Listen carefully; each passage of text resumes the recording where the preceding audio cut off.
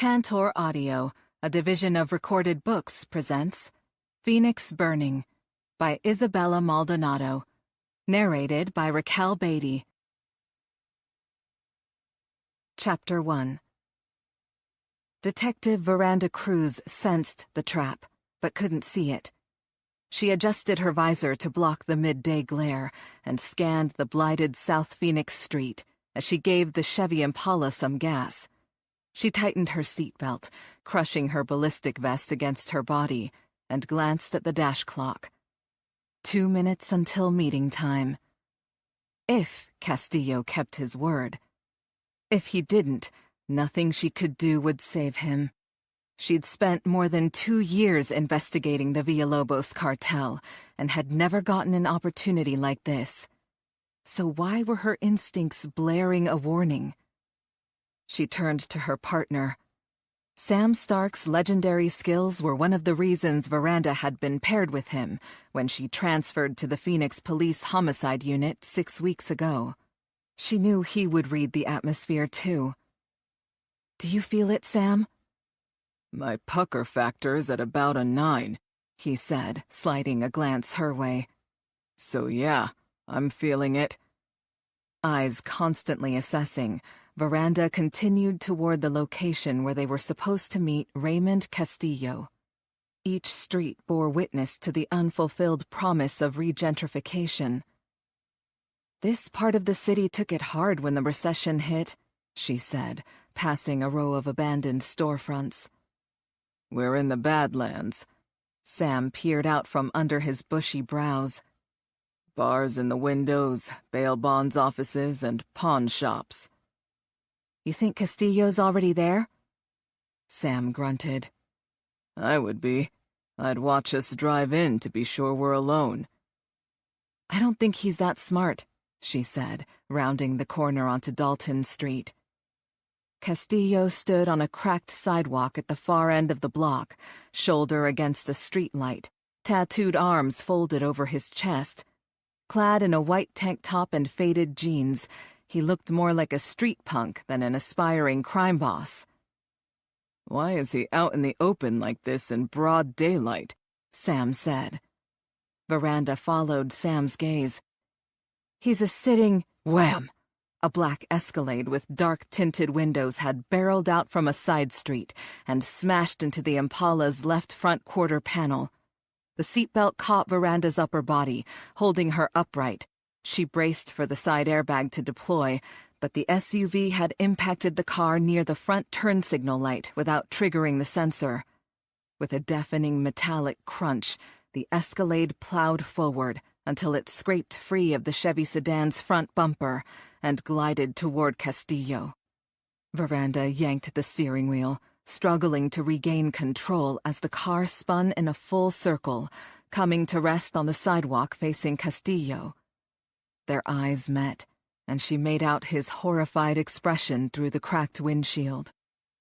Aware this was no accident, she tore off her seatbelt, snatched her Glock from its holster, and shoved at the bent driver's door. Stuck. She pounded the window's power button, but it stopped halfway down. She lifted her foot and kicked at her door, denting the inside handle. Cursing, switched the gun to her left hand, thrust her arm through the open top half of the car window, and took aim. Sam threw his door open, knelt on the sidewalk, and raised his gun over the Impala's hood, bellowing commands at the Escalade's driver. She called out to Castillo in desperation. "Run!" The black SUV slowed next to Castillo, who seemed paralyzed with fear. The passenger window buzzed down, and a rifle barrel poked out. Veranda's pulse thudded in her ears. Time expanded, then contracted.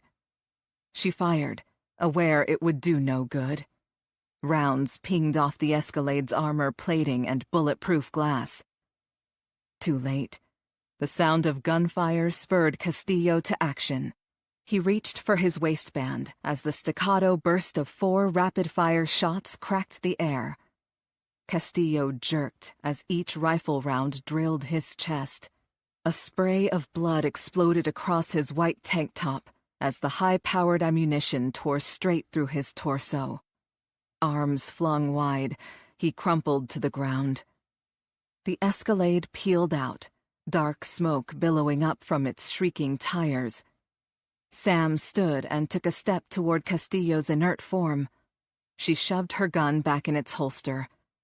"Get in the car, Sam!" Sam turned toward her. "What about Castillo?" 4 shots center mass from a rifle.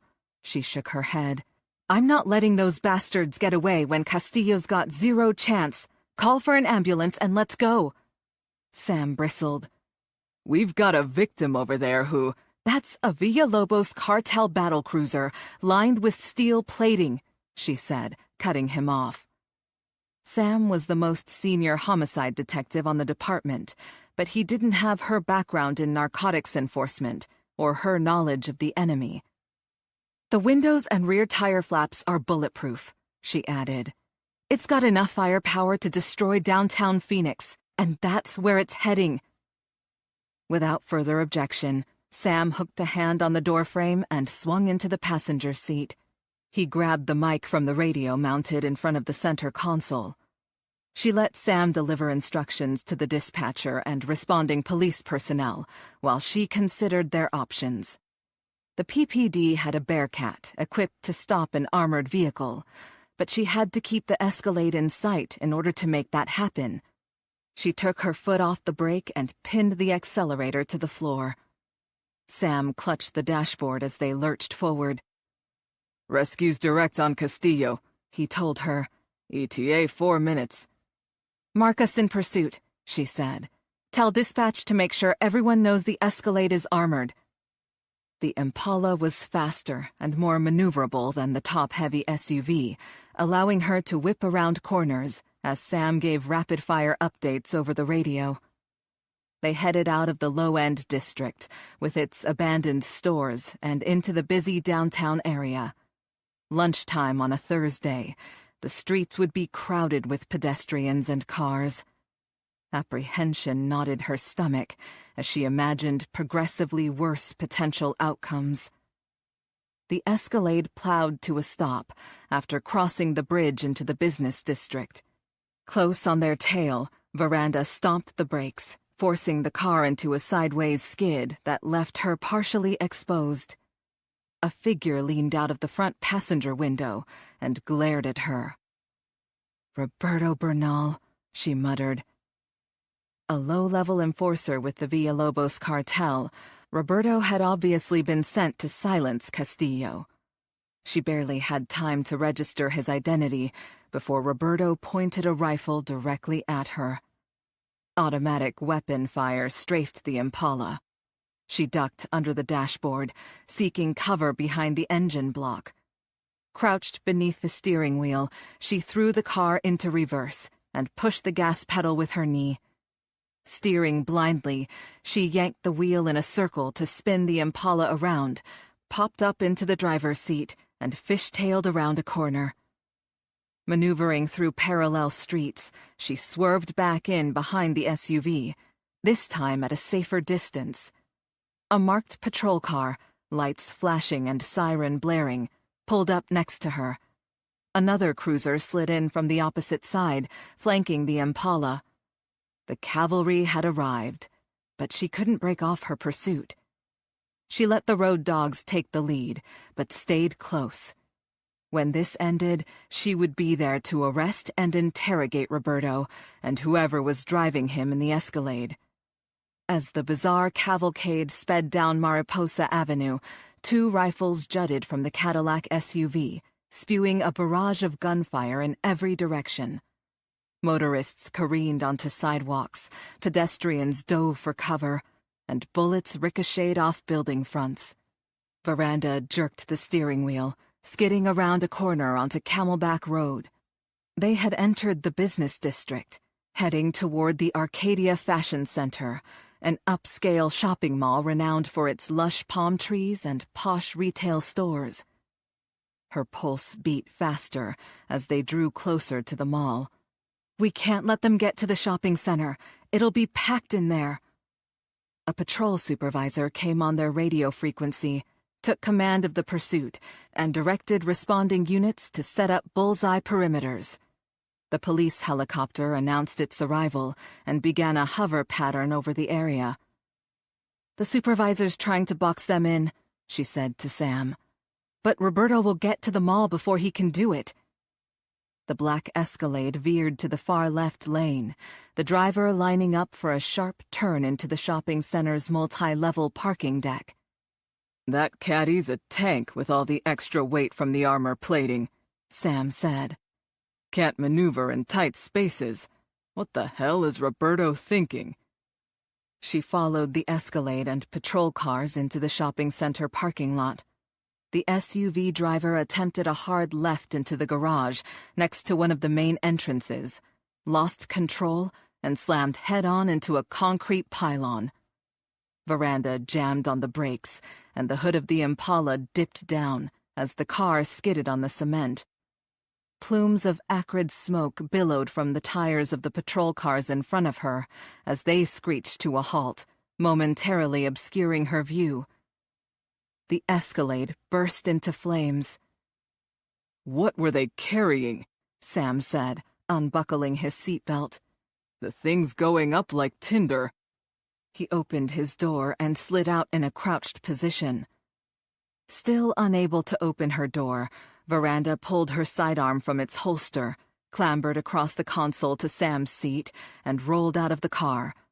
Squinting through the haze, she spotted Roberto jumping from the Escalade's passenger side, a split second before he hoisted an AK-47 with an extended magazine and sprayed bullets all over the garage. Rounds pinged on parked cars and cement pillars. Veranda, Sam, and the patrol officers hunkered behind their vehicles, returning fire.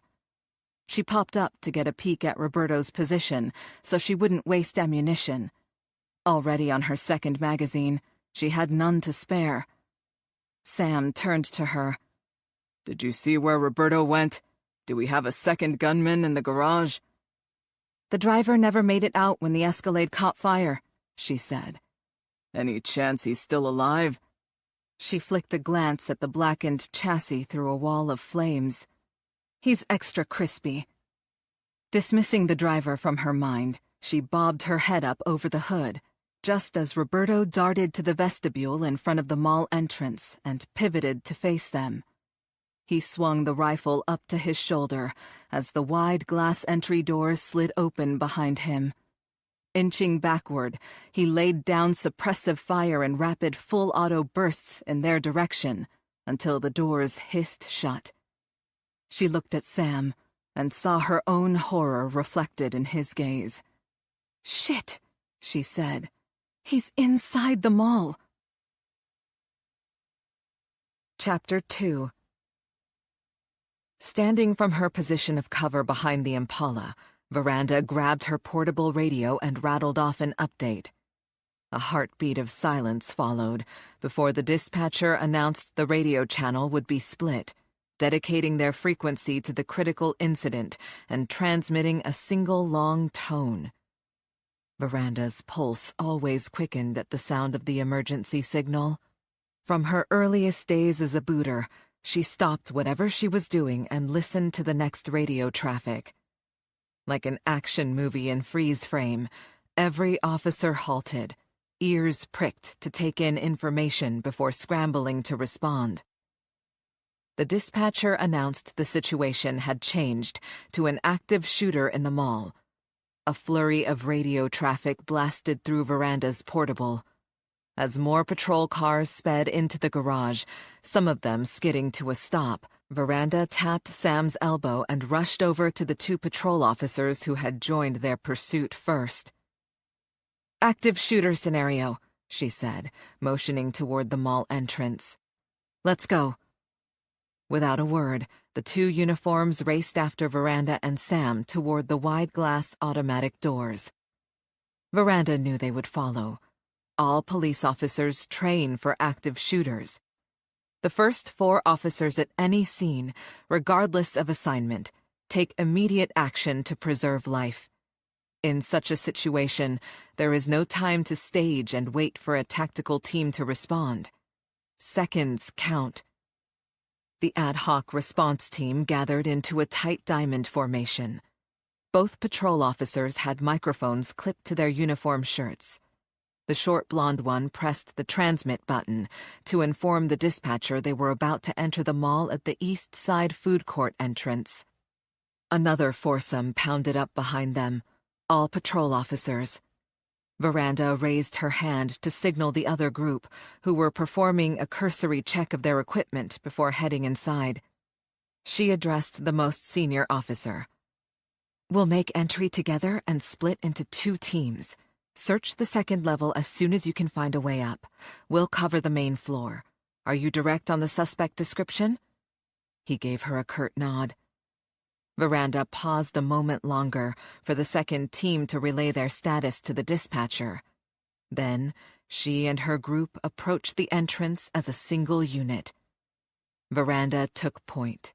The 2 patrol officers secured flank positions, and Sam acted as rear guard, Glock in low-ready position. Crouched in a tactical stance, they covered ground at roughly the speed of a jog, with the second team on their heels. When the automatic glass doors slid open, utter chaos greeted Veranda.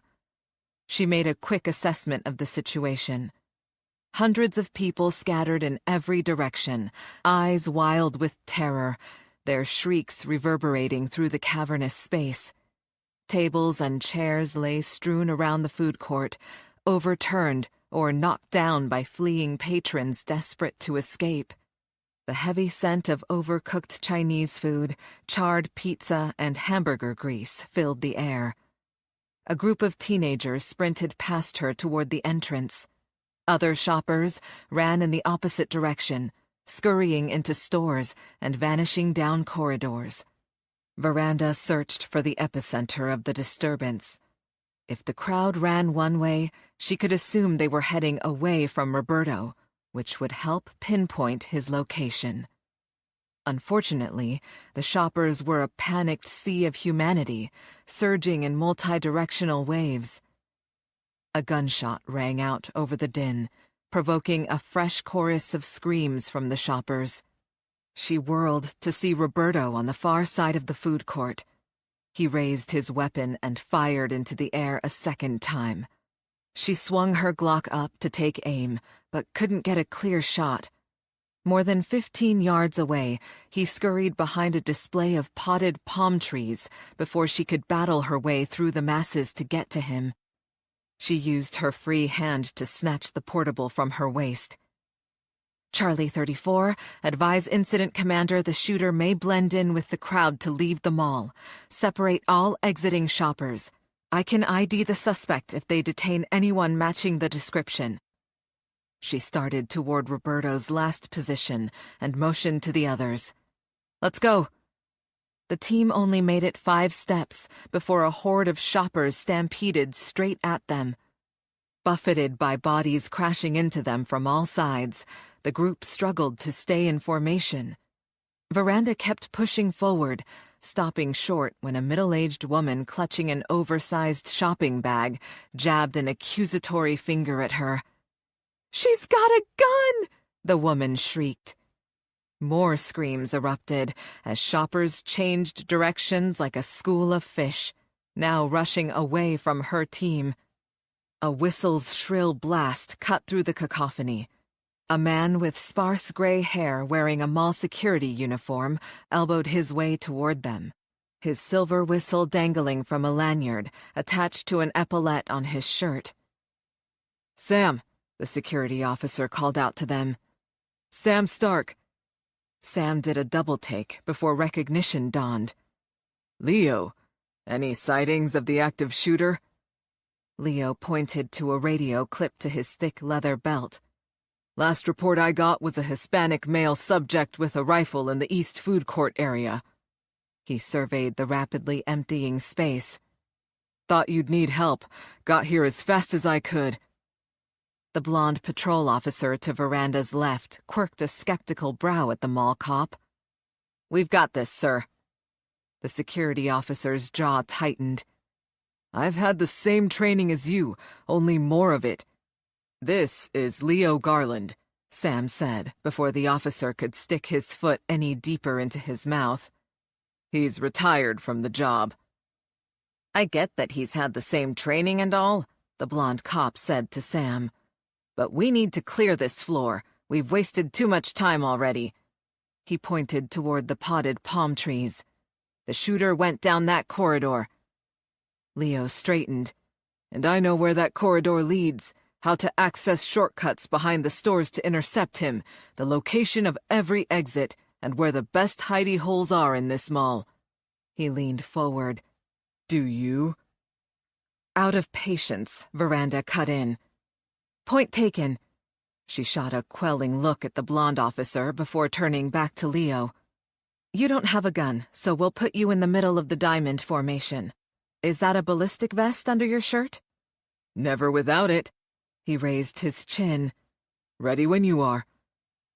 The mall seemed eerily empty as the group scuttled past storefront windows featuring sparkling jewels on plush velvet cushions and mannequins adorned in the latest styles. "We've lost him," Sam muttered. "Turn into that alcove to your right," Leo said from his position behind Veranda. "There's an access point to the corridors behind the stores." She opened the service door and led the team through.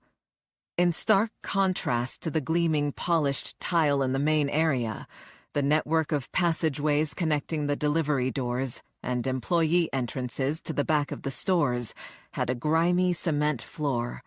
The walls were bare cinder block, and industrial fans hung from the ceiling between the exposed ductwork.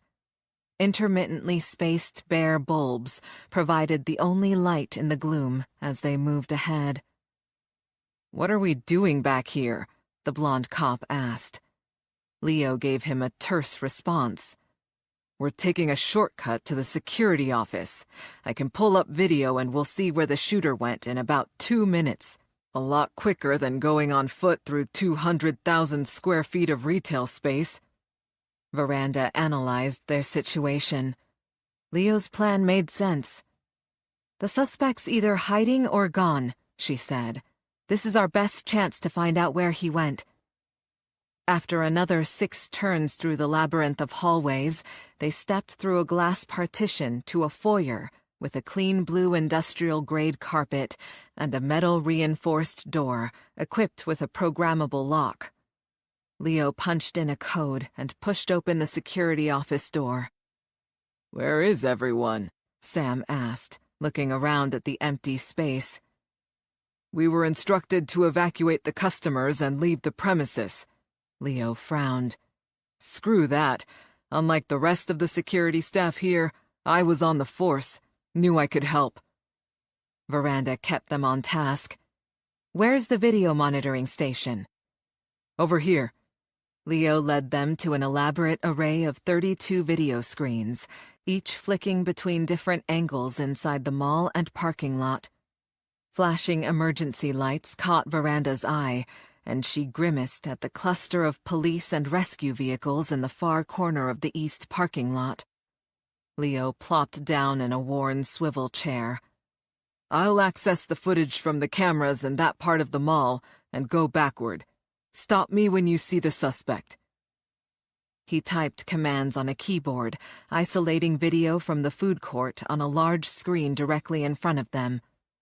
Veranda watched as the images began to move in reverse. She held her breath as people ran backward, mouths open in silent screams. "Stop!" She pointed at the screen. "There he is. Back up a bit more, then go forward." With growing dread, Veranda watched Roberto shoot his rifle in the air twice and duck behind the palm trees. Another camera picked up his movement as he whipped down an adjacent corridor, looked over his shoulder, and stuffed the rifle into a trash can. After another furtive glance around, he joined the throng bolting toward the nearest exit. A final switch of cameras confirmed her worst fear. Roberto had blended in with the terrified shoppers and surged outside with the crowd. Chapter 3 2 hours later, Veranda stood at the back of the raised stage in the police headquarters media briefing room and checked her watch. The news conference should begin any moment. She cast her eyes around the sea of reporters jockeying for position as they waited to sink their teeth into the PPD chief. Her attention locked on a petite redhead in a clingy canary yellow skirt and 5-inch stilettos. Veranda recognized local television reporter Kiki Lowell from her Gotcha pieces. Kiki raised a microphone to her collagen-enhanced lips, peered at the camera perched on a tripod in front of her, and said, "Phoenix in fear." After these words, she furrowed her brows and continued in a dramatic voice. "It's now day 7 of a brutal crime wave. Warring cartels from across the border have brought a new level of violence to the nation's 5th largest city. The death toll now stands at 3, with 39 injured." Veranda did a mental body count. The past week had seen escalating violence between the SSS gang and the Villalobos cartel, resulting in bloodshed on both sides. The first murder had drawn her into the investigation, and she'd been chasing her tail ever since. This afternoon, the mayor had called a news conference to address public fear after the chaos at the city's largest shopping mall. The general public mostly ignored crime on the South Side, but this new spate of violence had now spilled into the downtown area on a scale Phoenix had never seen. The unprecedented street war drew coverage from national and international news outlets. Veranda caught snippets of commentary as reporters faced their cameras with grim expressions. One network correspondent intoned, "Phoenix is under siege," while another declared, "The savage and bloody cartel war has reached the U.S." She clenched her jaw.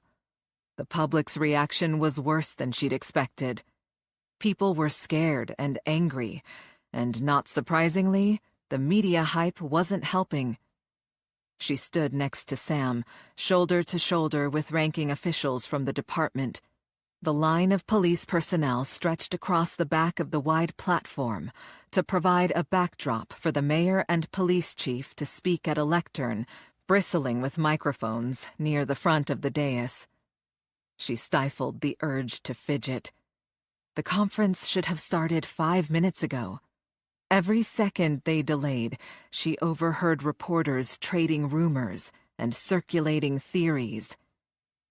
Feet shuffled behind her, and she inched closer to Sam, making way for Chief Stephen Tobias and Mayor Humberto Bertie Benitez to pass.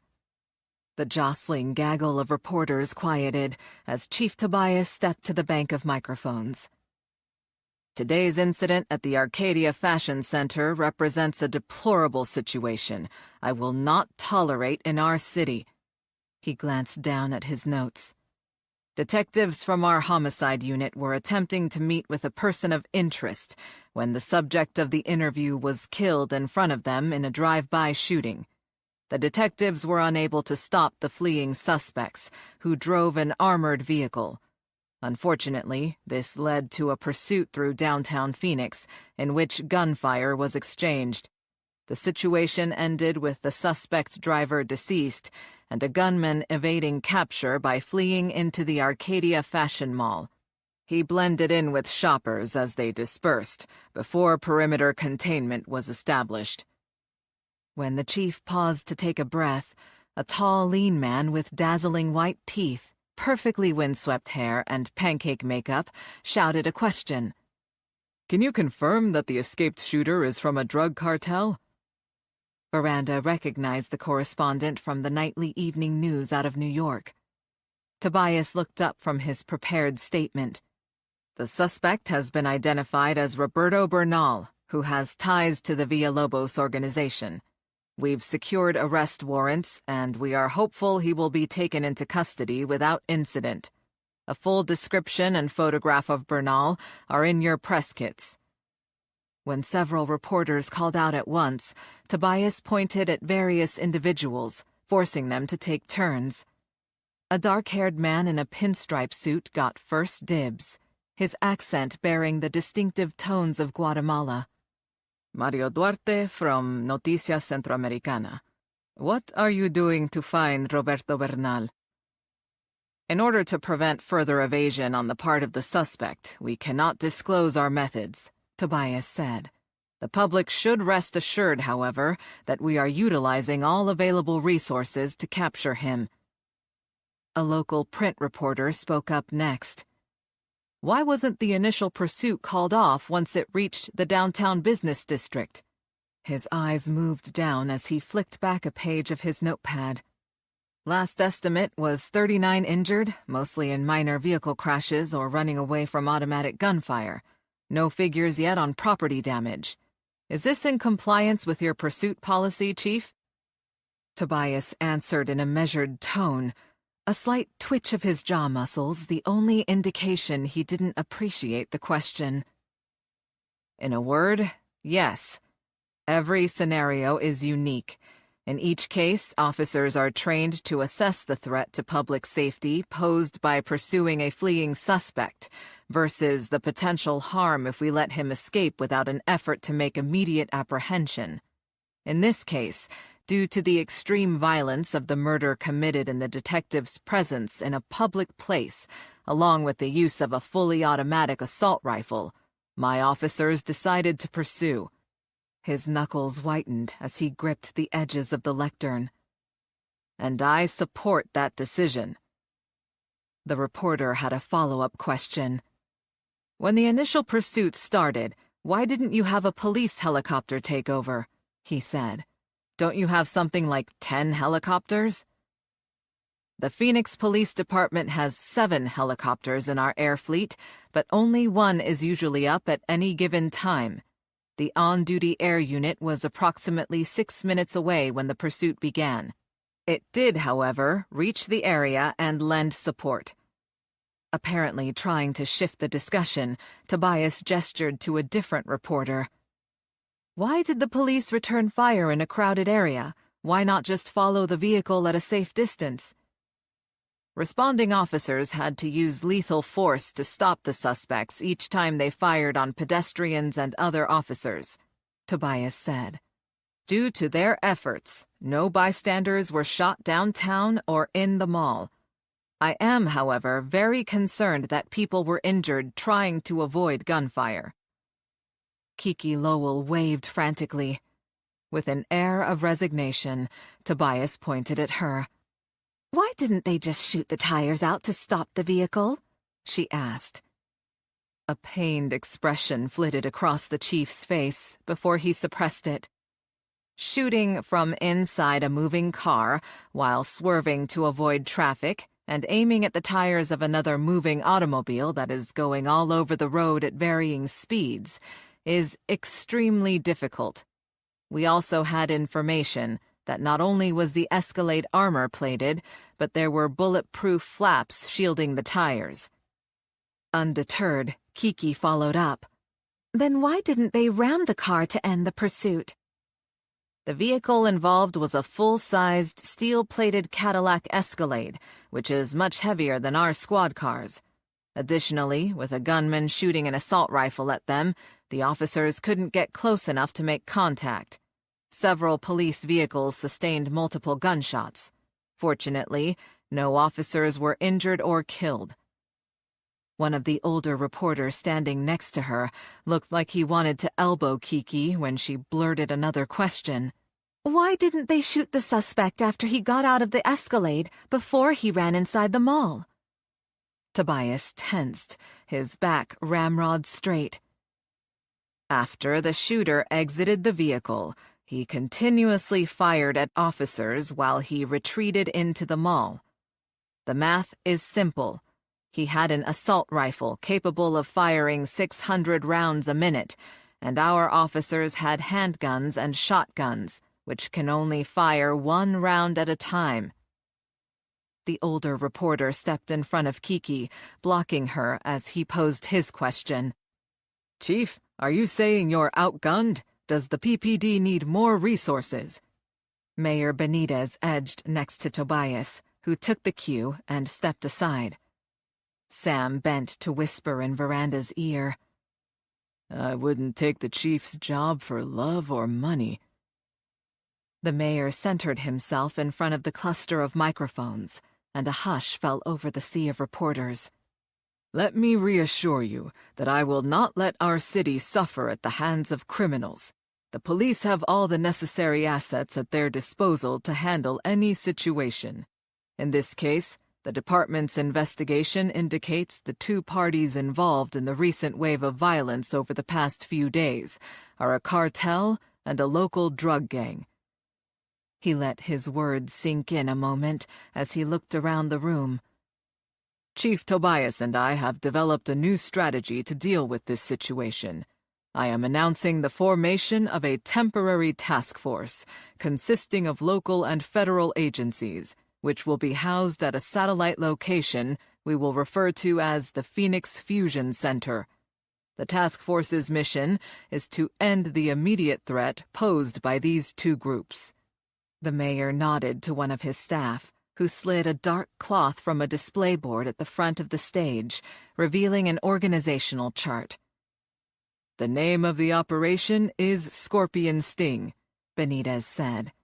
The objective is to arrest and prosecute major players within each organization plaguing our city. Sam continued his muttered commentary.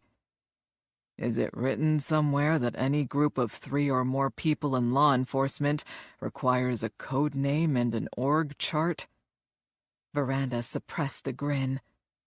Benitez indicated the second tier of boxes on the chart. The task force includes agents from the FBI, DEA, the U.S. Marshal's Office, and Homeland Security. In addition, 2 agents from the Ministerial Federal Police in Mexico are flying in to join our team and lend their expertise. As you can see, we are bringing pressure to bear on the criminals perpetrating these heinous acts, and we expect quick results. Another query bubbled up from the pool of reporters. With the alphabet soup of agencies involved, who's in charge of Operation Scorpion Sting?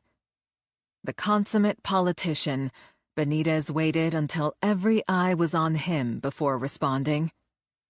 The task force will be under the direction of the Phoenix Police Department. This is our city, and we will take the necessary steps to ensure public safety.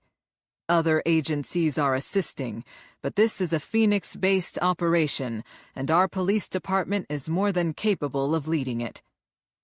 How's this going to work? The network correspondent asked. Don't the feds have greater authority? Benitez stepped back. I'll allow the chief to explain law enforcement protocol. Tobias returned to the microphones. Camera lights glinted off his gold badge as he spoke. All homicides committed in relation to this investigation occurred inside Phoenix boundaries by local residents who are not foreign nationals. In short, the Phoenix Police Department has jurisdiction. As a cacophony of reporters began to fire questions, he held up his hand. This is not a law enforcement turf war. We leave that sort of thing to the drug dealers.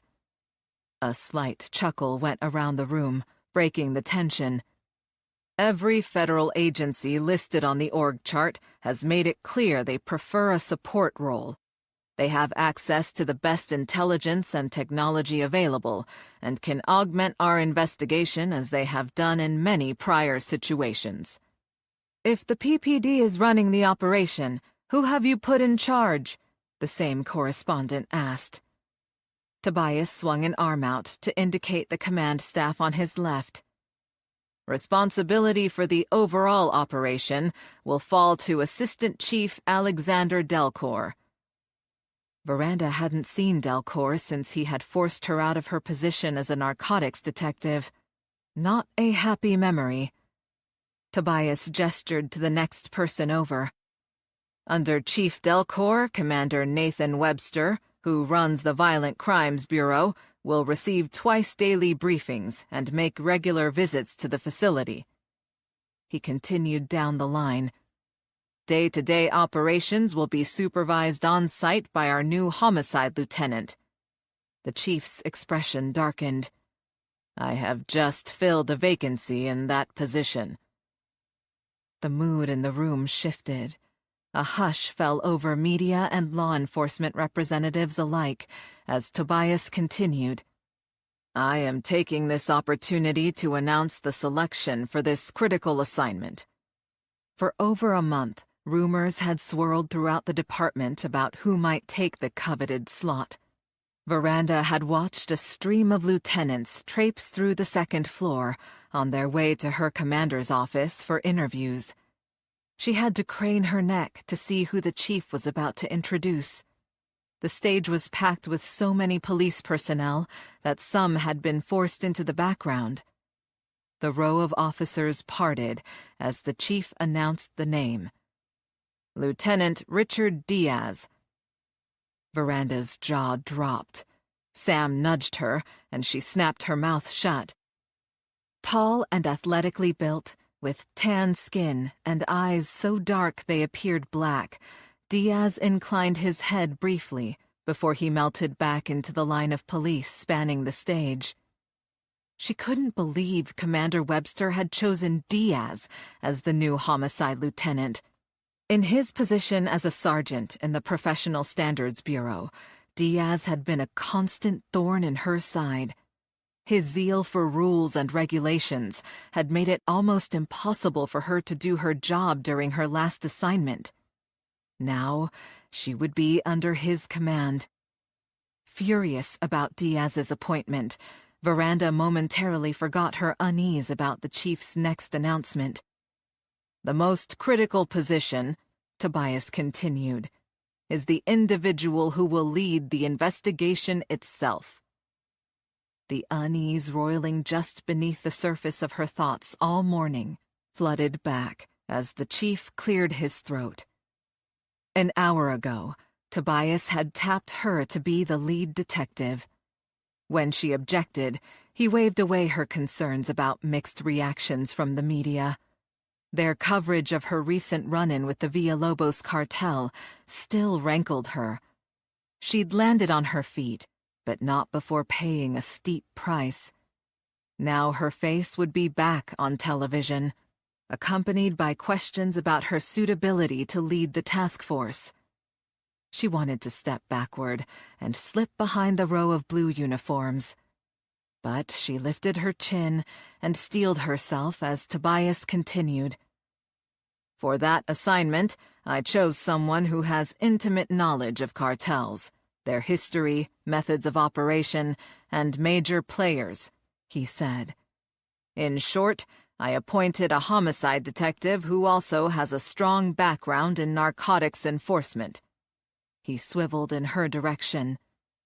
I designated Detective Veranda Cruz as lead investigator on the task force. A scald crept up the back of Veranda's neck when a shocked silence ensued. Every eye turned to her as she stepped forward, gave a curt nod, and tried to lose herself in the line of detectives next to Sam. Questions ricocheted around the room until a print reporter with a deep, booming voice gained the chief's attention. Detective Cruz was recently ousted from the Drug Enforcement Bureau under questionable circumstances. Why would you put her in such a crucial position? A hot wave of shame blasted her at the memory of her expulsion from DEB, a public spectacle.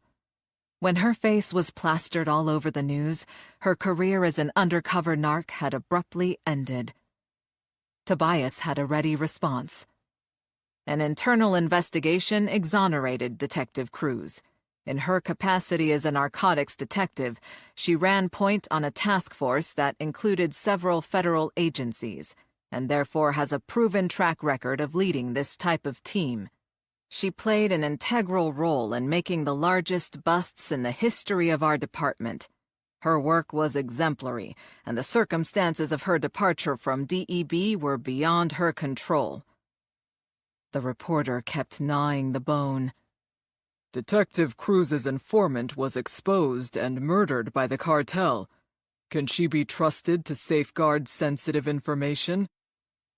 The Professional Standards Bureau conducted a thorough investigation into the facts surrounding the unfortunate death of her confidential informant. She was cleared. Wasn't Detective Cruz just recently transferred to homicide? Shouldn't someone more experienced lead the investigation? Her cheeks warmed. The reporter had voiced her other concern. Despite her investigative experience in property crimes and narcotics, she'd only recently transferred to homicide. Tobias appeared unfazed. She won't work alone. Her fellow squad members are among our most seasoned detectives. Detective Cruz is partnered with Detective Sam Stark, who many of you know by reputation as our most senior homicide investigator. A male reporter standing next to Kiki Lowell started to pose a question, then yelped, hopping on one foot. Kiki glanced at him, then down at her 5-inch spiked heels. "Oops." She gave him a disingenuous smile before directing her gaze at the chief. "Could this announcement cause the cartel to put a bounty on Detective Cruz?" The chief's face reddened. No. And that kind of speculation is completely irresponsible. This news conference is over. All information released here is in your press kits. He stepped back from the microphones, pivoted, and stalked toward a rear exit from the stage, the mayor in his wake. Behind their retreating backs, several reporters called out to Veranda for a comment. Lieutenant Diaz appeared and moved in front of her to intervene, directing questions to public affairs as she turned and left the stage. Once in the hallway, which was cut off from the media by heavy double doors, she spun and confronted Diaz, launching into her area of greatest concern. "Why are you running day-to-day operations at the Fusion Center?" A sardonic smile raised one corner of his mouth. Well, Detective, it's a pleasure to work with you again, too. She put a hand on her hip. "Will you work with me? Or against me, like before?" Sam, who had halted next to her, interrupted. Lieutenant, he extended a hand. Congratulations on your promotion, and welcome to homicide. Diaz shook Sam's hand. Thank you, Detective. He turned his dark gaze on Veranda. We'll all get used to our new situations. Meanwhile, I've arranged for the computer forensics team to help get the Fusion Center ready. They'll work through the night to set up equipment. You two swing by this evening and check out the facility to see if there's anything else we need. The computer geeks won't get there for another hour. You can grab a bite before you head over. Yes, sir. She laced the last word with contempt. He stepped closer, invading her space. You heard the media out there. A lot of people are questioning your leadership of this operation. The chief and mayor put their faith in you. As your supervisor, it falls to me to make sure they don't regret it. He angled his head down to her ear and lowered his voice. Know that I'll be watching every step you take. She refused to give him the last word. You and everyone else. Chapter 4. Villalobos Family Compound, Mexico. Adolfo Villalobos occupied one of 5 chairs surrounding the ornately carved conference table in his father's opulent office. His eyes caught a glint of afternoon sunlight reflecting from the crystal water decanter and traced the beam over the mahogany-paneled walls. Sweat trickling between his shoulder blades, he fought to keep his expression calm as anxiety coursed through him. He'd rehearsed his speech during his flight to Mexico on the family jet, but now, in El Lobo's presence, the words dried in his mouth like dust in the desert. His father, Hector Villalobos, had designated everyone's place at the table as soon as his children came of age. The family's leader, El Lobo, sat at the head, His firstborn son, Adolfo, was directly to his right. The chair to Adolfo's right was conspicuously empty. Hector's second son, Bartolo, used to claim that seat. Its vacancy still left a palpable sense of loss among the family in the room. His youngest siblings, Carlos and Daria, occupied the two chairs across from Adolfo. Hector left the foot of the table vacant, so everyone had an unobstructed view of the flat-screen television, now dark, affixed to the wall. Adolfo squirmed in the plush leather chair, awaiting his father's judgment. "I am disappointed in you, mijo," Hector finally said, in his characteristic, refined Spanish. The twitching muscle in Hector's jaw told Adolfo his father was livid. He also spoke softly, another indication of his fury. Other men shouted and hurled objects when angered, but El Lobo grew quiet. His father had just clicked off the live satellite news feed from Phoenix Police Headquarters. Immediately after Roberto Bernal's fiasco at the mall, Adolfo, Carlos, and Daria had been summoned to the palatial Mexican estate.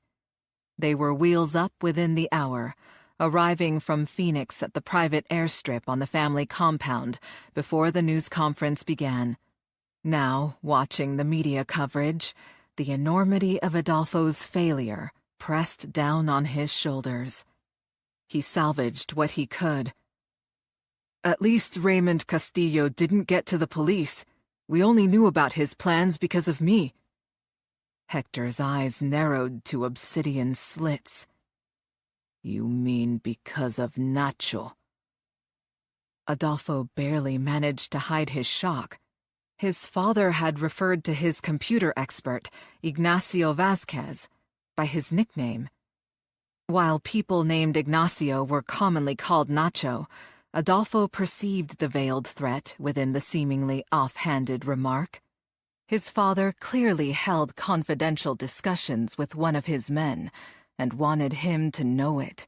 The realization troubled Adolfo on many levels.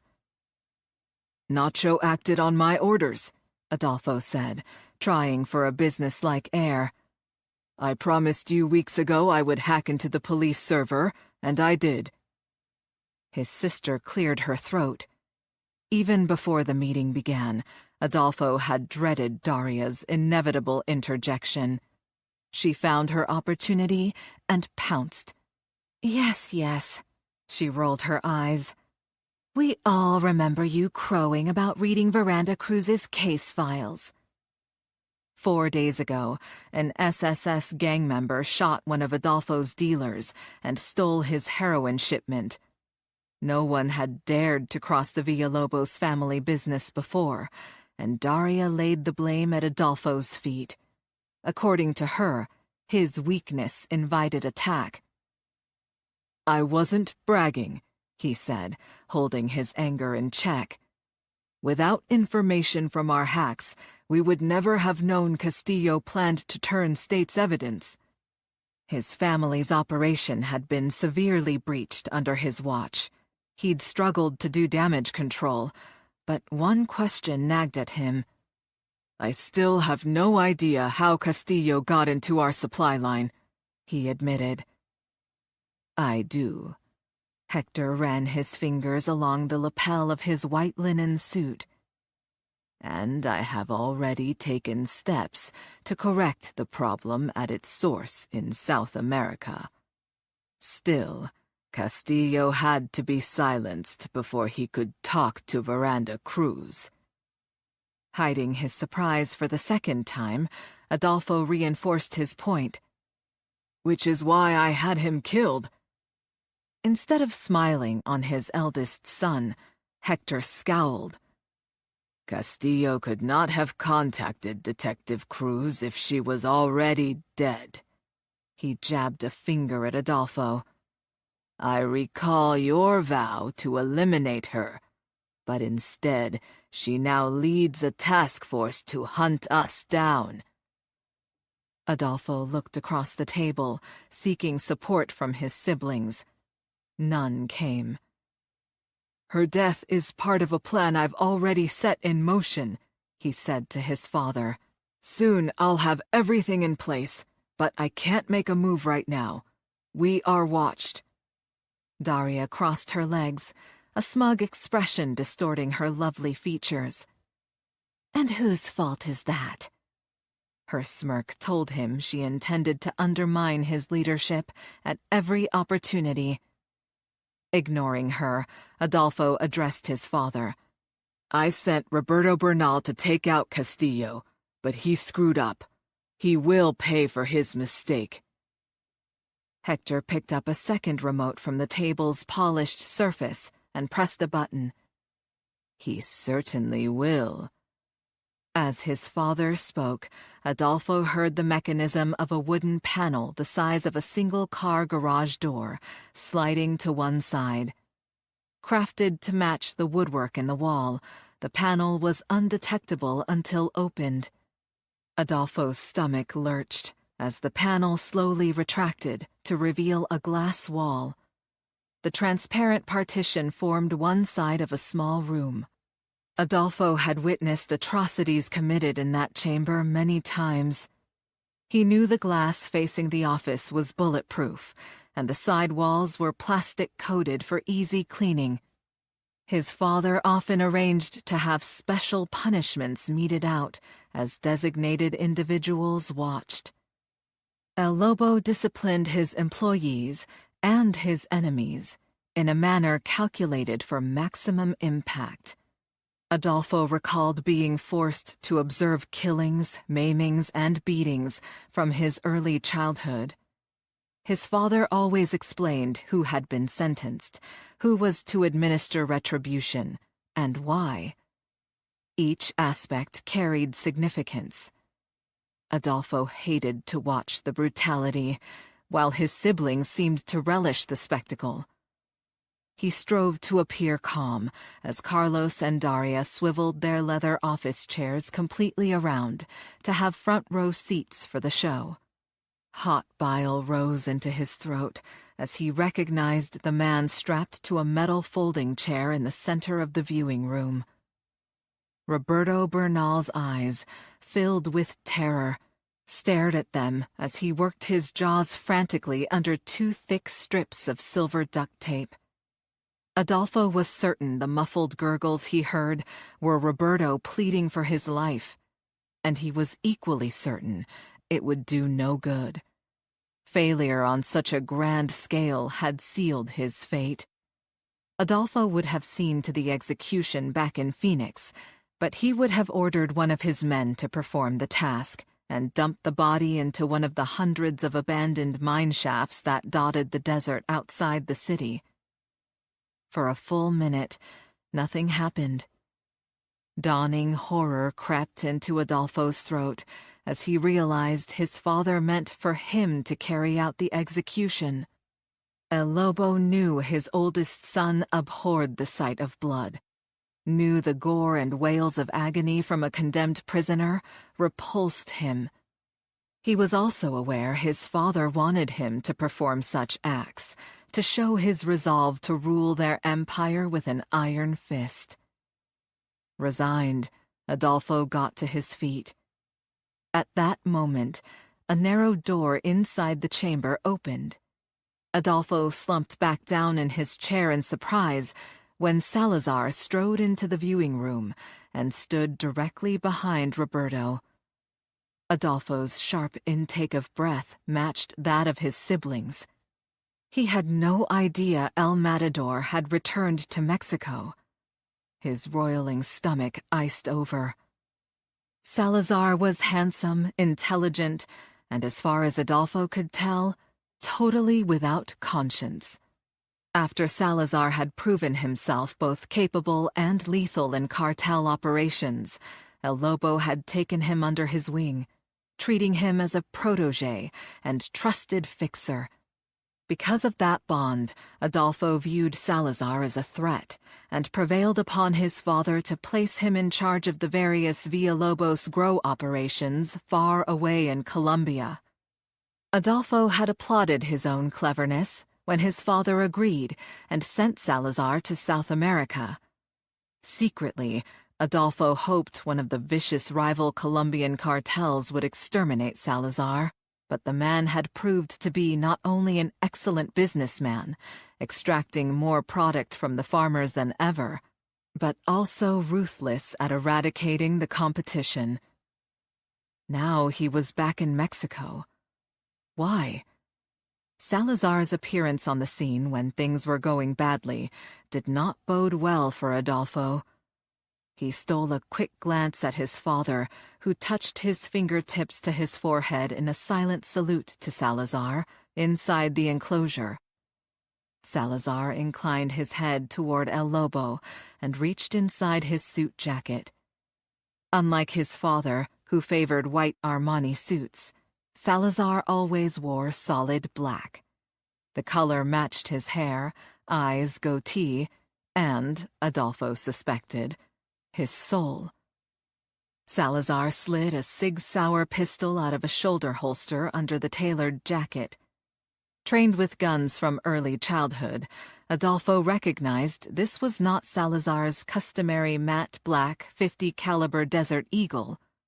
Clearly not wanting to test the limits of the ballistic glass, he assumed Salazar had chosen a 9mm handgun from his personal arsenal for today's wet work. Adolfo's heart pounded as Salazar raised the pistol behind Roberto. He noticed his brother Carlos leaning forward in his chair, eyes riveted to the scene, while Daria licked her lips and bared her teeth in a feral smile.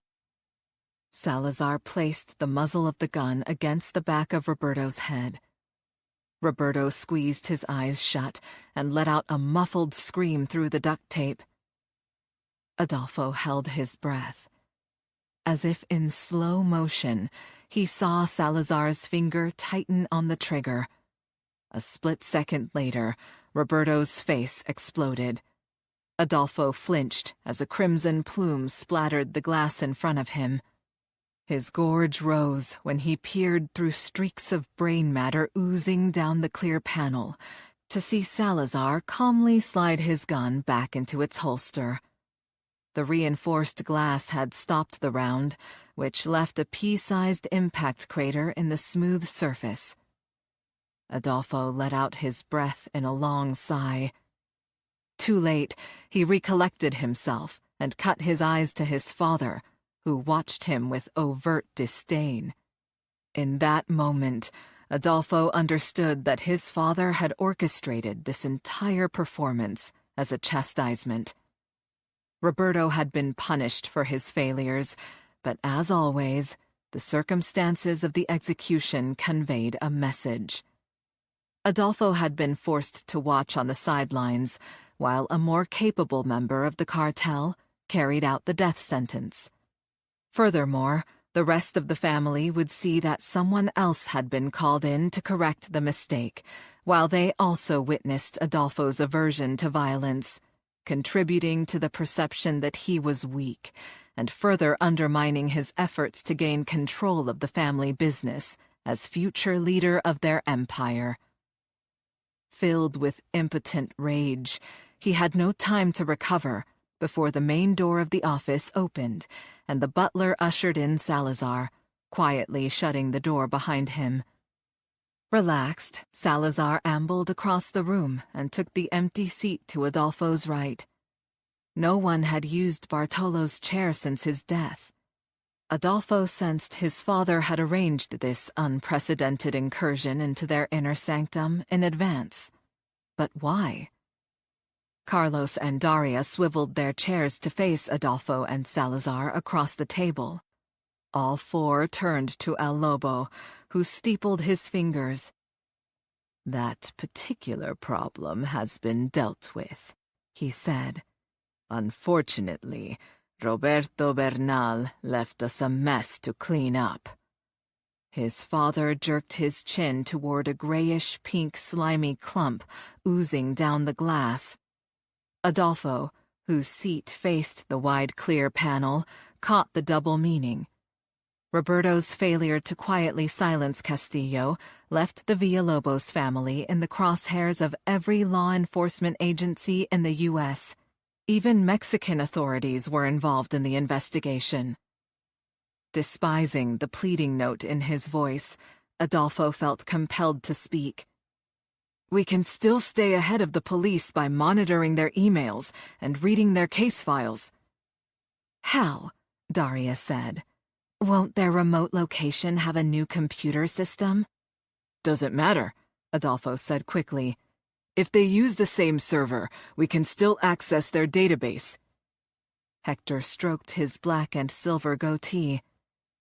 "I thought you said you were working on a way to clone their cell phones.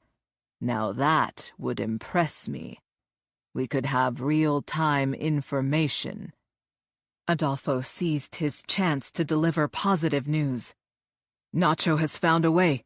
He says he's within hours of being able to clone Detective Cruz's mobile phone." "Explain," Hector said. "Almost all cellular telephones worldwide use a program called Signaling System Number 7, or SS7, to transmit and receive calls and messages. There is a vulnerability in SS7 that allows devices to be easily cloned if you know the phone number and service provider. When we captured and killed Detective Cruz's snitch a few weeks ago, we got her number from his phone. She never changed it. We can clone her unit and any number she calls. That will give us access to the entire task force, this Scorpion Sting operation. We will be able to intercept all their communication in real time and read their reports as well. We can also use the internal GPS software to track the movements of anyone whose phone we've cloned. We'll know where they are and what they're saying at all times." "Why didn't Nacho do this a long time ago?" Carlos asked. "He had to go slowly," Adolfo said. "There are anti-hacking technologies out there to source the intrusion, unless he set up safeguards. The SS7 program is complex and takes sophisticated computer equipment to crack." He leaned forward. "Remember, I also tasked him with breaking into the police department's server at the same time. He's been working around the clock on both projects with only one person skilled enough to help him. He breached the server recently, and now he's almost ready to clone Cruz's phone. When he gets in, he'll also need his assistant to help monitor transmissions if we're going to watch everyone." A thin smile compressed his father's lips. "Nacho will be busy, so you will be pleased to hear I'm providing you with extra help." Adolfo's wariness returned. "Who?" Hector tipped his head toward the chair next to Adolfo. "Salazar will accompany you back to Phoenix as your second-in-command. He's the best operative I have, which is why I brought him up from his assignment in Colombia. Things are under control there, but your operation, not so much." Adolfo tightened his fists under the table. "I don't need another supervisor for my men. I have—" His father stood, cutting off Adolfo's protest. "What I just saw on the news tells me that is exactly what you need. Things have gone badly, and I will not tolerate it." His tone indicated the discussion was closed. Everyone else got to their feet.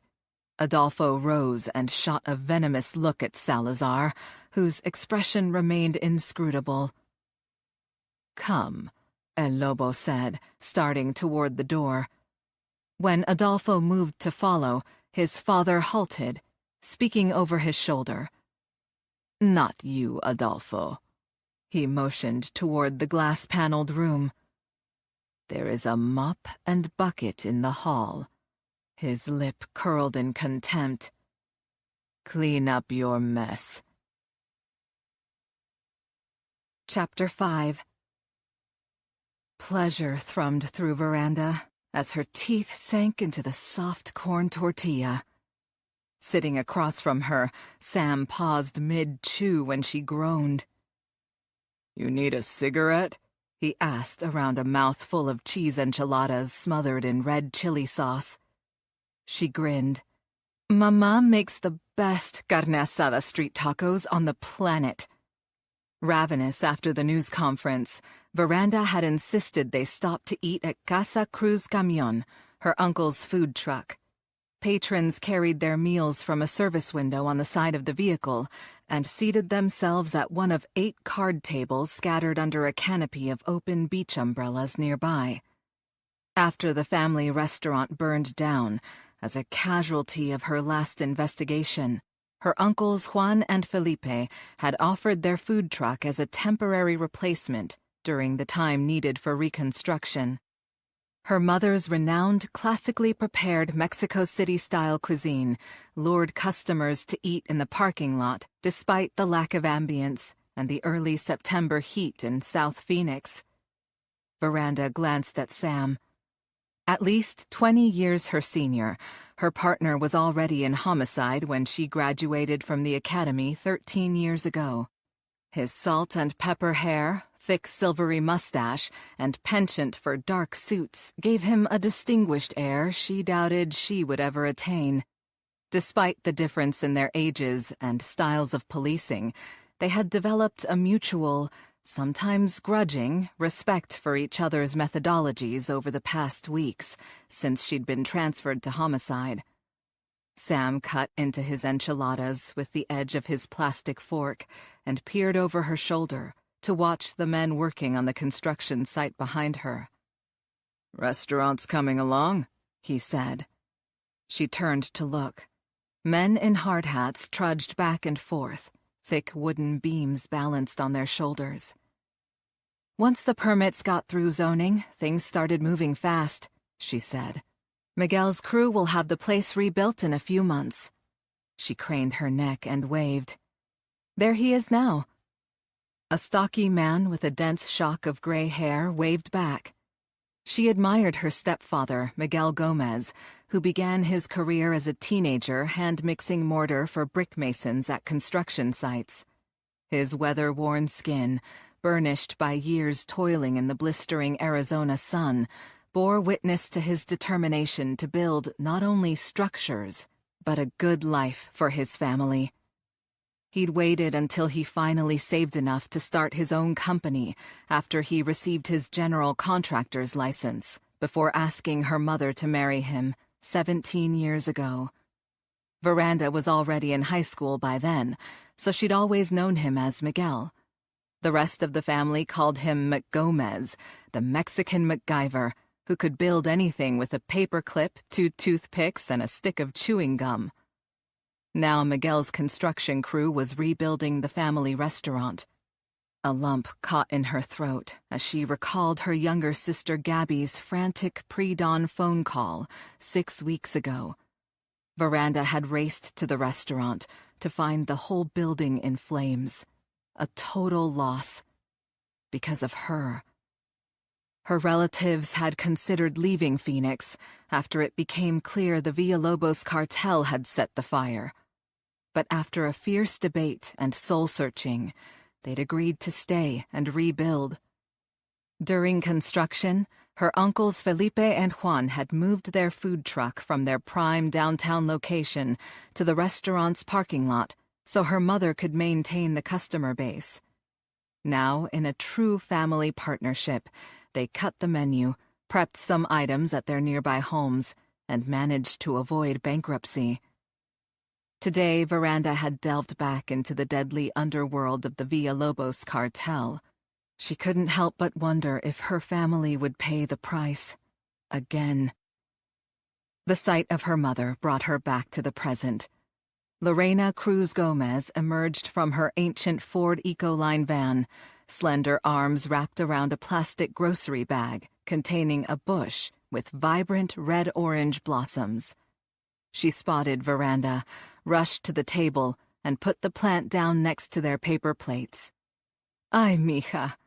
Lorena bent to kiss her daughter on both cheeks. "How are you?" She couldn't quite meet her mother's hazel eyes. Buried in paperwork. Aware of the pain the Villalobos family had brought to her mother over the years, Veranda didn't mention the morning's encounter with the cartel. Lorena would find out soon enough from news reports. Veranda redirected the conversation, jerking her thumb at the plant. "Did you bring that from your yard?" She recognized a smaller version of her mother's favorite shrub. She had helped her plant dozens all around the group of casitas where her extended family lived nearby. Even after more than 4 decades in Arizona, her mother's slight Mexican accent wove through her speech. "I have a few at home that are doing real good, so I cut some to grow here." "What kind of plant is it?" Sam asked. Lorena touched a fiery petal. "It is called a red bird of paradise." "Hold on." Sam's bushy black brows drew together. "I bought my wife one of those at the florist, and it didn't look anything like that." Lorena laughed. "You bought a bird of paradise flower. This is a red bird of paradise bush. These grow in the desert, and the petals are such a beautiful color." She brushed her hand over a cluster of blossoms. "Like a phoenix bird on fire. I always loved these, but now they have a special meaning." Her gaze traveled to the construction site. "Our family restaurant will rise from the ashes like a phoenix." She turned back to Veranda. "This bush will be our symbol now. I will plant them all around the restaurant once it is finished." Veranda smiled. Her family was resilient and resourceful. Catastrophes only made them stronger. She felt her smile falter when regret cut into her thoughts. "How is Gabby?" she asked her mother. Lines of concern creased Lorena's brow at the mention of her younger daughter. Gabriela Gomez, Veranda's 14-year-old half-sister, recently had her own brush with the Villalobos family. The physical wounds had healed, but her emotional trauma persisted. "She still has nightmares," Lorena said. Reassurances died on Veranda's lips. Everything her little sister endured was due to her vendetta against the Villalobos family. Guilt settled over her. Her mother's words interrupted her self-recrimination. "At least Gabby is still excited about her quinceañera. When she speaks of it, she's herself again. I want to make it real special. Did you get her the present we talked about?"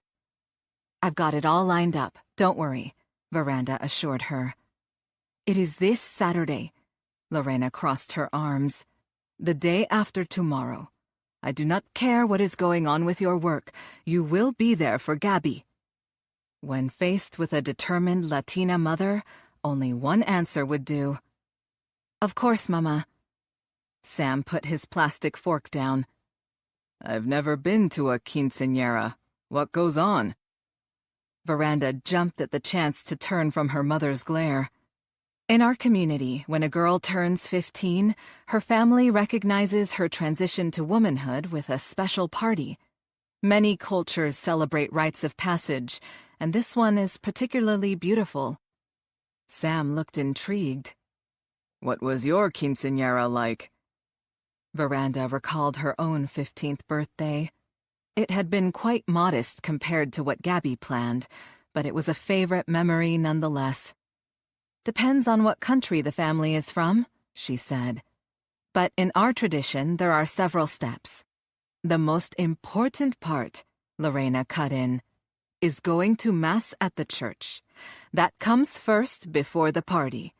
Father Ramirez will bless Gabriela, and she will leave a doll at the altar to the Virgen de Guadalupe." Lorena's eyes gleamed.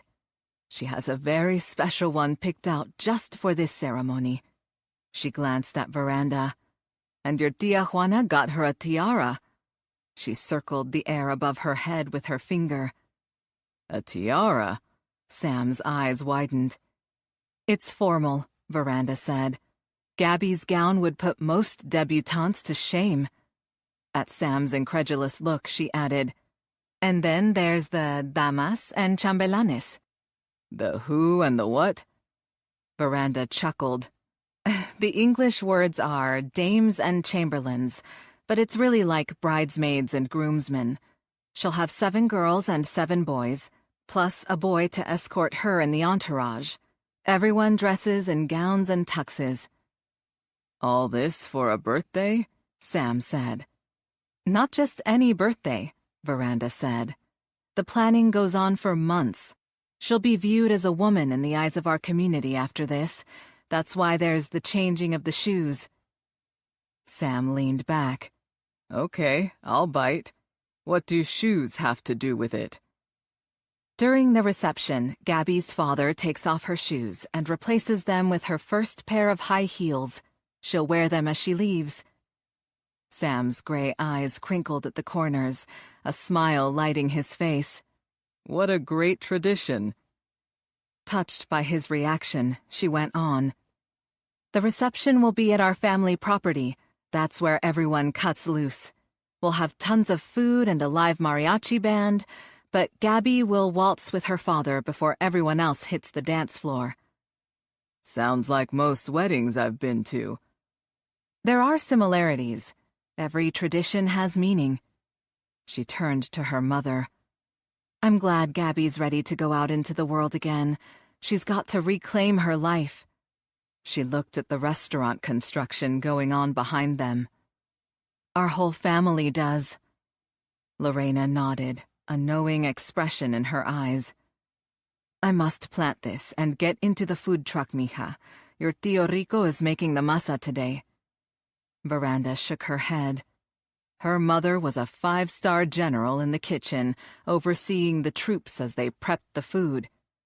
Lorena touted good masa and excellent mole as the secret to Mexican cooking, and she would trust no one without inspecting their work before dishes were presented to her customers. After her mother scooped up the red bird of paradise and hurried toward the food truck, Veranda scanned the construction site again, amazed at the progress. The new restaurant's interior walls were going up fast. Apparently mistaking her lingering gaze for interest, one of the construction crew winked at her as he shouldered a plank. Sam guffawed. I think he's in love. He forked into another bite of enchilada. Wonder if he knows he's in danger of imminent death.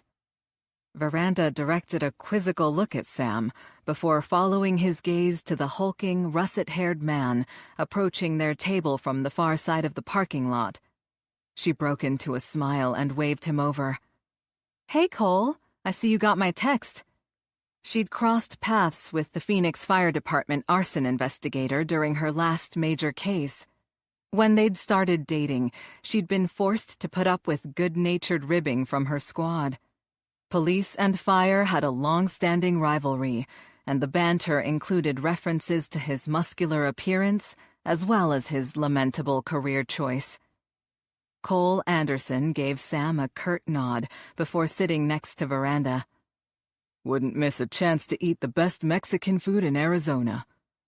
His sea-green eyes softened as he looked at her. Or to see you. Sam grimaced. If you can stop ogling my partner for a minute, we're about to start planning for tomorrow's meeting, Captain. She noticed Sam had emphasized Cole's official rank, a reminder that this was a working meal. Before she could comment, her tío Rico trotted over, juggling a bottle of ice water and a paper plate warped under the weight of a massive burro surrounded by black beans. He placed the food on the table in front of Cole with a flourish. For the brave firemen. Cole straightened and thanked her uncle. You've got to be kidding. Sam rolled his eyes. He doesn't even have to place an order? Tío Rico beamed. We know what El Capitan likes. Oh, I think everyone knows what he likes, Sam muttered under his breath. Veranda wanted to slide under the table to hide her burning face. She was sure her mother had seen Cole arrive and fired another salvo in the family's ongoing campaign to marry her off, plying him with his favorite dish. Unlike her cohorts at work, her large, noisy, interfering family had taken a shine to Cole and actively promoted the relationship. When her uncle left, Cole took a bite of his red chili burro and cut his eyes to Veranda. Hot and spicy. Sam rested a hand on the butt of his sidearm. I'm about to clear leather, only I don't know whether to shoot you or myself. Aware her partner had no patience for on-duty flirting, she switched subjects. Cole, I hoped you could give us a briefing. You just came from the mall, right? The suggestive grin faded, and Cole grew serious. They called me to the scene of the car fire in the garage at the mall. I understand you two were there when it went up. Sam leaned forward and lowered his voice. Something wasn't right about that fire. The Escalade exploded when it hit the cement post. We found 2 containers of extra gasoline in the rear compartment. Cole rubbed his jaw. Can't imagine why they would carry gas around. A disturbing thought occurred to her. Had the impact killed the driver? Was he unconscious when he died? Cole regarded her. You're second-guessing yourself, aren't you? When she didn't respond, he blew out a sigh. I examined the wreckage. The driver was pinned in the vehicle. There's nothing you could have done to extricate him. His statement didn't make her feel better. Her first instinct had been to catch Roberto Bernal, not to save the cartel's driver. Even if he would have died anyway, her actions revealed a side of herself she didn't want to examine too closely. Prey drive. When a predator reflexively gives chase with laser focus on the quarry, disregarding anything else. The relentless pursuit of the Villalobos cartel had driven her life choices from the time she'd turned 15. After her own quinceañera, her mother had deemed her old enough to hear what Hector Villalobos had done to her family before she was born. That day, Veranda had vowed to destroy the cartel. Her mother's story was one of the reasons she became a police officer years later. When Veranda discovered recently that her mother hadn't told her the whole truth back then, the new information only fueled her anger. Sam seemed to sense her pensive mood and resumed the conversation with Cole. I assume you provided a report to Commander Webster? Cole nodded. I finished it while I watched the news conference on television. Disgust tightened his features. Why did your department promote that prick Diaz, and why is he now in charge of your entire homicide unit?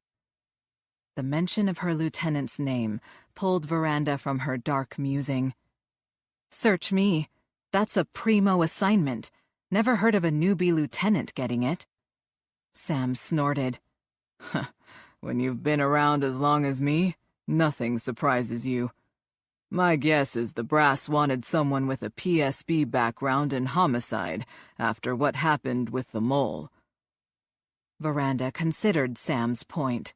The Professional Standards Bureau conducted internal investigations. The recent discovery of a cartel informant in their midst had stunned and embarrassed the department. If Commander Webster wanted more oversight of his detectives, Diaz was the perfect choice. Cole groaned. Towing the line is one thing, but Diaz is so tight he squeaks. His dense brows furrowed as he eyed Veranda. And his interest in you is way too personal. I don't like it. Sam pushed his plate away.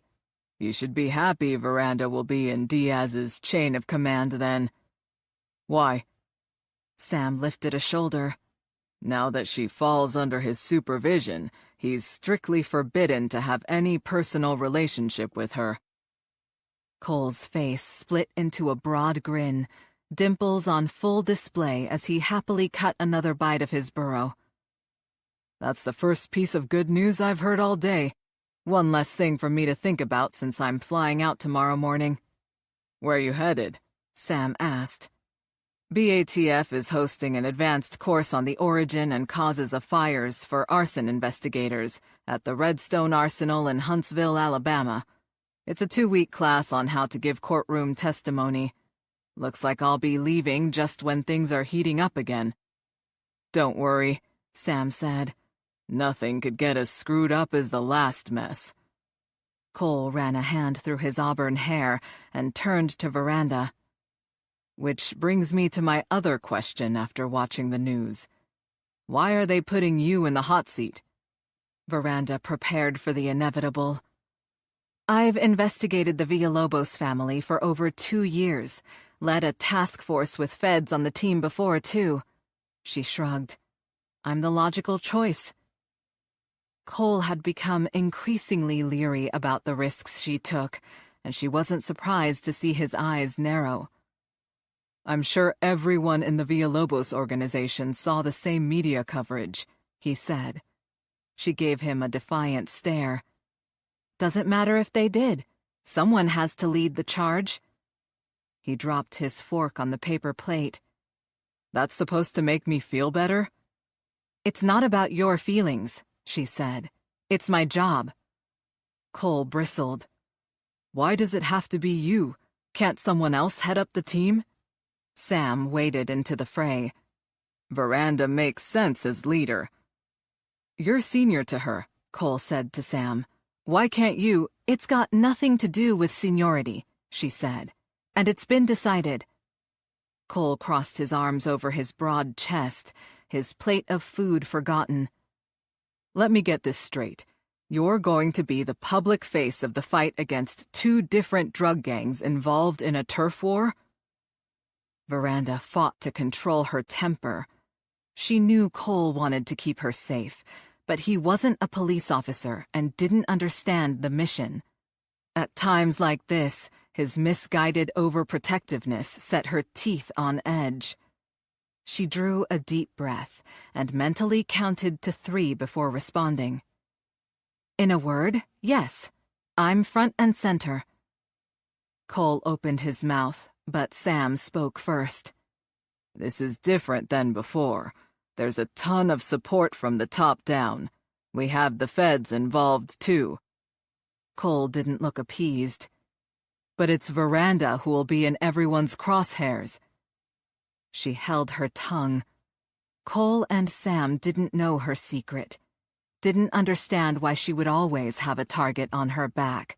The current turf war was nothing compared to the grudge that she knew festered in El Lobo's heart. Chapter 6.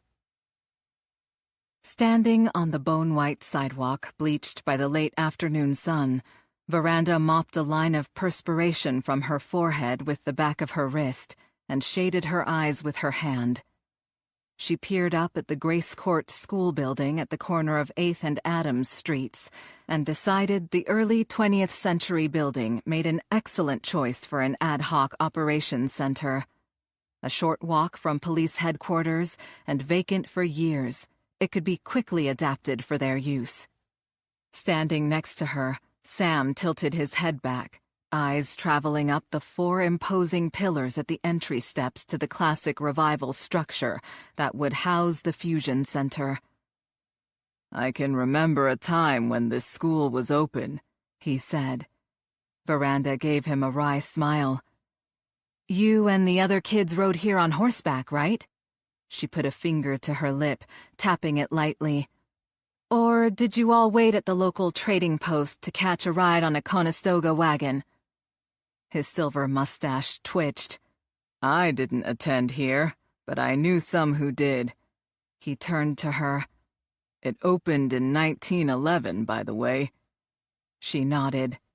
So you were already out of high school then. He shook his head. Such a smartass.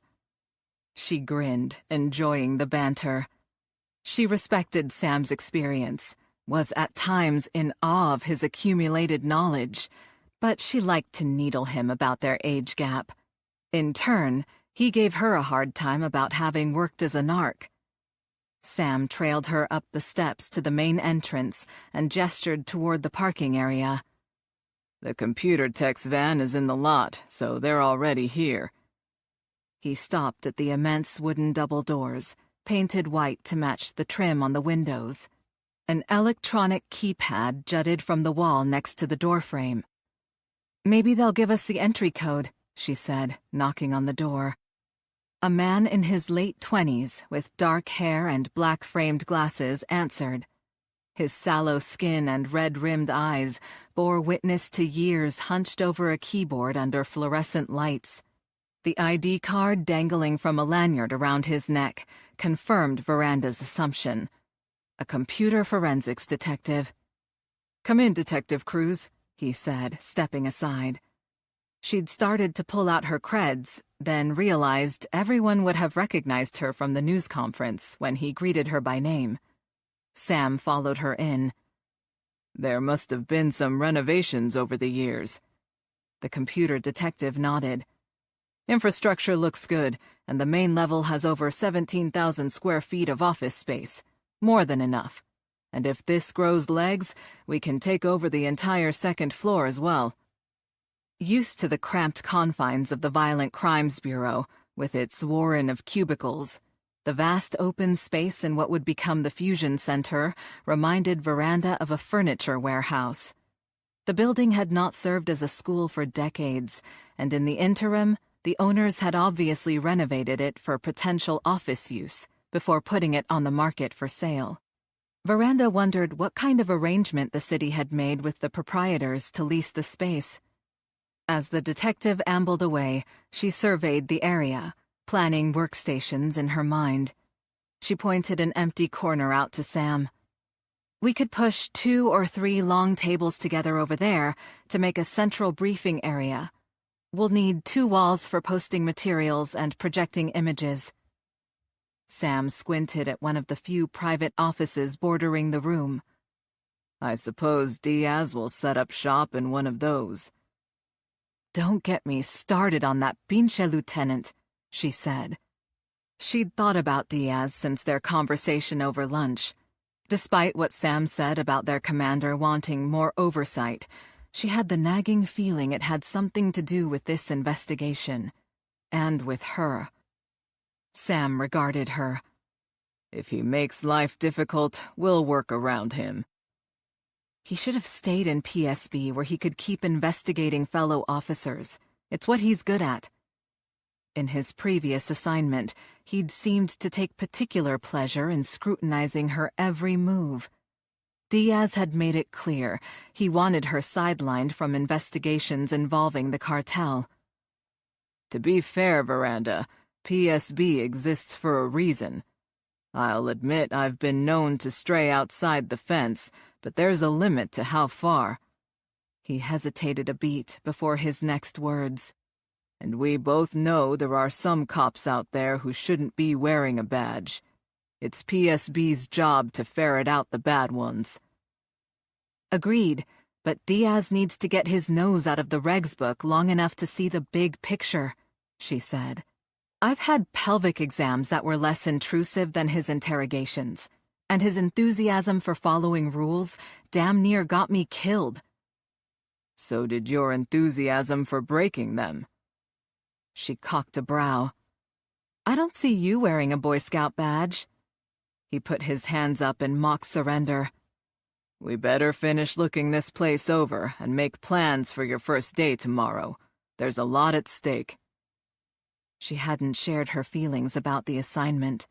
Not prone to bouts of self-doubt, she'd barely acknowledged them herself. Now, alone with Sam, she let down her guard. "You know I don't back down from a fight." "Considering how you dealt with Bartolo," he said, "that's pretty clear." "You should lead this investigation," she said, finally giving voice to what had been on her mind all day. "Not me." His brows shot up. "Why? Your sergeant let you call the shots on the narcotics task force. There were feds on that team too, and you guys broke records for asset seizure." "I know I said all that stuff when Cole grilled me over lunch, but I just wanted him off my ass." She dragged a hand through her hair. "The Drug Enforcement Bureau was different. I was an experienced narcotics detective. I had an informant inside giving me intel on the Villalobos cartel. She threw her hands in the air. Here, I'm flying blind. Working with feds, I don't know. I haven't been in homicide very long, and my inside track on the cartel is gone. A wave of remorse swept through her as she recalled her informant's grisly murder. Doesn't matter. Leadership skills are the same. Just run the team like you did before. He eyed her, speculation in his gaze. Unless... He stroked his mustache. Is something else bothering you? She blew out a sigh. He'd been a detective for decades. Of course he could read her. She looked around to be sure no one could overhear. Sam, do you remember when you gave me the envelope you took from Bartolo's body? 6 weeks earlier, Bartolo Villalobos, heir apparent to the cartel, claimed he held a DNA report identifying Veranda's biological father in a sealed envelope in his back pocket. He had taunted her, refusing to give her the results. To make matters worse, she'd been wearing a transmitter, and her fellow officers and supervisors overheard the conversation. After Bartolo was fatally shot, Sam had surreptitiously taken the envelope from his pocket before the evidence techs processed the scene. The department brass, with Diaz leading the charge, had demanded to know where the missing DNA report had gone, but Sam never admitted taking it. Hours later, he turned it over to Veranda without breaking the seal, explaining that her father's identity was her business, not the department's. Then he left, giving her the choice to read the contents or destroy them. Once she was alone, her fingers had trembled as she slid the documents out. The pages inside had shaken her to the core. Everything she had believed about herself had been a lie. Some on the department suspected she'd taken the envelope, but no one could prove it. Sam had never asked her about the DNA results, and she'd vowed to take the knowledge to her grave. But now Chief Tobias had given her this assignment, and the secret weighed heavy on her heart. Sam straightened and dropped his voice. You don't need to tell me. I know, she said. I haven't told anyone, and I swore I never would, but... I don't care what was in that envelope. I do, she said. And everyone else would if they knew. Then don't tell anyone. But El Lobo knows. She grasped Sam's elbow, pulled him inside what would be Diaz's office along the wall, and closed the door. And I'm sure he told Adolfo. Hell, probably the whole cartel knows. I don't know why Adolfo hasn't leaked the info to the media yet. She swallowed hard. One day he will, though, and I'll be toast. Sam's deep voice was neutral. The envelope held bad news. He made it a statement. She bowed her head, unable to look her partner in the eye. Time for her to come clean. She drew a ragged breath before speaking in a hoarse whisper. Hector Villalobos, El Lobo, is my biological father. Her heart thudded in the long silence that followed before Sam clasped her shoulder. I seriously considered burning that damn envelope without telling you I had it, he said, regret etched in his features.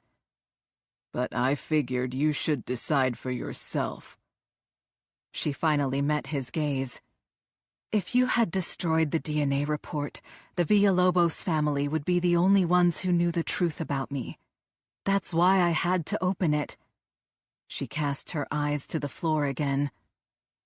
I can take the blowback if word gets out. My biggest fear is the pain this would cause my mother. He withdrew his hand. You haven't told her? How could she make Sam understand? Remember what I told you that day at the park? He nodded. That Lorena admitted she wasn't sure who your father was. Veranda's stomach roiled at the memory of her mother's recent confession. After hiding the truth for over 30 years, Lorena had finally broken her silence. With tears in her eyes, her mother recounted how Hector Villalobos had come to her house after murdering her husband, Ernesto Hidalgo. A slender 19-year-old bride, Lorena stood no chance against Hector's brute force. He had raped her. That night, Lorena fled across the border with her 5 younger siblings to escape El Lobo's wrath. They were granted asylum in the United States, then became citizens, and created a life in Phoenix, safe from the cartel. Years later, Veranda had joined the PPD to honor what she believed was her father's memory. Ernesto had been a Mexican federale, a police agent, an honorable man. Now she knew her real father was the man who had murdered him. My mother raised me, hoping I was Ernesto's child, but she knew I might be Hector's, Veranda said. I look exactly like her, so she couldn't tell from my appearance. Sam let her talk, his gray eyes patient. She's convinced herself I'm Ernesto's daughter because she loved him. Grief stung Veranda as she bared her soul. That's why she kept me, you know. She thought Ernesto lived on through me. I don't have the heart to tell her the truth, or the rest of my family. Her voice broke on her final words. I always felt different from my relatives. Now I know why. Sam waited a long moment before he spoke. Let me explain something. Everyone who wears a badge feels different, and there's a good reason for it. What do you mean? Say there's a flock of sheep out in a pasture surrounded by wolves, Sam said. When the shepherd sleeps, who protects the flock? She recalled a friend who owned a large ranch in southern Arizona. A dog. Exactly. Sam became animated. A dog doesn't have hooves and eat grass like the sheep. A dog has fangs and claws and eats meat, like the wolves, not the sheep. A dog is a close relative of the wolf. That's why the shepherd chooses a dog to guard the flock, because it takes a hunter to understand and fight a predator. She turned his words over in her mind as he continued. I knew a lot of kids growing up who could have gone either way. He lifted a shoulder. Hell, I was one of them. We drove too fast, got in fights, even broke a few laws. We felt the violence inside ourselves, and could see it in others. The difference is that some of us learned to control it, instead of letting it rule us. The corner of his mouth kicked up. That's what makes us the good guys. She appreciated his words, but he didn't seem to understand how deeply she was tainted by her blood. Unlike you, I haven't fully learned to control the darkness inside. He grew serious again. Some of the best cops I know have a hard edge. Embrace it. A dog lives with the flock, but is never truly a part of it. He's a guardian, ever vigilant and ready to lay down his life so others can be at peace and live in safety. The wolves are always out there, ready to attack. Guardians have to be ready too. Damn it, Sam. You make it sound so noble. But I didn't feel noble when I took off after Roberto Bernal while Castillo bled out. My first instinct was to abandon him and pursue Roberto. She jabbed a finger at him. Yours was to render aid. You didn't force me back into the car, Sam said. I got in because you were right. Castillo was a lost cause. You made a split-second decision to protect the public by trying to catch the perpetrator before he could kill again. But if you were driving, you'd have stopped to check on the victim. When I was locked in on Roberto, you were the one who mentioned Castillo. Sam shook his head. That was a reflex. I would have made the same choice you did. His entire upper body was destroyed. No chance. You made the right call. Irritation drew Sam's brows together. And don't forget, Castillo led a violent street gang. He had plenty of blood on his hands. I know he was far from innocent, but I still wonder if I'd have acted differently if If you weren't the daughter of a notorious killer? Sam asked. Her eyes slid away from his penetrating stare. Yes. Well, you're also the daughter of a kind, compassionate woman who is respected and loved by her family and her community. When she didn't respond, he pressed his point. Hell, Veranda, when you've lived as long as I have, you'll understand people make their own choices. Sometimes fate has a hand in it too, but mostly it's the path people choose that makes the difference in their lives. The path. The journey. His words triggered a memory. When her mother recently told Veranda about the circumstances of her birth, she'd also explained the meaning behind her unusual name. Lorena had created it from two Spanish words, ver, meaning to see, and la andadura, meaning path or journey. When Lorena chose to keep her baby, she also decided to love the child fully and withhold judgment. She would wait to see what her daughter made of her life, which path she took. The name Veranda had served to remind Lorena of that private vow. "Thank you," she said. Two simple words couldn't possibly convey her gratitude for her partner's support. He had reminded her why her mother named her, and that she amounted to more than her bloodline. "You know, not everyone will share your feelings if it ever gets out that El Lobo is my father," she said. "If Lieutenant Diaz suspects I've been hiding something, he'll be the first in line to take my badge." She hesitated before sharing her deepest fear. "And if my mother learns the truth, she'll always see Hector Villalobos when she looks at me." She heard the catch in her own voice as she whispered, "I couldn't bear that." Chapter 7. An hour later, Veranda perched on a stool at her kitchen counter, studying the man across from her. She pushed a cold bottle toward him. He glanced down at the icy drink and rested both hands on the blue saltillo tiles covering the countertop. Tattooed above each of his knuckles was a letter, spelling VIDA on one hand and LOCA on the other. He raised a black brow pierced with a metal stud in the shape of a ball bearing. "What, no lime?" She rolled her eyes. "Seriously, Chewy?" "Just saying," he shrugged. "Would taste better with a slice of lime." "You've gone soft after getting out," she said. He narrowed his eyes. "Prison teaches you to appreciate simple things." He lifted the bottle to his lips. "Like a cold one." As he swallowed, the leering silver skull dangling from the heavy chain around his neck glinted in the light from the overhead kitchen fan. She eyed him speculatively. "So will you do it for me or not?" He finished a long pull and passed a hand over his bald head, which was covered in dark tattoos, ending in a point resembling a widow's peak on his forehead. "Yeah, I'll do it." He looked around. "Do you have the stuff?"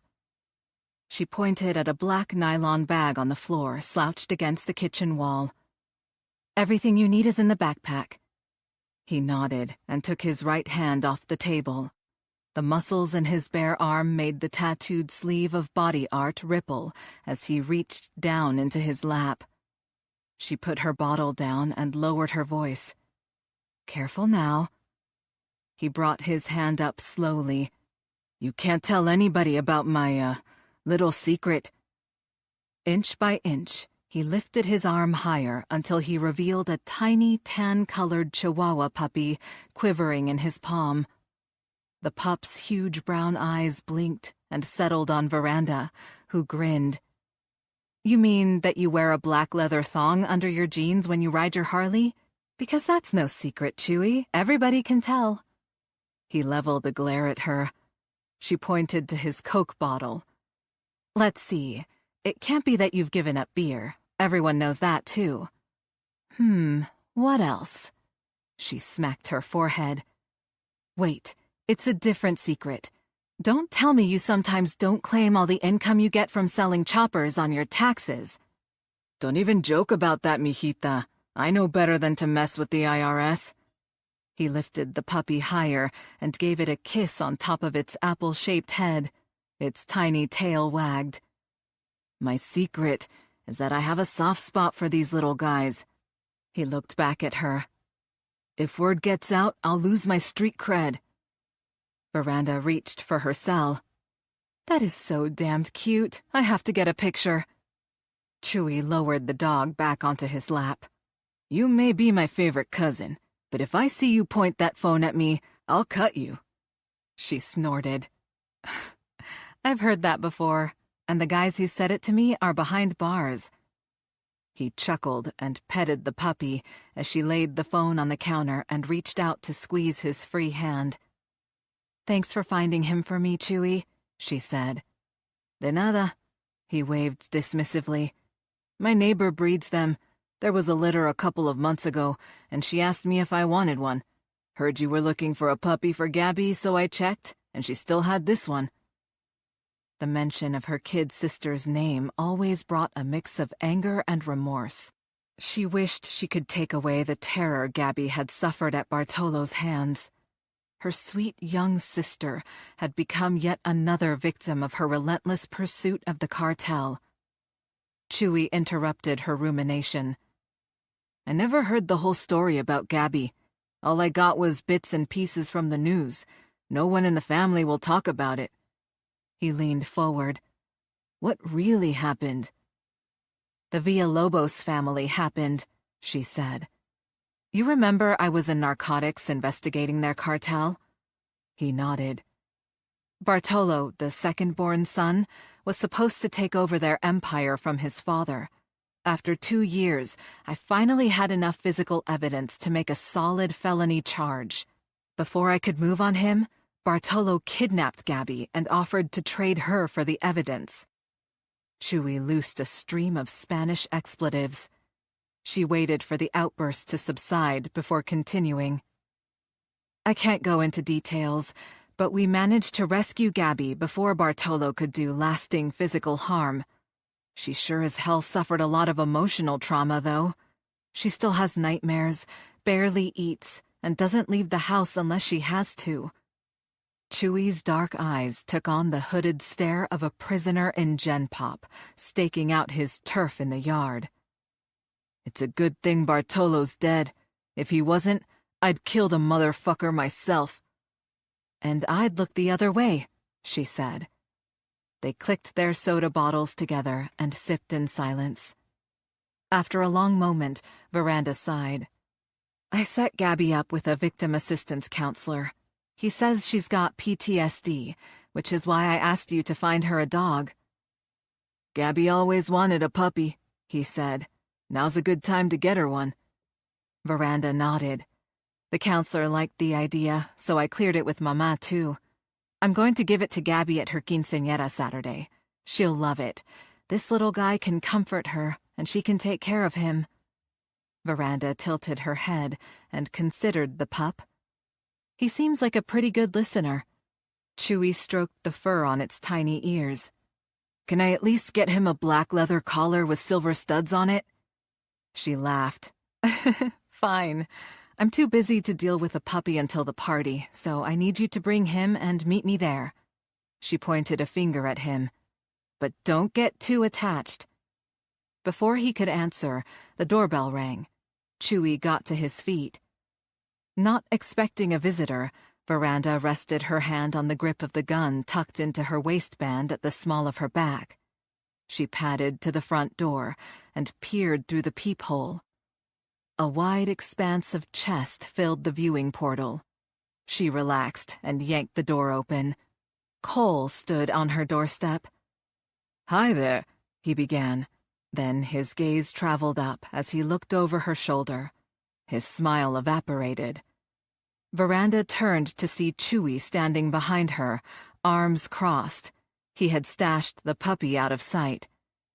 Aware the two men had never met, she tried to see the situation from Cole's perspective, evaluating Chewie's appearance objectively.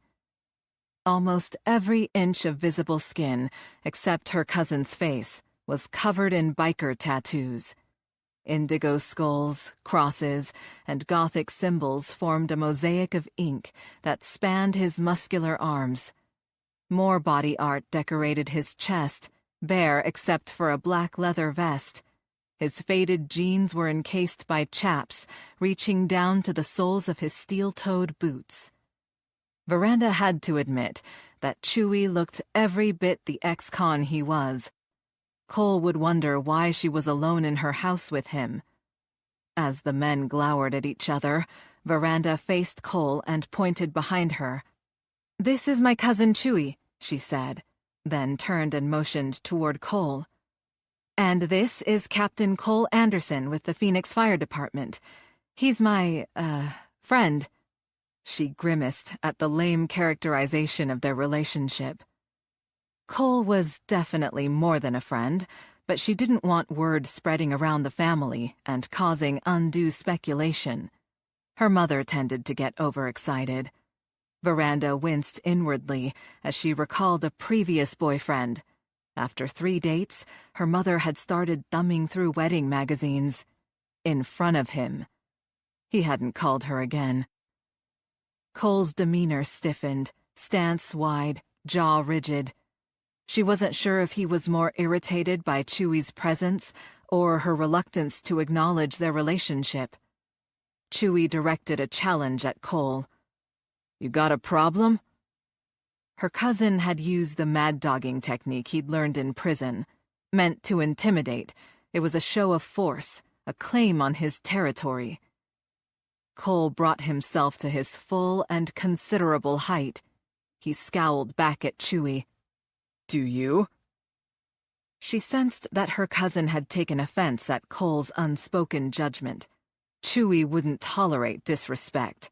Without intervention on her part, things would escalate. She addressed her cousin. "Chewie, you have everything you need. I'll see you later." She made it a statement instead of asking him to leave. Chewie pulled his gaze from Cole and made his way to the kitchen, boots thudding on the tile floor. He scooped up the backpack and bent over the dining chair with his back to them. From her vantage point, she could see him lift something and slip it inside his vest. When he straightened, only a slight bulge indicated where the puppy nestled against his chest. "I'm done here," Chewie said, directing another glare at Cole. Veranda tugged Cole inside the house to let her cousin pass and closed the door behind him. Cole rounded on her. "What the hell, Veranda?" She didn't appreciate his attitude toward a member of her family. "Don't be so quick to judge." She stalked back to the kitchen as Chewie's Harley roared away from her driveway. Cole trailed her. "Family or not, I know a criminal when I see one." "He's an ex-con," she said, "but he's out of the life now." "Really?" The word oozed sarcasm. She tamped down her indignation. How could Cole know what Chewie meant to her? "When he was younger, he did drugs," she said. "He stole cars to support his habit. After his last stretch, he got involved with a volunteer program and got clean." She didn't add that she'd visited him in prison regularly. "Chewie's been sober going on 5 years. He earns an honest living now as a mechanic. Even managed to set up his own garage a few months back." "What was he doing here?" "Family stuff." She changed the subject. Thoughts of Gabby were too painful. "Why did you come?" "Wanted to say goodbye before I head out of town for training in the morning," he said. "You've got to work on your presentation for tomorrow, so I won't stay long." The reminder of her impending leadership role did nothing for her nerves. Cole shook his head. I still can't believe Diaz is in charge. He's got no business running the operation. Maybe he'll just hang out in his office and read reports, she said. Either way, I plan to keep my distance. Good. He snagged a finger on her belt loop, pulling her close. Because it doesn't matter what the rules say about fraternizing with subordinates. I don't like the way he looks at you. She traced the stubble along his jaw with her nose, nuzzling him. You mean like he doesn't trust me? No, like he doesn't trust himself around you. She pushed away, rolling her eyes. We've been through this. He doesn't want me like that. He thinks I'm a loose cannon, so he keeps an eye on me. She opened the fridge, pulled out a Coke, and handed it to him. That's your take? Cole twisted the top off. Mine is that he's overprotective and jealous whenever you're around. It adds up to the same thing, she said. He's going to scrutinize everything I do. If he finds any excuse, he'll pull me off the case and reassign me. To be honest, I wouldn't mind you investigating something else. A nice safe serial killer or axe murderer. Anything but that damned cartel. He took a swig. Diaz may technically oversee the operation, but your chief made it clear you'll be the lead detective. That puts an even bigger target on your back. They'd been over this ground before, but Cole would never accept her self-imposed mission. I'll go after the Villalobos cartel until they're all behind bars. He thumped his bottle on the counter. That entire family's nothing but murderers, sociopaths, and degenerates. I swear there's something defective in their gene pool. Not a single one of them is normal. She took a step back. He had just expressed her worst fear, said what everyone would think of her, what he would think of her, if word got out about her parentage.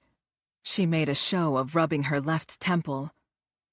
I'm getting a headache, and I've got a lot of prep work to do for the briefing tomorrow morning. I'll catch up with you when you come back to Phoenix. Can I get you something for your headache? He reached for her, concern in his eyes. No. At his hurt expression, she softened her tone.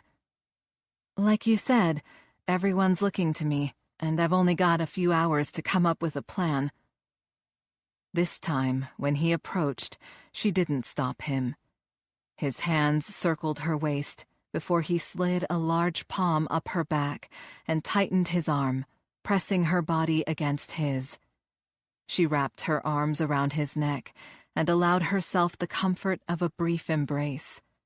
She felt like a thief of the heart, stealing tender moments under false pretense. Gathering herself, she gently pushed away.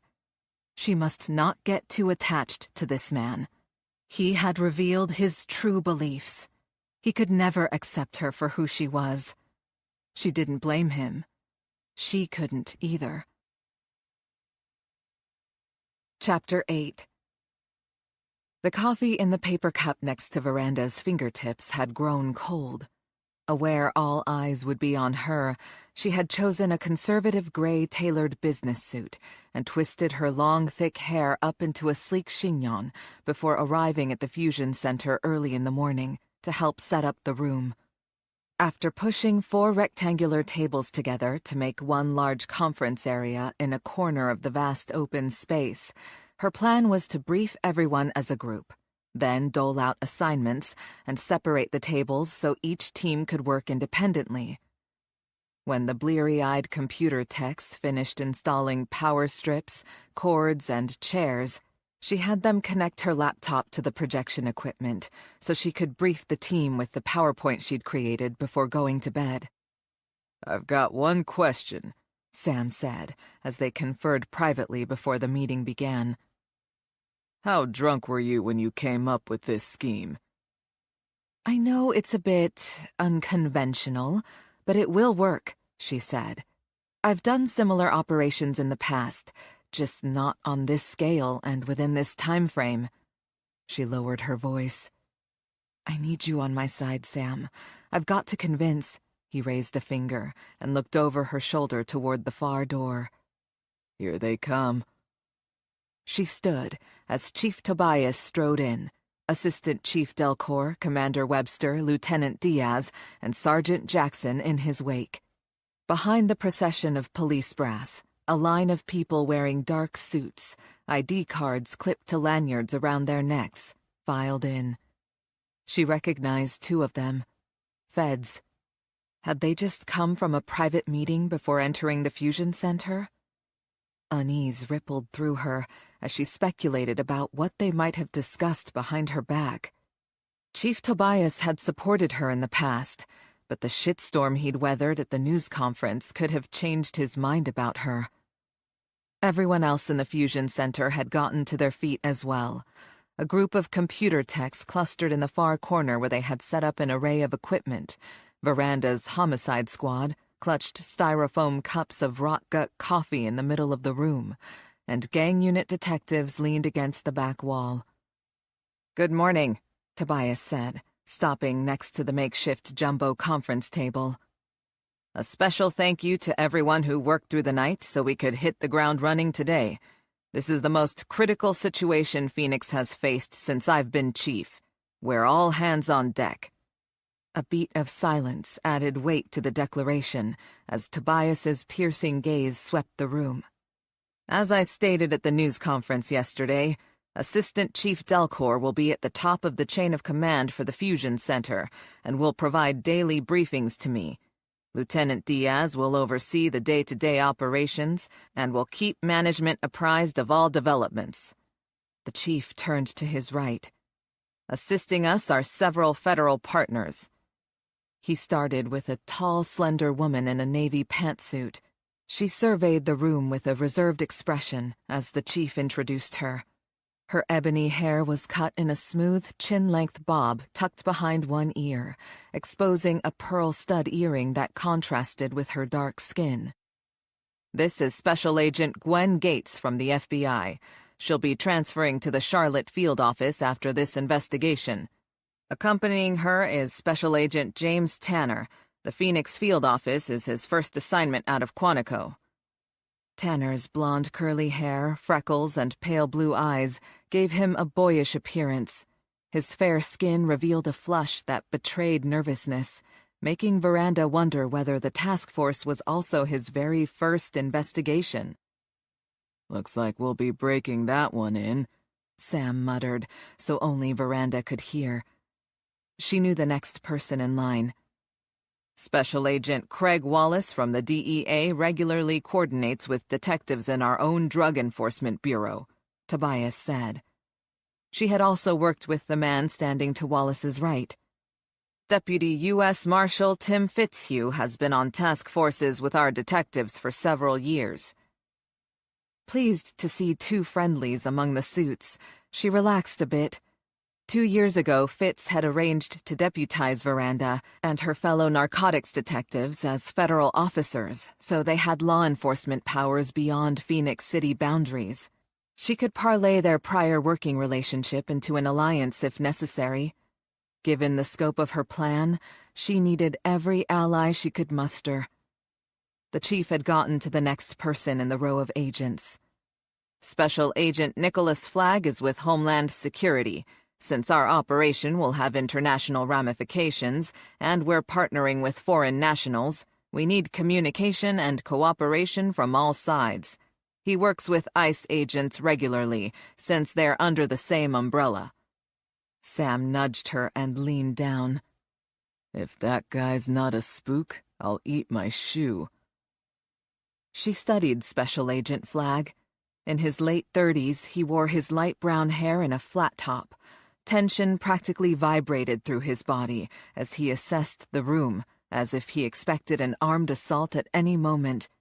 She figured Sam was probably right. "Which agency?" she whispered. "It'll be the CIA, NSA, something like that," Sam said quietly. "With international and national security involvement, the Intelligence Committee would want someone on the inside." Chief Tobias smiled as he indicated the last 2 men at the end of the row. "We are very fortunate to have 2 agents from the Ministerial Federal Police in Mexico. These gentlemen just flew into Sky Harbor Airport this morning. For those of you not familiar with law enforcement south of the border, the Ministerial Federal Police are similar in function to the FBI. They have broad powers and are the main investigative arm of the Mexican Attorney General. Tobias tipped his head toward the older of the pair. Agent Esteban Lopez has over 32 years of experience and is a subject matter expert on the Villalobos cartel. He's also familiar with many other notorious criminal organizations throughout Central and South America. Lopez's thick silver hair swept straight back from his forehead. A narrow gray mustache tapered down both sides of his mouth, blending into a neatly trimmed goatee. His suit, dress shirt, and tie were a monochromatic black. Wry amusement tipped up the corners of Veranda's lips. Lopez was Sam's Mexican counterpart. Chief Tobias continued to the last person in line. Agent Manuel Rios is his partner. He's been working closely with Agent Lopez for several months and has a background in special ops. To Veranda's practiced eye, Rios certainly looked like he had tactical experience. About her age, she could tell he was ripped, even in his suit. His military-style haircut completed the mission-ready effect. She realized she'd been staring at Rios when he cast an appreciative glance her way and gave her a slow smile. As her face heated with embarrassment, the chief's next words pulled her mind back to the task force. Lieutenant Diaz will participate directly in all meetings and activities, Tobias said. But Detective Cruz is the lead investigator. He glanced at his fellow command staff officers.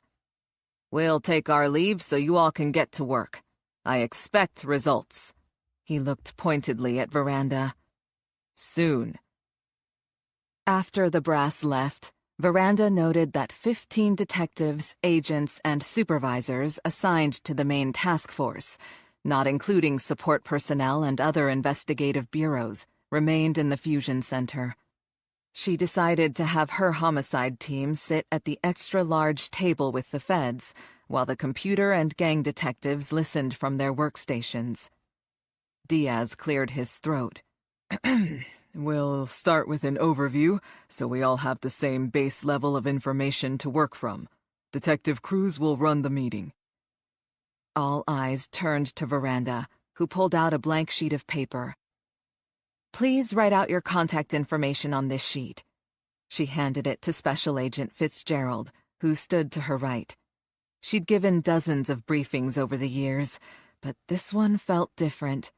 Her highly controversial plan was sure to draw fire. Striving to project professionalism and competence, she pointed at the main table. Please take a seat. Sam slipped into the chair immediately to her right before Diaz, who had started in that direction, could get there. Diaz's mouth pressed into a hard, flat line, and he sat further down the table. Veranda remained standing as the rest of the group jockeyed for position. Her entire squad was there, and she wanted to put them on a par with the agents. Before we start, some background on PPD homicide, she said. Over 50 detectives are in the unit, which contains the cold case squad and 5 homicide squads, each with a sergeant and 5 to 10 detectives. As her mentor, Sam was effectively her partner, but she wanted the feds to understand how the squad functioned as a group. We get called out together and work cases as a team. Under intense pressure from the relentless pace and scrutiny of several high-profile investigations, the crew had bonded over the past few weeks. Chief Tobias introduced all of you, she said. I'll do the same for my squad. She glanced to her right. Sam Stark, Senior Detective. She went down the row. Marcy Blaine. Agent Tanner gave Marcy a second look. Her long blonde hair, smooth skin, and lithe figure under fitted clothes always turned men's heads. Veranda smiled to herself. If Tanner made a play for Marcy, he was in for a disappointment. She motioned across the table to a dark-haired, slender man with horn-rimmed glasses. Doc Malloy. Detective Malloy had earned his nickname from attending too many autopsies. His unofficial medical expertise was highly useful, but such intimate knowledge of human physiology came at a price: hypochondria. For Doc, every bump was a tumor, every twinge a fatal illness, every cold, pneumonia. She inclined her head at the next seat down. Frank Fujiyama. Doc's opposite in many ways. Frank's skin had bronzed from hiking desert mountain ranges throughout Phoenix in all weather. An avid outdoorsman and introvert, Frank often ventured on solitary wilderness camping trips. She indicated the last member of her squad. Tony Sanchez. A proud Puerto Rican raised in New York City, Tony had joined the NYPD right out of college, but was among hundreds of officers laid off during budget cuts early in his career. He'd moved west to the PPD and flourished, eventually earning a coveted detective slot. Despite living in Arizona for over 2 decades, Tony had never acclimated. Complaints about the blistering heat, peppered with expletives and a heavy Brooklyn accent, emanated from his cubicle all summer long. Introductions out of the way, Veranda lifted a remote from the table next to her laptop.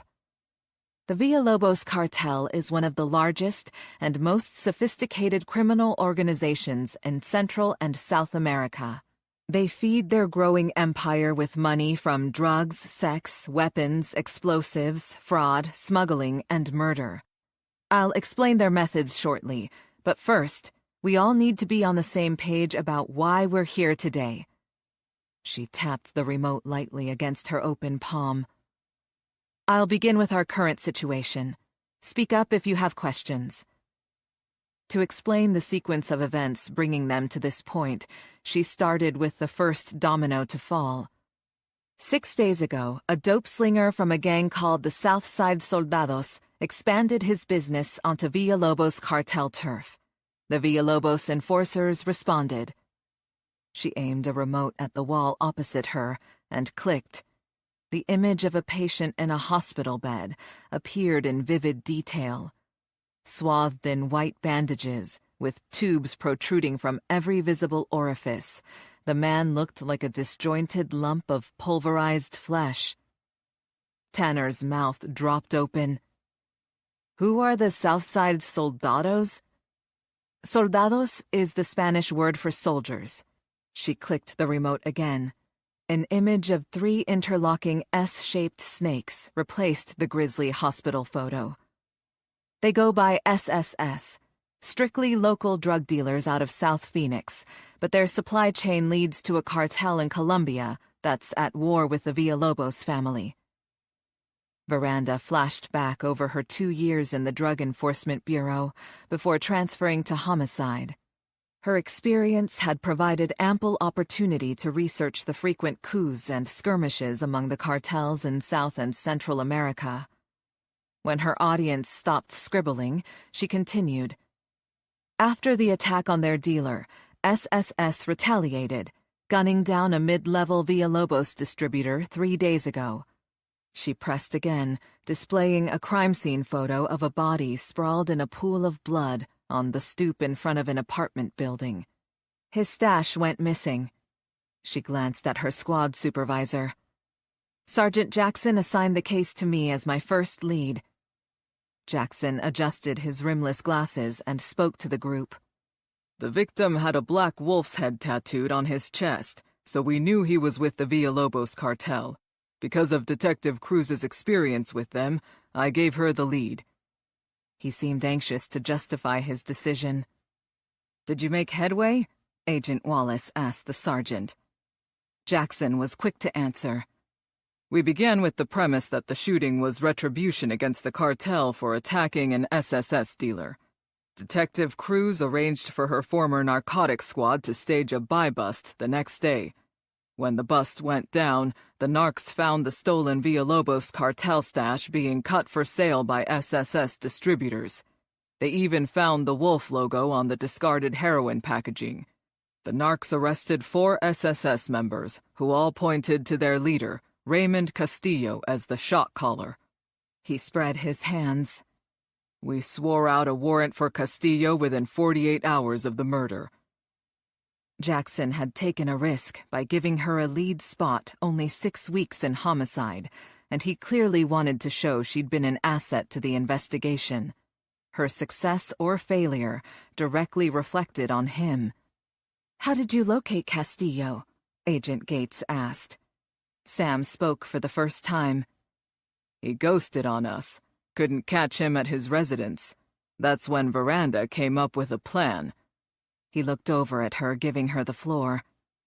"In my experience, you don't find drug dealers at their listed addresses," she said.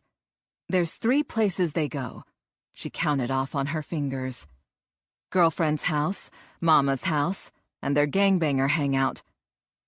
She had offered the sanitized version of the investigative technique she'd learned when she first became a narc years ago.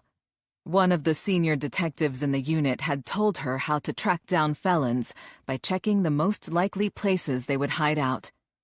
The priorities for street punks are the 3 Fs, he'd told her.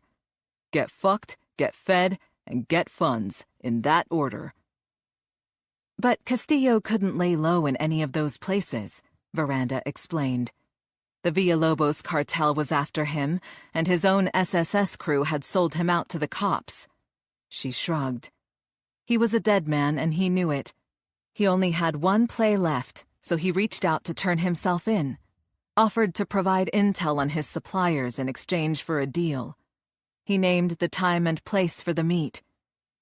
Tanner's eyes widened. "So you just went where he told you to go?" A note of censure edged his question. "No one knew about the meeting," she said, unsure if she was more annoyed with Tanner or herself. "I still can't figure out how Roberto Bernal got there exactly when we did." The mystery had gnawed at her. How had the Villalobos cartel known where and when to deploy their urban assault vehicle? Castillo had been taken out with the precision of a surgical strike. What she couldn't understand, she couldn't prevent happening again. Diaz glanced at her before interjecting. "Perhaps you should go over the structure of the cartel, Detective Cruz."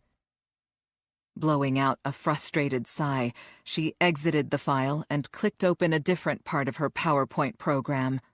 She understood why he'd done it, but the lieutenant had messed up the flow of her presentation. Flicking through the first few images, she found the section she wanted. The public believes this is all about warring narcotics trafficking organizations, but this goes much deeper than drug dealing. It's about the Villalobos empire. She inclined her head to the Mexican agents. "Jump in if you have updated information as I go through the cartel hierarchy." She pressed the remote, and an image of Hector Villalobos popped up. Cold, dark eyes peered out above an angular nose and cruel mouth, framed by a trim black goatee with a silver stripe down the middle of the chin.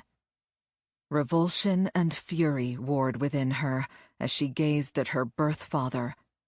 This man had caused untold suffering and death for over 30 years. He had no mercy, no allegiance, no creed other than a lust for power. The trail of destruction in his wake proved he would stop at nothing. She swallowed the lump that had formed in her throat. To be associated with such a person was beyond shameful. To her, it was tantamount to guilt. If the truth came out, she knew Sam would understand, but her colleagues would view her as a threat and suspect her motives, and the department would never allow her to investigate the cartel again. Unthinkable. She pulled her wayward thoughts back to the presentation and continued. El Lobo means the wolf.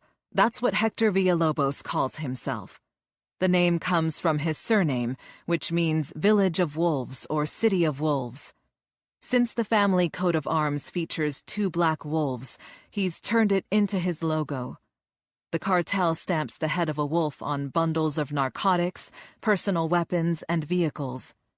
Loyal members of the cartel have a black wolf's head tattooed over their hearts, and enemies are branded with a wolf-shaped iron. She suppressed a shudder, remembering photos she'd seen in the past. El Lobo patterned his cartel's organizational structure as a cross between a paramilitary organization and a wolf pack, she said. And he's the alpha. She clicked again, and an aerial view of a cluster of buildings in an isolated area replaced Hector's picture. This is a satellite image of the Villalobos family compound in Mexico.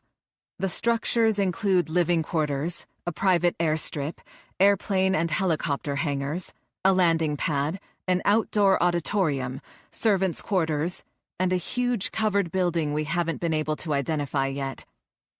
Lopez, the senior Mexican federal police agent, cleared his throat. I believe we can help with that, he said in accented English.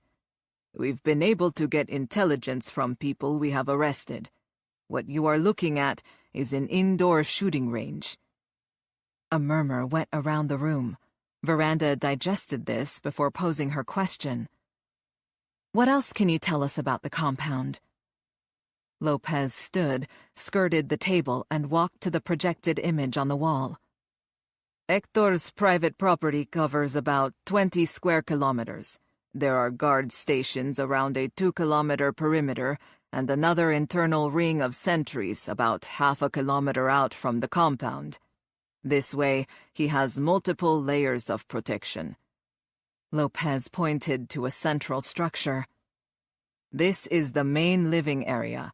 We have had one report of a dungeon underground where he tortures prisoners or holds them for execution.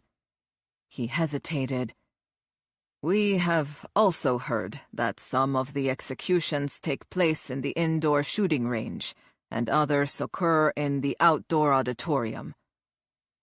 Doc looked appalled. You mean like gladiators in a Roman Colosseum? Lopez nodded. We are told the killings serve both as an example and as entertainment. Of course, we cannot prove this, or El Lobo would be in prison. He returned to his seat. Our problem is that we have never been able to turn anyone from the cartel. They are all scared for themselves, as well as for their families. We've sent in undercover agents, but... He trailed off, a bleak expression clouding his face. They died, badly. But we will keep trying. He lifted his chin. One day we will succeed. Veranda thought about the brave Mexican agents who had gone deep undercover in the cartel, never to be heard from again. No matter the country, the Villalobos family kept a step ahead of law enforcement. Lopez dropped his gaze. Over the years, El Lobo sent spies inside our agency. We have uncovered moles and arrested corrupt officials taking bribes for information. We are still cleaning up. Veranda appreciated his candor. Rumors of corruption and infiltration in Mexican law enforcement made some of her colleagues wary of their inclusion in the fusion center. But she had no such reservations. She'd worked with Mexican officials during her days in narcotics and respected their determination to prosecute criminals, despite threats, assassinations, abductions, and other forms of intimidation. "Thank you," she said. "We'll add your information to our database." She touched the remote again. A picture of Bartolo Villalobos appeared, the word deceased stamped in red letters above his head. Bartolo was Hector's second-born son. She paused, looking at the man who had systematically terrorized her entire family. Bartolo had broken into her home, burned her family's restaurant to the ground, and abducted her sister. Before he died, he'd inflicted deep wounds, causing lasting damage for 2 of them, especially Gabby. DEA agent Wallace furrowed his brows. That bastard certainly gave us enough trouble over the years. Veranda had planned to lay out the structure of the cartel at this point in her presentation. Thanks to media coverage, everyone would have seen pictures of Hector and Bartolo, but she guessed some agents may not recognize the rest of the Villalobos family or understand their business model. If you include Bartolo, El Lobo has 3 sons and 1 daughter, all adults, she said. They visit the family compound in Mexico often, using the family jet, but they mostly live in their Phoenix area homes. Hector made sure all 4 of his children were born in the States, so they're citizens and can travel freely across the border. She emphasized an important aspect of the Villalobos family, which was more formidable due to its leader's careful planning. Hector grew up poor, but his children have advantages he never did. They got the best of everything, including top schools. They're not your average low-life crime family. They're well-educated, disciplined, and strategic. She tapped the remote, and an organizational chart flashed up on the wall. Every rectangle contained a name and photograph. Each child has a specific area of responsibility in the cartel. It's a key to the Villalobos family's power. Like any Fortune 500 company, they've diversified. She picked up her pen and used it to point to the top box. Hector, head of the family, named his children alphabetically by birth order. She swept the pen along a row 1 level down from the top. 4 squares formed a tier directly below Hector. Bartolo is the second born, after Adolfo. I mentioned Bartolo first because, until recently, he was the heir apparent to the entire business. He was the comandante, in charge of narcotics trafficking, the lifeblood of their operation. He lived in the Phoenix area, which is the cartel's main U.S. distribution hub. Bartolo's death 6 weeks ago disrupted the drug market here. Tanner raised a hand. You're saying this whole situation we're in was caused by one man's death? She nodded. While the Villalobos organization scrambled to reorganize their second echelon, SSS picked up the slack on the streets of Phoenix. I can confirm that, Agent Wallace said. SSS is supplied by a cartel from the Andean region in Colombia. They've had a few dust-ups with the Villalobos family, which also has some grow operations in South America. A few firebombs here, some mass graves there, and both sides pretty much carved out their territory and settled down to grow their dope without bothering each other too much. Except the truce collapsed because of this man. Veranda used her pen to point to the photo of a slender, dark-haired man in an Armani suit, occupying the square next to Bartolo. Adolfo Villalobos is the firstborn son and the cartel's chief financial officer. He's responsible for money laundering, gambling, loan sharking, collections, and payroll. When Bartolo died, he tried to step up and take over drug sales as well. Looks like he's making a play to be named El Lobo's successor. Problem is, others in the underworld don't take him seriously, so they poached on Villalobos' turf. Never would have happened while Bartolo was alive. This time, FBI agent Gates interrupted. How does this manifest itself within the family dynamic? She seemed to rethink her question. That is, how does this play out inside the cartel? Veranda didn't mince words. Adolfo must crush any opposition, whether internal or external, to show he can be the next alpha in the wolf pack. Adolfo is especially dangerous because he's an insecure leader trying to gain respect. She indicated the next sibling on the chart. The youngest brother, Carlos, runs a team of coyotes in a human trafficking operation with a network of drop houses and brothels with sex slaves in several border states. We've managed to shut down a few in Phoenix, but we haven't gathered enough evidence to prosecute Carlos. She ran the end of her pen along her jaw, considering the last photo in the chart's second row. Daria is Hector's only She broke off, face flaming. Her mind balked at the fresh reminder of the change the DNA results brought to her life. She flicked a glance at Sam, who gave her an encouraging nod. Drawing a deep breath, she rephrased the comment. Daria is the youngest sibling. Everyone studied the image of a willowy woman in her 20s, with liquid brown eyes set in a smooth face. Daria would be beautiful if not for a harsh set to her lips that reminded Veranda of El Lobo.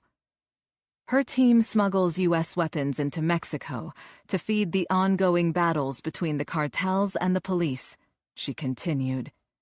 We don't have much intel on her. She flies below the radar compared to the rest of the family. Agent Flagg with Homeland spoke up. We've heard she's building a weapons and munitions manufacturing plant, but we can't confirm it yet. We know there's an armory at the Villalobos family compound that's used to modify and repair firearms and ammo. Now certain Flagg was affiliated with some sort of covert intelligence organization, Veranda thanked him before wrapping up the briefing. That's an overview of the situation as it stands, she said, shutting her laptop. Has everyone listed their cell phone and email on this page? We didn't put our information down, Lopez said. Our orders were to keep our participation secret for the safety of our families. She nodded. We'll loan you burner phones and use code names. She signaled one of the techs working at a terminal across the room. Can you hook them up now? A heavy-set man in a rumpled button-down shirt nodded his assent and ambled over. He looked like he'd pulled an all-nighter to get the workspace ready. Veranda pressed a thumb drive into his palm. Please add the 2 extra phones before you download this file, and send it as an attachment to everybody on this list, including me. She quickly jotted her contact info and thrust the paper at him. As a second attachment, create a spreadsheet with everyone's cell phone and email so we can reach each other quickly. She peered at his bleary eyes. When you're done, go home and get some rest. Veranda watched him slouch off before she started again. This is one of the 2 documents I asked him to send you. She held up a second sheet of paper. The room grew still. It's a preliminary ops plan. The moment had arrived for her bold strategy. Chapter 9. 14-year-old Sofia Pacheco's slim fingers danced over the keyboard. She hunched forward, staring at the computer screen. If she didn't take this chance, she might not get another. Holed up in a cramped room in the 2-story house, she'd lost track of the days. The Villalobos coyotes had lied when they brought her, along with her mother and twin sister, from Mexico. Instead of changing her family's lives for the better, they made her an indentured servant to the young man they called Nacho. She'd learned that Nacho, American by birth, had grown up playing with computers.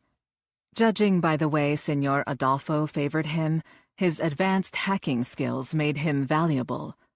Nacho's appearance told her he was probably in his late teens, much younger than the rest of the cartel's men.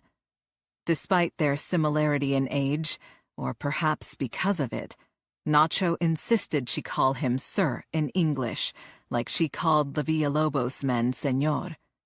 Cutting into the silence, Nacho blurted a stream of expletives in English.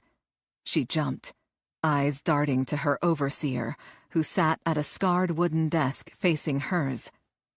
Having learned English in school, and by watching TV, she didn't understand some of the more colorful words, but got the gist from his reddened face and harsh guttural grunt as he glared at his screen and pounded the desk's surface with his fist. The day after she arrived, he'd set up 2 computer stations to double their productivity, forcing her to help him as he tried to hack into an American federal agency's database. Judging by his outburst, she assumed he'd been snagged in a honeypot or bounced out by another anti-hacking measure. The corner of her mouth angled up. bad news for Nacho was good news for her. She returned her attention to the screen in front of her, concentrating on her own agenda. She dragged the mouse down, highlighting several lines of text, checked to make sure Nacho wasn't looking, then hit the delete key. Sweat beaded on her forehead as she selected the print command. Raising her chin to look at him above her monitor, she cleared her throat. When he lifted narrowed eyes to meet hers, she pointed to a card table set up in the corner of the room. "Sir, you should check the printer." Nacho huffed out an exasperated sigh at the interruption. What's so important?" The line of perspiration had trickled from her forehead, down her temples, sliding past her jaw. "You told me to watch Detective Cruz's email. She got a message with 2 attachments." Sophia found it easy to look unsure of herself. "I think one of them is a list of the task force people. The other attachment looks like a list of addresses and some other stuff." Nacho shot out of his chair and stalked to the printer that had spit out 2 sheets of paper. He snatched them from the tray and quickly scoured each page, eyes widening as he read. Face drained of color, he glanced back to Sophia. "Tell no one about this." She chewed her lip, terrified he would discover what she had done. "I won't, sir." He spun on his heel and left the room, still clutching the papers. After the door closed, Sophia crossed herself and wrung her hands before clasping them in prayer. Certain Nacho would take the documents straight to Señor Adolfo, she stole a glance at his unattended laptop. Would she have enough time to cover her tracks? If he caught her sitting at his desk, she would have no explanation, no excuse. He would call in the horrible coyotes, and they would beat her until she confessed. Then they would kill her. Probably her mother and sister, too. No, she couldn't chance it. She'd risked enough already. She would have to hope Nacho would be so busy he wouldn't do a cross-check. If her plan worked, she and her family would be free soon. If it didn't, they would be dead even sooner. Chapter 10. Veranda saw the tech in the rumpled shirt give her a thumbs up from his computer station across the fusion center. She acknowledged him with a nod, slid a small stack of papers from a manila folder lying next to her laptop, and handed them to Sam. Each member of the task force pulled a page from the top and passed the rest on to the next person. "This is a hard copy of the attachment the admin just sent to all of us by email," she said, then turned to Lopez. "They're loading your burner phones with the same information right now. They'll be ready by the time we're through." Anticipating pushback from the feds, she'd worked out a strategy to introduce her plan. A form of psychological gamesmanship to gain support. She would get preliminary agreement before pitching the most controversial part. Sizing up the group, she decided to start with the agency likely to have the most opposition. She gestured to Agents Gates and Tanner. "The FBI is known for coordinating federal agencies on long-term investigations. With this tactic, they've gotten the most successful large-scale prosecutions in U.S. history." She waited until both agents nodded in silent assent. Gates looked wary, but Veranda plowed on. "I'm using the same approach, tweaking it to fit our current situation. We can work with the intel we have, add a bit more through surveillance, and gather enough probable cause to get search warrants for multiple locations." Tanner interrupted her. "A search warrant requires cause to believe evidence of a crime can be found in the place specified." For several seconds, no one spoke. Even Marcy, normally quick with an acerbic comment, simply stared open-mouthed. A newly minted agent, fresh out of Quantico, had recited a textbook definition of basic search and seizure rules to a group of senior law enforcement professionals, some of whom had been on the job before he was born. Veranda's gaze slid to Agent Gates. As Tanner's superior, she should be the one to deal with him. Veranda thought she saw the senior FBI agent's left eye twitch. Apparently fighting an inner battle, Gates said nothing. Finally, Detective Tony Sanchez from Veranda's homicide squad delivered the obligatory verbal smackdown. He rubbed his thumb and forefinger along his stubbled jaw, cocked his head, and widened his eyes in an exaggerated look of wonder. "No shit," he said, laying it on thick with the Brooklyn accent. Tanner's face reddened when several people around the table turned snorts of laughter into coughs. Doc saw Agent Wallace choke on his coffee and banged him on the back. Veranda decided to move the discussion forward. It takes months, if not years, to get solid evidence against upper-echelon distribution operations like cartels or even organized local gangs. We don't have that kind of time. Our mission is specific, and we need quick results. This isn't a lengthy white-collar investigation. She kept any semblance of judgment out of her voice. People are dying, the city's in a state of panic, and the media's stoking the fire. "And that's why search warrants should be our main tool?" Agent Flagg asked. "To speed up the process?" Veranda elaborated based on her experience. Search warrants, if executed when certain people are on the premises, let us make key arrests on the spot if we find contraband. It's a double shot. We gather intel from the scene, interrogate anyone found in possession, and file more charges as we go. We can build from the initial cases on the fly. She pressed her point while her fellow task members considered her words. To prevent suspects in the first site we hit from destroying evidence and alerting the following locations, we need to execute all the warrants at the same time. Diaz, who had been typing into his iPad on a portable keyboard, looked concerned. "You've explained the theory, Detective Cruz. I think it's time you described the plan." She framed her argument carefully, as she had rehearsed the night before. I propose we conduct simultaneous operations at known SSS locations and Villalobos properties, including their front companies. That way, both organizations get shut down. Even if they regroup, and they definitely will, it halts the current war. She spread her hands. We accomplish our objective. "And where do we get evidence to justify all these search warrants?" Diaz asked. She was prepared with an answer. Detectives from our police department's gang unit and Drug Enforcement Bureau can concentrate on the SSS sites. They already know some target locations and can do increased surveillance, maybe a couple of undercover buys. They can also pump their confidential informants for more. "That's going to take coordination through chain of command," Diaz said, giving it some thought.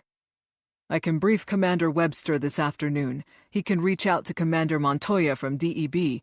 I've already asked the gang unit and my former narcotics team to work with what we have so far," she said, cutting him off. Red tape set her teeth on edge. The narcs are planning an operation tonight. A ruddy scald crept up Diaz's neck. "You violated protocol." His furious gaze traveled across the room to the DEB and gang detectives sitting at nearby tables. She indicated the cluster of detectives. They work late hours. Calling them last night would be more efficient than going through channels. She tried to look apologetic, but could tell Diaz wasn't buying it.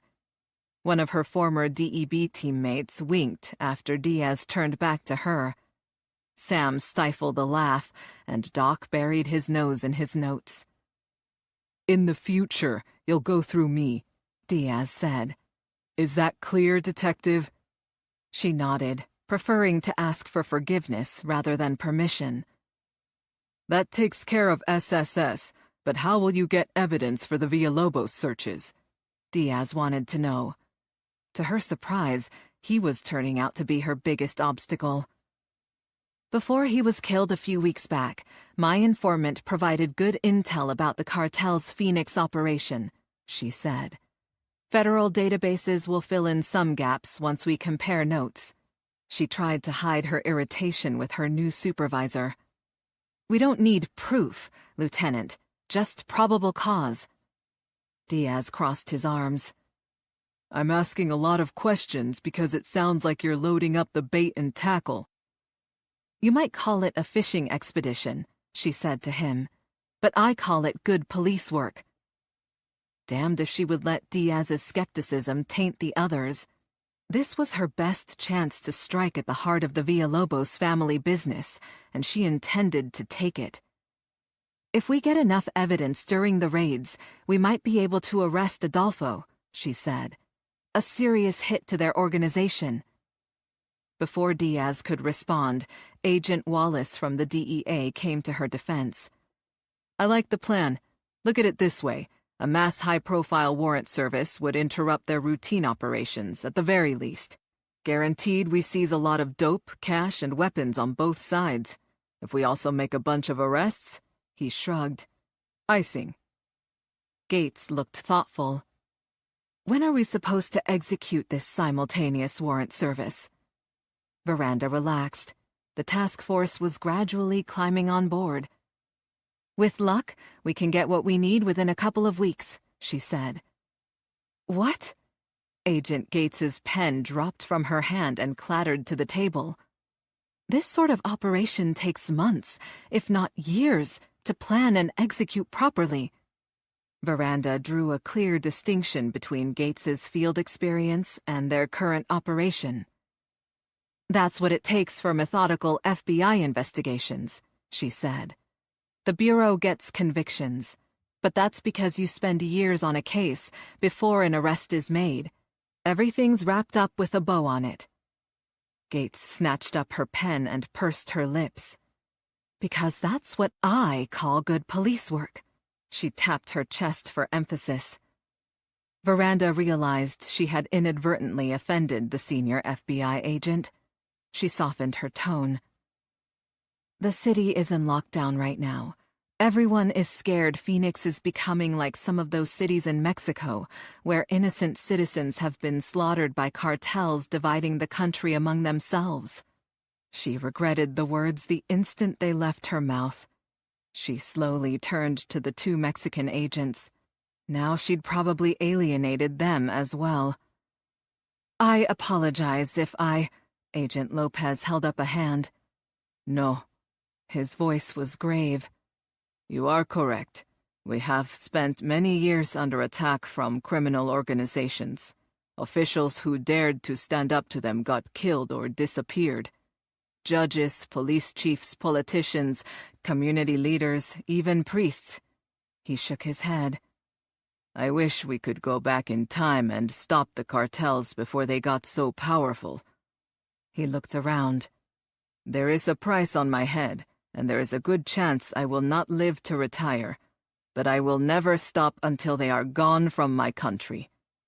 He directed his final comment to Gates. Don't let them gain power in yours. A wave of gratitude washed through her, and Veranda let Lopez's words linger before she spoke. Agent Gates, we don't have time for a standard investigation. My proposal is the fastest way to put the SSS gang and the Villalobos cartel out of business with minimal risks. She scanned the room.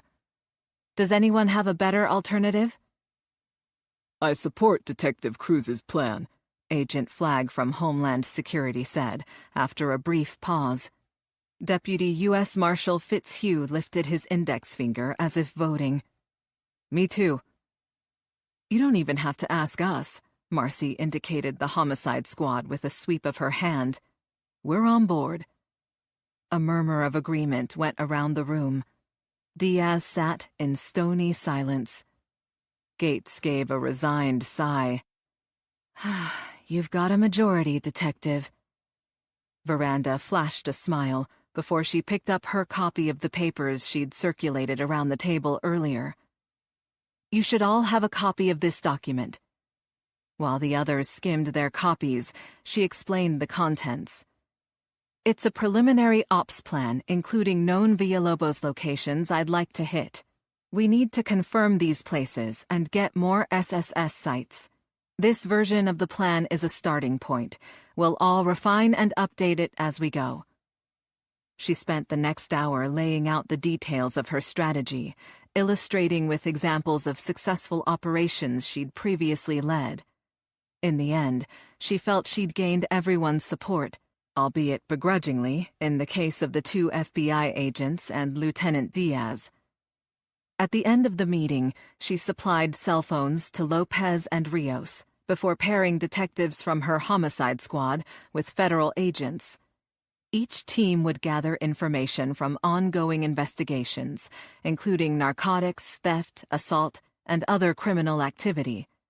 She directed the teams to write affidavits to convince a superior court judge to sign search warrants. Veranda and Sam would take the Mexican officials to their hotel, after first stopping by the police academy to speak with Sergeant Grigg, leader of the PPD tactical team. She wanted Agents Lopez and Rios with her to provide details about defenses they encountered at Villalobos' strongholds in Mexico. Since Sergeant Grigg and his team were at the academy for a SWAT training exercise, they could modify operational tactics based on any new information. As they started toward the exit with Sam and the 2 Mexican agents, Lieutenant Diaz stepped into her path. I have an update about lodgings for our guests, he said, looking first at Lopez, then Rios. His gaze lingered on the younger agent with an air of dislike before returning to Veranda. I forwarded an email to you before the briefing. It's a verification form vouching for 2 unarmed representatives from Mexican law enforcement here on official business. They qualify for a discounted government rate at the Phoenix Royal Suites downtown. You'll need to show your creds and the form when they check in. Great location, she said. Close to my house, so it's convenient for me to pick them up. She turned to Agent Lopez. And a 4-star hotel. Not bad. She started for the door again, but Diaz touched her elbow. Detective Cruz, a word? Annoyed, she tossed Sam her car keys. Go ahead, I'll be right there.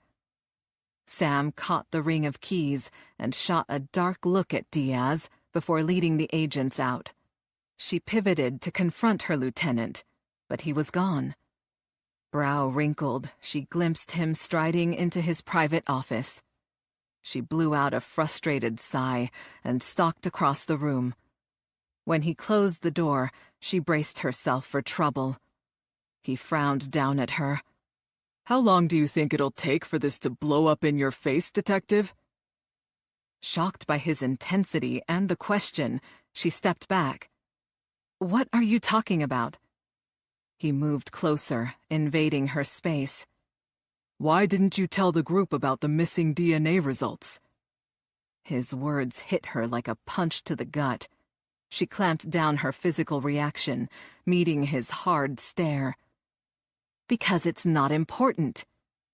Bartolo Villalobos waved an envelope around, claiming it contained information about your biological father. He put his hands on his hips. But the envelope went missing. Very convenient for you. Reeling from the unexpected allegation, she fought for composure. Diaz might as well have accused her of taking the lab report from Bartolo's body after he died. She decided to go on the offensive. I couldn't possibly have smuggled anything out of that crime scene, she said. And you know why. Her cheeks flamed at the memory. She couldn't have concealed the envelope because she'd been in the company of about 20 people, including Diaz, and she'd been completely naked. He tensed. I remember why you couldn't have hidden the envelope, but I find the whole situation suspicious. He lowered his voice. Too many people on the department know there's a question about your parentage. Eventually word will get out to the rest of the task force, and they'll want the truth about your relationship to the Villalobos family. The team should hear about the missing DNA results from you before that happens.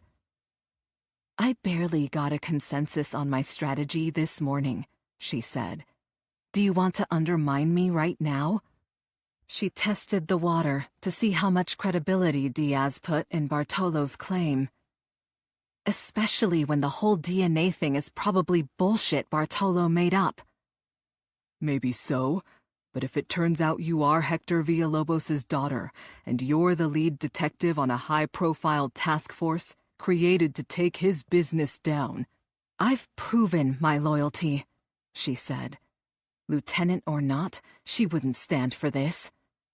Anger radiated from him. So have I, Detective. I don't want any nasty surprises during this investigation. It's too important. I didn't bring it up in front of the others. Yet. But I will inform the team if you don't. Pulse pounding in her ears, she spoke in deliberate, measured tones. I'll tell the task force about Bartolo's insane rant, if and when it becomes relevant to the investigation. He didn't back down. There's something you'd better understand, Veranda. She noticed he'd used her first name and wasn't sure what that meant. What is that? Secrets are like landmines, he said. When you least expect it, they blow up in your face. Unsure if his words were meant as advice or a threat, she spun on her heel, opened the door, and marched out, hiding her inner turmoil behind a mask of calm. Chapter 11.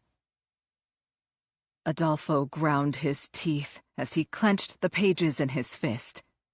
He'd dismissed Nacho immediately after his hacker had given him 2 sheets of paper that changed everything. He would rise to this test of his leadership. 10 of our facilities are compromised, he said, looking from Salazar to Carlos. How? The 3 men sat in the living room of the 2-story house in South Phoenix, a recent rental their human traffickers used as a drop house. Carlos leaned back against the heavy blue fabric of a recliner. The police have a lot of resources, he shrugged. They pool information. The flippant remark infuriated Adolfo. Didn't Carlos understand that they had to identify their weaknesses to avoid future problems? He suspected his playboy younger brother only concerned himself with his own part of the business, especially the women involved in his sex trade. Disgusted, Adolfo turned to Salazar. We can figure out how the police knew about your locations later, Salazar said in Spanish. Right now, we need a strategy. Salazar spoke English, but not as well as the Villalobos siblings, who had been raised bilingually and educated at expensive private schools in the U.S. Adolfo switched to Spanish. Nacho gave me Cruz's email 5 minutes ago. He raised the papers in his hand to eye level. How could I have come up with a plan already? Salazar always made him feel incompetent. He didn't want the man's impudence to infect Carlos. I've got an idea how to turn this. He shook the rumpled pages open to glance at the wording. Multiple warrant service to our advantage, but I need time to figure out the details. Salazar's lip curled. While you're working on your details, there's something I have to do. It's about the federales who flew in from Mexico this morning. The other email Nacho intercepted said they're staying at the Phoenix Royal Suites Hotel. Always alert for danger, Adolfo's internal radar pinged. What was Salazar up to? They're only listed as 2 agents from the Policía Federal Ministerial in the email attachment, he said. No names or other information were included in Cruz's memo. Why are you interested if you don't know who they are? Salazar shot him an insolent look. It's because I don't know who they are that I'm interested. When Adolfo continued to stare at him in silence, Salazar sighed, as if it pained him to explain himself. When I came back from South America last month, your father told me about a PFM agent he's been trying to recruit. So far, he's had no luck, but I want to know if it's the same man. Adolfo bristled. His father hadn't told him anything about this. He wondered what else Salazar knew that he didn't. What's the PFM agent's name? El Lobo chose not to tell me, Salazar said. That's another reason I have to get a look at the two men in person. Affecting nonchalance, Adolfo chipped at the unseen iceberg he sensed beneath the dark water. How do you propose to do that? Unlike you, no one in Phoenix knows who I am, Salazar said. I've never been to the States before, so there's no reason for anyone to be looking for me here. You plan to walk up to them and shake their hands? Not quite. A fleeting look of contempt crossed Salazar's features. I plan to stake out the hotel. That's an upscale place, Adolfo said.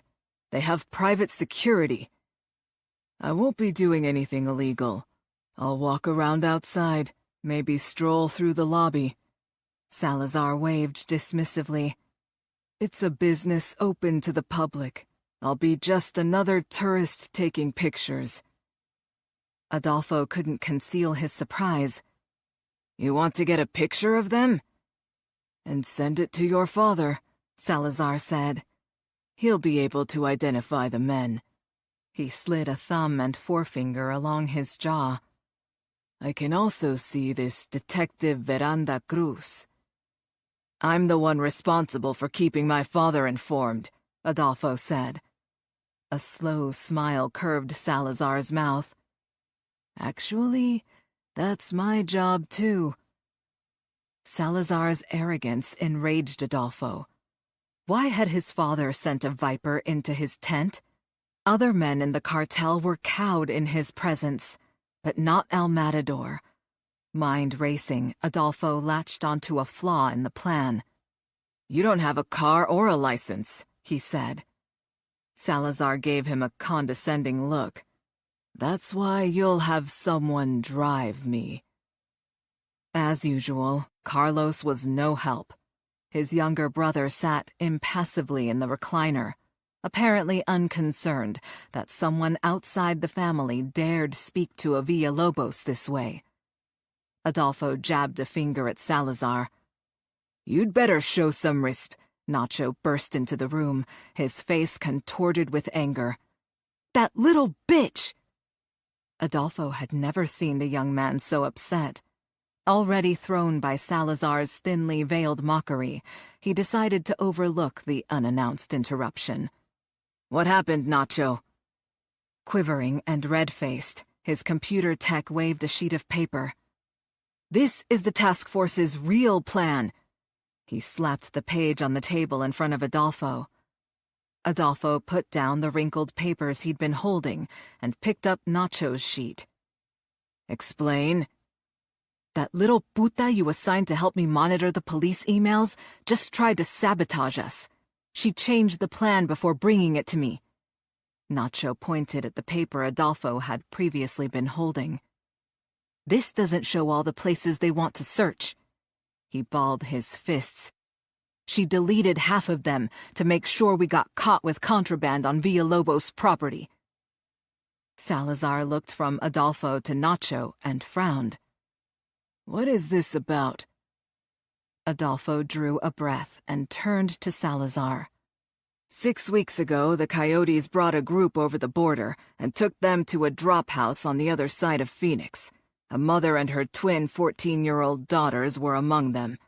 My brother Bartolo wanted some companionship and forced their mother to choose which of her 2 girls he would have. He made the woman beg for her daughters. Adolfo had seen and experienced firsthand Bartolo's cruel streak. The women meant nothing to him, but he didn't approve of the way Bartolo had treated them. In the end, the mother gave him Mia, Adolfo said, not troubling to hide his disdain. The girl was almost dead when Bartolo finished with her. Apparently she wouldn't cooperate without persuasion. Something about the situation bothered Adolfo. Bartolo's perverse appetites reflected on the rest of the family. He struggled to identify the unsettling feeling. Slowly, a single word bubbled to the surface of his mind. Shame. Salazar narrowed his eyes, scrutinizing Adolfo. Is there a point to this story? When Adolfo didn't respond, Carlos picked up the thread. The mother had a reason for choosing one girl over the other. Turns out it was the same reason she brought them to Phoenix in the first place. The family is from the barrios of Mexico City. Sofia qualified for a program for inner-city youth to take advanced computer classes in the U.S. for 6 months. The non-profit group could only afford to pay for Sofia, not anyone else in her family. The mother, who obviously isn't as bright as her daughter, contacted my coyotes. I don't understand, Salazar said. Why did she need you? Carlos smirked. Because she wanted to come with Sofia and bring Mia along as well. She must have thought they'd be safer living in a strange country together. He shook his head, as if the notion was beyond stupid. When I heard about a girl with computer skills, I thought of Nacho and told the mother she and her daughter could come for one transport fee. I assured her they could clean houses to pay for room and board while Sofia studied. Salazar's heavy black brows went up. The mother fell for that? Recovered from his earlier discomfort, Adolfo answered. She was so desperate to make a better life for her girls, she'd believe anything. When they arrived, we turned Sofia over to Nacho, who trained her to hack. And now, apparently, she's betrayed us. All eyes turned to Nacho, who blurted his excuse. When Sofia printed out Cruz's plan, I didn't take extra time to review the steps. The info looked urgent, so I gave it to you right away. Nacho's red-rimmed eyes darted from one man to the next. He bore the pleading look of a dog caught with a chewed shoe. After I got back to my desk, I read through it again carefully and noticed an extra line space, Nacho said. I got suspicious and searched for the same document in other team members' emails. When I compared them, I discovered Sofia deleted 10 of the 20 Villalobos locations listed in the original plan. He hung his head. I asked one of the coyotes to watch her and came to you immediately. Adolfo's simmering fury broke over Nacho. She is your responsibility. You should be watching her. Nacho winced and kept his head bowed, his response directed to the floor. I do, senor. That's why she couldn't fix every copy. She only had time to change one, and must have taken a gamble that I wouldn't go back and check it against the rest. Adolfo's nails bit into his palms as he clenched his fists. Thanks to you, one little girl almost ruined us. Carlos stood. She must be punished. He unbuckled his belt. She will understand that the Villalobos family owns her now. He slid the thick leather through the loops on his pants and wrapped it around his wrist. His free hand snaked out to thump the back of Nacho's head. Bring her here.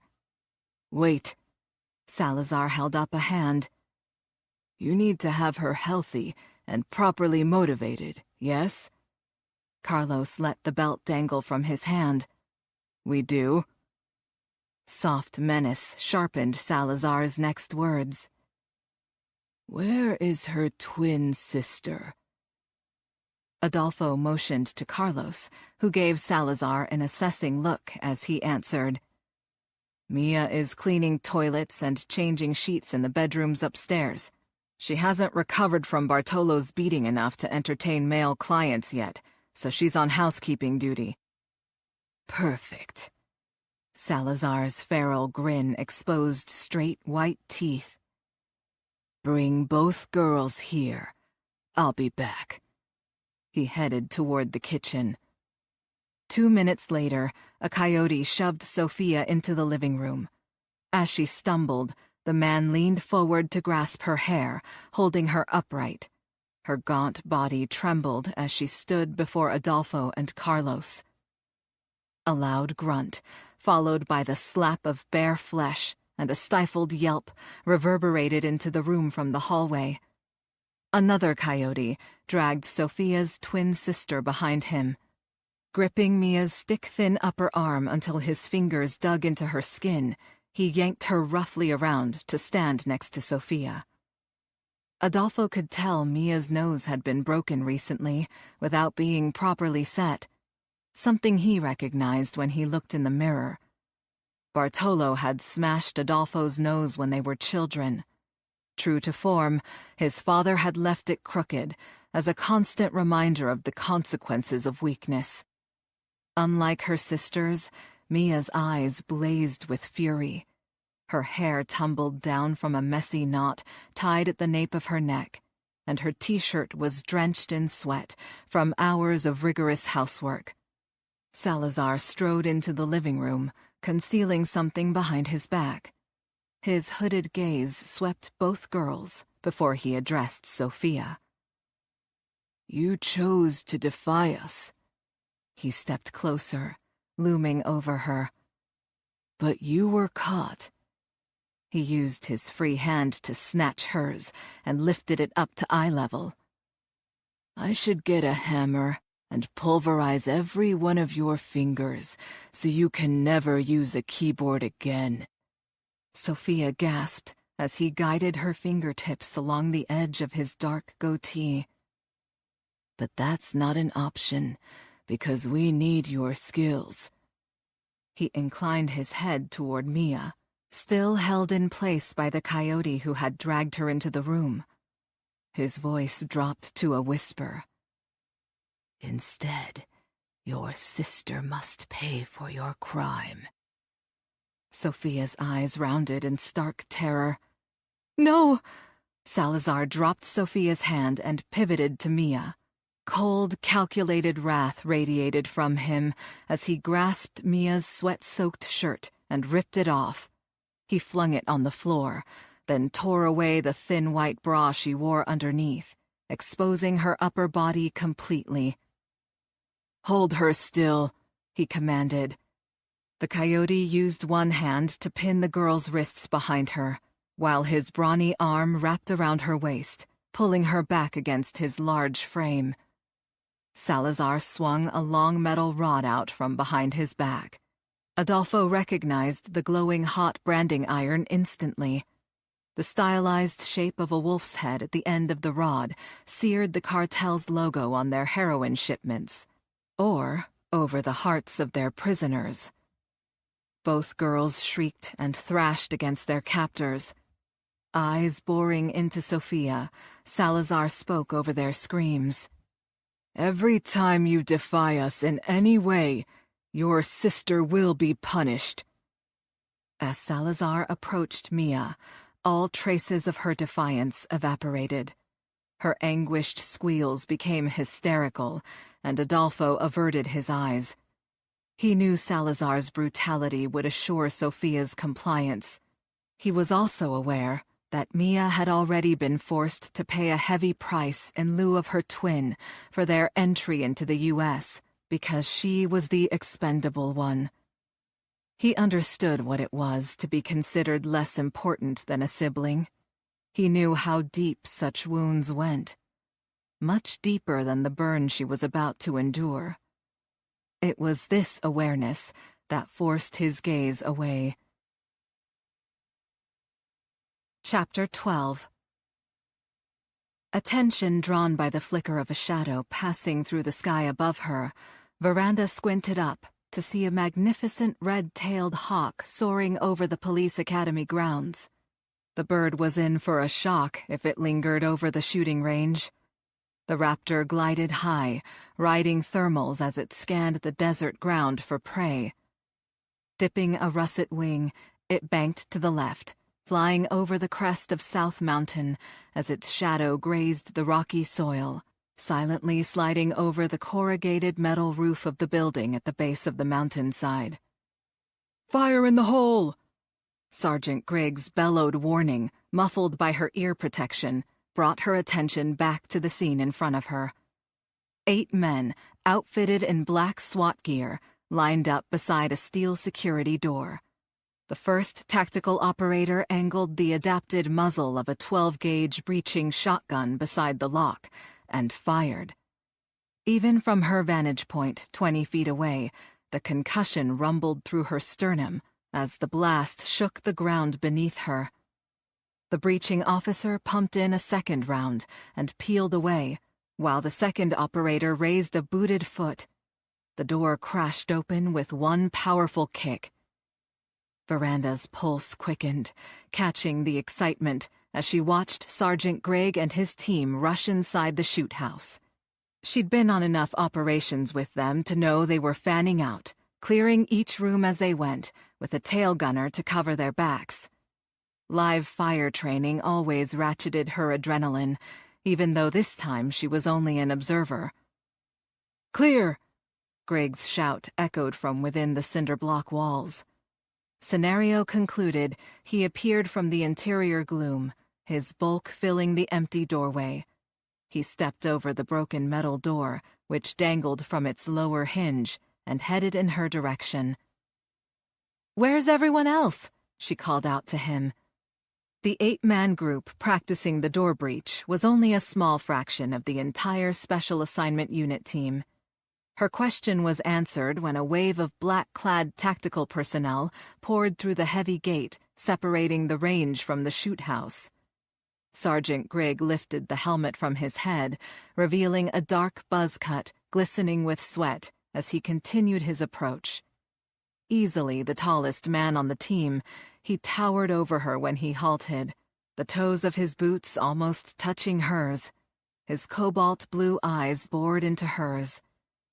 She'd seen hardened criminals wet themselves when he glowered down at them with that expression, but she refused to be intimidated.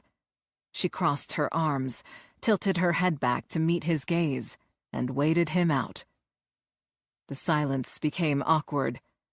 Sam, Rios, and Lopez shifted on either side of her, but said nothing. Apparently, they didn't understand the relationship Veranda had with Grigg, who had been on countless operations with her in a tactical support role when she was a narc. Over time, they'd come to trust each other. In truth, the crusty SAU team leader was her favorite sergeant on the department.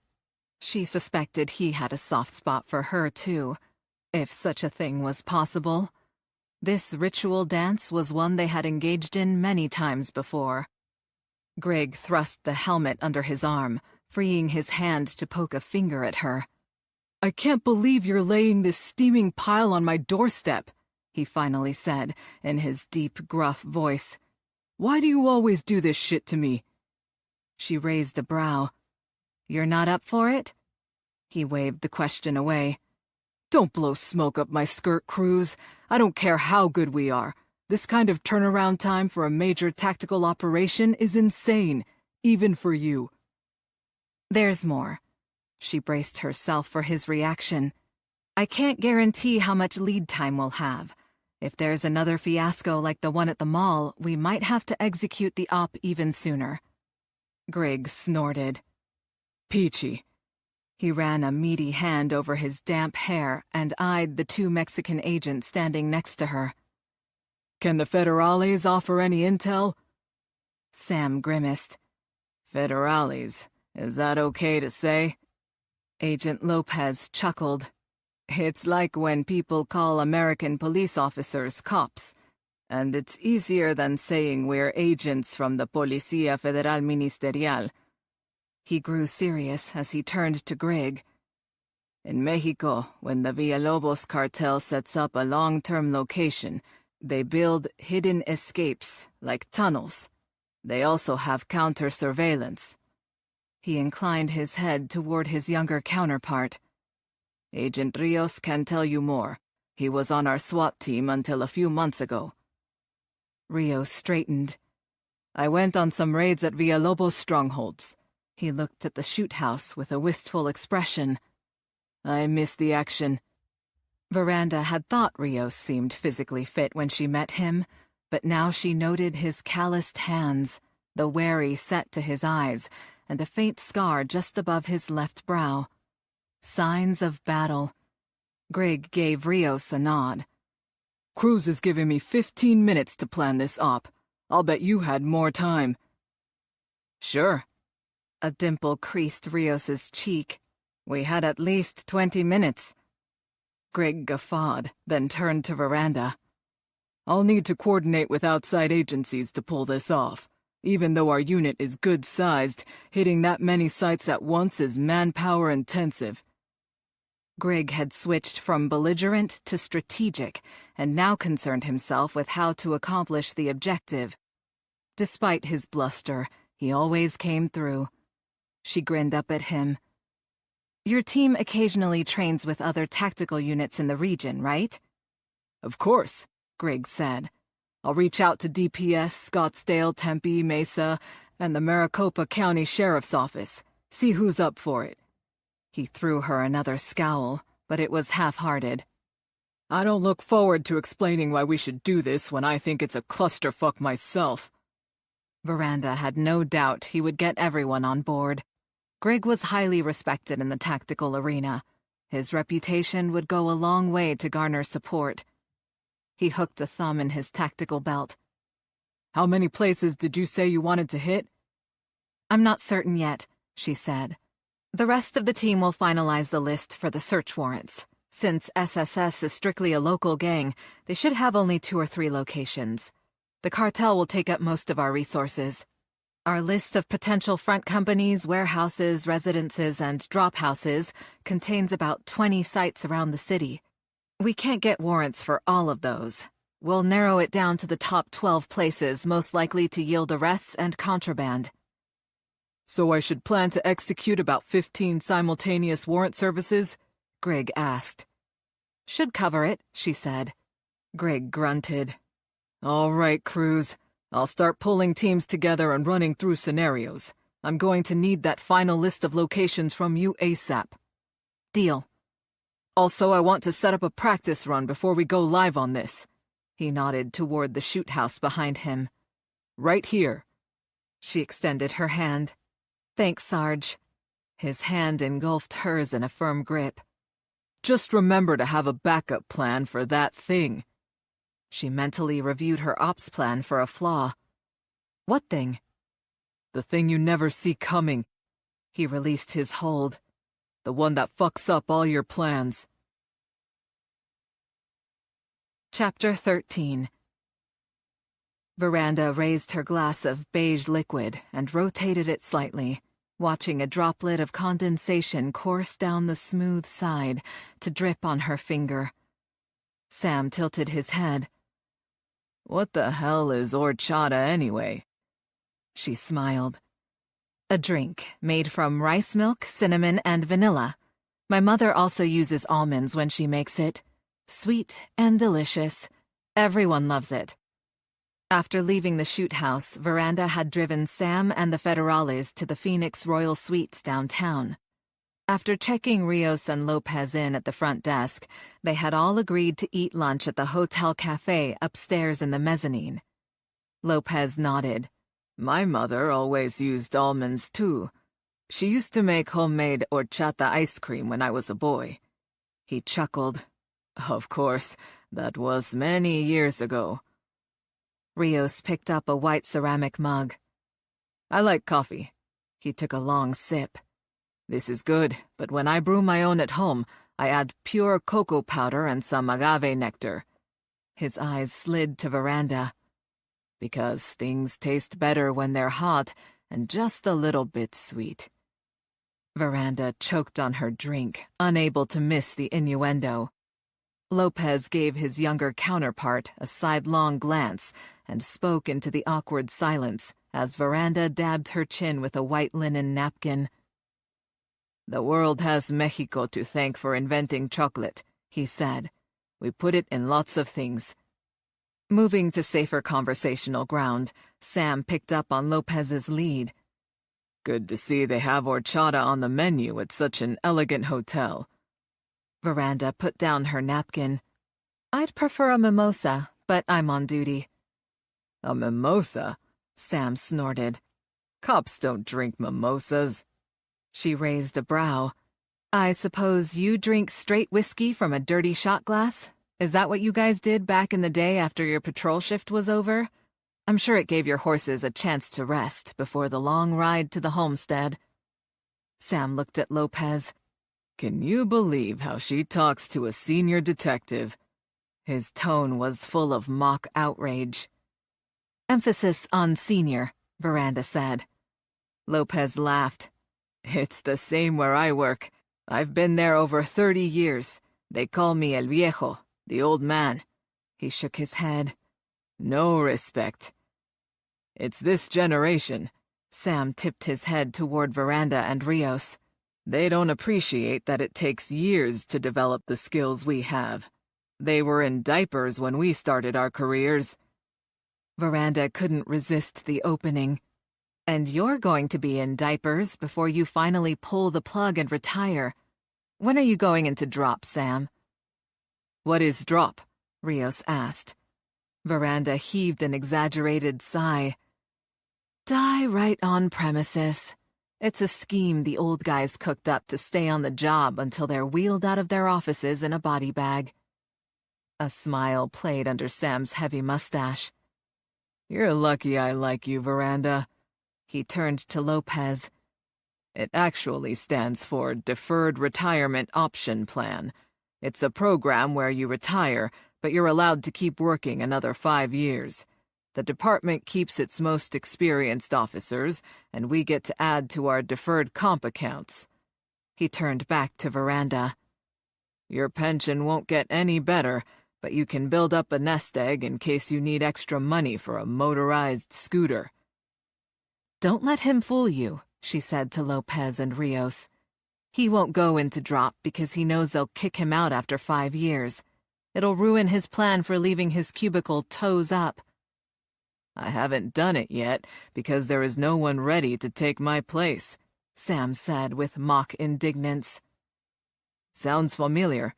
Lopez flicked a glance at the younger Federale. I'm supposed to be training Rios, but he's not ready yet. That hurts, Rios said, then grinned. And I thought I was like this son you never had. Sam lifted his coffee to his lips. Speaking of training the next generation, I bet if you asked Special Agent Gates, she'd tell you Agent Tanner gives her heartburn on a regular basis. That's a low blow. Veranda pointed back and forth between Rios and herself. You can't compare us to the junior G-man. Lopez cocked his head to one side, a thoughtful expression in his eyes, which were on Sam. All kidding aside, this conversation has made me realize Hector Villalobos has the same problem we do. He wants to retire and turn the business over to his children, but he thinks they are not ready. Sam regarded Lopez, slowly nodding. Bartolo turned out to be a disaster, and Adolfo seems weak. He stroked his mustache. Looks like he's letting Adolfo give it a try, though. Veranda turned the concept over in her mind. Adolfo's behavior had become more erratic lately. Adolfo's overcompensating, she said. That's the only explanation for the increased chaos on our streets. He's El Lobo's firstborn. There's a lot of pressure on him to step up. Lopez remained pensive. Did you know Hector Villalobos used to be a Federale? Veranda and Sam exchanged glances. They both knew Hector Villalobos had started out as a law enforcement officer before turning to crime, but they didn't have all the details. When Sam didn't comment, Veranda understood he was deferring to her to acknowledge she was aware of Hector's history. Veranda decided she wanted this fresh perspective on El Lobo's background.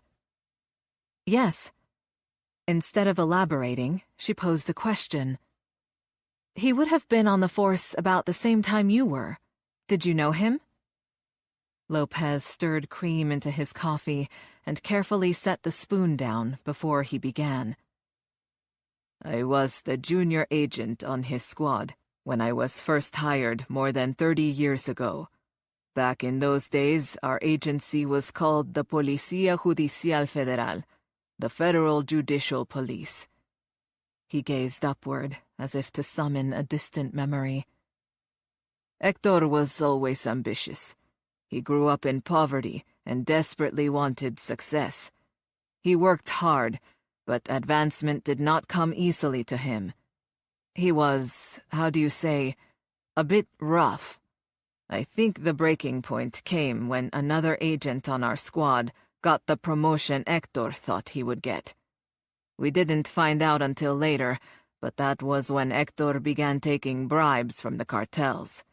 He was finally caught in a sting by the man who was promoted in his place, Ernesto Hidalgo. Veranda's hand tightened around her glass. She'd believed Ernesto was her father until that damned DNA test Bartolo had done 6 weeks ago. Now she and Sam were the only ones outside the Villalobos cartel who knew Hector was her biological parent. What would Agent Lopez think of her if he found out? The man had spent his entire career in a dangerous battle with the cartel in Mexico. Like everyone else, he would probably feel she had tainted blood. She didn't realize her attention had wandered until Lopez's words interrupted her thoughts. Hector murdered Ernesto and burned his office to the ground. All the evidence against him was destroyed in the fire, but Ernesto had already informed his superiors that Hector was the traitor. He absently stroked his silvery goatee. In fact, I have often thought that is why Ernesto was killed. Someone in upper management tipped off Hector. He shook his head. But I've never been able to figure out who. Silence fell around the table as everyone considered Lopez's story. Veranda wondered whether someone in the highest echelon of the old Federal Judicial Police Agency betrayed Ernesto. If so, why? Hector hadn't risen to power yet, so he couldn't have exerted much influence.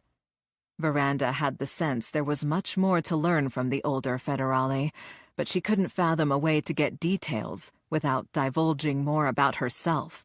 And that would never happen. Out of the corner of her eye, she caught covert movement across the expansive mezzanine floor. A Latino man held a cell phone so that its camera lens pointed in their direction. Forgetting the mystery behind Ernesto's murder, she nudged Sam's arm. "Is that man taking a picture of us?" 3 pairs of eyes followed her gaze. Lopez's stream of Spanish expletives ended in one word. Salazar. Rios jumped to his feet, upending his chair, and sprinted toward the man. Veranda had never heard the name, but deduced from the reactions of the Federales that Salazar was a problem. Aware Rios had no law enforcement powers in the U.S., Veranda pushed back from the table and joined the chase. The man Lopez had identified as Salazar stuffed the phone into his pocket and pivoted in one fluid motion, bolting toward the stairs leading down to the lobby. Veranda shot a quick glance over her shoulder. Lopez dashed toward her, while Sam tossed a wad of cash onto their table and grabbed his suit jacket. She caught up to Rios as he reached the top of the staircase. Salazar had already made it downstairs to the lobby, now only steps away from the main entrance. From there, he could quickly blend into the downtown midday bustle and disappear. She flew down the stairs, darted outside to the valet area in front of the hotel, and whirled in every direction. Salazar was gone. Rios caught up to her, breathing hard. After he bit out a few colorful obscenities, Sam and Lopez pounded up behind him. "No sign of him?" Sam asked. Veranda shook her head and looked at Lopez. "Who the hell is Salazar?" Lopez's dark eyes narrowed. El Matador. Chapter 14. An hour later, Veranda stood in the Fusion Center, surrounded by members of the task force. Detective Sanchez from her homicide squad stared at her open-mouthed. and she met his bemused expression with a frown. "You got a problem, Tony?" Marcy, always ready to needle her favorite target, piped up before Tony could respond. "Oh, he has lots of problems."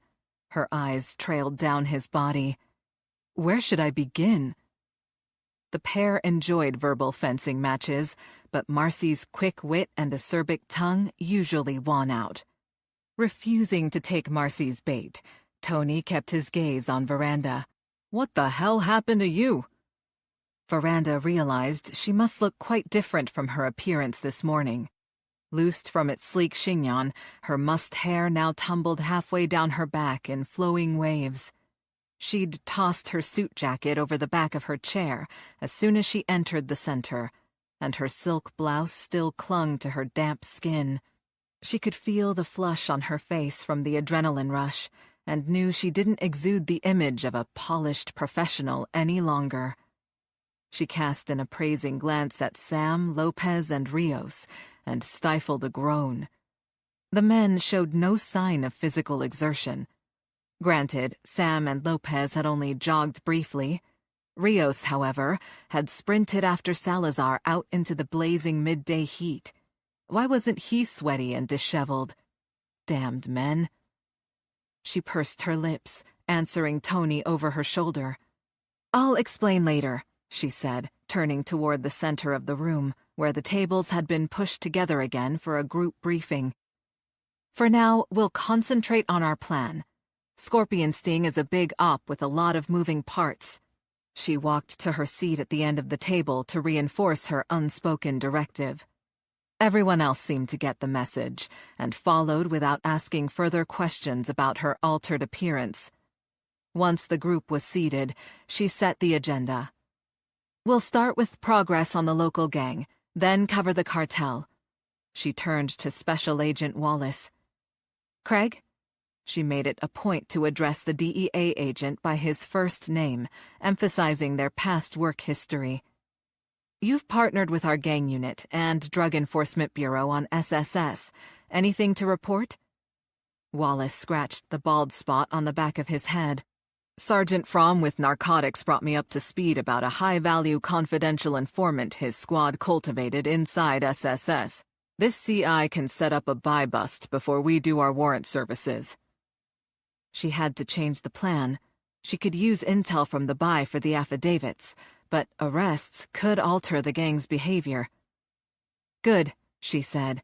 "But could you make it a buy without the bust?" "No problem," Wallace said. "We'll make it a controlled buy."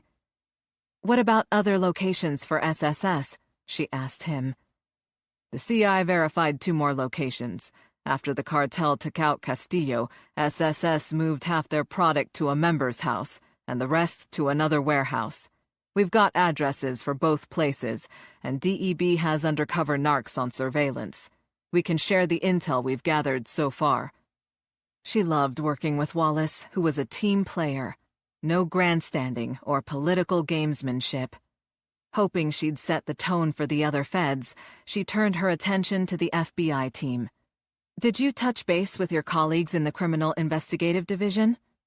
She had directed the question toward Gates, but Tanner drew a sheaf of papers from a glossy black leather portfolio and cleared his throat.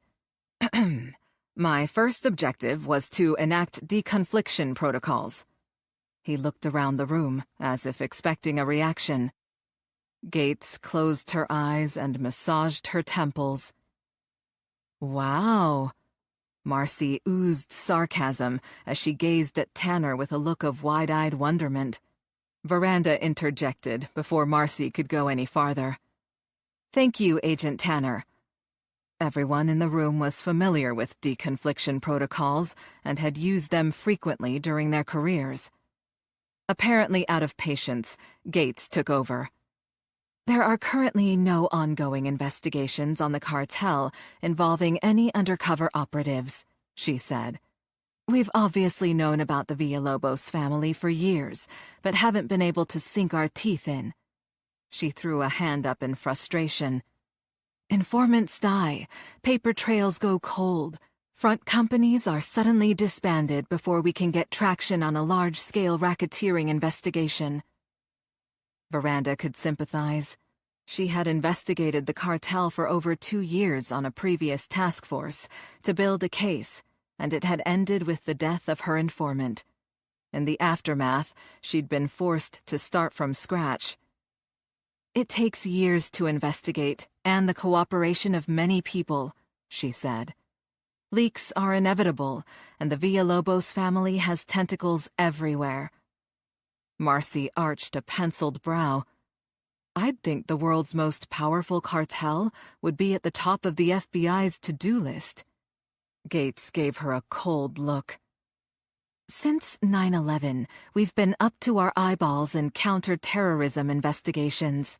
Crime syndicates that don't support people who are actively trying to blow us up aren't on the front burner." "I suppose not." Sam's baritone was unusually harsh. "These guys just want to destroy a whole generation of kids by selling them hard drugs and keeping them addicted. Not your concern." DEA agent Wallace put up a hand as Gates and Tanner opened their mouths with every appearance of starting an argument. "No one's giving up on those kinds of investigations," he said. "We're just letting local law enforcement agencies take the lead when it's domestic, and supporting our international partners to intervene at the source." He nodded at Lopez and Rios. "Just like the PPD, we have to allocate our resources." Fine. Sam tugged a pair of reading glasses from his shirt pocket and shook them open. Let's get on with it. He flipped open his notepad. Veranda sought out another familiar face at the table. Fitz? She turned to the deputy U.S. Marshal. What have you got? He jerked his chin toward Nicholas Flagg from Homeland. Nick and I've been working with your homicide squad to narrow down the potential Villalobos locations. We think we can get warrants for 12 sites out of the 20 you gave us. The team has already started writing affidavits. She understood the legal hurdles in their way. She had plenty of experience with judges denying search warrants because they felt probable cause was lacking. She emphasized the positive. Good work fast-tracking the affidavits. Forward the final locations for SSS and the Villalobos cartel to me, and I'll update the ops plan immediately. She addressed the group. I'll email the new version to everyone so we can stay on the same page. A potential problem occurred to her as she turned back to Fitz. Finish the documentation, but don't swear out the warrants until we finalize a time for the operation. We've only got 72 hours to execute them once they're signed. She looked around the table. Anything else? Yeah, Tony said. Where were you guys before you got here? Sam and I took Agents Lopez and Rios to see Sergeant Gregg at the academy. SAU was at the range for a live-fire training exercise. Gregg agreed to cover all our locations using outside resources, along with his team. Of course, he insisted on a practice run using the shoot house. She glanced at Diaz. I'm following chain of command this time, sir. She emphasized the last word. Gregg's lieutenant will call you to coordinate a time. Tony looked her up and down. If you were at the range, how come you came in here looking like you wrestled a rattlesnake? She described how they'd checked the Mexican agents in at the hotel and had brunch at the Atrium restaurant. Diaz's eyes narrowed as he looked from her to Rios and back again, an irritated expression darkening his features. After she relayed a brief description of the unsuccessful foot chase, she turned to Lopez. Now that everyone's caught up, could you loop us in on this Salazar guy? Lopez paused as if considering where to begin. Salazar is a dangerous man. Born and raised in Mexico City, he joined the army at 17 and later served in the Cuerpo de Fuerzas Especiales. When everyone but Veranda looked puzzled, he explained, That's the Special Forces unit of the Mexican Army. Salazar left the military after 10 years and began working as a, what is the word? Fixer for the Villalobos family. When a city police commander intercepted their drug shipments and arrested their drivers, El Lobo sent Salazar to kill him. He also murdered the commander's wife to set an example. "Holy shit," Tony muttered. Grim lines etched Lopez's face as he continued. 5 months later, a judge signed an arrest warrant for one of the cartel's top heroin producers. Salazar assassinated the judge and his entire family, even though they had around-the-clock security. The warrant was still active, but El Lobo's attorney found a technical problem with the paperwork, so it would have to be reissued. His expression hardened. No judge would sign the new documents. Sam paused in the midst of scribbling on his pad. "Are there murder warrants out for Salazar now?" "Yes," Lopez said. "We found enough evidence to charge him, but he got away. A rival cartel in Colombia tried to cut into Villalobos' profits, so El Lobo sent Salazar to South America to fix the problem. We believe Salazar killed at least 7 more police officials in Colombia over the past 5 years. We notified Interpol and requested extradition from any country." Sam slid his reading glasses halfway down his long nose. "So Salazar's banned from international travel and has outstanding warrants." He gave Agent Rios an approving nod. "Explains why you chased him at the Phoenix Royal Suites." Something bothered Veranda. "I've investigated the cartel for 2 years. Why haven't I heard about him?" This time Rios answered. "He's been in South America for more than 5 years. You probably paid attention to their trafficking into Phoenix and U.S. distribution network, not their grow operations in Colombia." She nodded. "Where does he fit into their organization?" Lopez clasped his hands together, resting them on the table's smooth surface. "Salazar has an unusual position. He reports directly to El Lobo, who assigns him specific tasks." He paused, as if considering how much to reveal. "To be honest," he finally said, "I am most unhappy to see him in Phoenix. He is the cartel's most dangerous weapon. In the past, he's been sent to kill anyone in law enforcement who gets in the way. Officer, chief, judge." He shook his head. "It does not matter to Hector Villalobos. The fact that Salazar is here, at this time—" Sam leaned forward, eyebrows drawn into a frown. "What are you getting at?" "You heard me call him El Matador," Lopez said quietly.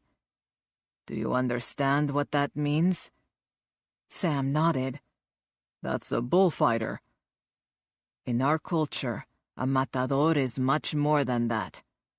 Silence pervaded the space as everyone hung on Lopez's words. "A bull faces several toreros, bullfighters, in the ring. Unlike the others, the matador stands alone at the end to deliver the fatal blow. With only a cape and a sword, he could easily be gored or trampled. A matador must be brave, but also handsome, graceful, and skilled. He puts on a show for the audience before he uses his sword on the bull." Lopez seemed eager to convey a deeper meaning. "This is not shooting an animal with a gun or an arrow. The matador must stand right next to a raging animal to pierce its heart." Lopez surveyed the rapt faces around the table. "Salazar is called El Matador because he kills this way." Veranda had never seen a bullfight, but she understood the ritual. Now that Salazar was in Phoenix, she wanted to understand her new adversary. "What exactly does he do?" "When Salazar executes someone, he gets in close," Lopez said. "Whether he uses a gun, knife, rope, or his bare hands, he physically touches his victim at some point. Because of his special forces background, he is an excellent shot. but I have never heard of a case where he used a long-range weapon. His eyes found hers. And he always has some kind of contact with his targets before he kills them.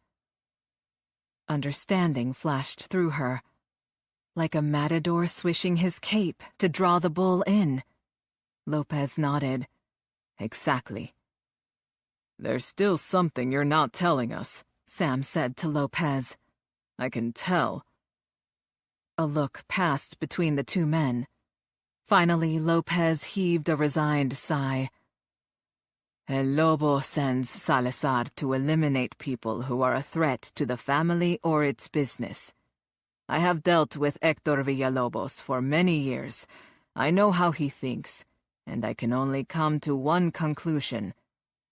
He looked pointedly at Veranda. A palpable sense of foreboding swept through the room. Unnerved, Veranda refused to show the slightest hint of concern. She crossed her arms over her chest. "You think he's here to kill me," she said, her comment a statement rather than a question. Lopez indicated the federal agents around the table.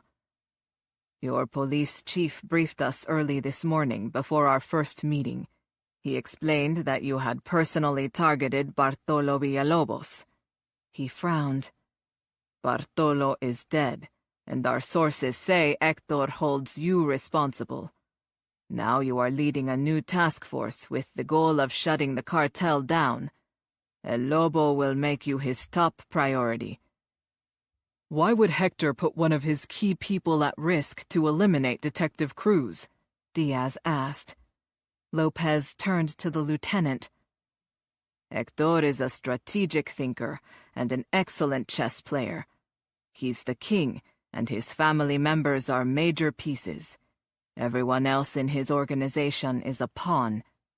Salazar, however, is a high-value piece, so Héctor would only use him on a high-value target. Like sacrificing a knight to take the opponent's queen, Agent Gates said. Lopez inclined his head. I see you understand chess. Scowling, Diaz pulled out his cell phone. I'll contact Commander Webster to request use of the safe house for Detective Cruz. Absolutely not, Veranda said, a bit too forcefully. Dark glare fixed on her. Diaz lowered the phone. Not your decision, Detective. She paused to rein in her anger and spoke with grim resolve. I won't run and hide. She reached down to her waist, unclipped her detective shield, and thrust it at her lieutenant. You can take my badge. Sam closed a hand over hers, forcing her outstretched arm down. Detective Cruz has shown she can take care of herself, he said to Diaz. Besides, she'll be working with all of us practically around the clock until the operation goes down. And that makes her safe? Diaz shot back. Keep your badge, Cruz. You can't carry your service weapon without it. Veranda considered her supervisor's comment. Diaz seemed more upset about the potential threat than anyone else. Not for the first time, she wondered about his motives. Sam and Cole both thought he was overprotective due to hidden feelings for her. She had argued that Diaz was suspicious and overbearing, always looking for an excuse to put her on the sidelines. Either way, his attitude grated on her. She changed the subject. Speaking of working around the clock, it's Friday, but we'll need to work through the weekend, and I have one firm commitment. Does anyone else have a schedule conflict they can't rearrange? No one did, and Veranda felt self-conscious at their questioning looks. I need to take a few hours off tomorrow for my kid sister's 15th birthday party. Agent Gates scoffed. We're in the middle of a major investigation here. Can't you just give her your present and see her later? Veranda wasn't surprised Gates felt this way. Family members of those in law enforcement had to accept missed gatherings and special occasions. The job never slept. But Gates clearly didn't have a mother like Lorena. Veranda would never hear the end of it if she didn't show. And after everything her little sister had been through, she owed Gabby. "It's not an ordinary situation," Veranda said. "It's Gabriella's quinceañera." Aware everyone at the table would have read the file about the incident involving Gabby, Veranda wanted to be clear about the circumstances. "She paid a huge price for being my sister." Guilt formed a knot in her throat.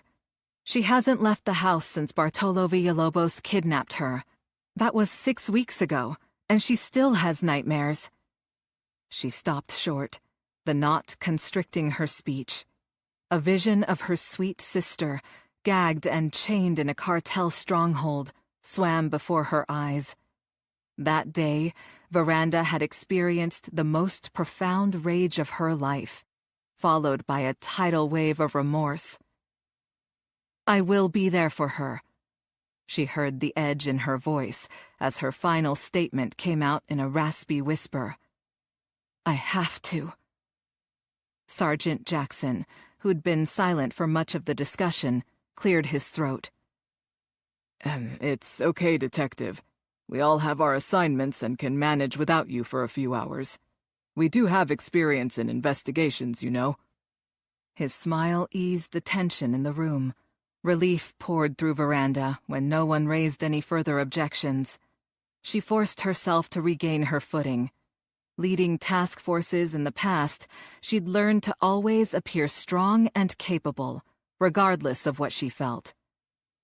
"While I'm out tomorrow, everyone can finish writing the affidavits," she said.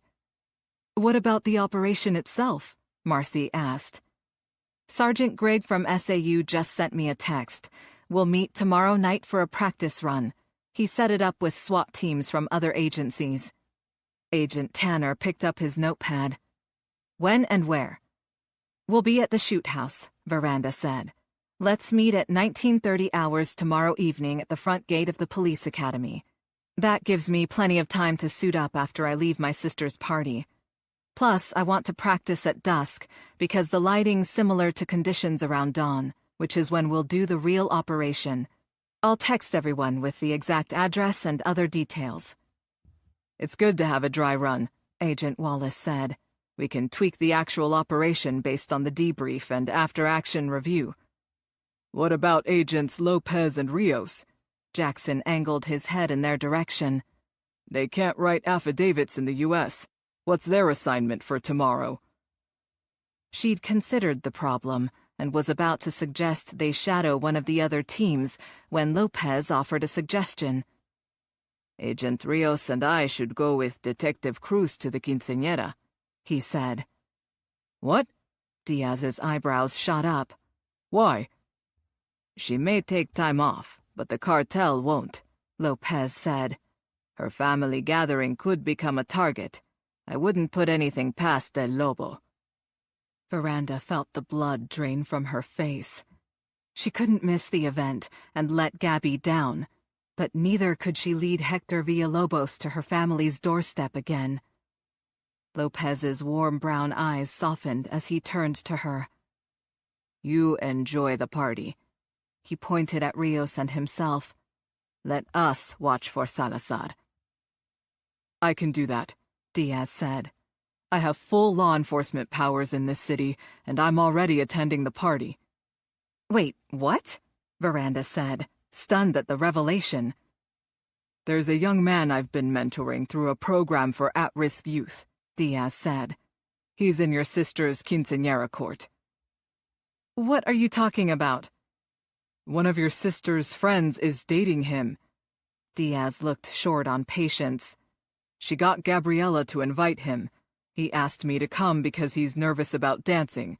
I've already spoken to your mother about it." He waved a hand, as if that settled the matter.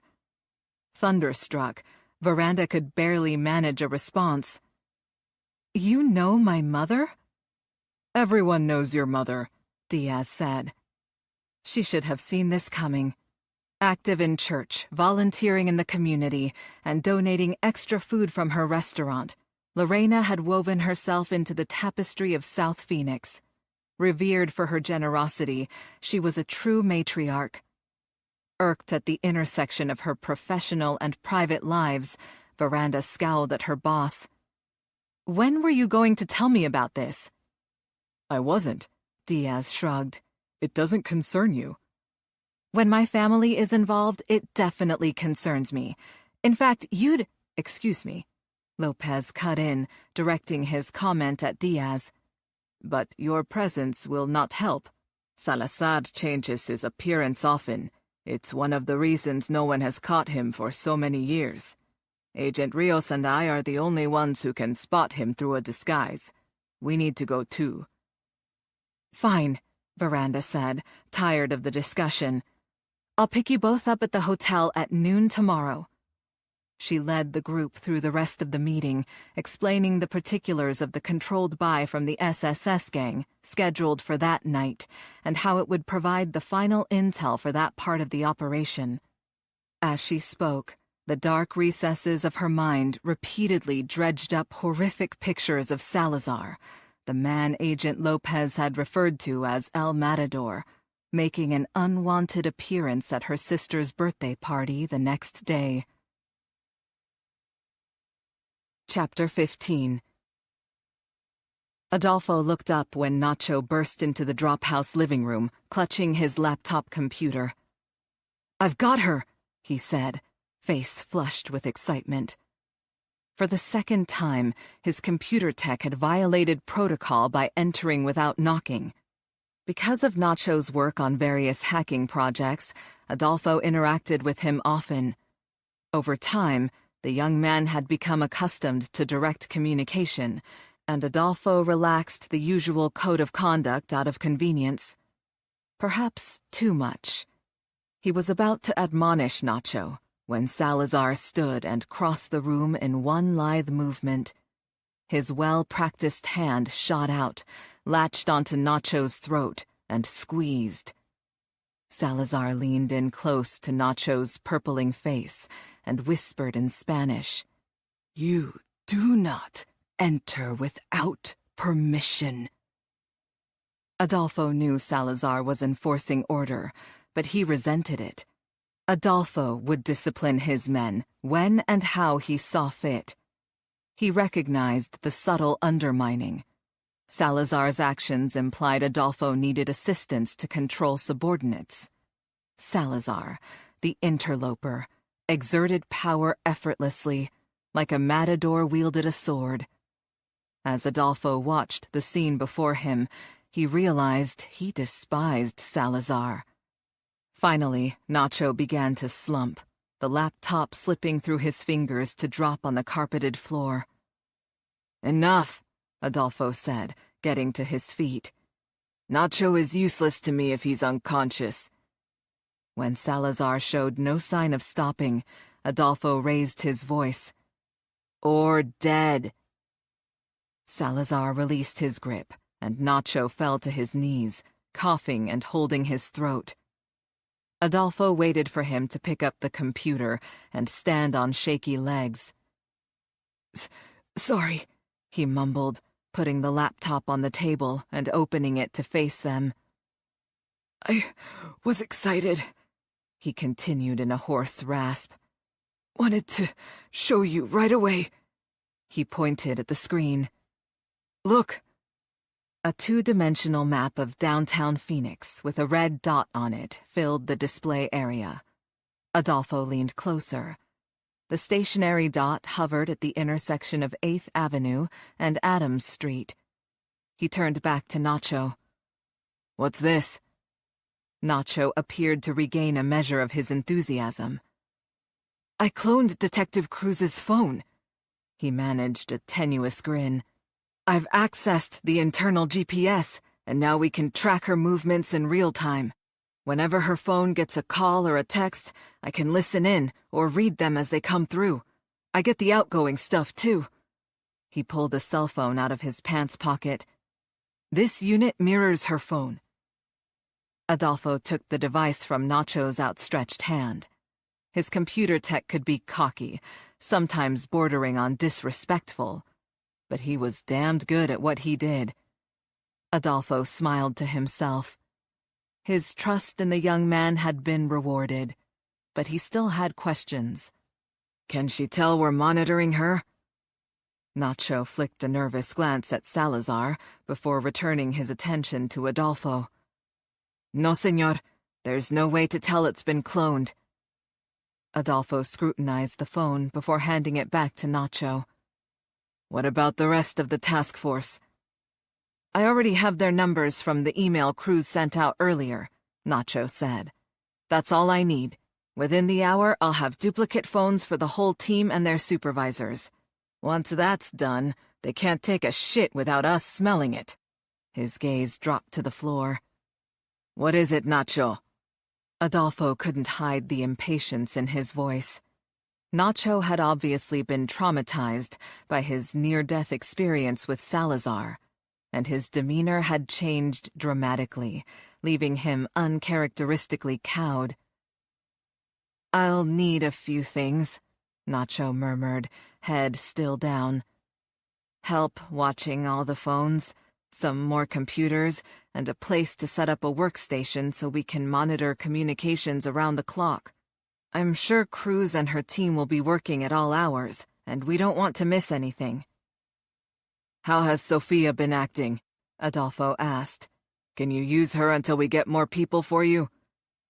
She's been very compliant since her sister was punished, Nacho said. I gave her a 15-minute break to change her sister's bandages. Keeps her in line. Reminds her to obey me. Salazar's obsidian eyes gleamed. Good, he said. What have you learned from the detective's phone so far?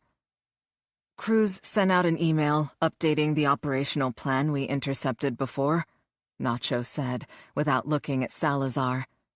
It's got the final locations for the search warrants. 3 are SSS and 12 are ours. There's no date or time given, but the email says the affidavits will be completed tomorrow. There's also something about a full-scale practice exercise tomorrow night. Adolfo's pulse picked up. Sounds like they're moving fast. He hadn't anticipated this. Law enforcement agencies were usually methodical and careful in their planning. He would have to adapt to their condensed schedule. He sorted through various options. Through the mental chaos, a strategy took shape, and everything clicked into place. He could turn the situation to his advantage. Nacho! Adolfo deliberately barked the word, causing the young man's head to pop up as if he'd been slapped. Send out a blast text to all our men in the Phoenix area. Tell them to stop whatever they're doing and report here immediately. It's going to be a long night.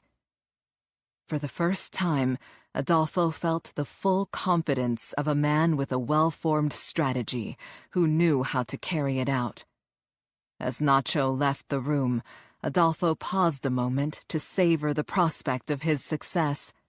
Veranda Cruz was totally compromised, and she had no clue.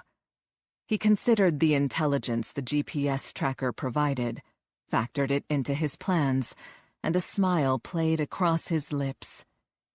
He owned her now. Chapter 16. The blade whistled through the air in a silver blur. Veranda twisted away from the knife's cutting edge as the tip thudded into the butcher's block, almost slicing her arm. Hey, watch it! She stepped back. Tío Felipe grinned. Not a lot of room to work in here, mija, if you get in the way. He shrugged, hoisting the enormous meat cleaver again. After her meeting at the Fusion Center, Veranda had driven to the food truck in search of answers about Diaz. Instead, she found herself drafted into service as her aunt and uncles helped her mother prepare for the dinner rush. Juana and Juan were outside setting up card tables and umbrellas in the parking lot, while her mother oversaw Felipe and Rico inside the truck's tiny galley. Lorena slid a cutting board laden with vegetables in front of her. Don't just stand there, mija. Wash your hands and get to work. Veranda cleaned up and yanked a chopping knife from a magnetized bar bolted to the interior bulkhead. She grabbed a red bell pepper, lopped off the top, and blew out a sigh. She shouldn't have tried to interrogate her mother during dinner rush, the evening before a major family event. Lorena was recruiting everyone in sight to help with the party. Some of tonight's food prep was also for tomorrow's quinceañera. Tío Rico handed her a spoon to scrape seeds from inside the pepper. He cast an appraising glance in her direction. So, are you bringing him? Who? She laid down the knife and took the proffered utensil. El Capitán. Rico waggled his brows. Your novio. He's coming to the party, yes? She thrust the scraping spoon into the pepper with so much force, it stabbed through the bottom. No and no. What do you mean? Rico said. I only asked you one question. No, Cole Anderson is not my boyfriend. She dragged out a clump of small white seeds. And he's out of town, so no, he won't be coming. Tío Felipe stopped cutting strips of beef to join the conversation. If he is not your novio, then why was he kissing you in the parking lot last week? He brandished the cleaver. Should I have a talk with him? Veranda gave herself a mental forehead slap. No, Felipe. Her family constantly interfered, especially in her love life. You shouldn't get used to him anyway. She tried to sound casual, but wanted to lay the groundwork in case things went badly when Cole returned. I'm not sure where we stand right now. Her heart constricted when she recalled Cole's parting words. He'd made it clear he thought anyone related to the Villalobos family was from a defective gene pool. What future did she have with a man who found her very existence repulsive? Whether she told him the truth or he discovered it on his own, he would spurn her in the end. Lorena gestured at her oldest daughter, no doubt reading the subtext. This one will never give me grandchildren. Veranda had grown used to her mother's endless complaints about her lack of romantic prospects. Over the years, she'd fended off more fix-ups than she cared to think about. Anxious to change the subject, Veranda steered the discussion to the reason she had come. Why is Lieutenant Diaz coming to the party tomorrow? Lorena's hazel eyes brightened. Ah, now there is a man I like very much. She nodded approvingly. Richard Diaz would be good for you if the Capitán doesn't work out. Veranda felt her jaw go slack.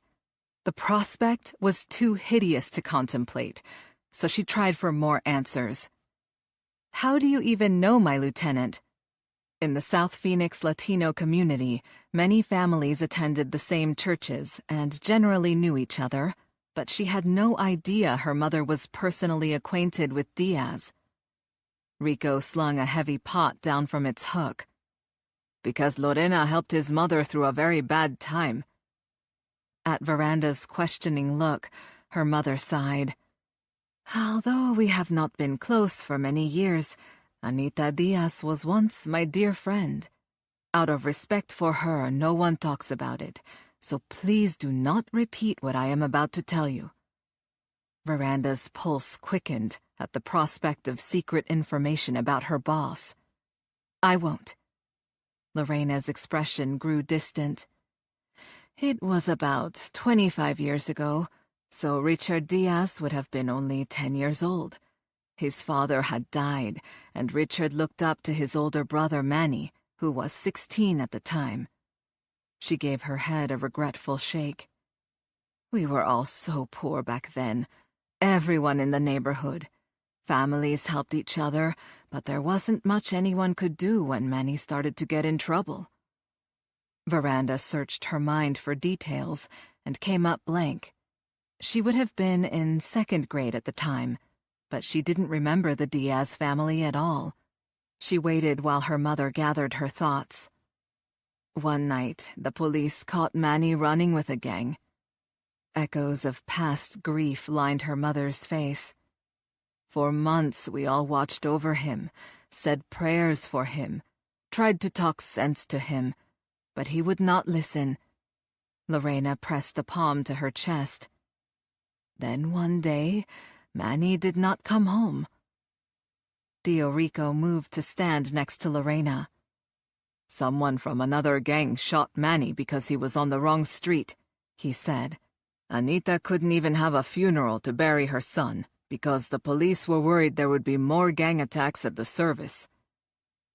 That explained why Veranda had no memory of the funeral. Such a tragedy would have been marked in the community. Her heart went out to Anita Diaz, a widow whose oldest son was senselessly murdered, leaving her to raise her younger boy in poverty, without even the support of her community at the memorial service to comfort her. How did Anita manage? Veranda asked. "Anita was terrified Richard would follow his older brother's path," Rico said, lifting a plastic carton of water from the counter. "People wanted to help her raise the boy, but Anita moved to a different neighborhood and kept everyone away. Our families grew apart, and that's why you didn't meet Richard until you were both on the police department." What happened to Richard after they moved? It felt strange to use her lieutenant's first name. Rico twisted off the carton's lid and began to pour water in the pot he'd gotten down earlier. "Turns out he was good at baseball. When he got to high school, his coach took an interest and helped him get a scholarship to Arizona State University." Her mother took up the story. After he became a police officer, Richard and his old high school coach started a program to help boys from the other neighborhoods stay out of trouble. They teach them baseball, basketball, boxing, and soccer. The corner of her mouth lifted in a slight smile. He calls them the South Phoenix Boys. Veranda had noticed her lieutenant's athletic physique before, but had figured him for a gym rat. She didn't realize he kept in shape by cross-training with a bunch of teenagers. Never one to shy away from a conversation, Tío Felipe chimed in from the meat prep area. "Richard is the one who keeps those boys in line. They have to keep their grades up, volunteer in the community, and take drug tests. He works them hard." Felipe tossed a hunk of raw beef onto the butcher's block. "I think he makes them too tired to get in trouble." His cleaver sank into the wooden surface as he spoke, severing a strip of meat. "He's the closest thing most of them have to a father." The revelations came so fast she had trouble keeping up. "But Diaz investigated me 6 weeks ago, and he didn't know much about my background. He didn't even know I had a stepfamily." During his intense interrogation, she'd left out certain facts. If he'd known she was lying, he would have taken her badge on the spot. Her mother gave her a patient look. "Like I said, we lost touch with his family 25 years ago. That was long before I met Miguel and married him, long before Gabriela was born." Something still didn't add up. "If you haven't spoken with him for all that time, how do you know about the South Phoenix Boys?" Rico turned to face her, his soulful brown eyes meeting hers. "Because of Chuy." Realization dawned. Chuy was Rico's only son, and he'd been a criminal. "Did Diaz lock him up?" she asked, dreading the answer. "Yes," Rico whispered. She saw shame and anguish in her uncle's eyes and resented Diaz more than ever. That son of a bitch. "No, mija, it's not like that." Rico shook his head adamantly. "Richard went to see Chuy in prison before he got out 5 years ago. He wanted to help him go straight, but Chuy was 25 then, too old to be one of the South Phoenix Boys." Rico turned on the burner under the pot. "Richard's old high school coach couldn't keep up anymore, so he asked Chuy to help out with the boys. Chuy agreed, and he also talked to them about prison so they would not want to go there." Felipe chuckled. "I think just looking at Chuy would scare the caca out of those kids." He shot a sheepish grin at his older brother. "Sorry, Rico, but your son looks like one mean vato." Rico huffed out a humorless laugh. "I know." He turned back to Veranda. "Chuy had to follow all of Richard's rules, just like the kids. He had to volunteer in the community and show up for his parole officer's drug testing. Richard was real tough on him because he was an adult. Veranda rolled her eyes. If anyone was enough of a hard-ass to tame Chewie, it would be Diaz. He had certainly put her through hell. The thought gave her pause, and she reflected back on his investigation into her actions 6 weeks ago. Diaz had dragged her through her story repeatedly, tightening the screws each time. She cocked her head to one side, processing the new information. Diaz had known Chewie for years by then. He must have known she was Chewie's cousin and could have asked him about her stepfamily. She was sure he hadn't, or Chewie would have said something. Also, Diaz would have caught her in a lie and busted her down to permanent school crossings. Why had Diaz cut his investigation short? Her lieutenant was an enigma, and her family kept secrets. The game had changed, and no one had given her the new rules. She didn't like it. How come Chewie never told me any of this? She looked at each of them in turn. Or you guys. Richard keeps the name of people in the program secret, Rico said. Most of them are still kids, so it's... what is the word? He rotated his hand in a circular motion, as if flipping through a mental Rolodex. Confidential. She thumped her spoon on the cutting board. But I'm family. She would give Chewie a piece of her mind the next time they were alone. He'd been holding out on her. Her mother cut in. I know, and that is why we are telling you about it. You didn't need to know before. She regarded her daughter with suspicion. In fact, I'm not sure why you need to know now. I need to know because I still don't understand why my lieutenant is coming to the party, she said. He said something about a boy he's mentoring who's nervous about dancing. But I don't get it. Why does Diaz need to be there for a boy who's afraid to dance? Lorena's expression cleared. Oh, he's talking about Joey. She smiled. The boy is scared to dance in front of others because he was born deaf. He has never heard music before and has to feel the beat through the floor. But he really wanted to go, so Richard and Chewie practiced with him for weeks. Chewie's girlfriend helped too. Yet another side of her lieutenant, and her favorite cousin, she never expected. Curiosity overwhelmed her, and a question popped out before she could stop it. What about Diaz? Does he have a wife or girlfriend? Lorena grew serious again. Richard had a fiancée, but she did not like the South Phoenix boys. I think they scared her. A few months ago, Chewie told us she made Richard choose between her and his program. He would not give up on those kids, so she left. Lorena's expression became calculating as she considered her oldest daughter. Richard would do better with a very strong woman at his side. Ay, Mama. Veranda jutted out a hip. Please stop whatever you're thinking. Lieutenant Richard Diaz is the last man on Earth I would ever consider. She leveled her spoon at her mother. And don't you dare pull any of your tricks at the party tomorrow. Fine. Lorena's eyes widened with feigned innocence.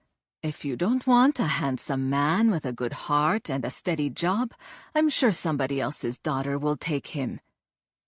Veranda heaved an exasperated sigh. How could she explain to her mother that Diaz was an overbearing bureaucrat who scrutinized everything she did and generally made her miserable at work? Besides, she was under his command and therefore off limits for him. Gracias a Dios for that. Thoughts of chain of command jarred her memory. She laid the spoon on the counter. When will the reception be over? We should be done by 8 o'clock, Lorena said, then frowned. Why do you ask? You're not thinking of leaving early, are you? Not planning to. Veranda slipped her phone from her pocket. But Sergeant Jackson is in charge, since Diaz and I will be at the party. I'll give him my schedule in case he needs to reach me. She tapped the hours of the party and her mother's home address onto the screen. Don't worry, Mama, she said to Lorena. I'm sure nothing will come up. She pushed send. Chapter 17. Veranda woke in her bed the following morning, drenched in sweat. She shook her head to dissolve the image of a nightmare featuring El Matador, who waved a red cape in front of her before piercing her heart with his sword. A long shower washed the last vestiges of the dream away. She took extra time on her hair and makeup, then dressed for Gabby's quinceañera between phone calls from Sergeant Grigg about the upcoming practice run. Working through the details meant missing Gabby's special service at church, but at least she would arrive in time for the reception at the family casitas. She'd called Sergeant Jackson and then Gabby to update them, receiving a hefty dose of guilt from her mother, who spoke loudly enough in the background for Veranda to make out the words, "Always about her job," and "better not be late to the house." By the time she left to pick up the federales at the Phoenix Royal Suites, the asphalt shimmered under the midday sun. Standing in the hotel parking lot in her dress, she popped the Tahoe's rear door latch so the two Mexican agents could each hoist identical black duffel bags inside the cargo hold next to hers. She put her hands on her hips, eyeing the 3 bags shoved together. Luggage says a lot about a person. Some people are into Louis Vuitton. She closed the trunk door. Cops like black nylon. Rios grinned. "You told us to come prepared. All we need is a place to change before the practice operation tonight." He inclined his head in her direction. "By the way, you look nice." Veranda had put on a bright blue dress with a hem several inches above her knees. The gauzy material skimmed her slender waist and clung to her curves, and she wondered what Mama would think of it. She'd pinned half of her hair up and allowed the rest to flow down her back in thick waves. A pair of high-heeled silver sandals and turquoise jewelry completed the festive outfit. She blew out a sigh. Mama will be thrilled to see me in a dress for a change. Rios did a slow perusal. "I can see why." He seemed to reconsider his comment when Veranda raised a brow. He backpedaled. "I mean, you look muy guapa. Very pretty. That is to say..." Lopez cast a pitying look at his younger counterpart and cut in. "Where is the quinceañera to be held? Are we going to the church now?" Grateful for the change in subject, she turned to the senior agent. "They already celebrated the Mass. I had to miss it because I've been on the phone with Sergeant Grigg all morning. We're good to go." She circled to the driver's door and opened it. "Commander Webster will be there personally to oversee this evening's drill." Lopez shook his head as he climbed in the front passenger seat. "I am sorry you could not go to the church service. It is quite beautiful. I remember my daughters." She pictured Gabby at the altar in her beautiful gown and deeply regretted her absence at church. But at least she'd be there for the rest of the celebration. "Mama would come after me with one of her wooden spoons if I missed the reception. It's at the family property." Lopez looked intrigued. "The family property?" The men buckled their seatbelts, and she drove out of the parking lot, eyes on the road as she recounted one of her favorite stories. "Many years ago, when land cost less, my relatives scraped enough money together to buy a 3-acre corner lot in South Phoenix, near the mountain," she began. "My mother and her 5 younger brothers and sisters started in one big house. Over time, when each of my aunts and uncles got married, they built their own casita on the land. Now there are 5 houses surrounding a large open space where we hold gatherings." Lopez frowned. "You said your mother had 5 younger siblings. There should be 6 houses."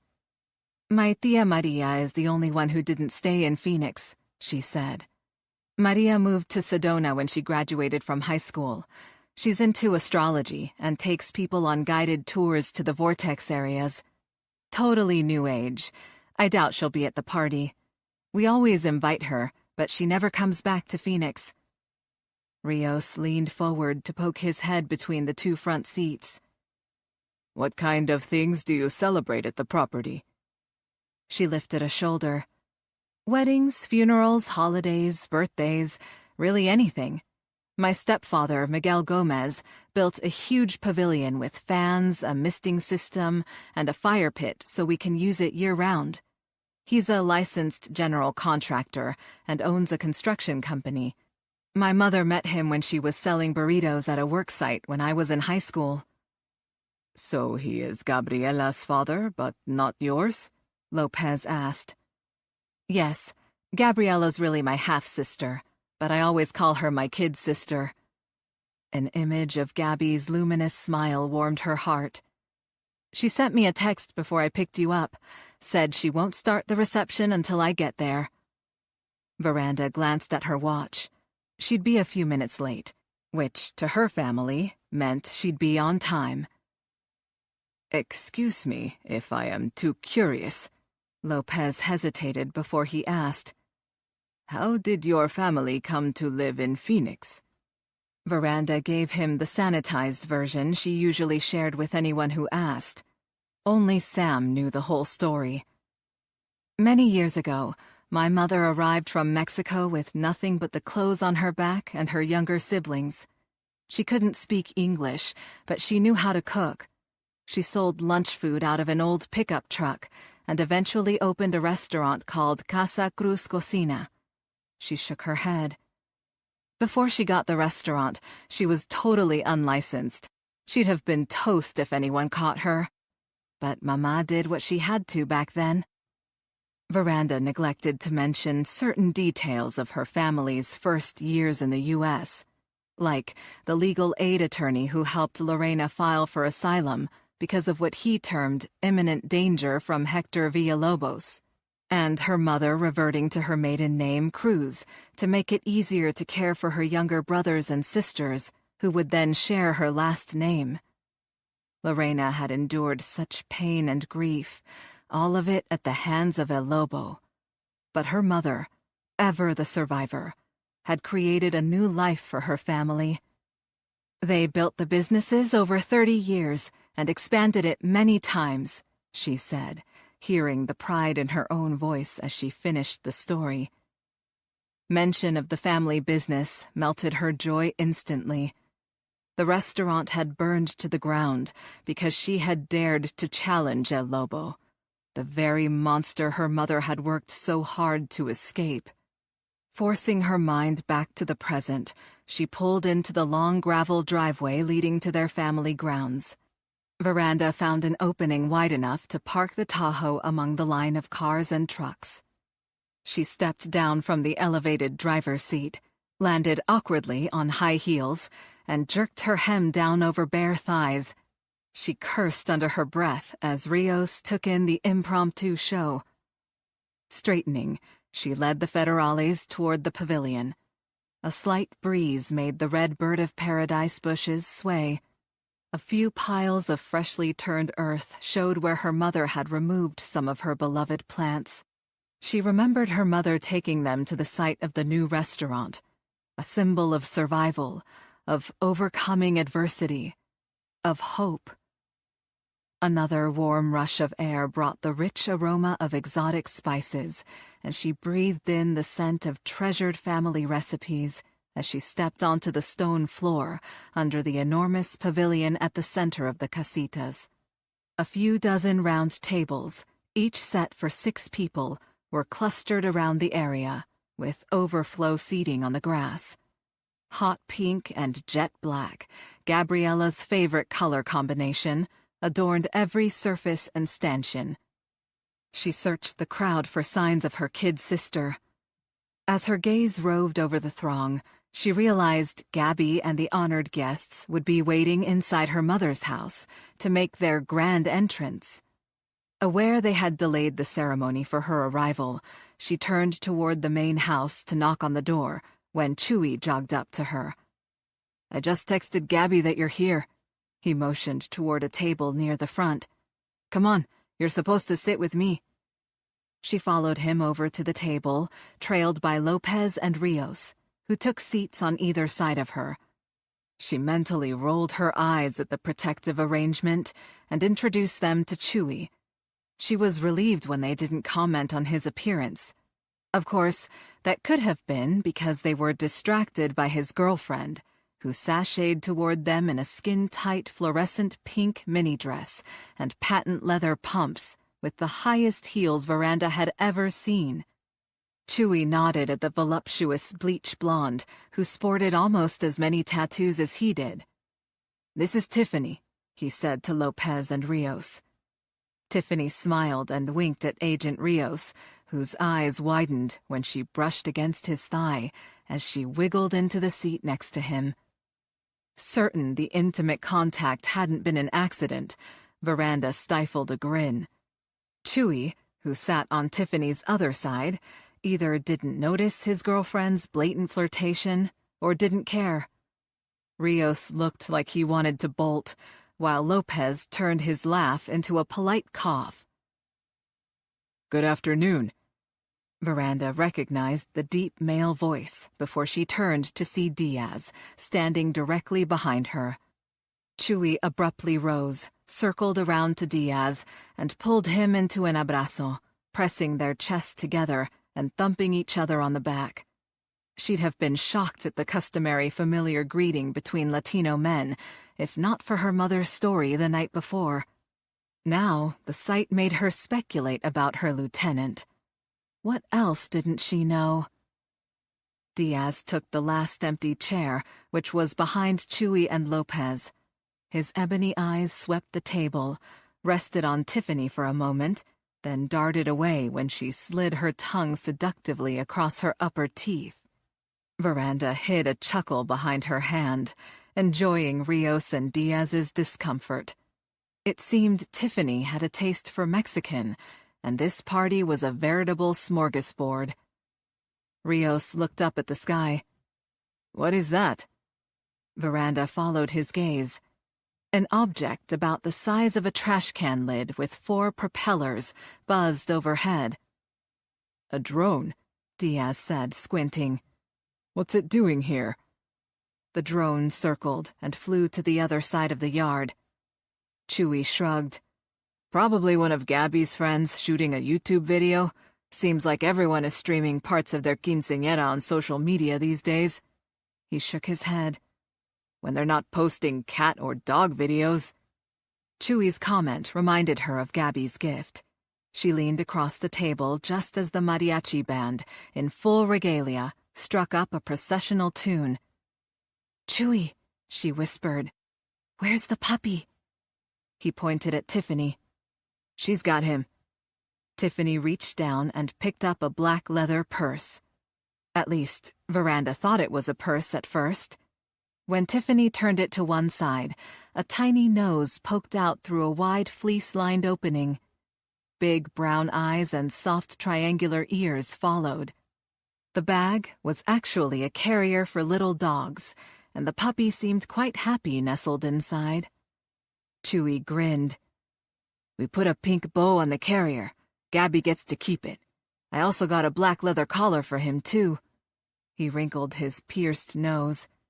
"I just hope she doesn't name him something like Fufu." She chuckled. The dog was adorable, and Chewie had obviously doted on the little guy. The pup would be thoroughly spoiled by the time Gabby finally got him today. Agent Lopez touched her elbow. "Excuse me," he said, pointing at his cell phone. "It's my wife. She'll worry if I don't take this." Veranda pointed toward a lattice festooned with black satin ribbons and bright pink bougainvillea. "Go over there behind the trellis. You'll be far enough away to hear your wife over the band." She watched Lopez walk to the lattice, thinking how nice it must be to have someone at home, when a swirl of color distracted her. A glint of pale purple caught the corner of her eye, and she swiveled in her chair to see her stepfather and mother stride slowly into the pavilion.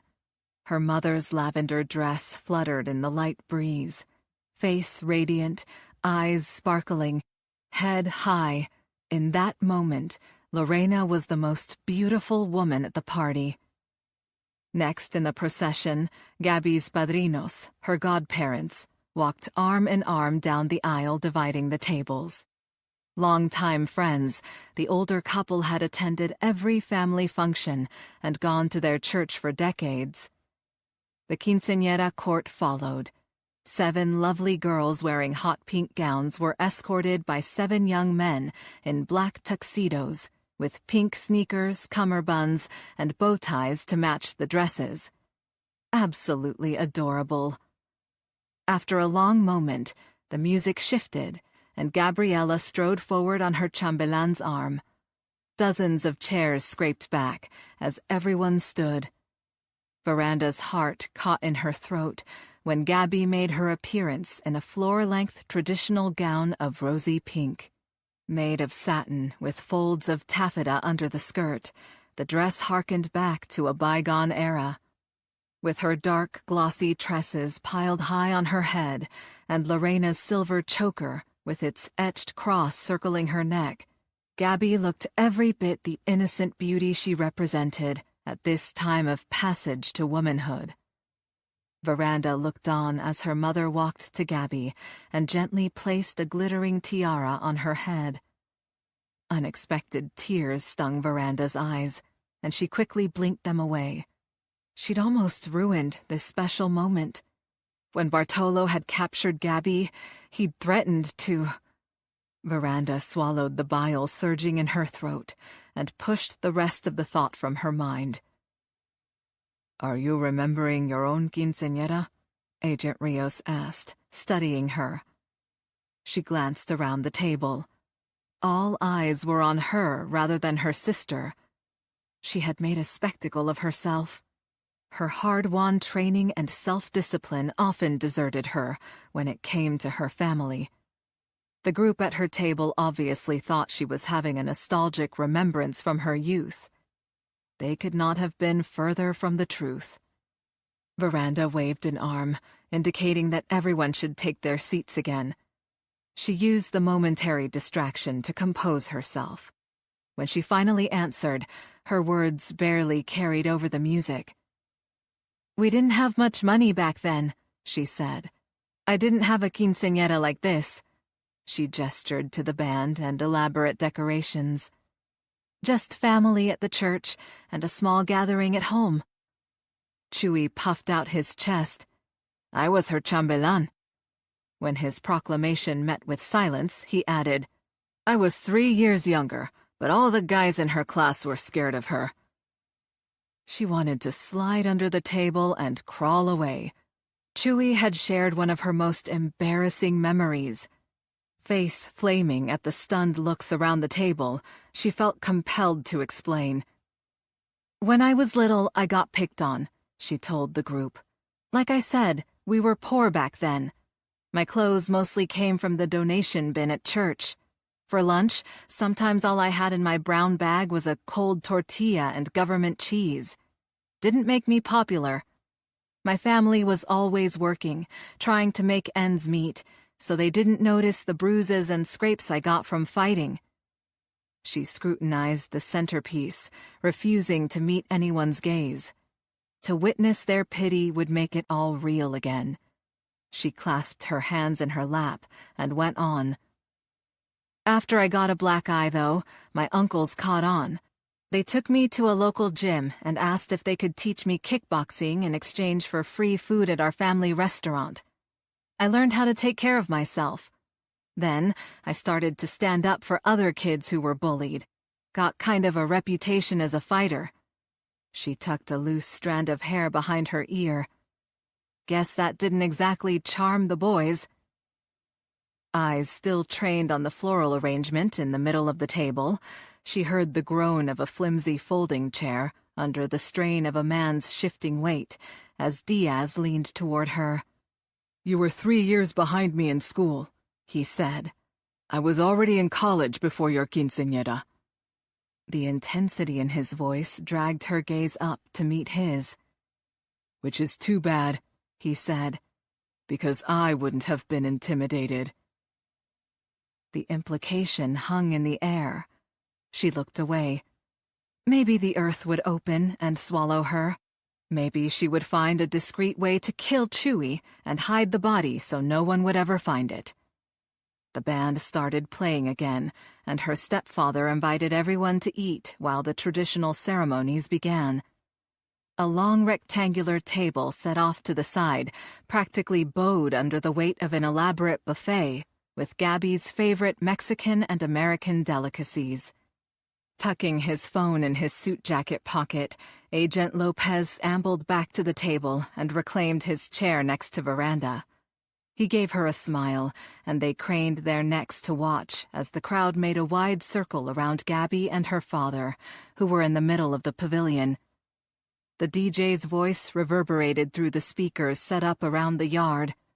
"And now, la última muñeca!" Tiffany looked at Chewie, who was engrossed in conversation with Diaz. Apparently giving up on her boyfriend, she signaled Veranda from across the table. "I've never been to one of these things. What's the DJ talking about?" Veranda smiled, proud of her Latina heritage and the beautiful traditions of her culture. "It means the last doll. When a girl turns 15, she leaves her childhood behind and becomes a young woman. The presentation of the last doll is symbolic, so it's a miniature of Gabby." They watched in silence as Gabby's father, Miguel, handed her a porcelain doll with dark, glossy hair and a tiny tiara, its pale pink satin and taffeta gown an exact replica of Gabby's. The crowd cheered and applauded as Gabby clutched the figurine to her chest. Miguel stood by, and the audience grew quiet as a young cousin walked solemnly toward them, holding a white satin pillow with a pair of pink strappy sandals resting on top. Tiffany quirked a brow at Veranda, who leaned closer to explain the next part of the ceremony. "Now, Gabby's father will take off her kids' shoes and put the first pair of high heels on her feet." Miguel knelt in front of Gabby, who sat in a chair and tugged the flowing skirt of her gown up above her ankles, exposing a pair of hot pink Converse high tops. Her father gently unlaced the sneakers, pulled them from her feet, and slid the pink heels on in their place. He stood and extended a hand to his daughter. "Now," Veranda continued her narrative, "is el vals. It means the waltz. Upon becoming a woman, a quinceañera's first dance is a traditional waltz with her father, so they—" She trailed off, impulse overtaking her. She would force Diaz out in the open. "But you know all about this, don't you, Tiffany? You helped one of the boys learn to dance?" She deliberately raised her voice to get a reaction. "Joey, right?" At the mention of the name, Diaz and Chewie abruptly ended their conversation. She smiled. How would they weasel out of this one? The two men traded glances before Chewie turned to Veranda. "I love your mother, mijita, but she should keep quiet about my business." She couldn't believe her ears. "This is what you say after keeping secrets from me for years?" Diaz shot her a quelling look. "This isn't the time or place, detective." Temper stoked, she rounded on her lieutenant. "And what have you been hiding all this time?" Agent Lopez placed a hand on her shoulder. "Perdón, but you might want to watch the dance. It has already started."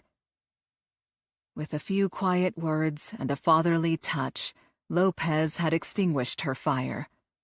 Chastised, Veranda scooted her chair to get a better view of her sister. This was Gabby's day, and she wouldn't mar it with bickering. The band played a Mexican-flavored waltz as father and daughter glided in a graceful arc around the center of the pavilion. Veranda allowed herself to get caught up in the beauty of the rite of passage handed down through generations. The dance ended to more applause, and the entire quinceañera court joined them.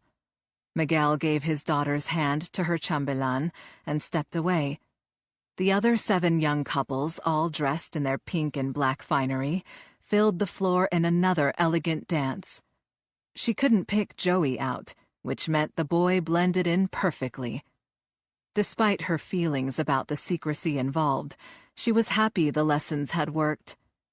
Absorbed in the father-daughter ceremonies, Veranda had lost track of her mother. She straightened, peering around at the partygoers, when Lorena grasped her shoulders from behind.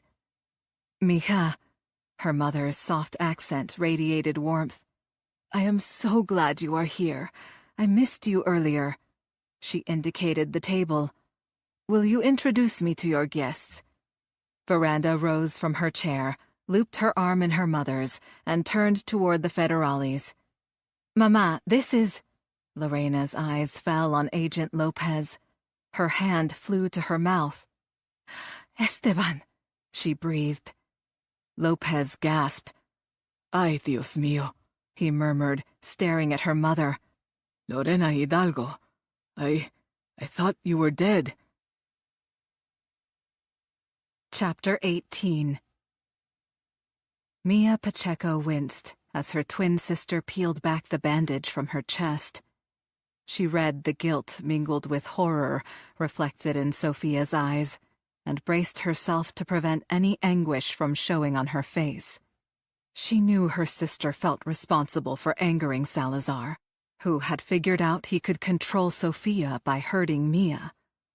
They sat together on a lumpy, bare mattress, its frayed sheets spinning in an ancient washing machine down the hall. The tiny upstairs bedroom served as a private space for the coyotes to take Carlos's women for their amusement. Still physically unable to entertain men, Mia kept the room clean. Revolted by wet, slimy stains when she stripped the bed, she'd touched only the corners of the threadbare fabric when she loaded the sheets inside the washer and added extra soap. After Mia finished her cleaning duties, Nacho had ordered Sophia to treat her burn with a foul-smelling ointment. She didn't think for a moment her captors wanted her to feel better. She was certain they wanted both of them to remember their lesson. As Sophia reached for the salve, Mia prepared herself by starting a conversation to divert her mind from the impending pain. "Soph," she said, "you can tell me about it." Sophia's hand tensed as she dipped her fingers in the jar. "About what?" "I didn't sleep last night," Mia said. "Too much noise.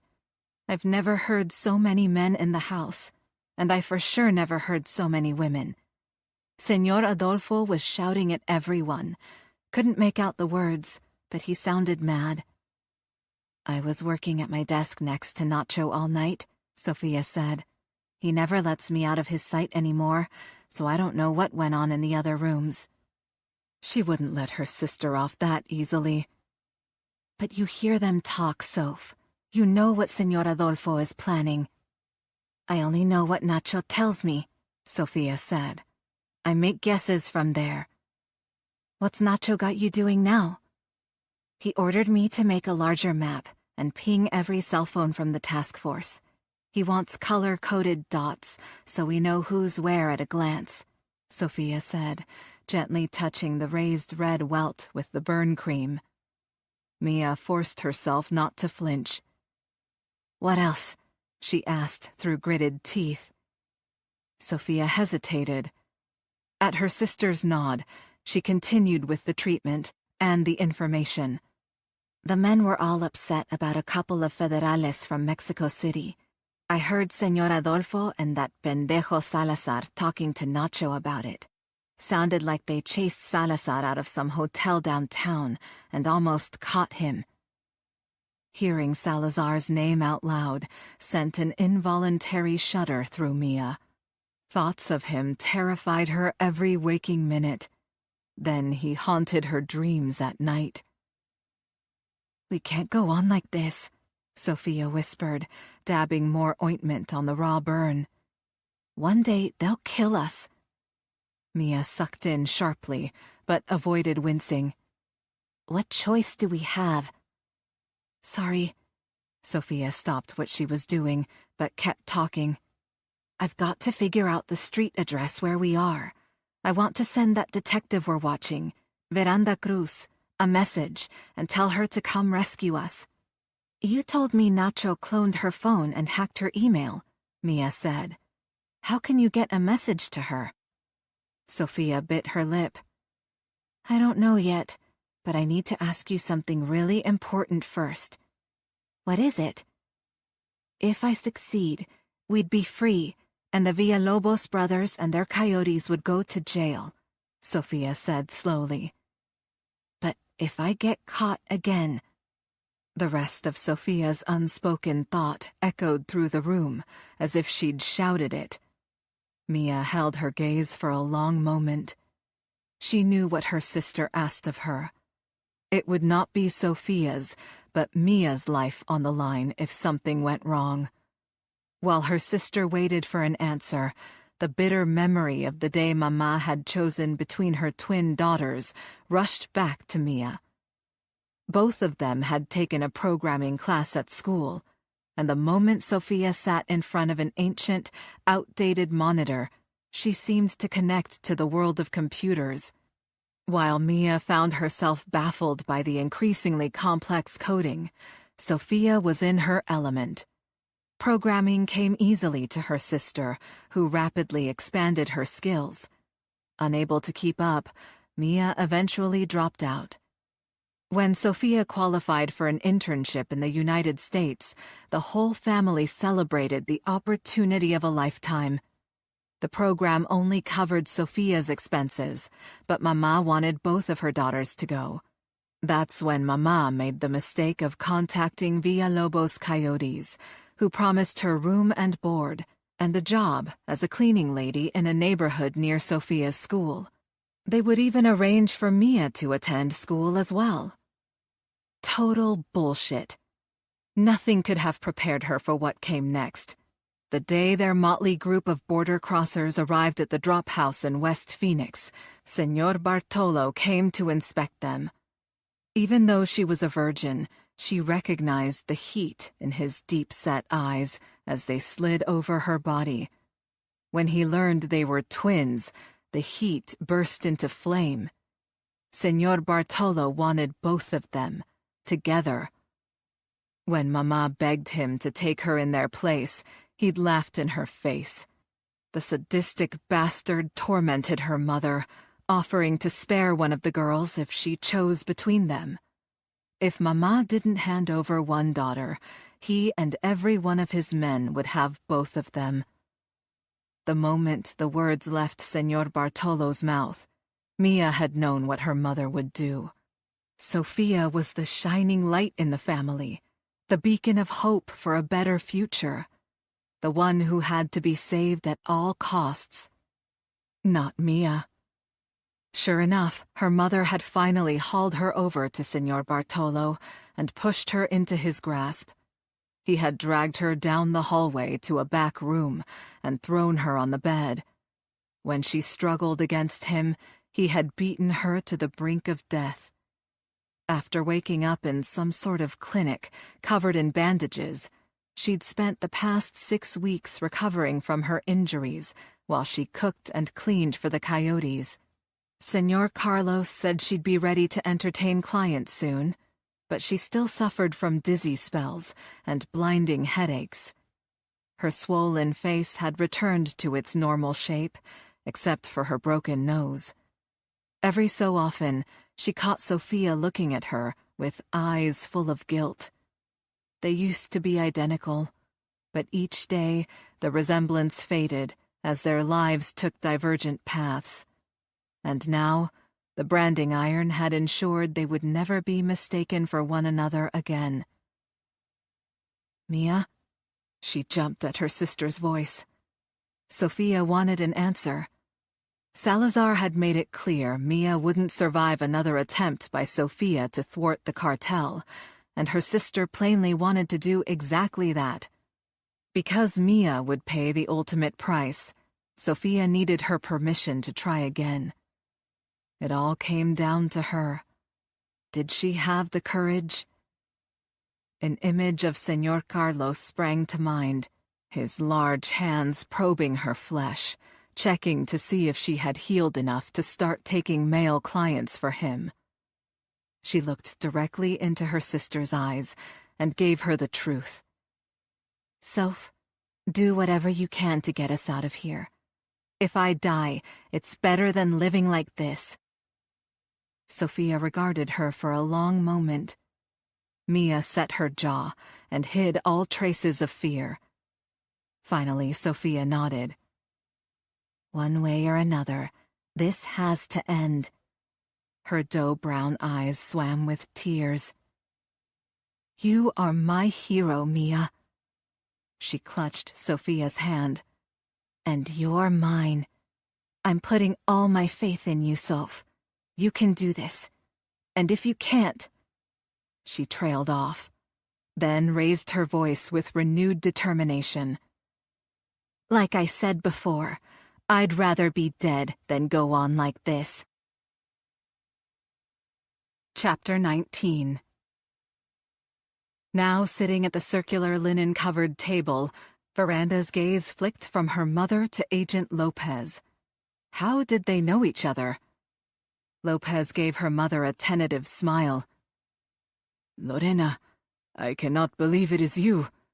He broke into rapid Spanish. For so long I have wondered what happened. When I couldn't find you, I feared the worst. Tears spilled from Lorena's eyes as she dropped her hands from her mouth and answered in her native tongue, as she always did when she wanted to be clear. Esteban, I didn't want to be found. I changed my last name. I stopped being Lorena Hidalgo the day my Ernesto died. Lorena had switched back to her maiden name Cruz in order to protect her younger siblings, and took them with her when she fled Mexico. Using her maiden name had also helped in other ways. She had documentation when she filed for asylum in the United States and could prove she was related to the children in her care. Lorena hoped Hector Villalobos wouldn't find her in Phoenix, and until recently, El Lobo had left the Cruz family alone. Agent Lopez's part in the story, however, was new to Veranda. How had he been involved, and why had he searched for her mother?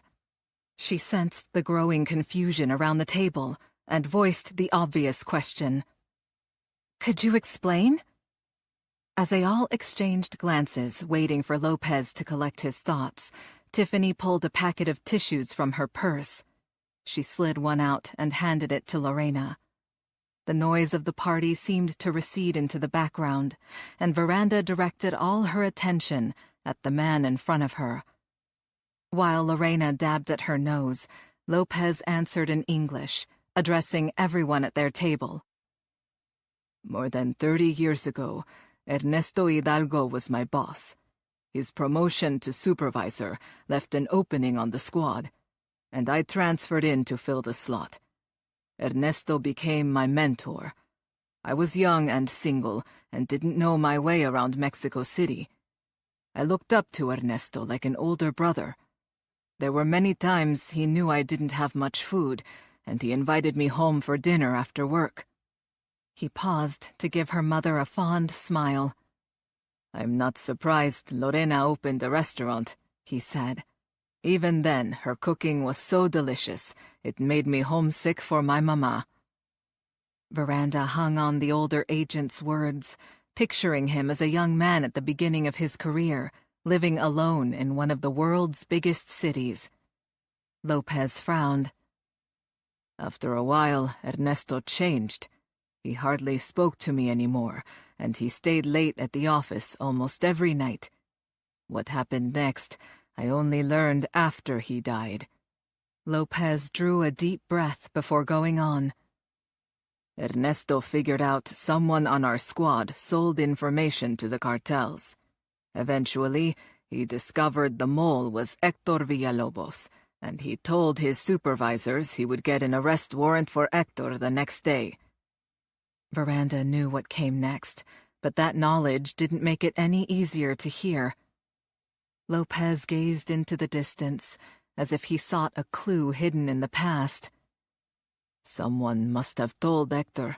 because that night he killed Ernesto at his desk and burned the office down." His voice dropped to a low rumble. "When I heard, I went to find Lorena, but her house was empty. The whole family was gone.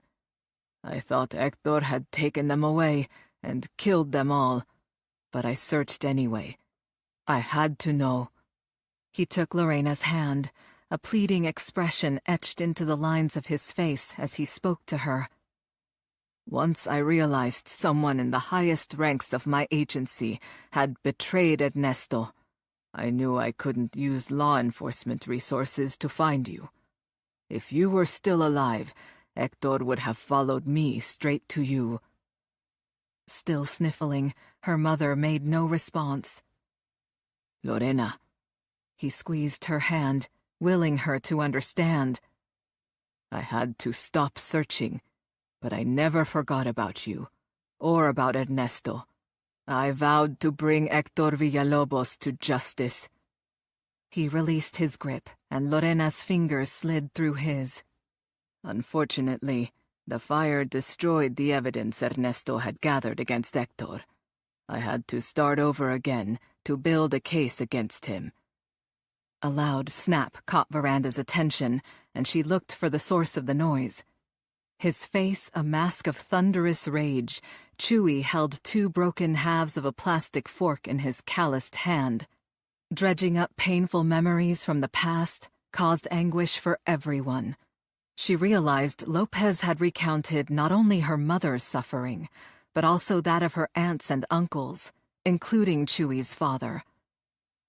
"What did Hector do next?"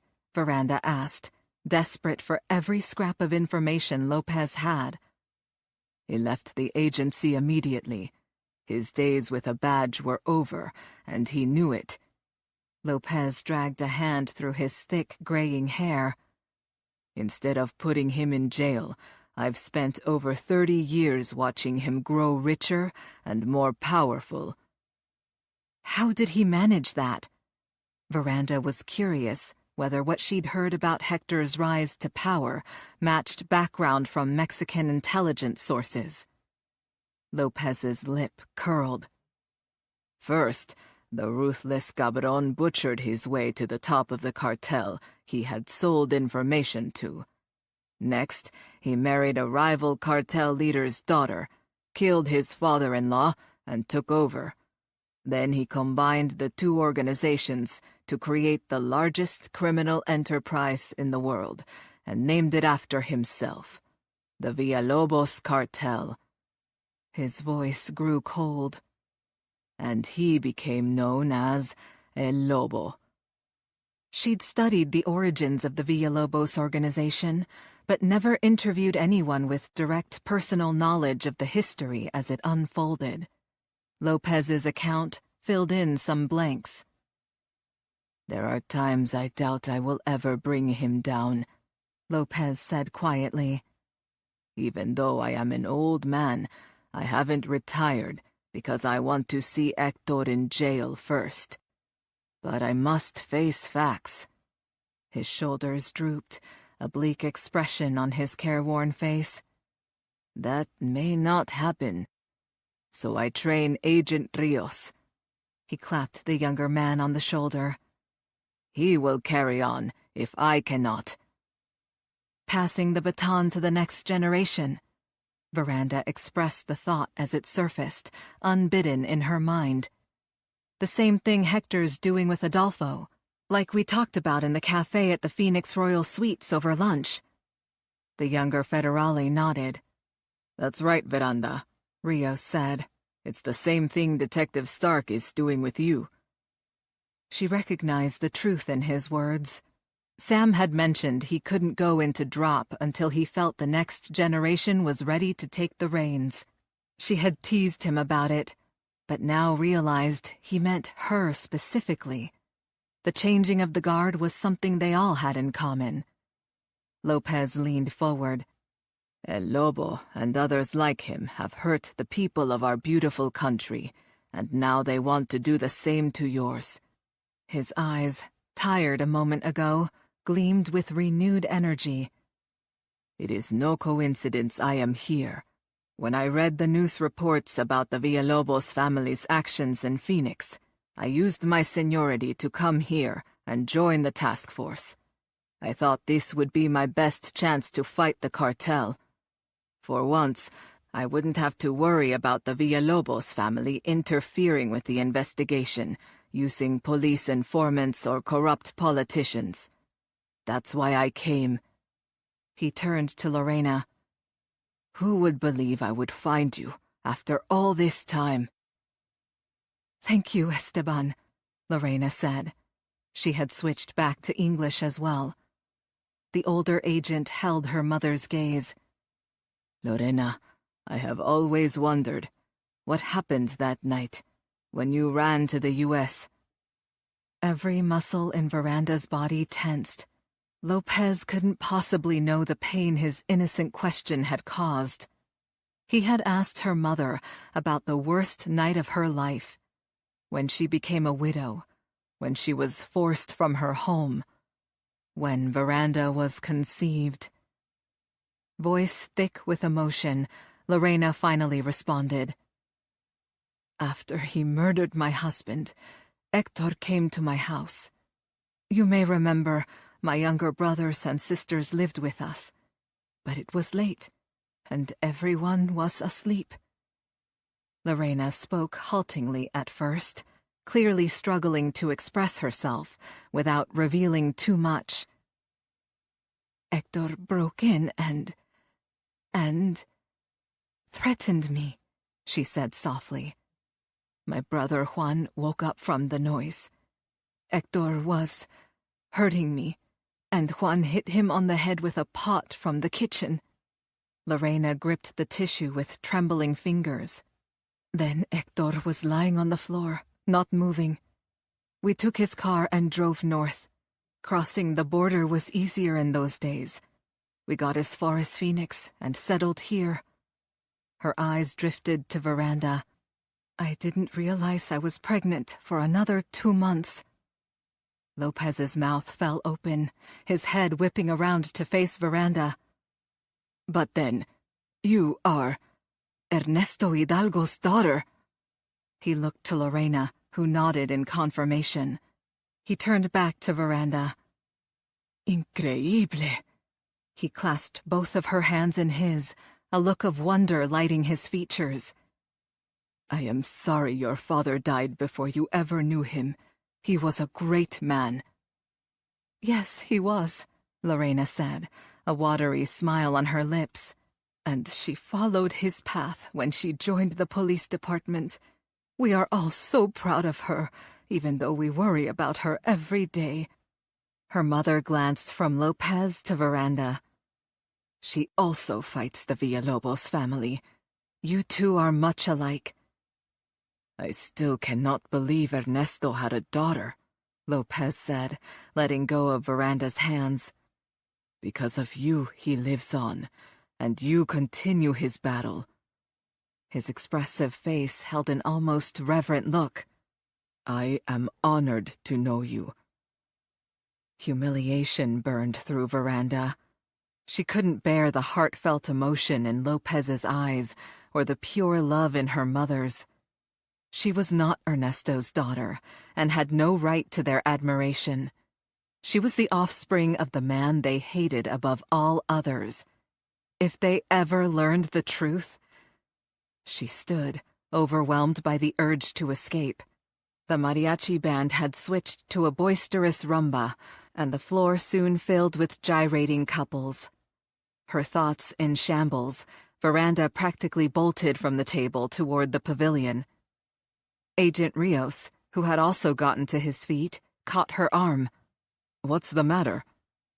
Nothing, she shot back. Then, aware she'd spoken too harshly, she smiled up at him. The conversation got too intense. I just need to think about something else for a while. Then may I have this dance? He asked her in formal Spanish, his penetrating gaze darkening as he bent at the waist and extended his hand. Caught off guard, her head still swirling with emotions, she nodded. A broad grin dimpled his cheeks as he led her to the stone floor in front of the band. In perfect time with the music, he pulled her against him, then stepped back and spun her in a tight circle. Devoid of thought, she surrendered to the pulsating beat and joined in the sensual dance. His eyes locked with hers as they moved in rhythm, his hand occasionally touching her hip to enhance a spin or sharpen a turn. For a few moments, she let her cares melt away and lost herself in pure movement. Without warning, Diaz appeared and seized her free hand, jerking her out of the dance-induced spell as he yanked her away from Rios. "You're supposed to watch her back," he scowled at the younger federale. "Not grab her ass." Rios clenched his teeth and took a step toward Diaz, nostrils flaring. Veranda shook free of Diaz and stepped between the pair. She stretched her arms out, placing a palm against each man's chest as they squared off. She wasn't in the mood for Latino male bullshit. She didn't care for machismo in general, and certainly refused to tolerate it at Gabby's special party. Rios flirted shamelessly, but Diaz reacted as if he had a right to care. She could sense the undertow and didn't want to get pulled down into it. "Stop stamping and snorting." She shot them each a withering glare. "This isn't a bull ring. It's my sister's quinceañera. Show some respect." She waited for their breathing to normalize before dropping her arms. "I'm going to give my sister her present now." Still fuming over Rios and Diaz, she marched back to the table to find Chewy and Tiffany. Everyone else had left their seats, but her cousin and his girlfriend were still there. She squatted down between their chairs. "Can I have the puppy to give to Gabby?" Tiffany pouted her glossed lips, then handed the black shoulder carrier to Veranda. We set up a little crate and a big box of toys for him in Gabby's bedroom after she got ready for the party. Tiffany giggled. Gabby has no idea. "I can't thank you enough." Veranda glanced at each of them in turn. "This present means the world to me, and to Gabby. I couldn't have pulled it off without you." She tucked the carrier close to her body and sought out Gabriella. Her sister wasn't hard to find. Surrounded by friends in festive dresses, Gabby looked somewhat subdued. Veranda fought her way through the crowd to reach her. Veranda took Gabby's small hand and looked at her lovely young face. "I'm so happy for you, hermanita. I want to give you your birthday present now." "You don't have to give me anything," Gabby said. "You were there when I needed you most. You saved my life." The words sank like lead weights in Veranda's stomach. Gabby would not have needed saving if it weren't for her investigation. She pushed the thought away and forced a smile to her lips. "This is no ordinary present," she said to Gabby. "I'm giving you a fierce protector and a friend who needs you. You two can take care of each other." Gabby furrowed her brows, blinking her confusion. Veranda reached inside the carrier and lifted the tiny puppy out. Enormous brown eyes looked around inquisitively. A black leather collar with silver studs contrasted with the angelic little face. With a measure of relief, Veranda noted Chewy hadn't opted for spikes on the collar. "Aww," Gabby cooed. "That's the cutest thing I've ever seen. Can I hold him?" "Of course, honey. He's yours." "Mine?" Her sister swept the quivering little dog up and held him against her cheek. "You've been begging for a puppy for years," Veranda said. Mama finally agreed. "Why did you say he's a fierce protector? He's so tiny," Gabby laughed. "And he's shaking." Veranda did her best to look serious. "Don't let his appearance fool you. They may be small, but Chihuahuas are fearless. Size isn't everything. They're proud guardians of their pack." "But if he ever got into a fight, he'd be—" Veranda interrupted before her sister could complete the thought. Barking his head off before the fight even started. No one will get close without you knowing about it. This guy is your personal alarm system. Gabby beamed. He's perfect, Veranda. She gave the puppy a kiss on top of his round head, and his tail wagged frantically. Thank you. Veranda knew Gabby had understood her message. Fear was insidious. It robbed you of joy, peace, and the strength to face your enemy. Chihuahuas may not win in a fair fight, but they would not cower or back down, no matter the size of the opponent. Veranda's cell phone vibrated in her purse. She slipped it out and tapped the screen. When Sam's name appeared on the caller ID, she walked toward her mother's house for privacy as she answered the call. What is it, Sam? Commander Webster ordered everyone on the task force to report to the fusion center immediately, Sam said. Pass it on to Lieutenant Diaz and the Federales. You guys need to change into your gear before you get over here. Alarm spiked her pulse. What happened? Sam didn't mince words. This whole operation just became a clusterfuck. Chapter 20. Veranda wove the Tahoe through traffic toward the fusion center. Agent Lopez clutched the door handle as she swerved to avoid a petite red-headed reporter in sky-high heels perched in the street next to a satellite truck. Veranda suppressed a groan, recognizing Kiki Lowell, who watched as a white concave dish the size of a serving platter locked into position on the vehicle's roof. Veranda spotted Sam, who was huddled with Commander Webster and someone in uniform several paces away from the media. She careened into the Fusion Center parking lot, skidded to a stop, swung down from the Tahoe without waiting for her passengers, and stalked over to Sam and Webster. "What's going on?" she said to both of them. "Why aren't we at the shoot house?" Webster jerked a thumb in Kiki Lowell's direction. Someone told that freaking reporter we're doing a dry run for a series of raids. He paced in a tight circle, gritting his teeth. I called Hurst out to broker a deal and ordered the tactical unit to meet us here. When Webster moved, she recognized the uniformed officer as Sergeant Hurst from Public Affairs. Tall and distinguished, in his neatly pressed blues, he could be seen regularly on local news channels as the handsome face of the PPD. With his straight white teeth and the perfect amount of silver at the temples of his jet-black hair, he always looked camera-ready. He tipped his head to her, pivoted, and strode toward the news van. The Tahoe's doors slammed shut. Moments later, Lopez and Rios arrived at her side. She turned to the screech of tires as Diaz parked his Chrysler and trotted over to join the group.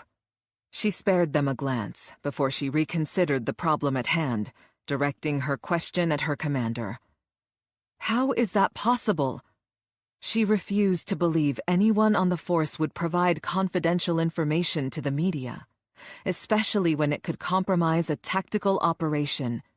She knew leaks happened, but the idea of such disloyalty when police lives were on the line infuriated her. No clue, Webster said. Ms. Lowell doesn't have a lot of details. Of course, she won't say how she found out, just told us she got a tip that we were meeting here for advanced prep. The irony wasn't lost on Veranda. A principled reporter would go to jail rather than reveal a source. But some cops ran their mouths without thinking. One of the things she learned while working undercover. You think someone on our team looped her in? Veranda asked. Webster scratched the back of his head. Can't rule it out, but I doubt it. The public affairs sergeant broke away from the media crew and re-entered the law enforcement huddle, his face expressionless. What are we supposed to do now? She asked him. If Kiki Lowell goes on the air tonight with this dress rehearsal story, both target organizations will bug out, and we'll get nada when we go in. We cut a deal, Hurst said, smoothing the front of his uniform shirt. I can't legally prevent her from reporting what she's heard, or from shooting footage of the SWAT teams gearing up and heading out, as long as she's in a public place when she records the footage. He addressed the commander. I did the only thing left, sir. I found a way to get her to sit on the story. Webster massaged his temples. For how long? Until morning. Hurst spread his hands. Best I could do. What? Her voice sounded shrill to her own ears. That's no help. We planned this for a couple of weeks from now. The whole point of doing the dry run tonight was to give us time to iron out the kinks before we go live. She won't wait 2 weeks, Sam said, speaking up for the first time since Veranda arrived. Hell, she won't even wait 2 days. She's playing hardball. This operation goes down now or never. Webster straightened and faced Veranda. Detective Cruz, this mess began a couple of hours ago. Once I saw how the wind was blowing, I told the detectives on the task force to go ahead and swear out the search warrants. She closed her eyes for a long moment. Webster's move had started the clock ticking. A signed search warrant had to be served within 72 hours. After that, it was toilet paper. This is a full-scale practice exercise, so all the players are here, Webster said. We'll just move the schedule up and go live tonight. We've already got paper on all the premises, and we have an ops plan on file. Dispatch, helicopter, K-9, paramedics, and prisoner transport vehicles are on standby. We just need to divvy up the assignments, gear up, and head out. She jammed her hands onto her hips. We could be walking into a buzzsaw, Commander. There aren't even UCs doing surveillance on the sites we're going to hit. She would have positioned undercover narcs to watch the search warrant locations prior to their deployment. The UC detectives would provide current information about who was present and other details critical to their safety when the time came to move in. You think I don't know that? Webster sounded testy. I had no time thanks to this breaking story. She flicked a glance at Sam, who nodded in silent accord with their commander. With no other viable options, she accepted the situation with a heavy sigh and motioned toward the fusion center. Is everyone here? Now that you've arrived, yes, Webster said, drawing a deep breath before spitting out the details rapid fire. While I went over the operation with the investigating officers and reviewed the warrants, Sergeant Grigg provided a tactical briefing to the SAU operators. We've already notified dispatch and secured a dedicated communication channel. We were only waiting for your group to get here. She shifted into strategic planning mode. What's the plan of attack? I went through the locations and personnel list and split everyone into teams, Webster said. We'll hit a total of 15 sites. 12 are associated with the Villalobos cartel, and the remaining 3 are Southside Soldados premises. Each address will have a designated team consisting of 6 tactical officers, 1 federal agent, and 1 detective from the PPD. I distributed the rosters to everyone else, and they're interacting with their counterparts on their individual raid teams to enhance communication. Despite her concern, Veranda was impressed. Commander Webster had certainly handled his fair share of large-scale operations, and it showed. She listened intently as he finished. Since we can't do a dress rehearsal, we can't plan for unexpected contingencies, he said. We adjust on the fly. Webster's idea was sound, and probably the only way to save the situation, but it rankled that her meticulous planning had come to this. A last-minute scramble without proper preparation. And if it blew up, she would be held responsible. She turned to Sergeant Hurst, hopeful for one more chance to stop the train before it left the station. Did you explain to the reporter that her story could ruin our investigation? That both the cartel and the street gang could hide or destroy evidence before we arrive? Hurst gave her a wry smile. The more I explain, the more it verifies her source, and the more leverage it gives her.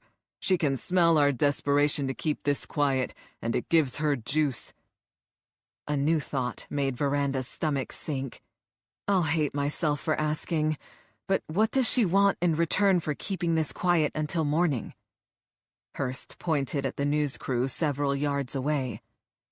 See how they're prepping as if they're filming a live shot? That's part of the negotiation from their end. They're showing us they can break the story any moment if we don't put meat on the table.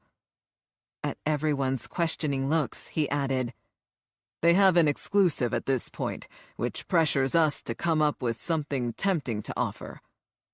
She narrowed her eyes. I'm not going to like this, am I? We need to do a major press conference first thing tomorrow morning, Hurst said. We'll set up tables with seized narcotics, cash, weapons, and any other contraband we snag. We'll include arrest photos and press kits. He spread his hands. The whole dog and pony show. Chief Tobias already spoke to the mayor, who liked the idea once he understood our predicament. Unease slid down her spine. But you just said this reporter has an exclusive. She won't agree to be part of the herd tomorrow morning if she has a scoop tonight. What else did you offer her? Hurst hesitated before he met her gaze. You. Excuse me? Veranda put a hand to her ear. It's hard to hear over the sound of the revving engine. Hurst's brows arched. What are you talking about? The SAT truck is idling over there. It's not loud. She dropped her hand to her hip. It's not the news van. I'm talking about the bus you just threw me under. She leaned forward and got in his personal space. Right before you stepped on the gas. Sam stifled a laugh. Webster became interested in his cell phone, and the two federales exchanged nervous glances. That was Kiki Lowell's price, Hurst said, his face reddening. She wants an exclusive one-on-one with you immediately after the presser. Veranda crossed her arms. No fucking way. Hurst drew himself up to his full height.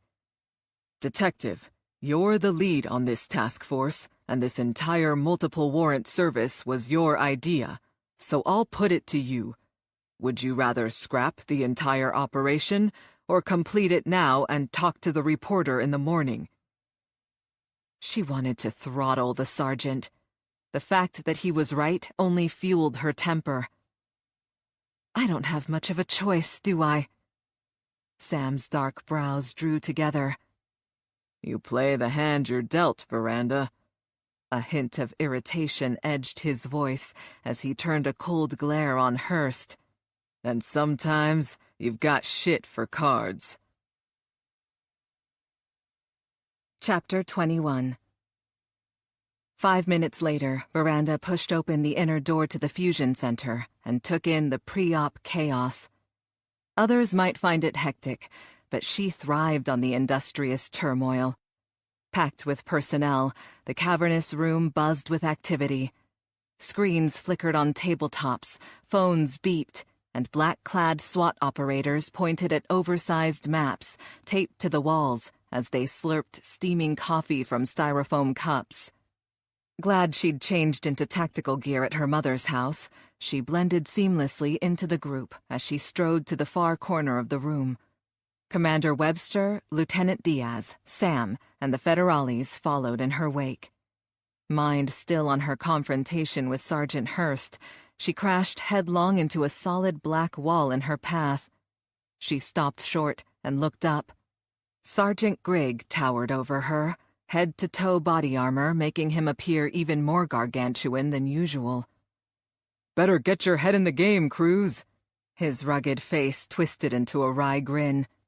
Or at least pull it out of your ass. She returned his smile. Speaking of my ass, why don't you pucker up, Grigg? Grigg guffawed and held a sheet of paper out to her. The entry teams are designated in radio call sign order. She took the page and found herself near the top. Sergeant Grigg, 5 other SAU tactical personnel, and the 2 FBI agents were listed under her name, forming one of 15 entry teams. She assumed the two FBI agents were together because Tanner was new. The other feds were dispersed among the teams. How were these groups assigned? Agent Gates had walked up behind her. I requested your team because I want to be on a high-value target, she said. I reviewed recent activity reports with one of your vice detectives this morning while you were gone. This address looks like our best chance at Carlos Villalobos. Veranda wasn't sure if she detected a slight note of judgment in the senior FBI agent's tone, or if her own guilt about taking personal time during an important assignment colored her perception. 2 weeks ago, Gates continued, a dealer your PPD narcs arrested tried to work off his charges by providing the location of a brothel he claimed was run by Carlos. The informant said he witnessed Carlos inside the premises. It's a single-family home rented under a false name. Undercover detectives did surveillance there last week and confirmed the intel. Gates included her junior partner, who had appeared next to her in her comment. We believe Carlos will be there in person. Veranda would have preferred to locate Adolfo, but he'd dropped from her radar recently. Still, Carlos made a good second choice. The search warrant could get them inside to look for human trafficking victims. If they found Carlos on the scene, they could take him into custody, along with any of his coyotes or clients, and begin the interrogation process. The youngest Villalobos' son brought a lot of cash to the cartel with prostitution rings. His coyotes smuggled workers into the U.S. and weapons back to Mexico, doubling their profits on each run and fueling bloody wars south of the border. Shutting down that portion of the operation would not only save lives, but it would also seriously choke the cartel's income stream. She understood why Gates wanted to be at that address, but she had concerns about Tanner. She doubted he'd ever been on a raid before. Veranda leaned in close and whispered to Gates, just keep an eye on your partner. I better not see Tanner in his FBI raid jacket perp-walking Carlos in front of the cameras. Gates gave Veranda a discreet nod. Commander Webster raised a hand to get everyone's attention, and the general chatter died out. Has everyone received your assignments and met with your teams? He waited for heads to bob in agreement. And each team has a hard copy of the search warrant for their assigned location? After nods all around, Webster continued. Every warrant is no-knock, so the tactical operators will make a dynamic entry with the investigators immediately following them in. He jerked a thumb behind him at a digital wall clock, set to military time hanging behind him. Synchronize your watches with that clock. Simultaneous execution will occur at exactly 2100 hours. That should give each team time to check equipment, load up, get to the location, deploy discreetly, and observe the premises for a short period of time. Some of you have longer to travel than others. Any questions? What's our frequency? A voice called out from the back of the room. Channel 1 is dedicated to this op, Webster said. Anything else? Silence. Then let's go. Everyone began filing out through main door toward the parking lot. Sergeant Grigg leaned down to her ear, speaking in an undertone. Lucky us, we got the junior G-man. Just do me a favor, she whispered back. If Tanner tries to pry Carlos out of my cuffs, shoot him a little. Grigg grinned. I'll make it look like an AD. No good, she said. No one would buy an accidental discharge coming from you. You'll have to think of something else to keep the feds from taking my prisoner. She grew serious. All kidding aside, I want Carlos. I want him bad. A dark scowl replaced Grigg's easy smile. I've read the reports on that asshole and his human trafficking ring. His gaze hardened. You and the FBI can fight over his carcass when I'm finished with him. She appreciated the sentiment. Sergeant Grigg was a pro.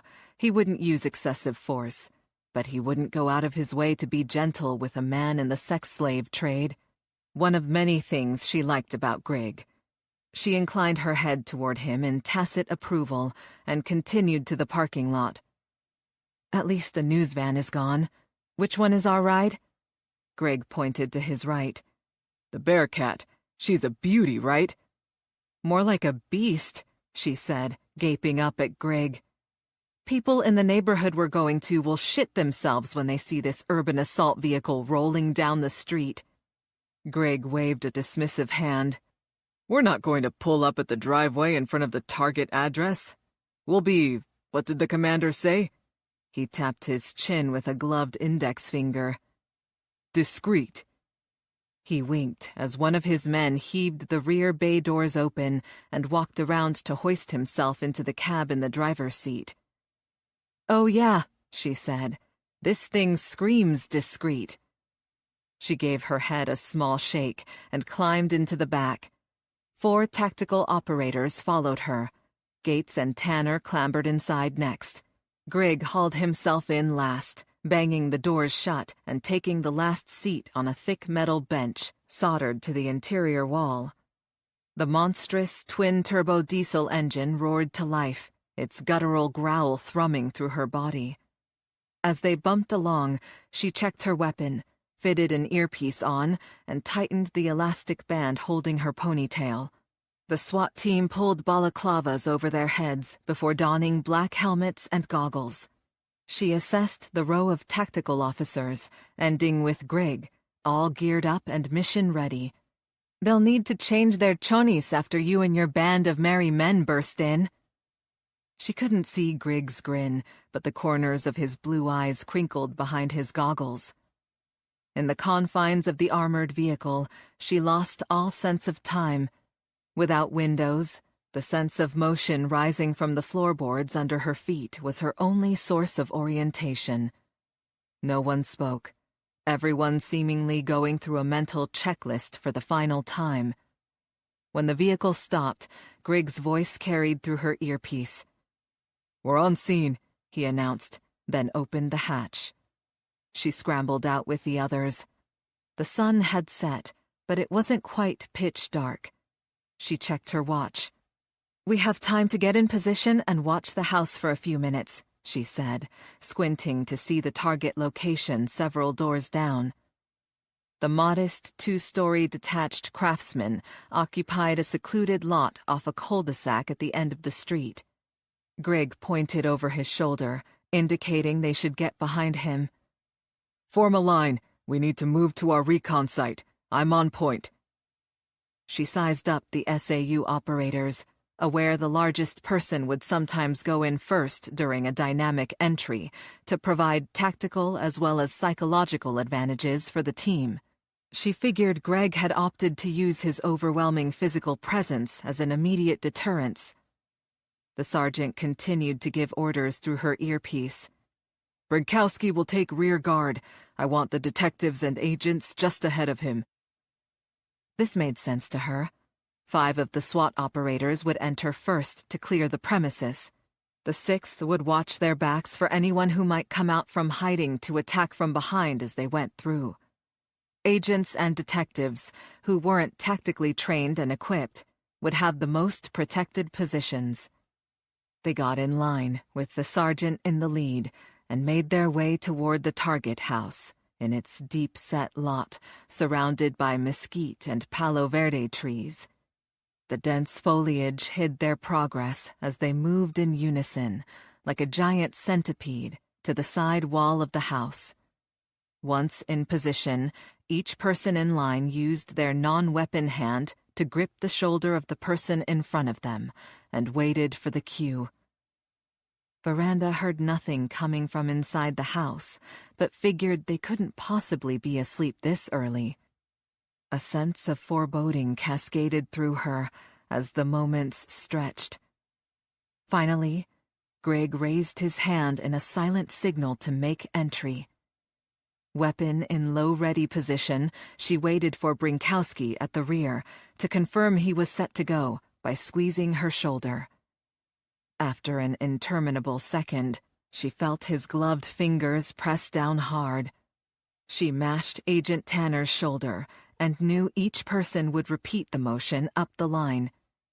Every muscle in her body tensed, waiting for the moment when Grigg felt the tightening of the hand resting on his shoulder, and raced forward. Time, which had seemed frozen to Veranda, suddenly lurched ahead. She moved her feet quickly, taking short, rapid steps to remain in formation. They whipped around the corner to the front door, and 2 SWAT operators peeled off to take positions on each side of the entrance. A third smashed a battering ram into the door, directly below the knob. The door flew back on its hinges and crashed against the interior wall. Sergeant Grigg's wide shoulders filled the doorway as he barreled inside. The officer breaching the door laid the battering ram down and joined in the stream of team members charging into the house yelling, "Police, don't move!"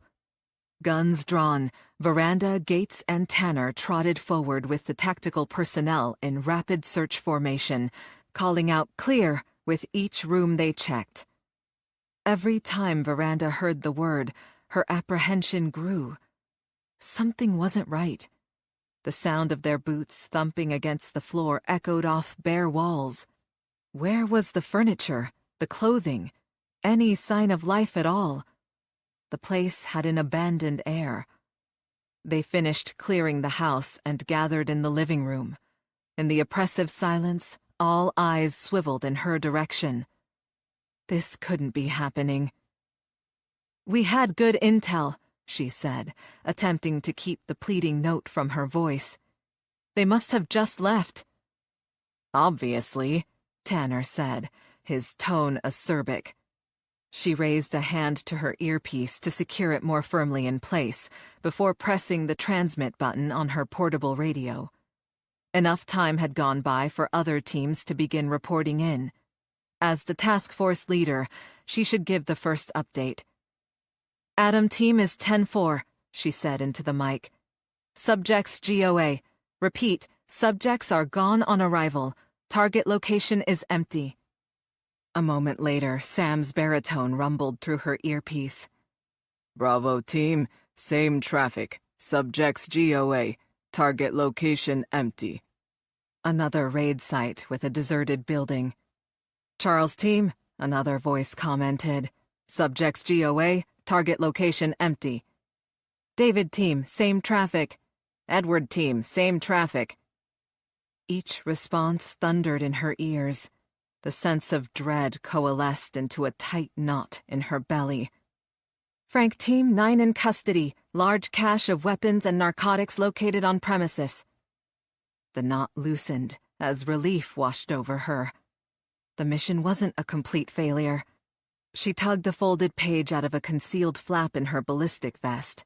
She checked the paper and found the assignment for the Frank team. It was one of the 3 SSS locations. "George team, 12 in custody. Narcotics located." Another SSS location. Sweat beaded at her hairline, prickling her scalp. "Henry team, 7 in custody. Narcotics located." The third and final SSS address. Her heart quickened as she waited for the next report. "India team, subjects GOA, target location empty." "John team, subjects GOA, target location empty." "King team, same traffic."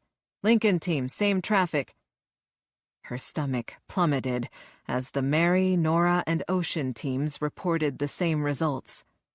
Every single Villalobos location had been empty. Only the SSS sites had been successfully raided. Realization hit her like a punch to the gut. In a matter of hours, she had disposed of the cartel's adversaries, giving them undisputed control of her city.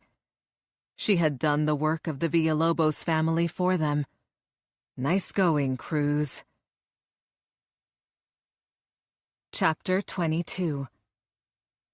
At 8 the following morning, Veranda's eyes traveled over the array of weaponry on the long table, positioned at the back of the PPD headquarters media briefing room. Neat rows of rifles, pistols, revolvers, improvised explosives, and exotic-edged weapons covered the table's wood laminate surface. Tagged with evidence cards, they lay beside packages of heroin, crystal meth, and cocaine, wrapped in tight plastic bundles of varying sizes. The Public Affairs Bureau had gone all out for the news conference, which had just gotten underway. Chief Tobias stood at a lectern on the dais fielding questions, while she and other members of the task force lined the stage behind him. During the pre-conference briefing in the green room an hour earlier, Sergeant Hurst told her the press kits he would distribute to the media covered only the positive points. The packets of information emphasized the quantity of contraband seized and number of arrests made during the operation, without mentioning any empty locations. Hurst had looked like he'd been chewing antacids all morning. Still irritated the public affairs sergeant had offered her up on a platter, Veranda had little sympathy for his gastrointestinal distress. A familiar voice drew her gaze to the audience, and she spotted Kiki Lowell, shouting to be heard over the din. Scores of media representatives jockeyed for position in the limited space, each vying for the chief's attention. Shorter than the others, Kiki jumped in place and waved her arms in a wide arc, almost hitting one of her colleagues with the notebook clutched in her hand. "Why are you calling Operation Scorpion Sting a success?" she called out. Chief Tobias pointed at her to acknowledge the question before responding. "Because we arrested 28 people and will be filing additional charges shortly. What's more, we seized hundreds of kilos of illegal narcotics and took over 4 dozen weapons off the street. I'd call that a good day." Apparently not satisfied, Kiki followed up. "Every person listed in the news release you provided is with the SSS gang. There are no Villalobos cartel arrests." She glanced at the notebook she held. "Not one." Veranda cut her eyes to Hurst, who stood ramrod straight in the back corner of the room next to the display tables. His face flushed, and he patted his pockets, no doubt searching for another antacid. Chief Tobias shifted uncomfortably behind the bank of microphones. "We've seriously crippled a criminal gang operating in Phoenix.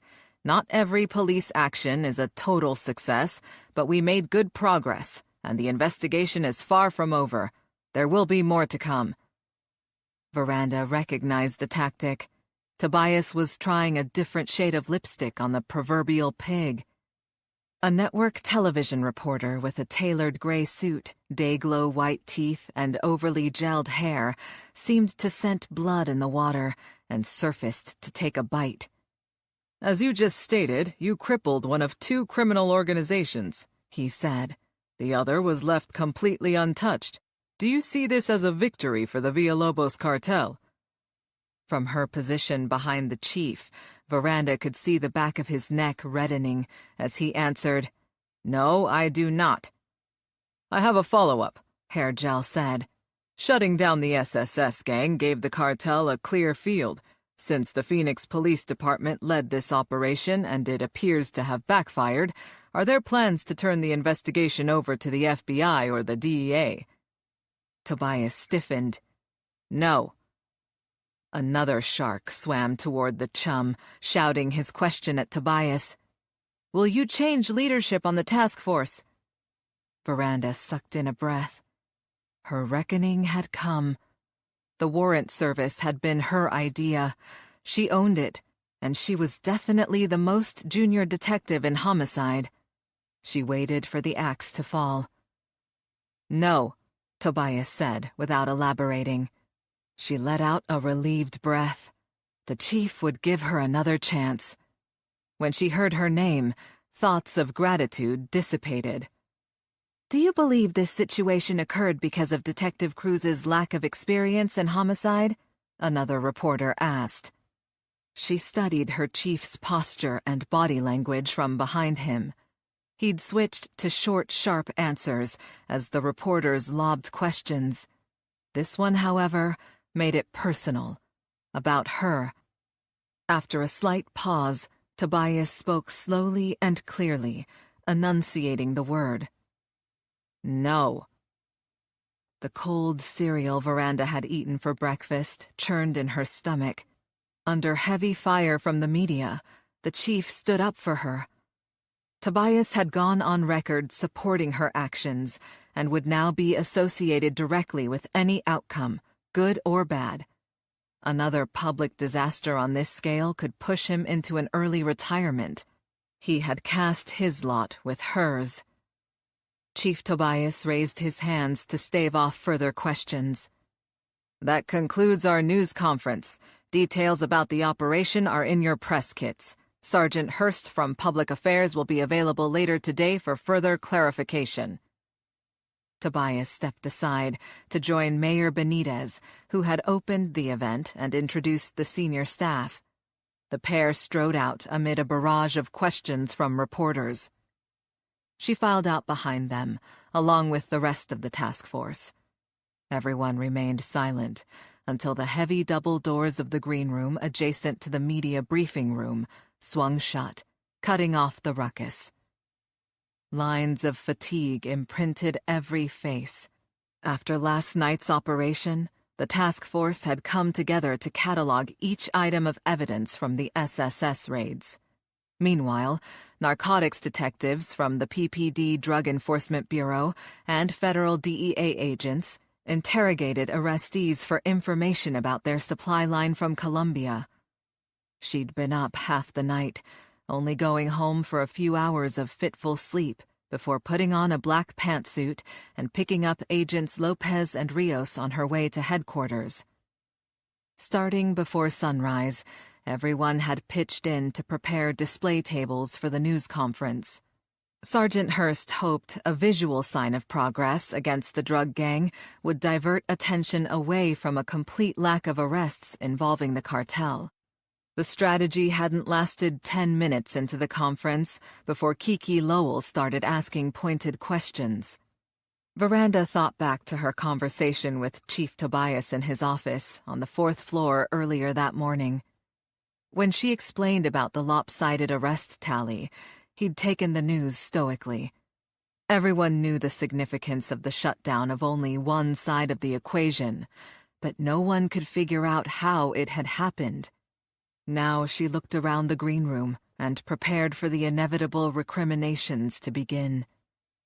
Sergeant Hurst opened the door and slipped inside to join them, his handsome face uncharacteristically haggard.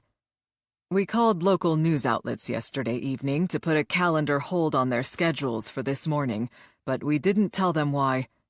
He addressed Tobias. Chief, those reporters couldn't have known we were holding a news conference about an operation involving the gang war. Maybe they guessed, Tobias said. This is the only Phoenix news story getting national attention right now. Agent Gates leveled an angry gaze at Hurst. Do you think the media leaked info about the news conference, and Adolfo Villalobos put 2 and 2 together? She threw her hands in the air. How else would the cartel have known to clear out? Not a chance, Hurst said without hesitation.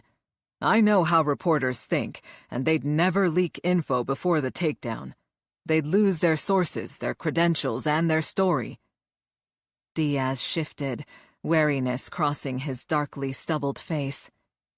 Do we have another mole on the department? The room grew silent.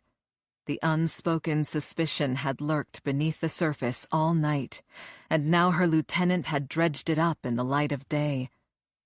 She recalled the spy she'd discovered in their midst 6 weeks ago. The cartel, known for cultivating informants inside law enforcement agencies south of the border, had managed to turn someone on the PPD.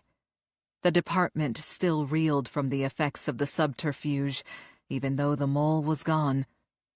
The mere idea of a second traitor heated her blood. Impossible. She kept her voice calm, despite her anger. I refuse to believe one of our people would ever do that again. Agent Lopez threw her a pitying look. I have seen too much to be shocked by anything involving El Lobo and his organization. Chief Tobias cleared his throat, breaking the tension. Detective Cruz, we need answers. Mayor Benitez and I are backing you, but we won't be able to do so much longer if we can't determine how the cartel got wind of the raids and escaped the dragnet." The chief had now tied the mayor's political future, as well as his own, to the success of her investigation. No pressure. "I'll get to the bottom of it." She had no idea how. "But in the meantime, I want to devote our resources exclusively to the Villalobos investigation." Commander Webster spoke up. "You have homicide cases involving the SSS gang to work." Diaz interjected before she could mount an argument. "Every case where an SSS gang member is a perpetrator is closed, Commander. All suspects have been murdered, arrested, or refused to cooperate. We could intensify our work on the cartel without hindering our progress." She couldn't fathom what Diaz was up to, but she'd take support anywhere she could get it. Slogging through lengthy SSS homicide investigations would take time from her main focus. "I'll bring it up if no one else will," Agent Tanner said. "That reporter had a point. Besides, it's not a bad idea to consider a change of leadership on the task force." The room crackled with tension. The junior FBI agent had spoken out of turn, managing to insult both the police chief and the lead detective on the task force at the same time. Gates raised her voice to cover whatever Tanner was about to say next. "Chief Tobias already publicly rejected that suggestion." She shot her subordinate a look, clearly designed to silence him. "Besides, it would send the wrong message." "There's something you need to understand about how we operate in Phoenix." Sam's gray eyes skewered Tanner. "We don't change horses midstream." Marcy stepped directly into Tanner's personal space, tilting her face up to his. "You want to be in charge?" Tanner stepped back. "We're strictly in a support role." He spoke quickly. "The FBI didn't call the shots on this operation, which violates our standard procedures, by the way." Sam grunted. "We would have had more time for proper procedure if someone hadn't seen fit to tip off that reporter." A light rap sounded on the green room door. "Speak of the devil," Sergeant Hurst said, turning to Veranda.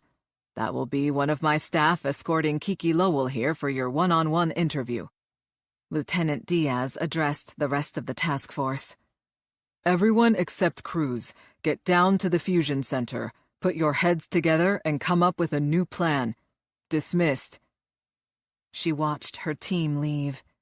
Tension formed a line of knots along her spine as she stayed behind, a sacrificial offering to Kiki Lowell, who knew far more than she should have. If Veranda could turn the tables, she would ask 3 questions. First, how did Kiki find out about the operation in advance? Second, how did she know the cartel search warrants yielded nothing? And finally, who the hell was her source? Chapter 23. Villalobos Family Compound, Mexico. A warm rush flooded through Adolfo when his father stood and raised his crystal champagne flute. Struggling to identify the strange sensation in his body, he got to his feet. With a jolt of shock, he realized what he felt was pride.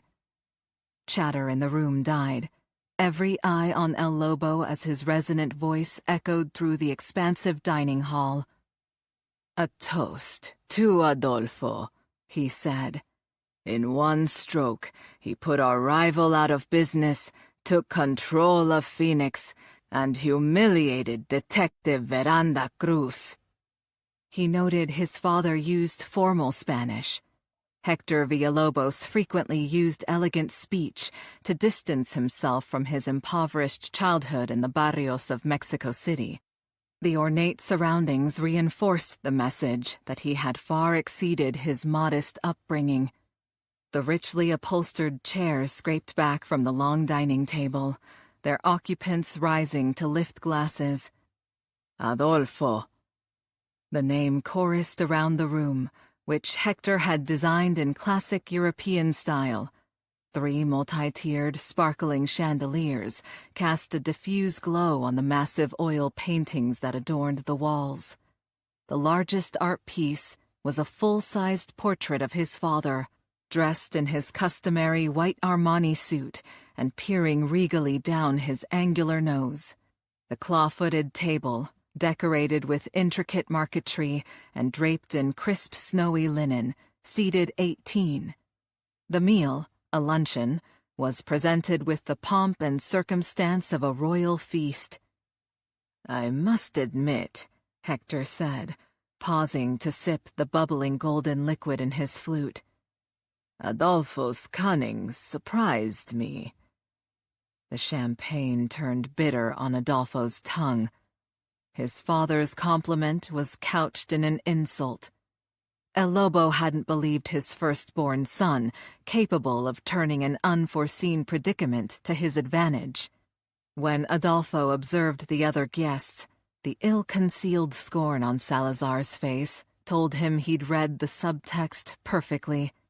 His brother and sister already knew of his father's ambivalence toward him, but the sight of so many people at the table hearing it for themselves undermined any respect he'd hoped to gain from his victory. Hector resumed his seat and waited for the others to follow suit before he continued. "While we wait for dessert, I'd like an update from each of you. I'll start with Adolfo." His father's penetrating gaze found him. "What are your future plans?" He emphasized the morning's success. "Detective Cruz has only felt the first cut. She'll shed more blood before I'm finished. Hector held up a hand, silencing him. "We'll talk about Detective Cruz later." His father's voice dropped to a low rumble. "In private." Senses alerted, he scrutinized his father for signs of trouble. Unlike other men, El Lobo grew quieter when angered. Now he saw tautness around his father's mouth, a slight flaring of his nostrils, and an almost imperceptible narrowing of the eyes. Someone who didn't know Hector extremely well would miss the telltale markers of cold rage. What had gone wrong? Stomach churning with dread, Adolfo quickly recalibrated his report. "Our new base is up and running. We only had a small window of time to move yesterday, so we had to temporarily consolidate all operations to our emergency backup location, an abandoned warehouse in West Phoenix. Law enforcement cannot trace it back to us." "What about revenue?" Hector asked. Adolfo swallowed hard, hoping the droplets of perspiration gathering along his hairline wouldn't trickle down his face. "We're converting part of the space into individual rooms to be used for Carlos's women to entertain clients. We'll keep our outside customers to a minimum for now, so authorities won't find us before we're ready to decentralize again." Hector nodded, his gaze moving down the table. "Carlos?" "We're remodeling the new location so I can get my women working full-time again," Carlos said. "They're cooking, cleaning, and servicing the men while we wait." He hesitated, as if considering whether to broach a delicate subject. "One of the girls had to be punished, but she's compliant now." Adolfo directed a quelling look at Carlos. Didn't the fool know he should never discuss internal problems in front of the guests? Then he glanced at Salazar and realized his father had probably already heard all about the branding from his inside man. As if to confirm his suspicions, Hector didn't press for details. Instead, he raised an eyebrow at his daughter. "What do you have to report, Daria?" Daria, who had been observing the byplay between her older brothers with a calculating expression on her lovely features, eyed her father. "I've increased production of armor-piercing ammunition. Our last gunfight with police in Mexico City was much more successful than before. She tucked a loose strand of hair behind a delicate ear. The rounds are expensive to produce, but my last distributor had no problem finding buyers. Profits are strong, and I'm reinvesting back into production to supply our own personnel. Excellent, Hector said. The police upgraded their body armor, so we need rounds with better penetration. He turned to his left. Salazar? Tension filled the room as everyone waited for Salazar to speak. His words often spelled doom for an underperforming cartel member. No one wanted to be the subject of his report. Salazar's sensuous mouth curved into an enigmatic smile. I have nothing to add to the report I gave you earlier. Adolfo's blood froze in his veins.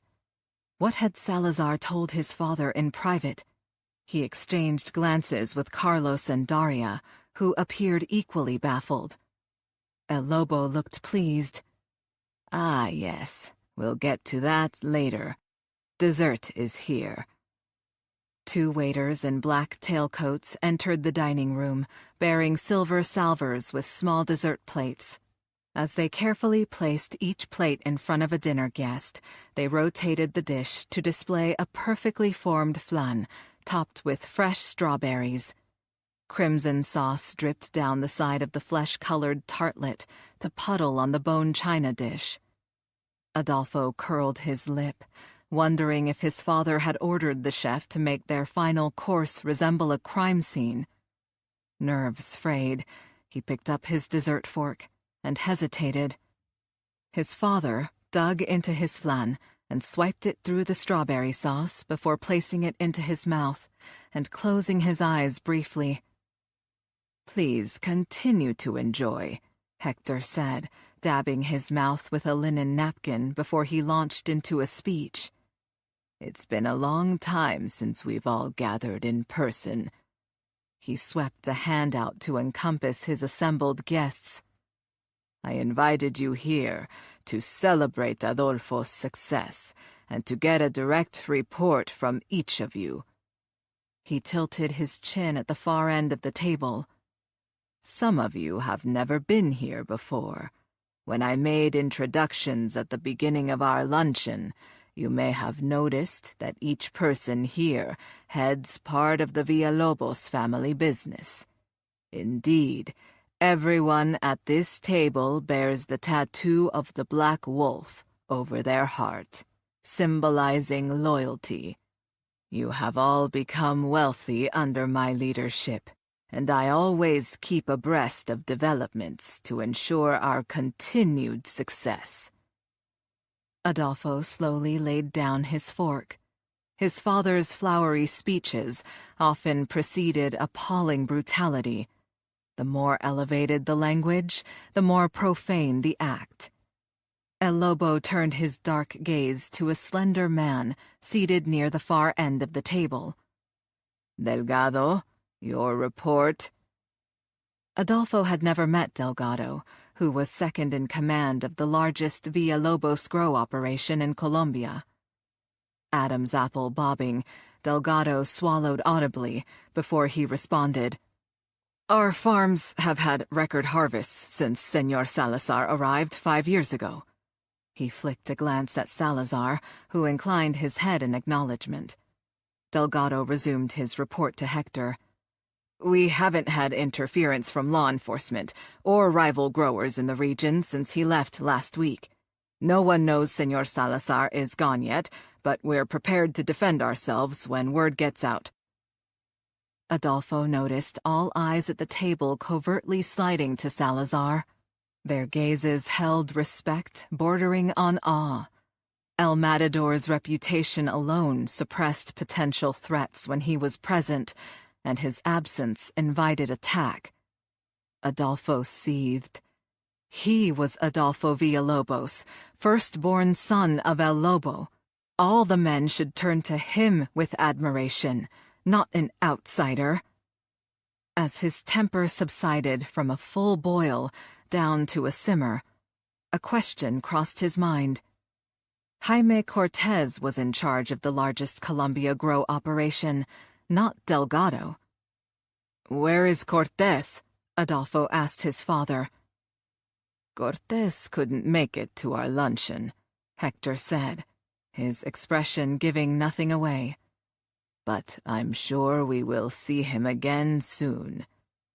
Before Adolfo could fully recognize the sinking feeling in his stomach, his father turned to the next man at the table. "Carrera?" Adolfo listened in silence as the other men gave their reports on their areas of responsibility for the cartel.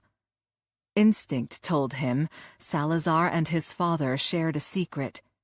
He had to figure out what it was. As soon as the last person provided an update, Hector stood. "Let us adjourn to the bullring." Carlos and Daria exchanged excited glances, but Adolfo felt queasy. His father referred to the private stadium adjacent to the main mansion, which resembled arenas where the blood sport took place, but on a smaller scale. Adolfo trailed behind the others in their tuxedos, wondering what today's horrific spectacle would be. The entire entourage traipsed through the compound in silence until they arrived at a mammoth set of oak doors with wrought iron bars and hinges. 2 burly guards hauled them open, and the group followed Hector into the stadium. The click of their dress shoes echoed from the concrete floor as they made their way to the tiered row of seats. The arena could hold over 100 people, but he'd rarely seen more than 40 spectators attending one of his father's events.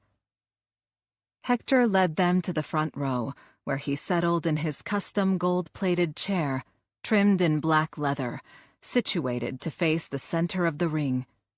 Their seats were directly in front of a dirt-covered arena floor that included a raised stage. After everyone sat, Hector pressed a button on his right armrest. A curtain on the right half of the stage raised to reveal an iron cage the size of a single-car garage. Inside, an immense black wolf paced the length of the enclosure. Ebony fur bristling, slavering lips curled back to reveal enormous fangs. The creature turned amber eyes toward them and snarled. Hector beamed. "Diablo is my favorite pet. We normally feed him every other day, but he has not eaten for a week, and he is ravenous." He pointed at the drooling beast. "Look at his nose."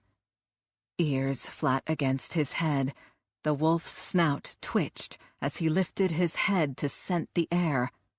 His red tongue swept his muzzle, leaving glistening strands of saliva behind. Hector scooted forward to the edge of his seat. "I believe he smells the fear of his prey." He pressed another button, and a second curtain on the left side of the stage went up to reveal an identical metal cage. This one, however, held a naked man. "Shit," Adolfo muttered under his breath. "Cortés." "Jaime Cortés," Hector announced, loud enough for everyone, including Cortés, to hear. "Salazar transferred supervision of the crops over to him when he left Colombia to come here. The next day, Cortés decided to increase his income by selling some of his crop to our enemy. The very enemy Salazar had worked for years to crush." Cortés shrieked a denial of the charges leveled against him. Hector paused briefly, then continued, as if the man hadn't spoken. "Because of his greed, Cortés's wife and children no longer live in a fine house," Hector said. "Instead, they work 16 hours a day in the fields, and he is about to meet Diablo." "Please, Señor Villalobos," Cortés pleaded, changing tactics from denial to contrition. "I will never betray you again." His hands grasped the bars, which began sinking into the floor of the stage below him. In seconds, the cage around him vanished. Hector pressed another button. I am quite sure you won't. This time, the cage around the wolf began its descent. As the wolf's bars lowered, Cortez jumped off the stage, legs pumping, as he hit the sandy stadium ground. A futile act of desperation. Fight or flight? Hector sounded like a behavioral scientist observing a field study. At its most basic, the human mind will react in certain ways when faced with mortal peril. He stroked his goatee. Unfortunately, running from a hungry predator only further stimulates its natural prey drive. As soon as the bars of its cage sank low enough to clear with a leap, the wolf bounded after Cortez. The animal leaped onto the man's back, claws and fangs gouging into bare flesh. Cortez let out a sustained howl of agony as the ferocious wolf brought him down, his face thudding into the dusty ground at the center of the bullring. Cortez rolled over, using his hands in a fruitless effort to fend off the attack. Incisors tore the man's throat apart, and his head lolled as blood spewed from the ragged wound. Gorge rising, Adolfo turned his head, unable to watch the carnage. His gaze fell on the other spectators, where he noted the excited gleam in his younger brother's eyes, the sadistic smile on his sister's lips, and the implacable resolve in Salazar's expression. The rest of the guests gaped in abject horror. Delgado, Cortez's second-in-command, leaned over and vomited. Over Cortez's death throes and Diablo's low growls as he lay atop his prey to feed, Hector addressed the spectators. Jaime Cortez chose unwisely. Both he and his family paid the price. Go back and tell your workers what you have seen today. He pointed at Delgado, who swiped a trembling palm across his mouth. José Delgado, you are now in charge of my grow operation in Colombia. Hector waited while Delgado retched with a fresh wave of nausea. Satisfied he had regained everyone's attention, he turned to the others. Adolfo, Carlos, Daria, and Salazar, join me in my office. The rest of you will stay here until Diablo has eaten his fill. You must remember every detail when you tell the story. Hector strode from the stadium. Anxiety growing, Adolfo trudged behind him. The small group re-entered the main residential building and wound through the halls in silence until they reached the mahogany double doors leading into El Lobo's private office. As the butler bowed them inside, Carlos slid his cell phone out of his pocket and tapped the screen. "Excuse me," Carlos said to his father. "It's marked urgent. Better take this." "Certainly, mijo," Hector said. "Business first." Carlos put the phone to his ear and switched to English. "What is it, Nacho?" Adolfo's apprehension grew. Why was his man reporting to Carlos? When he fished his cell phone out of his pocket and tapped the screen, his mouth went dry. 9 missed calls from Nacho. Damn it. He'd muted the device instead of putting it on vibrate, as Carlos must have done. Now he could only stand by helplessly to find out what emergency had prompted the repeated calls. Hector marched to the ornate conference table at the far side of the elegant room. He took his customary seat at the head of the table. Sick with apprehension, Adolfo sat to his right, while Daria slid into the seat on his left. Salazar sauntered to the table to sit at Bartolo's unoccupied chair. Red-faced, Carlos stalked in and parked himself next to his sister. Again, he wondered at Salazar's inclusion in the group. Previously, only family members were permitted in the inner sanctum. But since Bartolo's death, Salazar had been intruding where he didn't belong. He couldn't fathom his father's reasoning, but he knew it didn't bode well for him. "We can speak freely now," Hector began. "I didn't want the others to hear our discussion about Phoenix. It doesn't concern them." He cut his eyes to Carlos. "Nacho's phone call upset you. What's going on, and why isn't Nacho reporting to Adolfo?" Adolfo silently cursed himself. "I accidentally put my phone on mute," he said. "I apologize for my mistake." Daria let out a contemptuous snort. Salazar shook his head in disgust. Hector sighed heavily and turned back to Carlos. "What did Nacho tell you?" "It's those motherfucking girls again!" Carlos clenched his fist. "The smart one, Sophia, helps us monitor the task force's cell phones and emails. We need her because we don't have enough men with advanced computer skills. She's Nacho's only tech support, and we can't risk him missing something if we take her offline." He dragged a hand through his thick curls. "After she tried to trick us about the warrant locations, Salazar punished her twin sister with a branding iron." Hector gave Salazar an approving nod. "I heard." "Only Sophia didn't learn her lesson after all." Carlos flattened his palm on the table and leaned forward. "Nacho just told me the little puta tried to send Detective Cruz an encrypted message through her email." Adolfo's heart slammed inside his chest. "Did Nacho catch it in time?" "Barely." All traces of his characteristic good humor gone, Carlos met his anxious gaze. "And Nacho double-checked to be sure this was her first attempt. We're still good." "What did she try to tell the detective?" Salazar asked, his voice perfectly calm, as if he had inquired about the weather. "That we've hacked their phones and emails and we're tracking their movements through GPS," Carlos said. "She also tried to send her the coordinates of our new location, which has all our property and personnel. We'd have been fucked if that message had gone through." Hector's response was low and full of menace. "Do you still need her?" "Yes," Carlos and Adolfo answered in unison. Their father drummed the table with his fingers, a rare display of agitation. "Besides her twin sister, does she have any other family with her at your location?" "Her mother," Carlos said.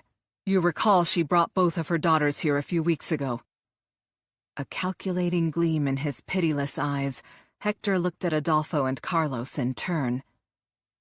"As soon as you return to Phoenix, gather the three of them together in front of everyone in a central space at your new location. Force them to say goodbye to each other. Then have one of your men take the twin you don't need out into the desert and kill her. Make it memorable. Bring back pictures of the body to put on her sister's computer. Tell the girl her mother will be next." He shifted his gaze to the foot of the table. "And Salazar?" "Yes, sir?" "Brand the mother while everyone watches. We don't want the rebellion to spread." Salazar nodded. "A final question for you, mijo," Hector said, swiveling his chair to confront Adolfo. "Why is Veranda Cruz still alive?" Caught off guard, he reeled at the abrupt change in subject and scrambled to formulate a response. "There's one more piece to put in place for my plan to work. I need a little more time." His father sneered. "This is taking too long. I'm done waiting." A heavy silence settled over the room before he continued. "Salazar will execute Detective Cruz as soon as you all fly back to Phoenix this evening." Adolfo envisioned his plans and dreams shattering. El Lobo had said Adolfo could never become next in line to the Villalobos empire until he personally killed Veranda Cruz. He looked at his father. You promised that job to me. That was before, Hector said. You may still take your place as my second if your plan succeeds, but it will be Salazar who finishes her. Adolfo opened his mouth to plead his case, but his father held up a hand. I have my reasons. Please give me just one more night, Adolfo said, reflecting on his carefully laid plan. If he made some adjustments, he could accelerate the timetable and still make it work. Salazar can kill her tomorrow. What difference can a few hours make? His father's salt and pepper brows drew together. That is my question to you. The difference is in how law enforcement will respond to her death. He tried to show confidence. I want the task force to disband, not simply change its mission to finding Detective Cruz's killer. That's why Salazar will do it, Hector said. He knows how to deal with police. Realization dawned. Unlike the Villalobos children, Salazar was expendable. Perhaps Hector wanted to insulate his own flesh and blood from the risk of a death sentence for murdering a police officer in the U.S. Speaking of Salazar, Daria said, cutting through his tangle of thoughts. Carlos told me Detective Cruz and some other cops chased Salazar through a hotel in downtown Phoenix. They'll know he's in town now, so he's blown his cover. She gave Salazar a smug smile. In fact, it will be harder for him to cross the border, since he's on every watch list now. Hector frowned at his daughter.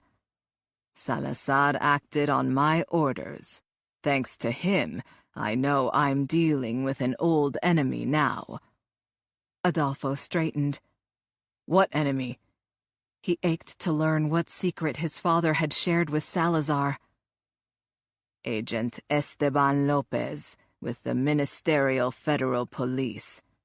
Hector's face clouded. He's harassed me for decades. Back when the agency was called the Federal Judicial Police, Lopez came to my unit when that cabron Ernesto Hidalgo got promoted. After I left the force to pursue other options, I tried to recruit Lopez to inform for me. I needed information from law enforcement, but Lopez idolized Hidalgo. Hector shook his head and let out a humorless laugh. Lopez actually had the cojones to try to arrest me. I barely got away. Ever since, he's used every resource to interfere with my business. I haven't bothered to eliminate him because I have no trouble working around him. But now he's getting involved at a higher level. I may change my mind. Will you have Agent Lopez killed? Carlos asked. I'll deal with Lopez when he returns to Mexico, Hector said. But first, we have a more pressing problem, and Salazar can solve it. Salazar smoothed his lapel in a way that forcibly reminded Adolfo of his father. When he spoke, Salazar's tone was perfectly modulated, just like the man himself. I will do it tonight when we return to Phoenix, Salazar said. I'll make it look like an accident. Adolfo had to speak before his father answered. His plans for Detective Cruz hinged on one more piece falling into place. Given the circumstances, the police won't be fooled, Adolfo said. They'll spend weeks sniffing around until they catch a whiff of foul play. Salazar spread his hands. Then I will simply make her disappear. He vied for control of the discussion. This was his chance, and he wouldn't pass it to Salazar. We're talking about the United States. He turned from his father to Salazar. Whatever you may have gotten away with before, you can't just make American police officials disappear without bringing on a substantial manhunt, especially when they're leading a high-profile task force. Your usual tricks won't work." He injected a bit of condescension as he finished. "I have a better way." Hector leaned back, steepling his fingers. "And what is that?" He realized any plan would have to include Salazar to gain his father's approval, so he adjusted his strategy as he went. "Salazar will be involved. In fact, he plays a critical part." He hazarded a glance at Daria and Carlos before turning back to his father. "We'll leave for Phoenix within the hour. Salazar has to come on the plane with us. There's no time to send him overland using the coyotes. He'll have to go in disguise, with a fresh identity. Once we land, I'll get everything in place for tonight." Hector touched his tented fingertips to the tip of his goatee as the silence stretched. Adolfo could sense him weighing his need for revenge against his desire for his firstborn son to prove himself ready to lead. Finally, Hector appeared to come to a decision. "Give me the specifics." "I want you to trust me." Adolfo imbued every syllable with as much determination as he could muster. "As I told you before," Hector said, cold steel beneath his soft tone, "you will never be the head of the family empire while Detective Cruz breathes." Again, his fate was intertwined with that of Veranda Cruz. She'd cost his family the life of his brother Bartolo, and millions in intercepted drug shipments. Now her very existence threatened his honor and his future. Bitter resentment heated his blood. He would drag Cruz to her knees, publicly humiliating her before taking her life. But first, he had to convince El Lobo, not known for his patience, to wait a bit longer. "You saw what I did with the task force's raids," he said to his father. "Will you trust me with this task as well?" Getting no response, he plowed on. "I promise you 3 things." He held up his index finger.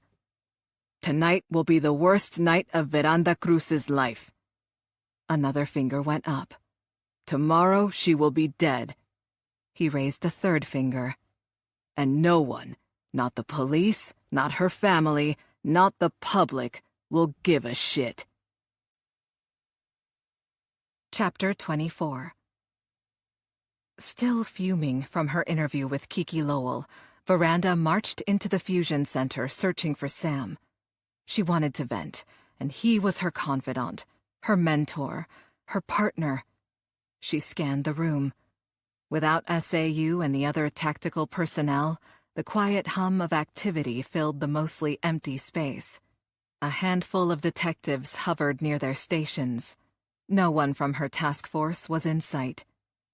Perplexed, she asked one of the nearby computer forensics investigators where she could find Sam. The pale detective tore his eyes away from his computer screen to blink up at her. "He's in the break room with the homicide squad, the feds, and the muckety-mucks. I heard shouting." He grimaced, turning back to his work. "Not going anywhere near there." She left the main area and traversed a short hallway toward a makeshift cantina in the back of the building.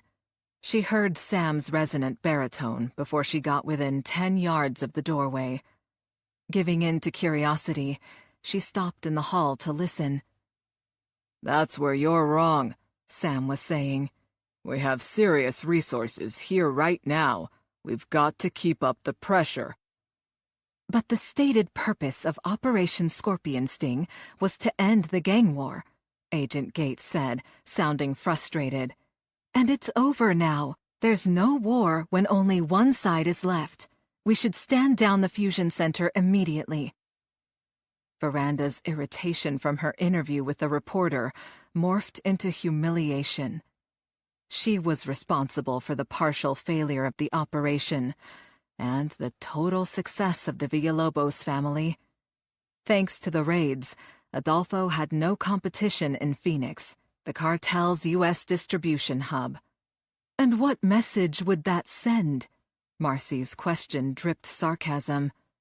That we're okay with the Villalobos family running Phoenix? Agent Tanner's retort carried down the hall. Isn't that what they've been doing for years? Everyone shouted at once, and she couldn't make out any particular words other than some choice expletives. If the young FBI agent was correct, she'd already lost the battle. Maybe even the war. She gritted her teeth and forced her racing thoughts to stop. She would retrench, find a new strategy, and forge ahead.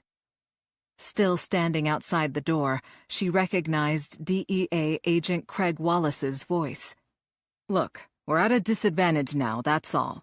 I've worked with Detective Cruz when she was in the Drug Enforcement Bureau. She won't let a setback stop her.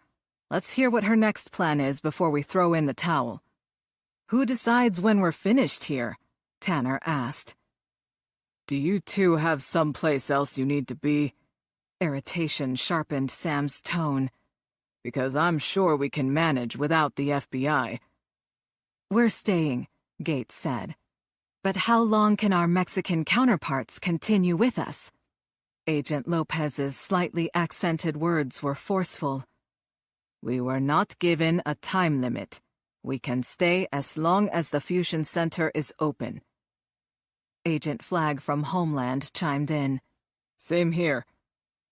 Not wanting to eavesdrop any longer, Veranda let her shoes strike the tiled floor loudly the rest of the way down the hall and through the open break room door. Everyone turned. Detective Cruz! Agent Gates's overenthusiastic greeting had the air of someone who had been talking behind her back. How did your interview go? Fabulous, Veranda scowled. The reporter promised I'd be the lead story at 5. She seemed genuinely shocked I wasn't overjoyed about it. Sam looked sympathetic. We were discussing our next move. Now you're here, I'm sure we all want to hear your thoughts. We sink our teeth into the Villalobos cartel, she said. We've got them on the run, so it's time to press our advantage. If we can keep them off balance, they're more likely to screw up. I agree, Lieutenant Diaz said. But how? Everyone not directly involved in the SSS investigations will gather intel, she said.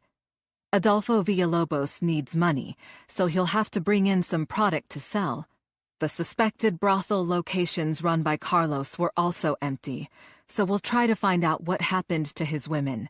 They'll probably have to advertise for new clientele in the sex trade underground. Meeting several skeptical expressions, she spoke from her experience in narcotics enforcement.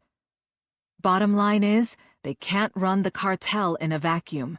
Money is their lifeblood, and they need customers to get it. Whether it's dope, sex, guns, or gambling, they've got to get the word out. She clapped her hands together. That's their weak point, so that's what we target. Gates quirked a brow. This sounds like a routine organized crime case, not an investigation in need of a fusion center and full-time task force. Let's give it some time. Tim Fitzhugh from the U.S. Marshal's office eyed Veranda as he spoke to Gates. If we don't gain any traction, we'll know soon enough. Diaz addressed the team. The chief and mayor have expressed their support for Detective Cruz. She stays in charge of the investigation until further notice. He added with a note of finality. We'll follow her lead. She looked at his chiseled profile, unsure why her lieutenant had been so unusually willing to take her side. Because following her lead has been working so well for us, Tanner muttered. Tony Sanchez from her homicide squad got in Tanner's face. If you weren't a federal agent, I'd punch you in the mouth. Marcy's upper lip curled into a sneer. I might do it anyway. Enough, Diaz said, stepping between his detectives and the agents. We're on the same side. He rested a hand on his hip and blew out a sigh. No one got much sleep last night, and we're all tired. I'm ordering everyone to go home, see your families, eat something, and rest. When the group turned to leave, Diaz called out after them. All of you will report to the lounge in the Phoenix Royal Suites at 1900 hours this evening. That's not a request. Veranda had no idea what her supervisor was up to, and she read confusion on the faces of her companions as well. She looked at Diaz over her shoulder. Why? We'll do a little team building, he said. Relax and unwind together. Then we come in first thing tomorrow morning and start fresh, working as a cohesive unit. He paused for emphasis. No more bickering. Now she understood. Management 101. Create an opportunity to bond on neutral turf in a social setting. As she walked out, she doubted any amount of socializing would bring the group together. Chapter 25. Veranda inhaled the scent of fresh cilantro garnishing the menudo as she gently laid the paper bowl on the card table and sat down next to Sam. I have this nagging feeling we're missing something. The cartel is always one step ahead of us. She had invited her partner to share a quick bite at the family food truck before going to their respective homes for some rest, prior to Diaz's mandatory love-in downtown. Anxious to share her concerns, she needed a private moment to confide in her most trusted ally. Let's talk it through. Sam scouted the other card tables scattered throughout the restaurant parking lot. None of the other customers paid them any attention. What was the first sign of trouble? She paused to consider, spooning a bit of fragrant red broth into her mouth. When Roberto Bernal took out Castillo before we could meet. Sam nodded. There's no way they should have known that meeting was even happening, much less when and where. Exactly. The tripe and garlic from her mother's menudo churned in her stomach as she forced herself to confront the truth. I didn't want to admit it back at the fusion center, but the evidence does point to a leak. When Sam offered no response, she leaned toward him and voiced her worst fear. The traitor would have to be on our department because the feds weren't involved in the investigation when the Castillo shooting went down. Sam pushed his half-finished plate of enchiladas away. What else? The cartel knew about the search warrants ahead of time. Sergeant Hurst and the others from Public Affairs don't think so. But what if Adolfo was the one who tipped off that reporter about the op? Why would he do that? Sam quirked a brow. It would shorten the amount of time he had to relocate. Hear me out. A glimmer of understanding floated just out of sight, like an indistinct shape drifting in a heavy fog. Adolfo's in charge, so I need to think like him. He wants to take over the family empire someday. He's the eldest son, but no one takes him seriously. He's viewed as weak by rival cartels, and even by his own family.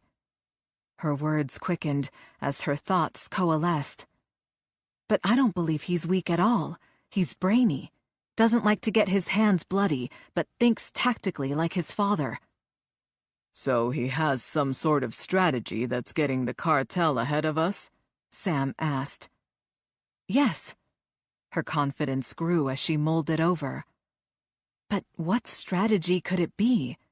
Adolfo's stealthy. He never leaves fingerprints. Sam rubbed the back of his neck. None of your insight matters if you can't figure out how he's getting the inside track on our investigations. You're right. Her shoulders slumped. Without a mole, how would he know what we're up to? They lapsed into silence. Listening devices? She offered with a half-hearted shrug. Sam shook his head. Techs swept the fusion center before we moved in, and there's no way they could plant bugs at HQ. I'm grasping at straws here. She spooned up a slice of onion from the menudo. It's frustrating when I don't have enough information to get the full picture. Her mother and Tío Rico stepped down the retractable folding steps from the food truck. Sam waved them over. Rico, what did you put in these frijoles to make them taste so good? Rico grinned. Lard? Sam clutched his chest. Oh, hell, I can feel my arteries clogging now. Wish I hadn't asked. Grateful he'd lightened the mood, Veranda teased her partner. Don't worry about the lard. I have relatives who are over 100 years old, and they eat this food every day. Must be my gringo genes, Sam said. I'd be huge if I ate like this all the time. It is not your genes. Veranda's mother leaned down conspiratorially. I will tell you our family secret. Sam's eyebrows shot up. I'll bite. What is it? Lorena stood tall, as if delivering a proclamation. Never eat unless you are hungry, and stop eating as soon as you are satisfied, but before you are full. She drew her brows together. Do not look at me that way, Detective Stark. I speak the truth. She gestured toward her brother. We are about your age, and we are healthy. She shrugged. We also work 16 hours a day, mostly on our feet, so we stay active too. Sam scooped up some beans with his fork, holding them at eye level. Okay, so you make this food so delicious it's more addictive than crack, then you tell me I have to push away from the table? Lorena flushed at the compliment to her cooking. Yes, you do. Veranda tilted her head as she considered Sam. I don't know why you're worrying, Sam. You're in great shape, especially for a man of your advanced years. Hell, you could be in a Geritol commercial.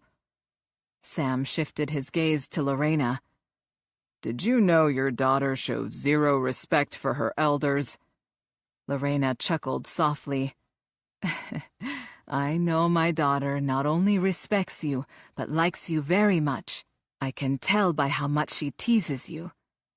Tío Rico nodded. It is the way of our family. We joke with the ones we love. The others we ignore. They are not worth our time. Sam stroked his mustache, as if giving the matter deep thought. So I should be flattered by her jabs about my age, because it means she thinks I'm all that in a bag of tortillas. Lorena laughed. Exactly, Detective. Veranda gave them a sardonic look. You three go ahead and talk about me like I'm not even here. Sam spread his hands. Hey, I'll take any opportunity to get dirt on my partner, especially if she's taking shots at me. He smiled. But I'm not ignoring you. In fact, I'll answer your comment about my physical condition. He indicated his body. I have a secret to looking this good. She widened her eyes and leaned forward. Fly fishing? Walker races? No, wait. What is it the old people do in the park at sunrise? Oh yeah, Tai Chi? Her playfulness was rewarded when Sam gave her a rare laugh. Ha ha. Yoga, he said. I do a minimum of 20 minutes every day, and my wife and I go to classes 3 times a week. He had caught her by surprise. Sam Stark, grizzled homicide detective, in yoga pants and a tank top? You can do yoga in shorts and a t-shirt. You don't need spandex. He glanced up at Lorena and Rico again. You see what I mean? I see appreciation and friendship in her eyes when she looks at you, Lorena said. You are very special to her. She let her mother's words speak for her. When Sam turned back to her, his gray eyes had softened. I suppose I'll keep her as my partner. Don't know who else could handle her abuse. Veranda, uncomfortable with overt displays of emotion, changed the subject back to safer territory.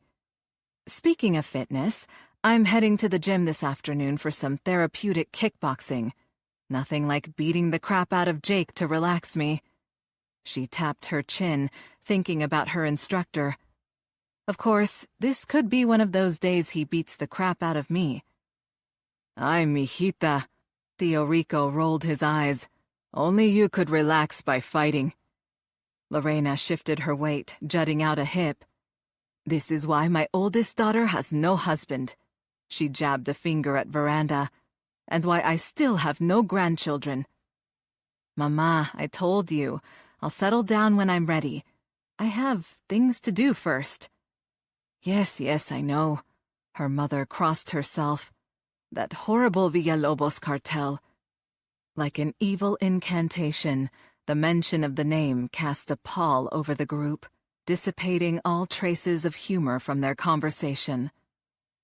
Guilt tugged at her, and she lowered her gaze. Someone has to stop them. Let it be someone else. Lorena's gentle hazel eyes grew moist. Look at Agent Esteban Lopez. I remember when he was a young man, so shy and kind. He made to fight against Hector, and you see what happened. More than 30 years later, he is still trying to arrest him.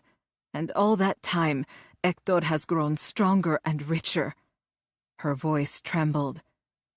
It is because Hector is wicked.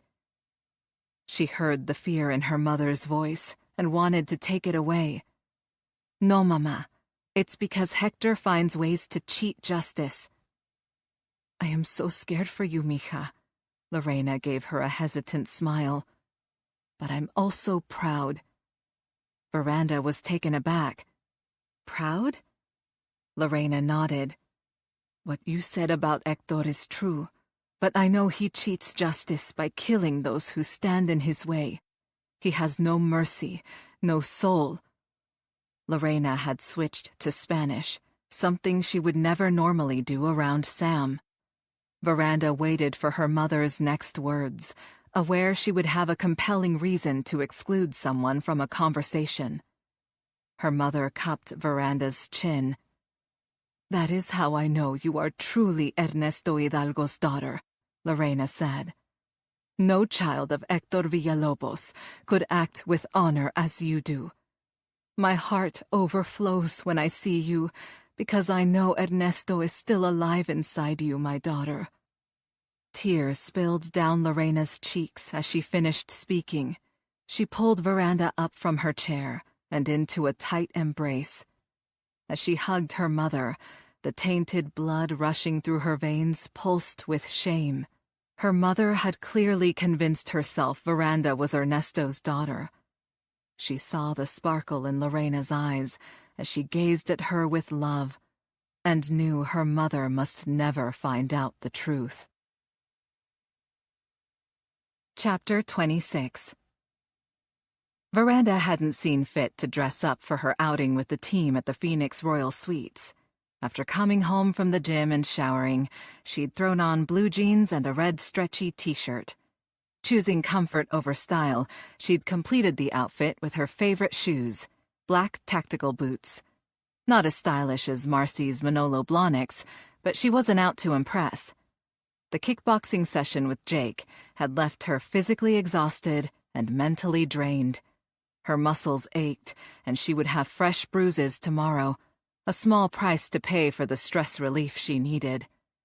When she first arrived in the hotel lounge, Diaz had tried to grab the seat next to hers, but Marcy beat him to the spot, an innocent smile that deceived no one on her bright red lips. Sam sat to her other side, and she stifled her laughter at the comment he muttered under his breath for her benefit. Surrounded by her homicide squad for the past half hour, Veranda had scarcely spoken to the federal agents at the other end of the long row of high-top bar tables. She pushed the half-empty glass across the glossy, black-lacquered tabletop. This is a phenomenal prickly pear margarita, but I'd better not finish it, she said to Marcy. I still have to drive home. Tony swigged his beer and banged it down next to hers with a loud thunk. You could always get a room here. He craned his neck to take in the swanky bar area. Hell, we could all get smashed and get a room. Marcy sidled closer to him and placed her martini glass next to his Pilsner. This place is a bit upscale for you, Tony. Her voice dropped to a soft purr. There aren't any hookers in the lobby, and they don't rent rooms by the hour. Veranda chuckled. Marcy and Tony loved to spar. It occurred to her that many cops enjoyed banter when among their own. Probably a side effect of the job. Constant exposure to the worst humanity had to offer caused an odd camaraderie that included dark humor and permitted only the most oblique compliments. "Why are you always bustin' my balls, Marcy?" Tony exaggerated his Brooklyn accent and tried to look offended, but he couldn't hide his amusement. Marcy looked over the length of his body. As Stormin Norman Schwarzkopf used to say, you present a target-rich environment. Everyone at Veranda's end of their section. Let's pause here for a moment. This entire audiobook is free for you to enjoy. No rush. We'll continue in a moment. Thanks for watching.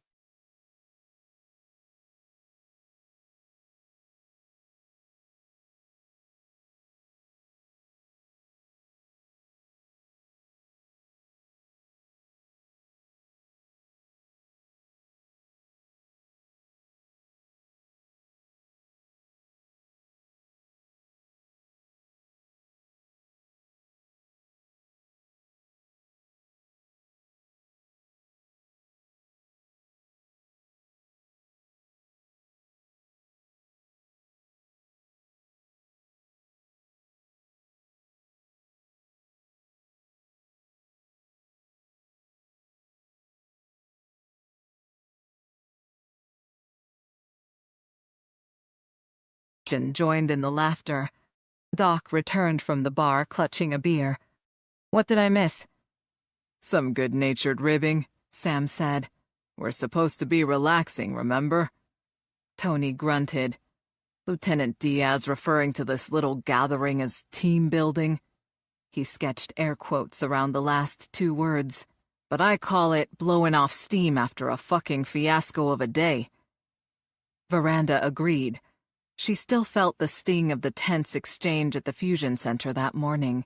Her homicide squad had defended her, while others in the break room, especially Tanner, the junior FBI agent, questioned her tactics, her leadership, and ultimately her competence. Self-recrimination had gnawed at her all day after that. Their mandatory get-together in the hotel lounge had started off well enough, despite the separation between the PPD and the feds.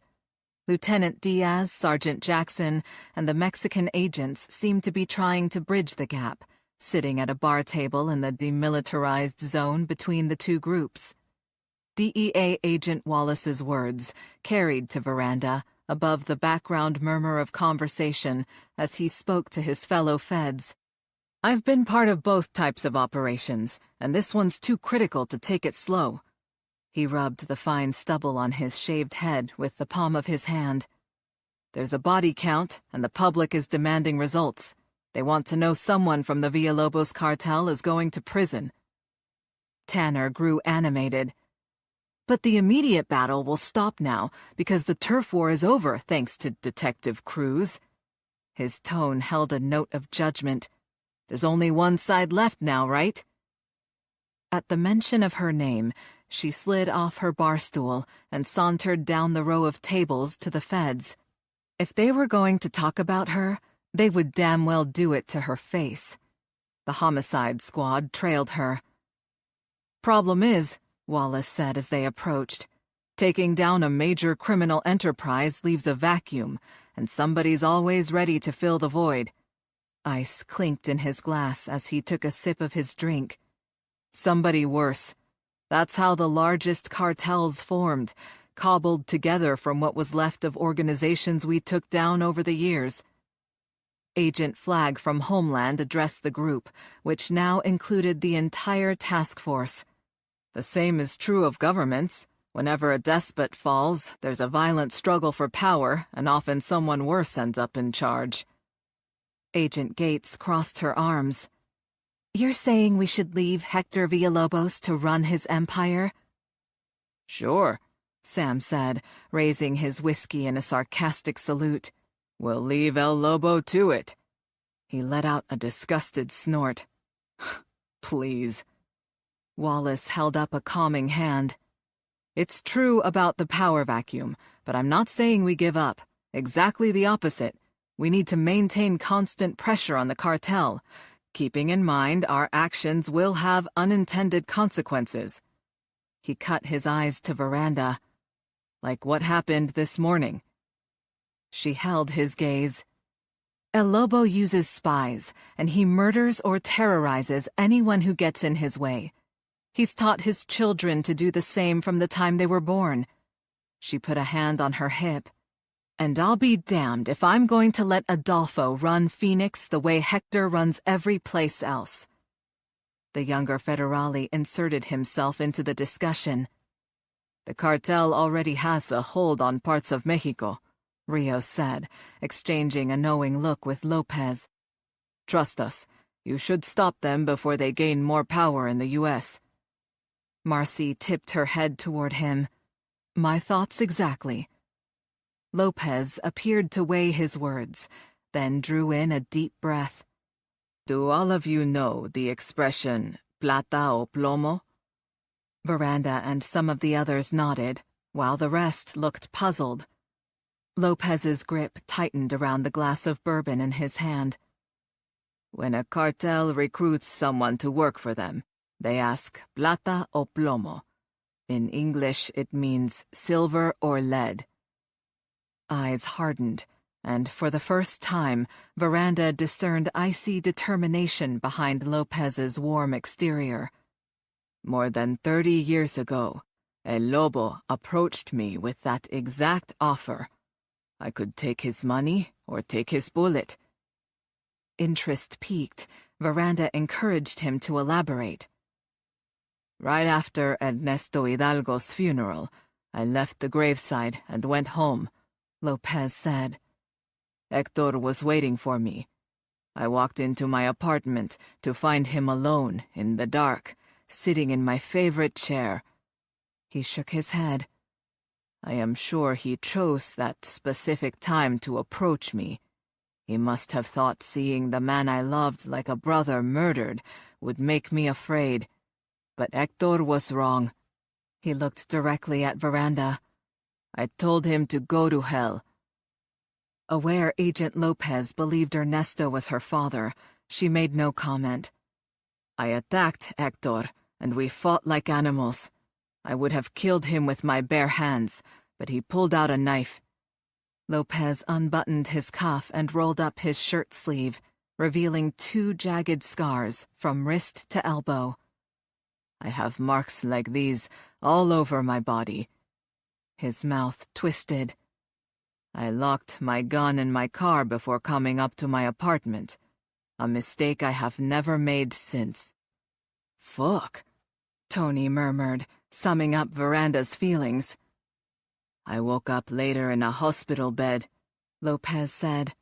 To this day, I do not know why Hector spared my life. Perhaps he thought I would change my mind and come to him out of fear, or maybe he had other plans for me. He shrugged. I didn't care. I went into headquarters the next day and got warrants to arrest Hector. Not that it mattered. He is still free, still powerful, still rich with possessions. But he knows he will never own me. His voice dropped to an almost imperceptible whisper. He knows I would rather take his bullet. Veranda's phone buzzed in her pocket, breaking the spell. She pulled it out and read the screen. Captain Cole Anderson, Phoenix Fire Department. She tapped the icon. Can we talk? Cole's voice sounded strained. She turned her back to the others and walked to an empty corner of the room. What is it? I saw a clip of the press conference on television this morning. You made national news. She waited through a long pause before he finished. "I've had it with this whole task force thing." "What is that supposed to mean?" Nerves already frayed, she heard the bite in her tone. "You led multiple raids against a street gang and a drug cartel," he said. "You were directly in the line of fire. How am I supposed to deal with that on a regular basis?" After the recriminations she'd endured all day, Cole's overprotectiveness was the last straw. "You want a woman who will stay at home in the kitchen?" She didn't hide her anger. "I'm not that woman, Cole, and you knew that before we got involved. Don't ask me to change who I am." "Damn it, Veranda, I'm on your side." "Yeah, I'm overwhelmed by your support." "Can we talk this out when I get back?" "I have a splitting headache from too much talking already." She noticed Marcy next to her and ended the argument. "Goodbye, Cole." She disconnected. "Judging by the way you ended that call with your fireman boyfriend," Marcy said, "he's acting like an ass." Too exhausted to put on a front, she went with the truth. "I went 5 rounds kickboxing with Jake this afternoon, and that conversation hit me harder than any punch." She closed her eyes for a long moment. Marcy stepped closer. "Have I ever told you why I took up karate, Veranda?" "Actually, you haven't." "I learned to defend myself because people refused to accept me for who I am." Marcy raised her chin. "I was a teenager when I realized I was lesbian. Didn't make me popular in high school, especially because I don't fit the stereotype. The other kids thought a girly girl who likes makeup and fashion had to be into boys. A few of the jocks thought I was playing hard to get. So when I turned them down for dates, a couple of them decided to force the issue." "Marcy, that's horrible." She pictured Marcy as a lovely teen girl, alone, terrified, and subjected to a ruthless attack. Her heart lurched. "Get that look off your face," Marcy said. "I'm not telling you this to get your sympathy. In fact, if I detect the slightest trace of pity, I'll kick your ass so hard you'll think Jake was giving you a gentle massage." Veranda held up her hands in surrender. "Okay, it's a no-pity zone. But you wouldn't be telling me this without a good reason." "Exactly." Marcy pointed at her. "People will always judge you without knowing all the facts.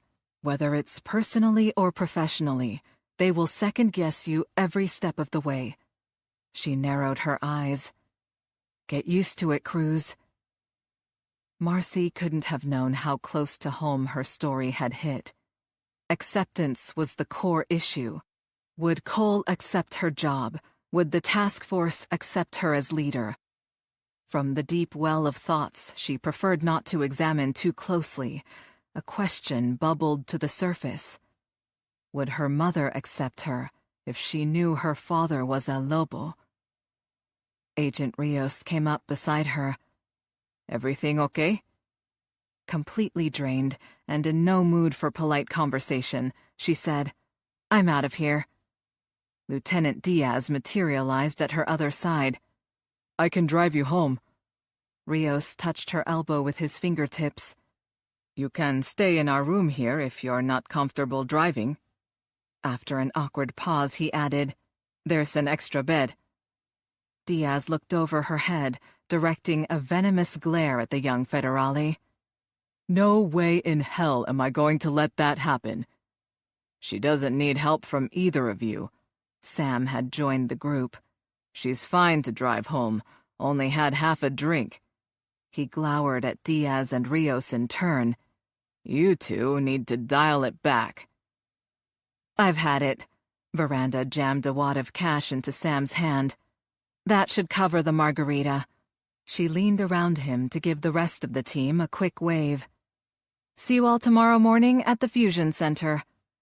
The sound of Rios and Diaz's raised voices carried to her ears as she stalked out without another word. Driving the short distance to her house, she replayed her short argument with Cole.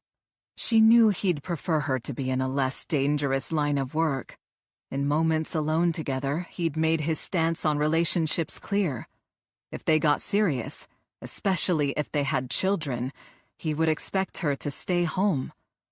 The idea of a traditional happy family life felt so abstract that she couldn't decide how she felt about that. She swung into her driveway and parked the Tahoe in the carport. Opening the rear hatch, she tugged out her black nylon tactical bag. Shoulders aching after her session at the gym, she hoisted the duffel and wearily trudged to the front door. As soon as she twisted the knob and pulled, an alert tone sounded. Once the door opened, she had 15 seconds to deactivate the alarm before it began to wail. She felt a vibration at her waist and shifted her bag to her other arm to yank out her cell phone. She glanced down. Unknown number appeared on the small screen. Wrinkling her brow, she touched the display as she slipped inside her house and began to enter the alarm code on the wall panel. "Detective Cruz, homicide," she said automatically, scrunching her shoulder to trap the phone under her ear so she could speak while she finished tapping in the code. Silence. "Hello?" No response. Damn. Figuring she'd inadvertently disconnected the call as she juggled the bag and deactivated the alarm, she snatched the phone from her shoulder and bent her head to peer at the screen while she stood in the open doorway. Weary and distracted by her bag, the alarm code and the phone call, she was a gazelle mindlessly grazing on the savannah. She did not hear the predator stalking, smell his musky scent, or see his form silently emerge behind her. 200 pounds of savage male slammed into her at full force, knocking her to the floor inside her living room. The phone flew from her hand and skittered into the kitchen. Her duffel hit the carpet by her feet as she landed on her stomach with a thud. Before she could react, a strong hand grabbed a fistful of her hair and yanked her head around, flipping her onto her back. Winded and stunned, she struggled to marshal her thoughts. Realization hit her with the force of another blow. The phone call had been a setup, distracting her until she entered her alarm code. Someone had ambushed her, but who? She blinked rapidly as her nightmare came to life. Salazar's feral eyes bored into hers as he pushed himself up to a kneeling position, astride her hips, pinning her arms against her sides with his knees. His hands free, he pulled a slim black case out of a cargo pocket on the side of his pants, dug into it, and removed a syringe. She opened her mouth and shouted, "Help!" Salazar silenced her instantly with a powerful open-handed slap to the side of her head. She recognized the technique. A palm strike to the temple, properly delivered, was non-lethal, but left the victim disoriented for up to a full minute. Bright spots burst in front of her eyes, and her vision swam. Her kickboxing coach's voice echoed in her head. "Fight!" She commanded her lethargic body to react, but Salazar's full weight rested over her abdomen, and his knees completely immobilized her arms, limiting her options. She struggled to draw her legs up, hoping to buck him off. A malicious grin lit his face as he leaned forward, lowering the length of his body down to cover hers. When he shifted position, her arms were freed for a split second. Taking full advantage, she made a fist and aimed for the bridge of his nose. With expert timing, he angled his head, and her knuckles smashed into his rock-hard jaw instead. She readied her other hand, but lying on her back, directly beneath him, she didn't have enough space to throw a decent punch. His strong hand, encased in a black leather glove, shot out and clutched her fist, squeezing it until she arched her back in pain. Still reeling from the blow to her temple, she formed a claw with her free hand in a desperate attempt to gouge his eyes. He dropped the needle and caught her wrist before she reached his face. A part of her mind remembered Salazar had elite military training, and he could counteract her strikes. If he'd researched her background, he knew she'd been taught to fight as well, and had devised a way to catch her off guard. The element of surprise had served him well. He had her at a complete disadvantage. She felt his muscles ripple with tension as he dragged both of her arms above her head. She fought to pull free, but he jammed her wrists together, wrapping one hand around both of them with bone-crushing force. Now he had effectively restrained her, with one hand free to pick up the dropped needle. She considered screaming again. Someone might hear beyond the partly open front door. Then she dismissed the idea. He would use his free hand to knock her unconscious this time, and she couldn't allow that. She had to stay alert and wait for another opportunity to strike. They both heaved ragged breaths for a moment.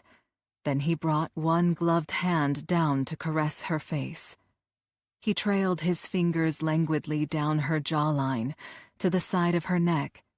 His lips curved into a smile as he pressed his fingertips on the spot where her pulse raced. She felt the smooth leather covering his thumb as he slid it over to encircle the front of her throat. She read his intention in an instant. Compressing her carotid arteries and pinching off her airway would render her unconscious in a matter of seconds. If he continued to constrict the flow long enough, she would die. If he released the pressure, she would regain consciousness quickly, but he would have several seconds to inject her with whatever was in that syringe. Rage seethed through her. She fought savagely, twisting her body, writhing under his solid weight. His fingers pushed down harder, and he lowered his head until she could feel his hot breath against her lips. "You are at my mercy now," he whispered in heavily accented English. She gnashed her teeth and thrashed with all her remaining strength. His final words drifted to her ears as her vision constricted to a pinprick, and darkness engulfed her completely. "Too bad for you. I have none." Chapter 27. Salazar inhaled the intoxicating scent of feminine fear. The instinctive fight for survival always left a residual trace his nose could detect if he was close enough to his prey. Their intimate position, with the length of his body pressed down on hers, gave him a particularly potent rush. She had been a worthy adversary, but he had won, and now she would pay for her failure. After her struggles subsided, he released his hold on her neck and reached out to pluck the syringe from the carpeted floor. He had to hurry. She would come around soon now that blood was flowing unrestricted to her brain again. Reaching down to tug the leg of her blue jeans up from her boots, he exposed her smooth calf. He jammed the sharp point of the needle deep into her muscle and pressed the plunger down. She moaned, and her eyes fluttered open. Returning his gaze to her face, he pulled out the syringe and waited. Her pupils dilated, and her body slackened as the customized ketamine-based cocktail rushed into her system. She would be fully compliant within seconds. Planting his hands on either side of her, he pushed himself up to his feet, went to the front door, and looked outside. Reassured no one had heard the brief scream before he silenced her, he shut the door. He slid his phone out, tapped a saved number, and spoke in his native tongue. "I'm ready." He disconnected and squatted next to the woman. After regarding her for a moment, he leaned forward, grasped the hem of the fitted red shirt near her waist, and yanked it over her lolling head. He tossed the garment to the floor and reached toward her again when a light rap on the door interrupted him. He opened it to Omar, who held a leather satchel. Salazar searched the immediate area for a place to restrain her. His gaze settled on the kitchen table. Well lit, good height. It would do. When he removed her bra, he caught Omar staring. "We have work to do," he said to Omar, then jerked his chin toward the kitchen. "Put your bag on the counter and help me carry her to that table. We'll turn on the light, and you can get a good look before we get started." Wordlessly, Omar put the satchel down and came back to the living room. Salazar grasped the woman's limp form under her shoulders, gloved fingers digging into her armpits as he lifted her. Omar wrapped his hands around the ankles of her boots and straightened. Hanging between the two men, she groaned. He backed toward the table and hoisted her onto its hard surface.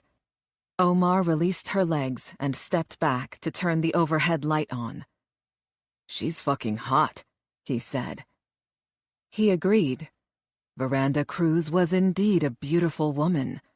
Stripped to the waist, her supple caramel skin and silky black hair glistened in the harsh light. But he had to keep Omar on task.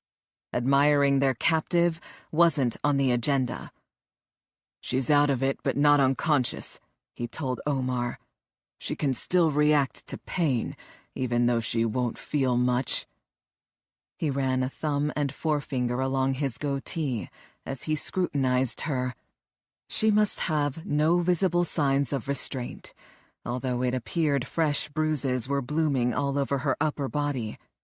He'd learned she kickboxed during his research, and the GPS tracker showed her at the gym this afternoon, which would play perfectly into his plans. Any marks from their scuffle would be written off as sparring injuries. He continued to peruse her body. Her boots would cushion her ankles from rope burns, but the soft skin of her slender wrists would show abrasions. He decided on a course of action and motioned to Omar.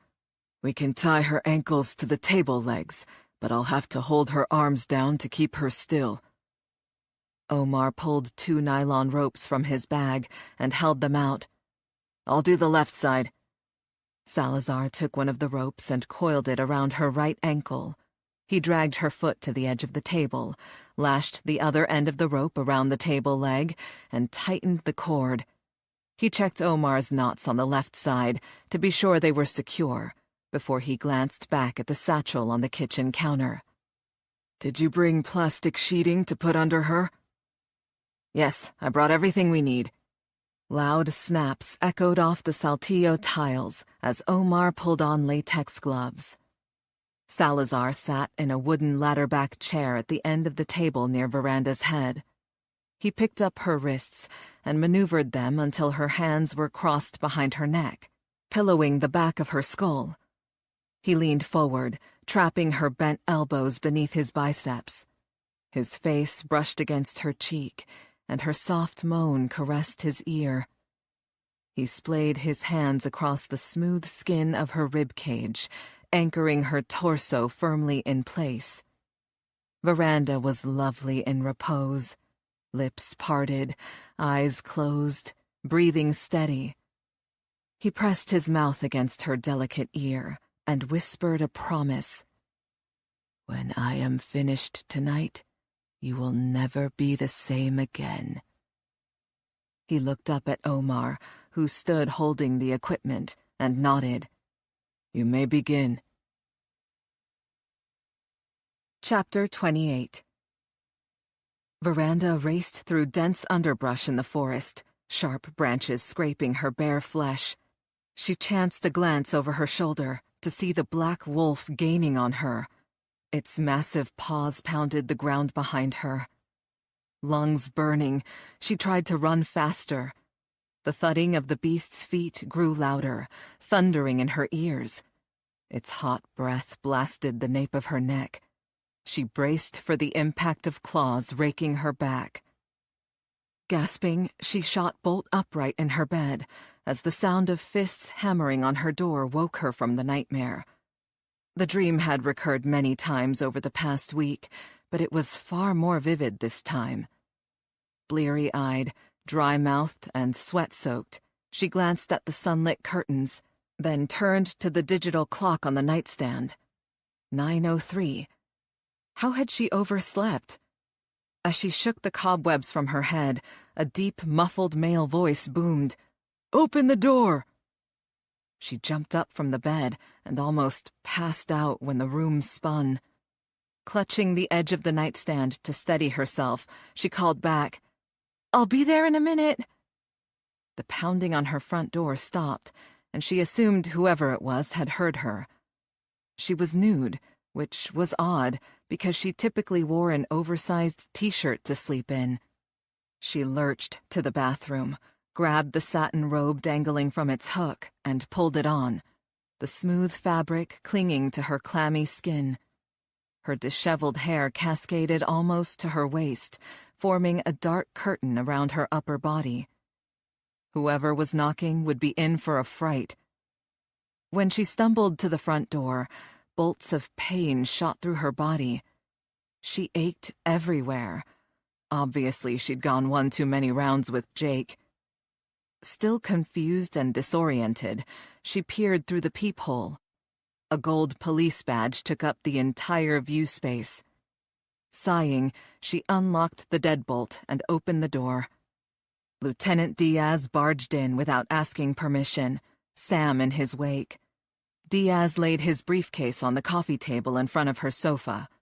She closed the door and followed them into her living room on unsteady feet. Radiating anger, Diaz rounded on her after giving the room a cursory look. "Are you alone?" She lifted a brow. Odd question. Even stranger than the wrath on his face as he asked it. "Of course, I live by myself." She looked at Sam. "What the hell's going on?" Sam said nothing, his face inscrutable. Diaz stepped toward her. "Open your robe." At her look of outrage, he added, "Just the top." She wrapped her arms around herself. "You can go Sam cut her off, stepping in front of her to face Diaz. "Lieutenant or not, I'll cold cock you if you don't let me do the talking." Still bristling, Diaz crossed his arms, stepped back, and nodded. Sam pivoted toward her, turning his back to Diaz. "Please sit down, Veranda."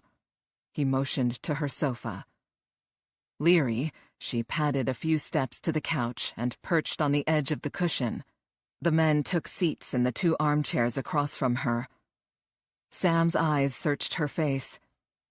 "What happened after you left the hotel last night?" When she tried to recall, disjointed, hazy images and dark voids came to her. "I'm not sure." She shook her head. "I don't remember coming home, but I only drank half a margarita, I think." "Do you feel okay?" "I feel like shit. Every part of my body hurts and I'm queasy." "Do you feel pain in any specific area?" he asked. She did a quick inventory of her body. Dull aches throbbed everywhere, but when she focused her attention, a sharper sensation registered in a specific place. She touched the spot and winced.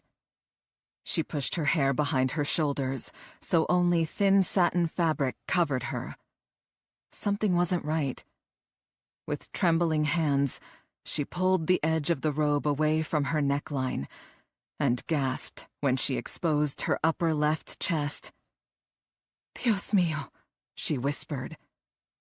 A 5-inch wide tattoo of a black wolf's head had been inked just above her breast. Astonished, she looked at the two men facing her. "How did this happen?" Diaz's eyes traveled up from her gaping robe to lock with hers. "Why don't you tell us?" Sam's bushy brows furrowed. "Are you saying you had no idea the tattoo was there?" She turned to him. "That's exactly what I'm saying." She strained to remember details from last night. Nothing came.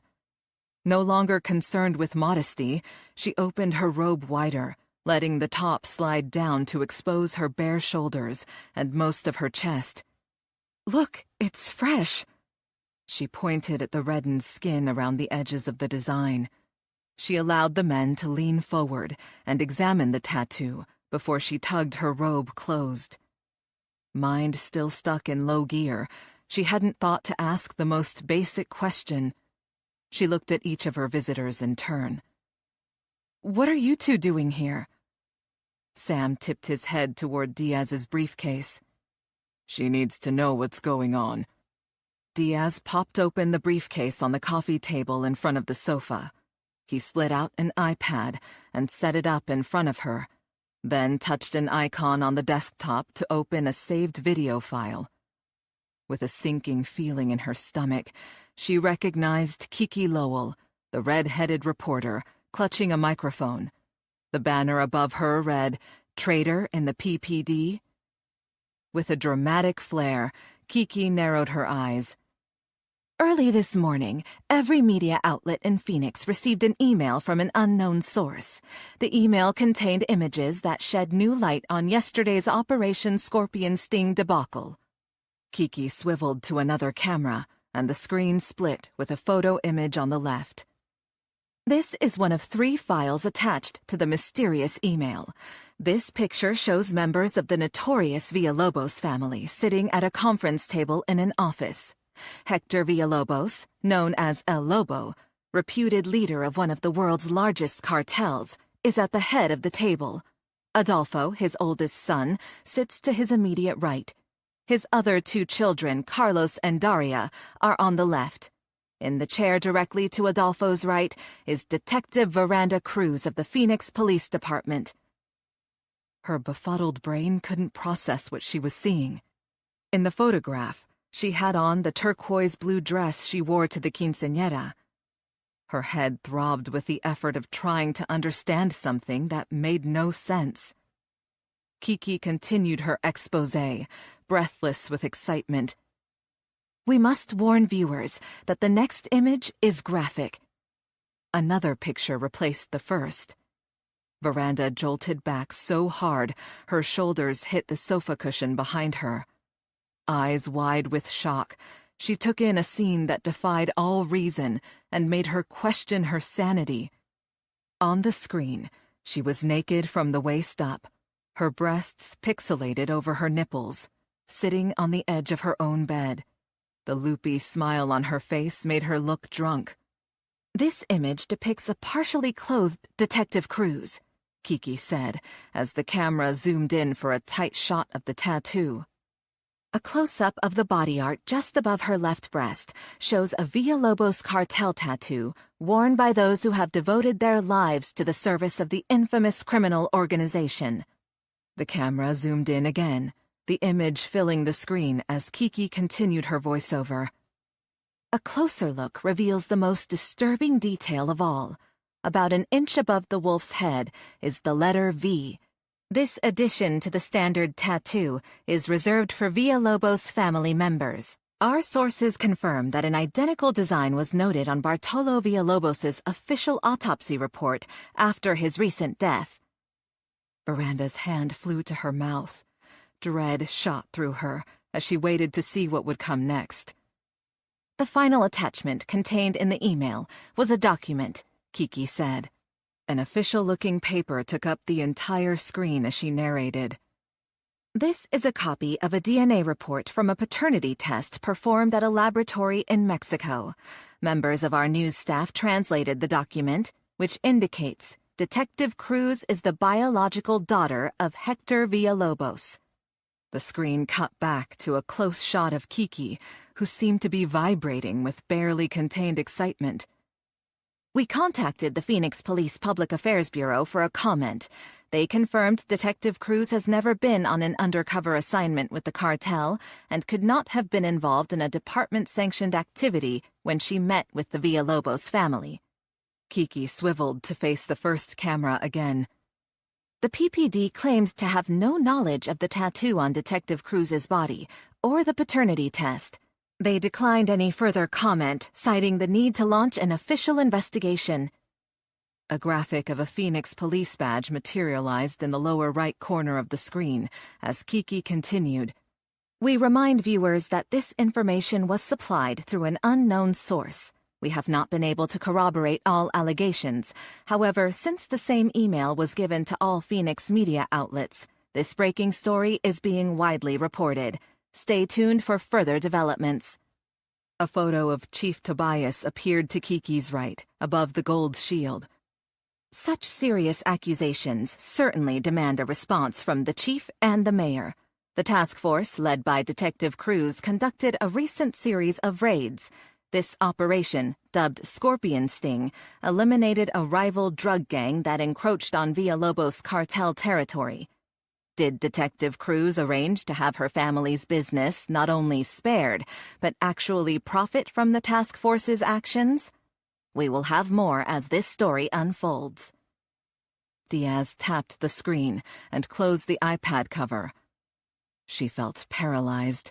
A dull roar thrummed in her ears. The air in her lungs seemed to condense, making it hard to breathe. After a long pause, Sam spoke softly. "This is bad, Veranda." No shit. Her hand trembled as she pushed a stray tendril of hair from her face. This could not be real. Her wolf nightmare must have morphed into this hellish scene. She willed herself to wake up. "What aren't you telling us?" Diaz asked. She latched onto the first coherent thought that came to her addled brain. "You were there," she said to Diaz. "I wore that blue dress to Gabby's quinceañera." "I don't see your point." He furrowed his brows. "You also could have worn it to a meeting with the cartel." "No, I couldn't. I bought it last week for Gabby's party, and that was the first time I put it on." Her eyes darted desperately from one man to the other. "I've never been in that office, never joined the Villalobos family around a table. The picture had to be photoshopped. Someone's setting me up." Diaz looked skeptical. "And the DNA test results? I recall Bartolo waving around a copy of the test in an envelope." He didn't hide the accusation in his next words. "Which went missing after he died." Feeling cornered, she lashed out. "I didn't take those lab results." Diaz edged forward, eyes blazing. "Are you El Lobo's daughter or not?" "Don't answer that, Veranda," Sam said. "These are serious allegations." He shot an angry glare at Diaz before turning back to her.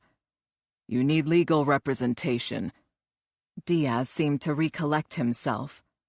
"Before we talk to you any further, I'll Mirandize you and give you an NOI. "Why?" Veranda struggled to keep up as the conversation took another shocking turn. A notice of investigation meant the department had opened an official inquiry. Miranda warnings applied when the allegation was criminal in nature. Her head, which had only just stopped spinning, began to throb again. She sat, heart hammering, as Diaz opened his briefcase and pulled several sheets of paper from a manila folder. Her thoughts, a jumble of impossible theories. She initialed each paragraph as Diaz read the Miranda form, signing the bottom when he finished. "I want an attorney," she said, her voice a hoarse whisper. "And a union rep." Diaz tucked the paperwork back into the folder, leaving a copy for her. "That is your right, and we won't ask you any further questions until you have retained legal counsel. In the meantime, I hereby relieve you from duty." "What?" Some part of her brain understood this stage of the procedure, but she'd never been forced to give up her badge. She was the job. Losing this part of her identity felt like an amputation. Diaz held out his hand, palm up. "Give me your badge, credentials, cell phone, duty weapon, and extra clips with ammunition. Detective Stark will drive your city car back to headquarters. You are to remain at home where you can be reached at all times." As if in a trance, Veranda stood and retrieved her go-bag from the floor nearby. Something nagged at her. What was her duffel doing there? She always kept it in her closet. Murky images swam just out of view, then disappeared. She handed the bag to Diaz. "Take it. Everything's there." He rested the duffel on the coffee table to unzip it. Following proper procedure, he inventoried each specified item. When he finished, he handed her the empty bag and a property receipt. "Let me make this perfectly clear," Diaz said, his expression hard as stone. "As of now, you have no police powers." Clutching the paper in clammy hands, she wondered if she would ever see her gun and badge again. As she looked into her lieutenant's cold, dark eyes, the true nature of her predicament sank in. She was under investigation for a felony. She swallowed a lump in her throat, wondering if she would go to prison while Adolfo went free. Chapter 29. Mia stood in the main room of the West Phoenix warehouse, her small body shaking with fear as Señor Adolfo glared down his crooked nose at her. "You have your twin sister to thank for this," he said. "Now tell your family goodbye." By her side, her mother wailed with grief and pain, her tattered blouse lying on the concrete floor. Mia and her sister had been forced to watch the coyotes brand their mother's chest. As the acrid scent of charred flesh lingered, her mother doubled over, clutched Mia's arm, and sobbed. "Goodbye." Tears streamed down Mia's face as she uttered the word. Her sister Sophia, the smart one, the hope of the family, sank to her knees and howled her anguish. Mia couldn't bear it. Everything she had endured since this journey into hell had not come close to preparing her for this torment. The final farewell to her family and all the other women was breaking her heart. Her sister's plan had failed. The secret message to Veranda Cruz had been intercepted before it ever went out. The hope they had kindled with their last desperate bid for freedom had been extinguished. Señor Adolfo signaled Salazar, the one they called El Matador. Nothing terrified her more than that man. He was a demon. Her knees trembled so hard they knocked together as he drew near. She backed away, but his hand latched onto her slender arm like a vice. He shook her so hard her teeth rattled. Panic overtook her, and she tried to pull free. "Be still," he said. She froze. Still grasping her, Salazar turned to Señor Adolfo. "We have much to do. I cannot attend to this errand myself. Who do you have that would make sure this one," he gave her another shake, "suffers before she dies?" She watched as Señor Adolfo considered the group of 14 men gathered nearby. The coyotes had made sure every woman stood in front to witness what happened to those who defied the Villalobos family. She saw his eyes settle on a particularly brutish man with deep scars along his pock-marked face and a cruel set to his mouth. She shuddered. Easily the largest of Carlos's coyotes, his bulging arms could snap her in half. Señor Adolfo signaled the man. "Felix, take her." Felix pushed away from the wall and strode over to her. Salazar shoved her into Felix's expansive barrel chest. "Take her out into the desert," he told Felix. "Do whatever you like with her before you kill her, but don't take too long. We have more work for you here." Felix's face split into a wide grin, showing a gold tooth and black gums. Her mother and sister wailed louder than ever. Ignoring the histrionics, Felix wrapped a meaty hand around her upper arm. As he dragged her toward the door, she turned to see her mother and Sophia for the last time. She held her composure until she left the warehouse, then succumbed to tears. Felix cuffed the side of her head. Shut up. He twisted her arm, forcing her toward a black sedan parked in the shade of the building. Earlier that morning, Sophia told her exactly where they were, explaining how this part of the industrial district was full of abandoned warehouses. As she surveyed her surroundings, she knew Sophia had been correct. No one was around to see her. If she screamed, Felix would simply hit her. So she remained silent as he wrenched open the front passenger door and shoved her inside. Felix pulled a zip tie from his jeans pocket and looped it around her wrists. He pulled it tight, the closure making a ripping sound as the plastic teeth ground into a locked position. When he leaned forward to buckle her seatbelt, she recoiled as the armpit stains of his grimy shirt released a repulsive stench of body odor, stale beer, and cheap cigarettes. She supposed he didn't secure her out of concern for her safety, but a desire to restrict her movement inside the car. He cast a threatening glare at her. "I want you up front where I can keep an eye on you. If you're quiet, I might go easy on you when we get out of the city." He chuckled. "Who knows? Maybe you'll like it."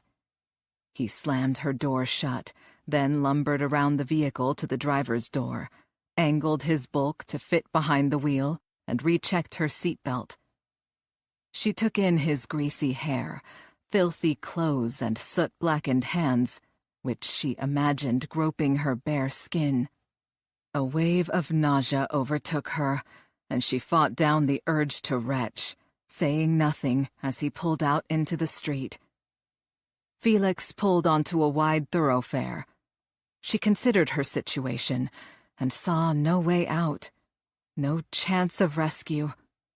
As the car glided relentlessly toward their destination, she accepted the truth. Her life was about to end. Her hands reddened as the plastic ties cut into her wrists, compressing them together painfully. The discomfort gathered her scattered thoughts to a focal point. She had nothing to lose. She could either go to her death meekly after Felix was finished with her, or try one last time to change her fate. She looked around the car. Felix had no weapon she could see, although she imagined he would at least have a knife somewhere to kill her. She winced at the mere thought. Or maybe he intended to strangle her. Choking back a sob of fear, she forced herself to think. Aware every passing second brought her closer to death, she re-examined the car, looking for any means of escape. The door latch was missing, so she couldn't open it. When she discreetly tried to power down the window, nothing happened. Felix drove into what she guessed must be the downtown area. Traffic grew heavier, and more people strolled the sidewalks. She turned her head away so Felix couldn't see her, and mouthed the word "help" to passers-by. When that didn't work, she made frantic faces at other drivers, hoping they would at least call the police to investigate. No one reacted. Apparently, nobody could see her through the dark-tinted glass, so she didn't bother trying to wave at anyone to show them her bound hands. When she made her move, it had to count. A weak attempt to attract attention, like tapping on her window, would just piss her captor off and waste her only chance at surprising him. She remained quiet, hoping to lull Felix into thinking she had no fight left in her. All the while, she studied the streets as they passed, praying for an opportunity. After a few minutes, the spaces between high-rise buildings widened. Before long, she figured they'd be out of the city. She had to do something now. As the sedan approached an intersection, the light turned yellow. Cursing, Felix stomped the gas pedal. She had a flash of inspiration. Her idea was reckless and dangerous, but she would die anyway if she did nothing. She flicked a glance at Felix. As they reached the middle of the intersection, his eyes were locked on the still yellow traffic signal, with his foot mashing the accelerator to the floor. Now or never. She lunged to her left, grabbing the steering wheel with both hands, and yanked as hard as she could, aiming the car at a metal light pole on the corner. As other drivers blasted their horns and fishtailed out of the way, their sedan rammed straight into the pole at full speed. Without time to react, Felix had never moved his foot to the brake pedal. Mia had a final thought before darkness enveloped her. This one aspect of her life, the Villalobos family would not control. She would die on her own terms. Chapter 30. After Sam and Diaz left, Veranda sat on the sofa in a state of shock for several minutes. In a near catatonic stupor, she stared straight ahead, until her gaze landed on a black-and-white photograph in a pewter frame resting on the end table. The picture, a photo of her mother she had taken last year, was her favorite. Lorena sat on the bench in the gathering space under the pavilion, between the casitas at the family property, her head thrown back, mouth wide, and eyes crinkled with mirth. The years had not dimmed her beauty. Emerging from her trance, Veranda realized one person would be suffering from the devastating news reports, even more than she was. A sick feeling clawed at her insides. She shot to her feet, darted to the kitchen, and used her landline to call her mother's cell phone. She assumed Lorena had already arrived at the food truck, and prayed she hadn't seen any television. Listening to ringing at the other end, she gripped the receiver so hard her knuckles whitened. Desperate to reach her mother and warn her about the news story, she chewed her lip during the interminable wait before her uncle picked up the phone. "Tío Rico, I need to speak to my mother." Her words spilled out in a breathless rush. After a long pause, Rico answered, "Lorena gave me her phone. She has gone home. She will not speak to anyone." The bleakness in her uncle's words tore at her heart. "I'm going over there," she began, the empty promise dying on her lips. Even if she weren't on de facto house arrest, the department had taken her city car, and her personally owned beater was currently up on a pneumatic lift at Chewy's garage, with its guts spread over the oil-stained floor. "Don't, Veranda." She sensed a chill in her uncle's tone that had never been there before. Like her mother, Rico had known she might be El Lobo's daughter, because he had been there. 17 years old at the time, Rico had been the one to hit Hector over the head during the attack. Rico had witnessed the brutish, violent act that had brought Veranda into existence. No wonder none of them wanted to speak to her now. Bitter despair mixed with bile in her throat, burning a path down to the pit of her stomach. Her uncle cut into her thoughts. "Veranda, we are closing the food truck for the day. We must care for Lorena. I will call you when she is ready to see you again." He hung up. She slumped against the wall. Her knees buckled, and she slid down to sit on the tile floor.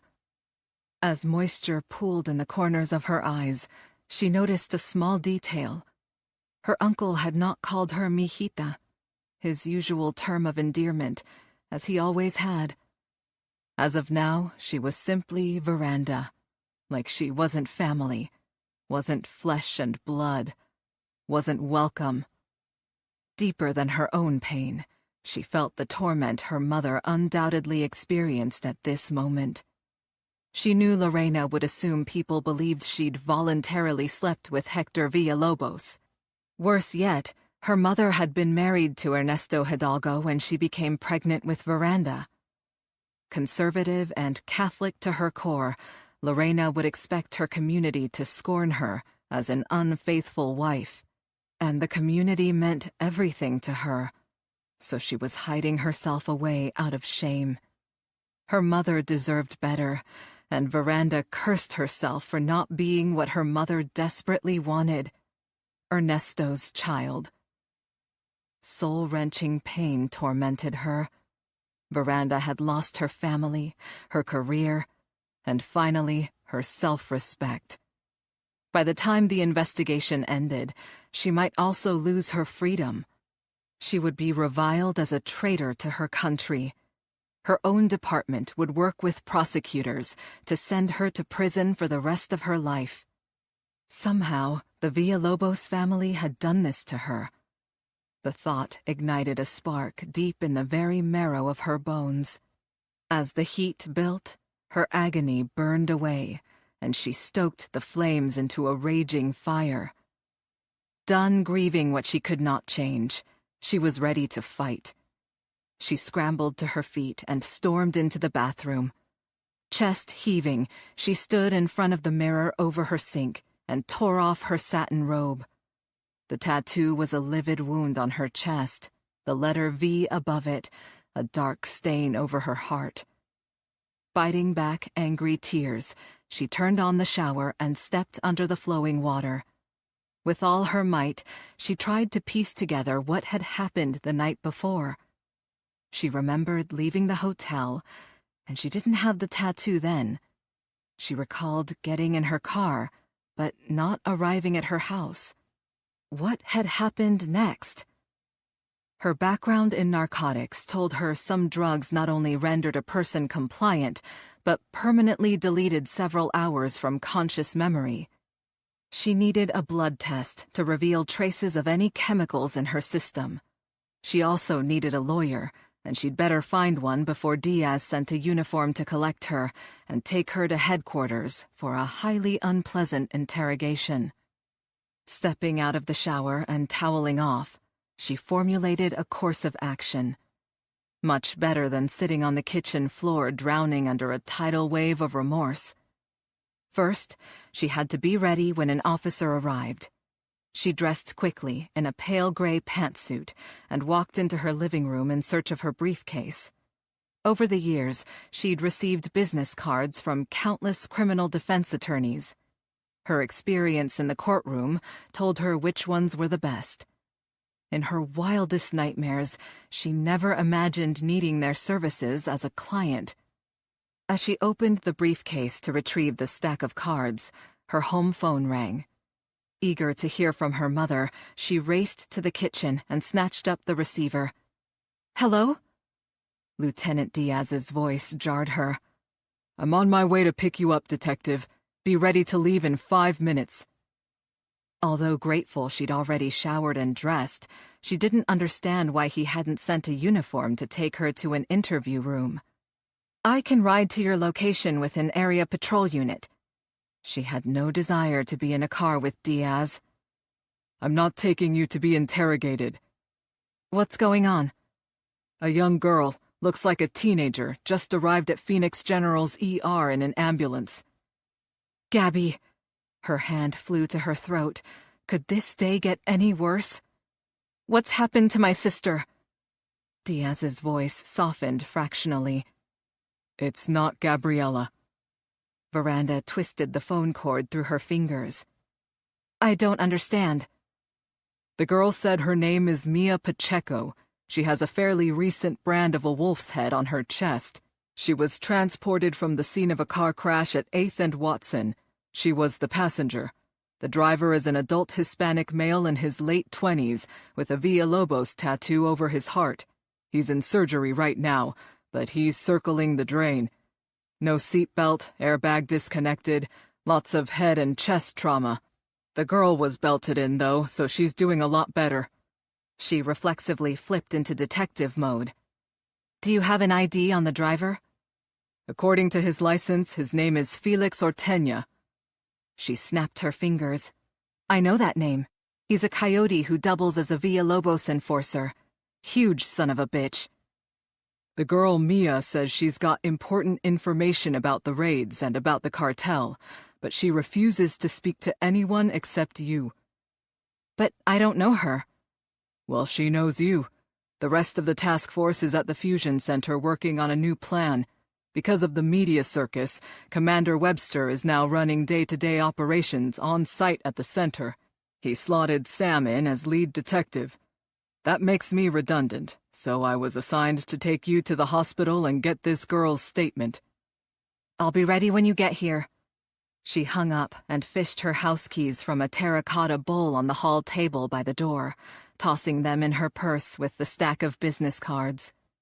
She watched from the window as Diaz pulled up a few minutes later, then punched in her alarm code and locked the door behind her before she strode to the Chrysler and got in. As they drove to the hospital, she tried to make headway with Diaz. "I'm innocent, you know." He kept his eyes on the road. "Detective, you're invoked. I can't discuss the case with you any further until we're in an official interview setting with your attorney present." "I know, but I'm volunteering this on the record. No matter how it looks, I didn't betray my family, my department, and my country." She instilled every ounce of sincerity she possessed into the declaration. "I'd die first." He said nothing, and they drove the rest of the way in stony silence. Diaz pulled into one of the designated police parking spaces next to the emergency room entrance and threw a PPD placard on the dashboard. He badged their way past the hospital security personnel and checked the overhead boards for the ER patient list. The name Mia Pacheco was listed in bed 7. Veranda had a growing sense of unease as they walked by the sequentially numbered treatment bays, separated by curtains draped from the ceiling. When they arrived at bed 7, Diaz pushed the curtain aside and walked straight in. The area was empty, the gurney gone. Without waiting for Diaz, Veranda spun and ran to the bullpen in the center of the ER. "Where's the patient in bed 7? The ER nurses studiously ignored her, tapping on their computers and speaking to each other. Frustration mounting, Veranda waylaid a passing orderly. "Where is Mia Pacheco?" she demanded. "She's supposed to be in room number 7. Diaz stood next to her and held up his badge. A harried look on his face, the orderly huffed, marched to room 7, and snatched a chart from a hook on the door. "They took her to radiology a couple of minutes ago." Veranda released a relieved breath. "Who is her treating physician?" Diaz asked. "We need to speak with the doctor." The orderly's eyes drifted down the page. "Chart says it's Dr. Jones." He frowned. "We don't have a Dr. Jones. Must be some mistake." Veranda and Diaz exchanged glances. "There's no mistake," Diaz said to the orderly. "The patient is a potential witness in a high-profile investigation." Veranda voiced the inescapable conclusion. "Adolfo's got her." Chapter 31. Veranda suppressed the urge to throttle the orderly when he put both hands up in the classic "don't blame me" gesture. "No one told us we needed to enact patient security protocols," he said. "Her name was listed right on the board. She should have been given an alias or admitted as a Jane Doe." She was out of patience. "We can debate who's responsible later. Right now we need to lock this hospital down until we find her. That girl is in grave danger." She lowered her voice. "If she's not already gone." The orderly grabbed a white hospital phone and barked a series of rapid-fire coded phrases into the receiver. Moments later, an alert blared through the intercom system, and lights flashed on wall sconces. An elderly security guard hustled toward them, radio squawking. He unsnapped it from the holder on his belt and listened. Over the din of the alarm, Veranda heard a voice at the other end report a scuffle taking place between a patient and a nurse near the North Side ER exit. Without waiting for details, she pointed at the north hallway. "Let's go." Diaz followed as she raced past the guard through a series of corridors toward the reported disturbance. She rounded a corner and spotted a teenaged girl standing barefoot in a hospital gown at the far end of a long hall. Next to her, a brawny male nurse grappled with a wiry Latino man in ripped jeans who sported a heavy beard. A wooden-handled hunting knife lay on the polished tile floor between them. "Police! Don't move!" Diaz shouted, drawing his Glock. Both men stopped fighting momentarily, their attention on Diaz's gun. The elderly guard who had come up behind them retreated down the corridor. She heard him holler into his radio to get backup and evacuate the area. Good. She didn't want anyone else coming down the hallway. The girl seized the opportunity of a distraction. She grabbed the rails of a nearby gurney and rammed the bed into the bearded man's hip. He stumbled back from the impact, pivoted, and bolted through the exit door behind him. Veranda called out to the male nurse, pointing at the girl. "Don't let her out of your sight!" Diaz stayed tight on her heels as she dodged around the gurney and rushed out the exit door, head swiveling in every direction. The bearded man had vanished. Diaz pulled a portable radio from his waist and broadcasted a lookout for the suspect.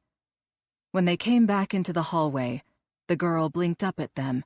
Her slight body dwarfed by the hospital gown, she had dark circles under her sunken eyes that spoke of misery and suffering more eloquently than words ever could. Veranda wanted to wrap the girl up and take her home. Instead, she tilted her head down and spoke softly in Spanish. "It's okay, sweetie. You're safe now." She hoped a bit of reassurance would help establish trust, because she had to step into her police persona and do her job. She snatched a latex glove from a nearby wall dispenser. Not bothering to put it on, she draped it over her fingers and bent to pick up the hunting knife, still lying on the floor.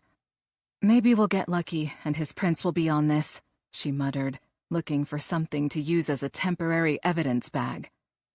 Mia trembled violently when Diaz holstered his weapon and strode toward her. Tall, muscular, and imposing, he towered over her. "You're scaring her," Veranda said, using her free hand to catch Diaz's arm. "Can we switch tasks, Lieutenant?" It wasn't her place to delegate an assignment to her supervisor, but the weapon had to be secured, and the girl seemed frightened of men. Diaz gave her a curt nod and eased the knife from her grasp, using the glove as a barrier between his skin and the flat of the blade. The male nurse held up a bright orange cardboard sleeve. "This is a portable sharps container. You can put the knife in and seal it." "That's perfect." Diaz took the container. "And thank you for helping the victim before we arrived." The nurse blushed to the roots of his red hair.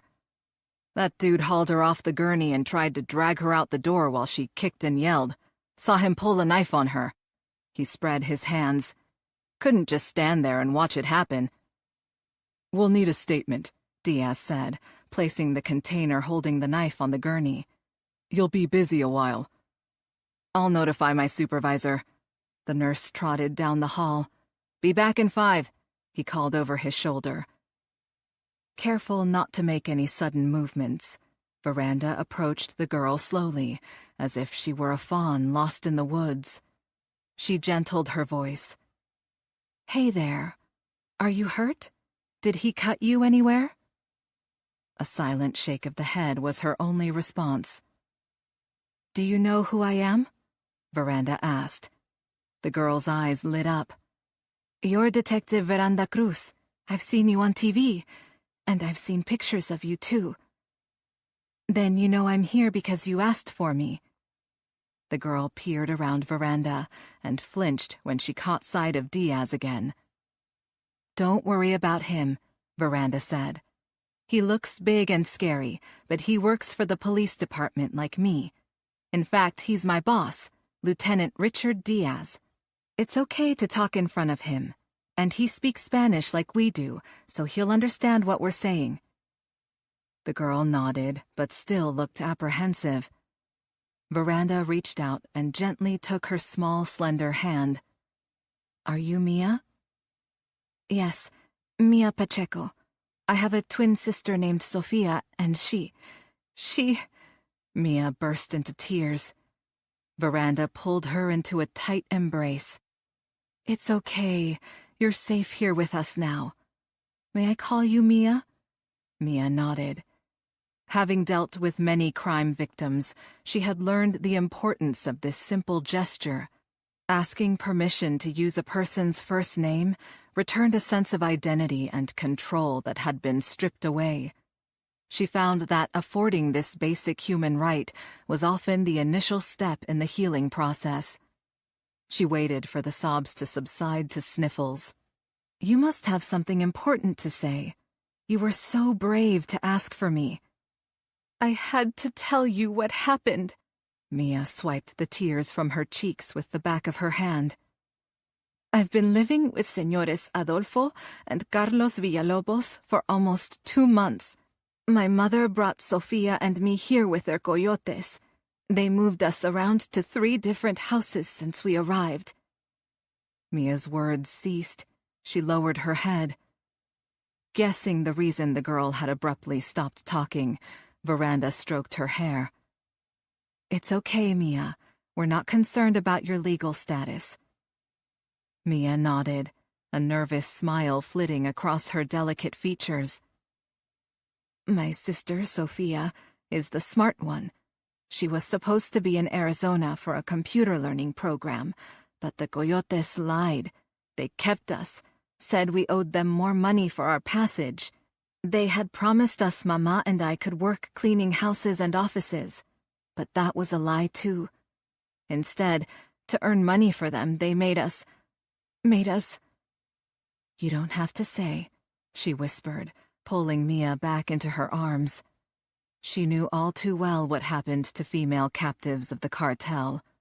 At some point, other detectives would interview Mia in detail about her time in Villalobos' custody, but there was no need to drag her through it now. Avoiding further emotional drama, she guided Mia to a different part of the story. Taking a tissue from Diaz's outstretched hand, she offered it to the trembling girl. Why did you need to speak to me personally? Mia's rapid breathing steadied. Right after we got to Phoenix, Señor Carlos sent for Sofia. He told her she had to work on their computers. A guy named Nacho would supervise her. Nacho forced her to help him hack into the police department's computers. At Veranda's raised eyebrows, Mia added, That's how the cartel found out about the raids ahead of time. Sofia told me everything when we had time alone to talk. Nacho read your emails and got copies of plans showing where your team was about to search. He told Señor Adolfo, and he moved all of us into a warehouse that wasn't on your list. Then he and Señor Carlos, and that horrible monster, her frail body shuddered, Salazar, flew to Mexico during the raids so they wouldn't be found. Veranda felt a tremble. At first, she thought Mia was shaking with fear again. Then she realized her own body was vibrating with pent-up rage. Slowly, she turned her head to look at Diaz. He stood stock still, mouth open, eyes wide. Veranda dragged her attention back to Mia, who had started to speak again. While they were away in Mexico, she said, her voice tremulous, fixating exclusively on Veranda. Sofia tried to send a message to your email, but Nacho caught her, so Señor Adolfo told me I had to die. Veranda glanced at Diaz and caught a triumphant expression on his features that told her they had both arrived at the same conclusion. And it was a game-changer. Mia had just given direct eyewitness testimony implicating Adolfo in an attempted murder. Coupled with the rest of the intelligence the task force had gathered, it would be enough to get an arrest warrant for Adolfo. Mia wrung her hands. That Felix guy I was in the car with, he was taking me out into the desert to kill me. She finished on a whisper. So I crashed the car. I'm so sorry you had to go through that, sweetheart. Veranda hugged her briefly, mentally processing the new information. Mia's voice grew stronger as she continued. Sofia told me after Nacho hacked the police server, He figured out how to clone your cell phones. He got your team's numbers off the emails, and he cloned them all. He listens in on every phone call and reads every text you all send to anyone in your group. She scratched her head. And he uses the phones to track you. He's got all you guys color-coded on a display map. Sophia said he makes her help monitor everything. Veranda locked eyes with Diaz, the pieces finally falling into place. You called to tell me about the car crash, she said to Diaz. You said you were taking me to Phoenix General Hospital. Her mind raced, making connections. That's how they knew where Mia was, how they beat us here. She wrapped a protective arm around Mia. That's how they almost got her. Mia nodded, tangled tendrils of hair escaping from her messy ponytail as her head bobbed. And now the coyote they sent here to take me will tell them you came. Senor Adolfo will know I've told you everything. He'll guess you'll go to his new location. She drew a deep breath, a slight smile turning up her lips. Because I know where it is. Veranda gripped Mia's thin shoulders. You can tell me where Adolfo is now? Where he hid everything before the raids? Veranda imagined a treasure trove of suspects, evidence, and contraband, all in one place. Mia nodded. You can't wait, though. You should go now. Senor Adolfo has lots of people. They'll move everything out of there and hide it somewhere else. Diaz signaled for Veranda to follow as he backed out of earshot. When she joined him, he spoke in a low voice. There's no proof of any of this yet. We'll need computer forensics to check for traces of the hack, which could take days. Veranda gritted her teeth. We don't have days, Lieutenant. We don't even have hours. You heard what Mia said. He returned her glare. We need corroboration. We've got nothing but the word of a teenage girl. Granted, she's very convincing, and I'm inclined to believe her, but we can't send our tactical team charging into a cartel stronghold without a search warrant, and the judge requires evidence. He put his hands on his hips. At the very least, we've got to articulate exigent circumstances. If Mia's right, every scrap of evidence will disappear within the hour. If that isn't exigent, I don't know what is. Silence stretched between them. A tentative tap on her elbow caused Veranda to turn around. Mia stood behind her. There's more, she whispered. I also know what happened to you last night. Chapter 32. Ignoring the men behind him, lugging boxes and crates through the warehouse, Adolfo's finger tightened on the trigger. A bit more pressure, and Luis Patron's head would explode in a shower of brain matter and skull fragments. The .50 caliber round, chambered in the hefty titanium gold Desert Eagle Mark 19 semi-automatic pistol aimed at Patron's face, would ensure he paid for his mistake. An hour ago, Nacho intercepted a phone call from Lieutenant Diaz to Veranda Cruz. Apparently, Felix crashed and ended up in the hospital with Mia. Adolfo immediately sent Patron to grab the girl before she could speak to Diaz and Cruz, who were on their way, according to Nacho. Patron called 20 minutes later to beg forgiveness for missing his chance. Worse yet, he'd seen Cruz with Mia before he escaped. Adolfo wasn't sure the girl knew their location, but she'd proven resourceful in the past, and he couldn't take any chances. Instead of celebrating Cruz's death as he'd planned, he was scrambling to relocate before she kicked down his door. 3 trucks, loaded with weapons and product, had already left for the border. Another stood waiting by the open bay doors as his men shuttled boxes into its cargo area. At the precipice of victory, defeat overtook him. And it could have been prevented if the idiot quivering in front of him had managed to get that girl out of the hospital. He estimated he had about 15 minutes before the police would find him, but he would make time to deal with his incompetent subordinate in front of the others. Tears streamed down Patron's hollow cheeks, dripping into his wiry beard. Please, senor, I got to the hospital as fast as I could. There was nothing I could do. Adolfo scowled. You could have done your job. Carlos plopped a large cardboard box down and ambled over, a shark drawn to imminent bloodshed. He lifted a sardonic eyebrow. Shooting the messenger, are we? After everything that had gone wrong, his men needed to know he could be every bit as ruthless as any member of his family. I won't accept any more failure, he said.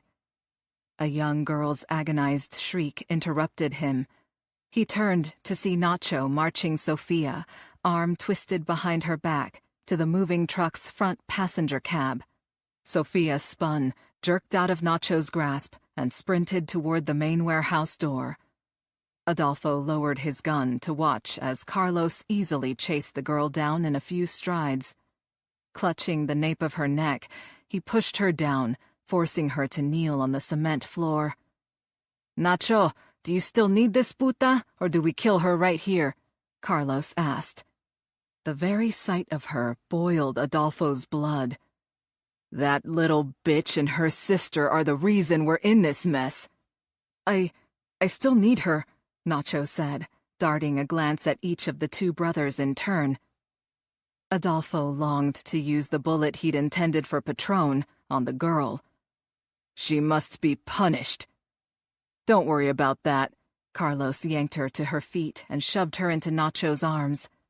When we get back to Mexico, she'll be branded, just like her mother and sister. Then I'll take my belt to her. When I'm finished, she will never dare to defy the Villalobos family again.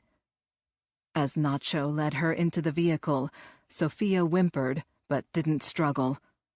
Carlos turned to Adolfo. Mention of her mother reminds me. What will we do with my women? He pointed out the men who had formed a brigade to pass crates into the truck's cargo area. There's no more room in the vehicle with the equipment and our stash. Adolfo had already made his decision. We can't take the women. Carlos gave a defiant huff. We can't leave them here either. He had no time for debate. This truck is almost full. We only have one more vehicle coming, and it's a van. We can put the last few items in it, but there isn't room for any of the women. I'm not following, Carlos said. He sighed, fighting for patience. Why did he have to spell it out? When Detective Cruz arrives, all she will find is a burning warehouse. Carlos frowned. And my women? Will be inside, he said. He could see the moment comprehension dawned on his younger brother. Carlos dragged a hand through his hair. Shit, Adolfo, that's my entire stable. They make good money for me. They can be replaced a lot easier than our computer equipment, our weapons, and our product. But enough, Carlos. I've made up my mind.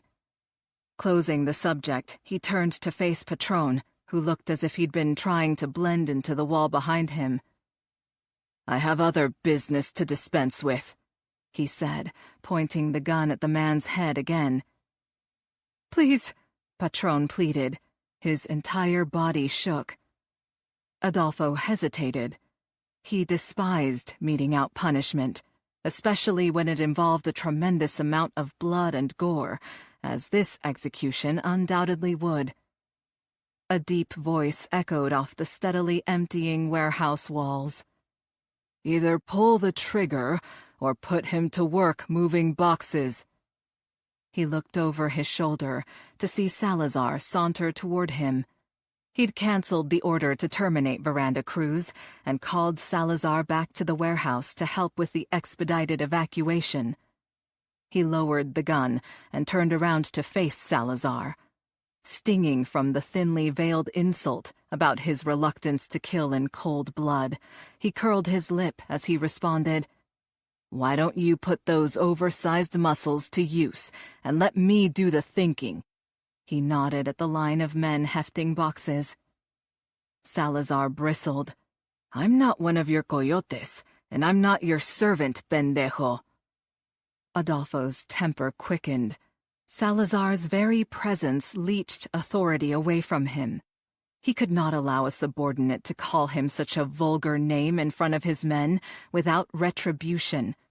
Without further thought, he began to raise the pistol toward Salazar. In a split second, Salazar closed the distance between them.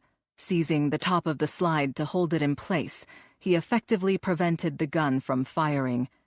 Then, with a practiced motion, Salazar twisted the weapon. Adolfo's fingers were trapped in the trigger guard. As metal pressed against nerve and bone, his wrist bent at an unnatural angle. "Damn you!" He rose up onto the balls of his feet as Salazar increased the pressure incrementally. Out of the corner of his eye, he saw his men stop their work to watch the drama play out. Lightning whips of agony shot down his arm, holding him in place. The slightest movement caused spasms of pain. Salazar inched closer to him, his voice dropping to a barely audible rasp.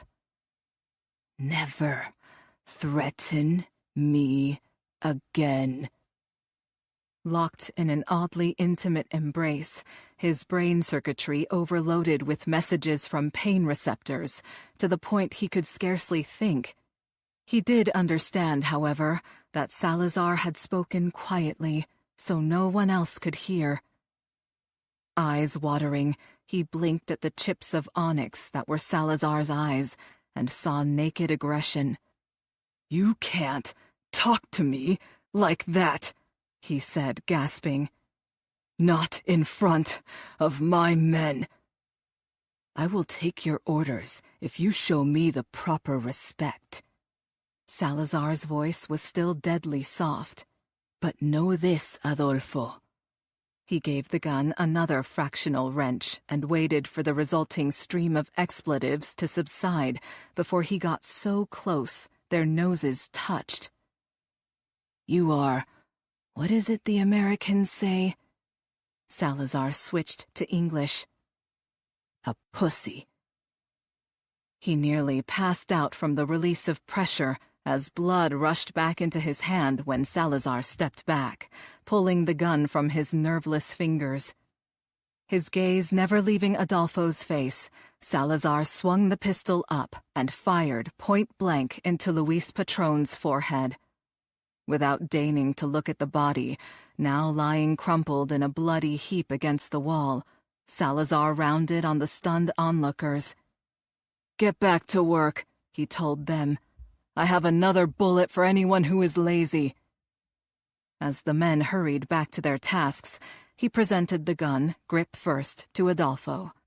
By handing Adolfo a loaded weapon after humiliating him and taking over the discipline of his men, Salazar emasculated him beyond repair. Filled with impotent rage, Adolfo snatched his Desert Eagle and jammed it into the holster on his belt. Salazar could not have undermined him more thoroughly. His mind seethed with plots of revenge. First, he would wait for Salazar to kill Veranda Cruz. Then he would find a way to feed him to Diablo. A slow smile crept across his features as he pictured his father's ferocious black wolf enjoying an extra-large feast. Chapter 33. Veranda bent to peer directly into Mia's widened eyes. "What do you mean you know what happened to me last night?" Shivering, Mia peeked at Diaz, then sidled closer to Veranda before she said, "Sofia heard them planning, and she told me everything. Señor Adolfo sent Salazar to your house last night. As soon as you opened the door, Salazar texted Nacho, and he called your cell phone using a blocked number. You were supposed to be distracted with the phone and the alarm when Salazar attacked you." Veranda listened to the account in a detached way, as if taking a statement from a witness. She couldn't remember any of what Mia described. Even so, the hair on the back of her neck stood on end. Salazar had been inside her home, with her. "He injected you with something," Mia went on. Then one of the cartel artists tattooed a wolf over your heart with a Villalobos family mark above it.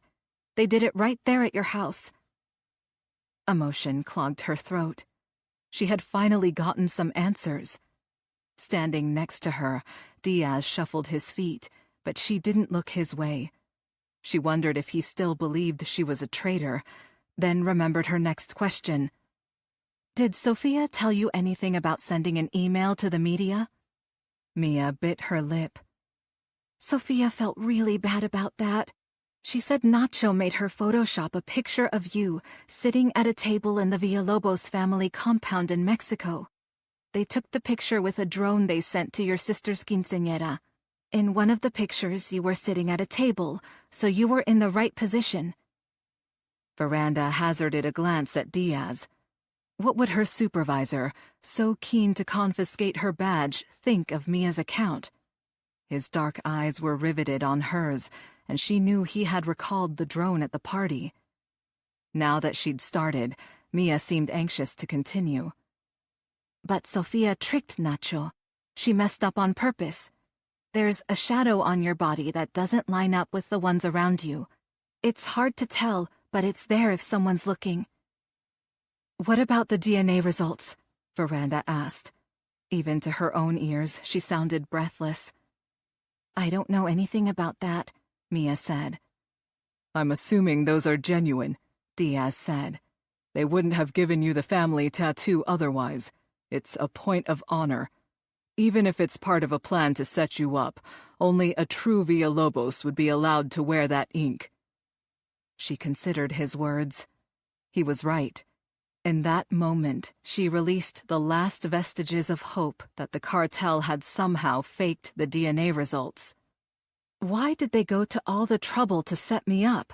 Why not just kill me?" She directed the questions at Mia. "I heard them talking before they dragged me out," Mia said. "They wanted to make it look like you're a traitor. Señor Adolfo said everybody hates a spy." Diaz stepped closer to Mia, his voice sharp. "Why would he want everyone to think Detective Cruz was a spy?" Mia quailed under his intense stare. "For heaven's sake, Lieutenant," Veranda said, rubbing the girl's shoulder. "Dial it down." Diaz stepped back, but didn't ease the tension in his features. Mia turned to Veranda and swallowed. "Señor Adolfo said his plan worked and that you weren't a police officer anymore." She peered up briefly before looking down again. "Nacho found an email with an attachment that said you had to stay home. Señor Adolfo laughed and said you'd probably go to jail. Except that... "What?" Diaz and Veranda said in unison. Mia twisted her fingers together. "Señor Adolfo sent Salazar to kill you. He's looking for you right now." "That's it." Diaz's eyes left Mia's startled face to settle on Veranda. "You're going into lockdown." "No way!" She went from shock to hostility in a nanosecond. "You heard what Mia said. Adolfo will vacate while you and the feds try to scrounge enough evidence to secure a search warrant." "There's more," Mia mumbled. When they turned, she cleared her throat. "My mother and sister are still at the warehouse where they moved all their stuff. So are about 30 other women. They're captives. If Señor Adolfo has time, he'll take them so far away I'll never see them again." Tears pooled in her dough-brown eyes. "He might even kill my mother and sister for what I'm doing now, talking to you. He punished me every time Sophia tried to send you a message or get them caught." She appeared to gather her nerve and looked up at Diaz, then back at Veranda. "You have to leave right away to save them. If you wait, I'll never see them again." Diaz's expression softened a fraction. Veranda needed no further invitation. "Lieutenant, the cartel had to empty all their sites before the raids. Everything is consolidated in one location. Adolfo is there with all the evidence we need to send him away for life." She lifted a shoulder. "Hell, we might even have enough to shut the cartel down for good." It sounds like they've stockpiled their computers, data, personnel, weapons, drugs, and prisoners. That has never happened in the years I've investigated the cartel. She pleaded with Diaz, determined to make him understand. We will never have an opportunity like this again. The very thing they did to save themselves is what we can use to take them down. Mia turned beseeching eyes to Diaz. Please don't wait, Teniente Diaz. Please go now. Veranda's heart pounded as she waited for Diaz's verdict. Mia had explained how the cartel had planted every incriminating item the media reported about her, except the DNA results. She couldn't escape the truth. She was Hector's daughter. If Diaz trusted her, he would believe Mia's story. If he had doubts, nothing would convince him of her innocence. Diaz tilted his head back and scrunched his eyes shut. After a long moment, he looked back down at them, resigned. First, we need to safeguard Mia. I'll call for some uniforms to watch her and get the hospital to conceal her identity. Veranda released a breath she didn't realize she'd been holding. Thank you, Lieutenant.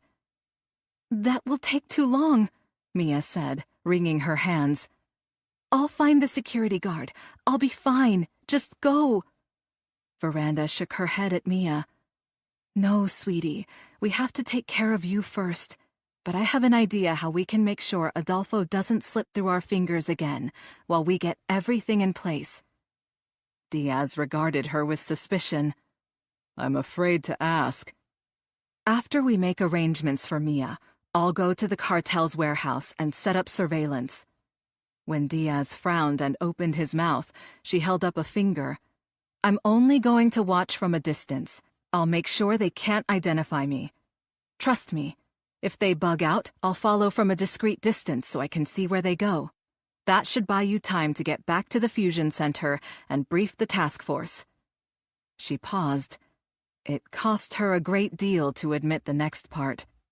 No one will believe anything I have to say, so you have to convince them all. Diaz looked skeptical. I could use a hospital phone to call Sam. You can't, Veranda said. They're monitoring Sam's cell phone, and there aren't any landlines at the fusion center. It's only a temporary location, so the techs never set up any infrastructure. Then I'll take you there with me, Diaz said. We'll convince them together. Veranda did a mental head slap, frustrated they were wasting time debating the issue. Lieutenant, Adolfo's probably packing up the warehouse as we speak. I don't want you going after the cartel alone, Veranda. When he spoke before, she detected anger. Now a deep ache infused his words. She was certain he didn't realize he'd used her first name, a rarity. She dropped her voice to a soothing tone. I won't be alone for long, she said. You'll bring backup. She had made her case. Now she waited in silence and fine-tuned her strategy. He rubbed the back of his neck and shifted on his feet. Finally, he blew out a noisy sigh.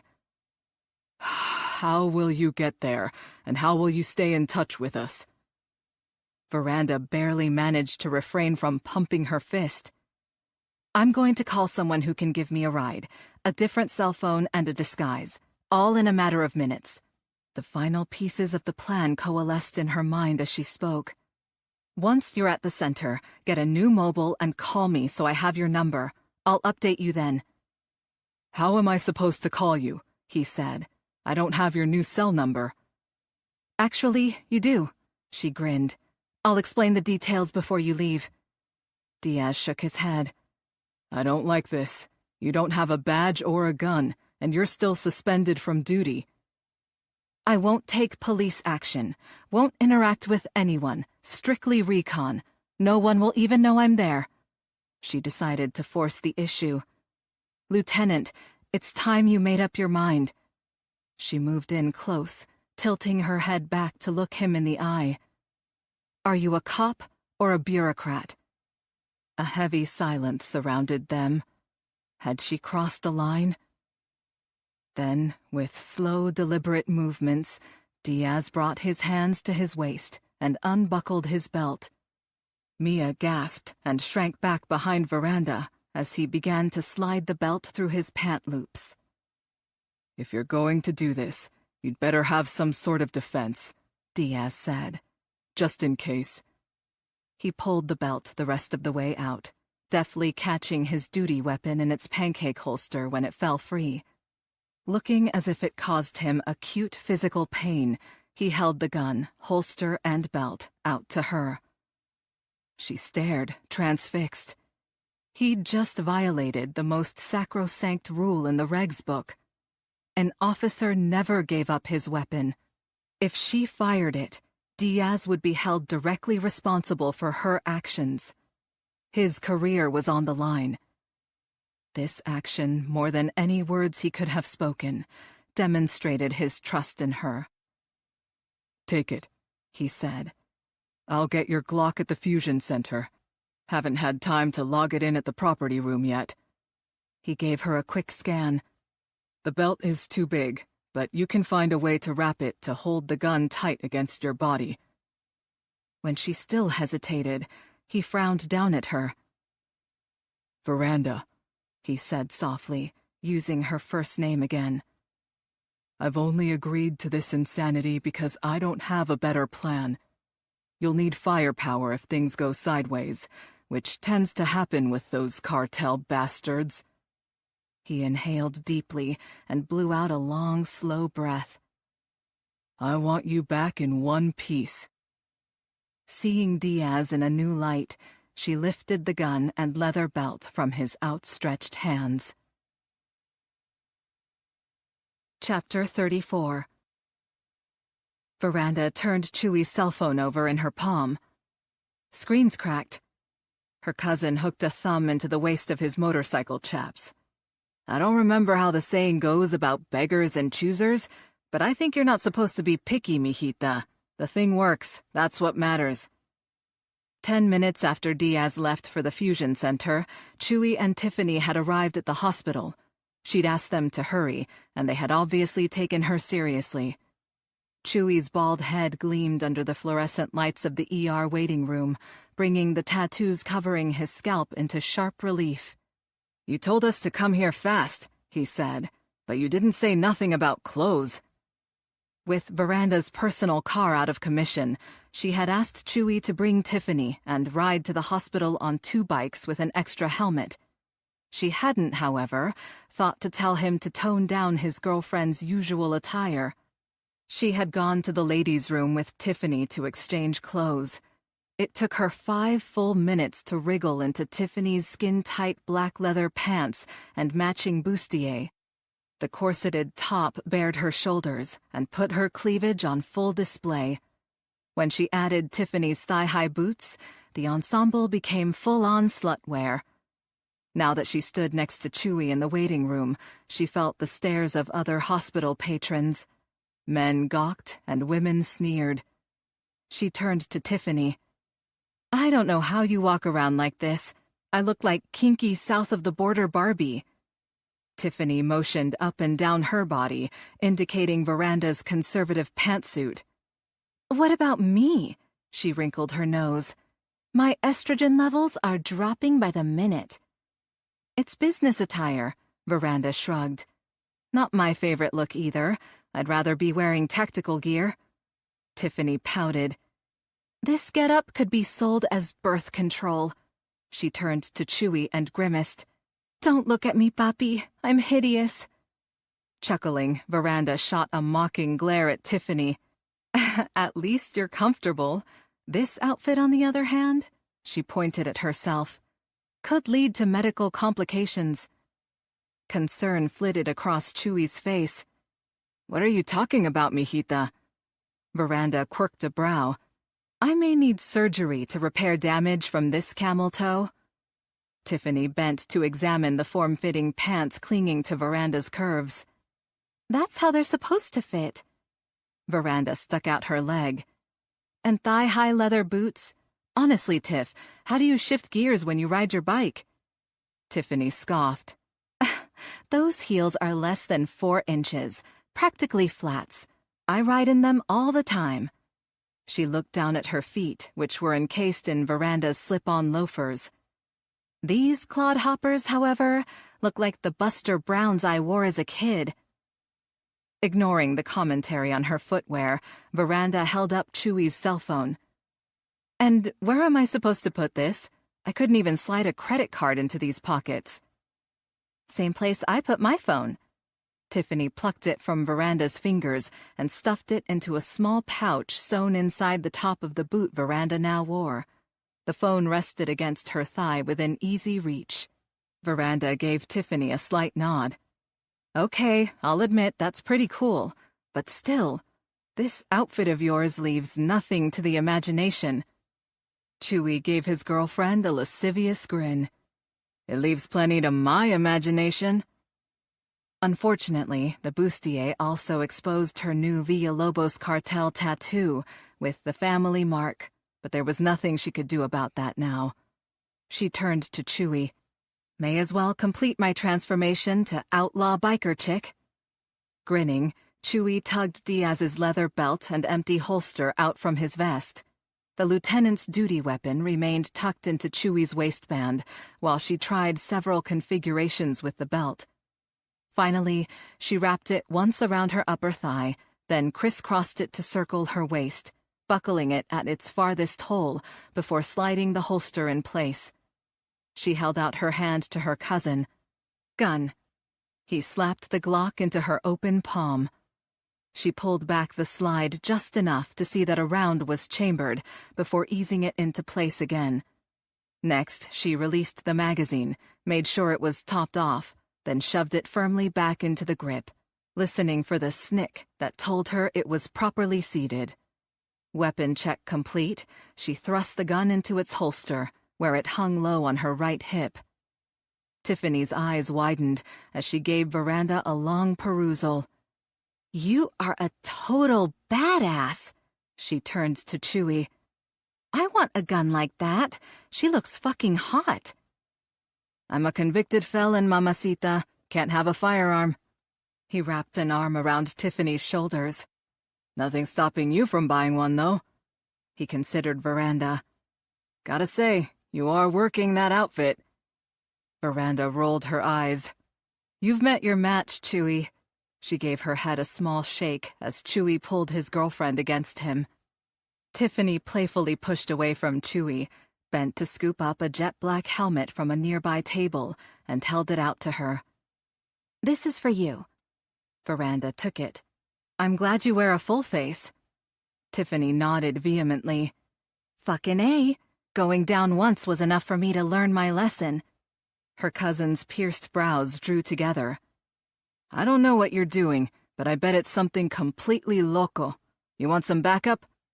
No, Chewy, I can't involve you in this. You're a civilian. But thanks. She pulled the helmet over her head and flipped the black-tinted visor down. Reaching around to the back of her head, she draped her thick ponytail over her left shoulder, fanning the hair out to cover her tattoo. No one will recognize me like this while we leave the hospital. Where did you park the bikes? Follow me. Chewy and Tiffany led her through the maze of corridors to the ER's public parking area. 2 customized Harley Fat Boys occupied a space. One was flat black with white skulls stenciled on each side. The other was silver, with chrome pipes and a vivid green marijuana leaf airbrushed onto the gas tank. Veranda put her hands on her hips. Seriously, Chewy? He held out a key ring. Just bought the weed one. Haven't had a chance to repaint it. The school bike's better for, stealth mode. She took the proffered key and slung a leg over the seat. She'd learned to ride when she was a teenager, and a refurbished motorcycle was the only vehicle she could afford.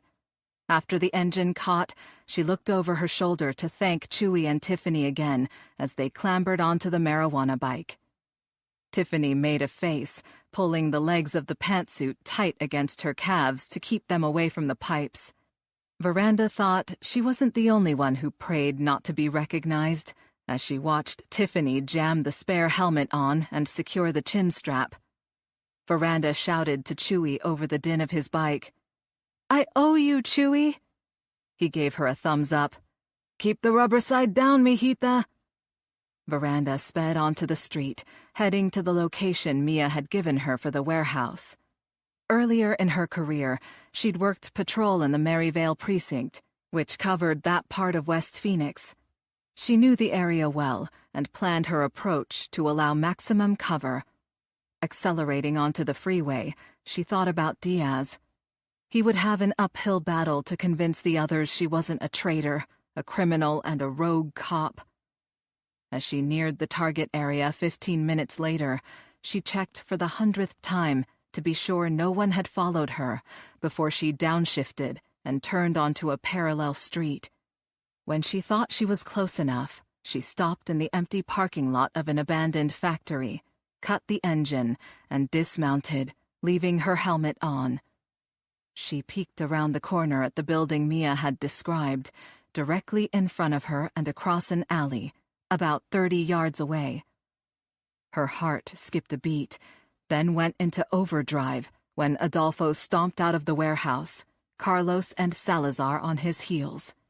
She edged out a bit farther from the crumbling corner of the paint-chipped factory wall to keep the trio in view. Too far away to make out their words, she watched the men, who were apparently embroiled in an argument. Carlos waved his hands and gestured toward the warehouse they had exited. Speaking rapidly, he jabbed a finger at a van parked nearby. There were no other vehicles in sight. Veranda observed their body language. Carlos pointed at the warehouse again, and Adolfo shook his head. If the rest of Mia's information was correct, crammed inside the building were at least 30 terrified women, information that would exonerate Veranda, and enough evidence to put Adolfo out of business for good. She prayed they hadn't been able to pack everything up in the time it had taken to get here from the hospital. Her stomach clenched as she envisioned a fleet of moving trucks hauling contraband toward the border. She slid Chewie's phone out of her boot and checked it. Diaz still hadn't called. He certainly knew Chewie's number, so that wasn't the reason for the delay. He must be getting a fresh phone. The cartel could listen in if she contacted anyone with the task force on their cell, so she resisted reaching out to her team. She stuffed the mobile back in its hidden pocket and forced herself to stay put and wait for Diaz to get in touch. Carlos and Salazar both re-entered the warehouse. Moments later, they emerged hefting large red plastic containers with yellow corrugated nozzles protruding from the top. Veranda looked on in horror as they began splashing clear liquid from the canisters around the perimeter of the warehouse.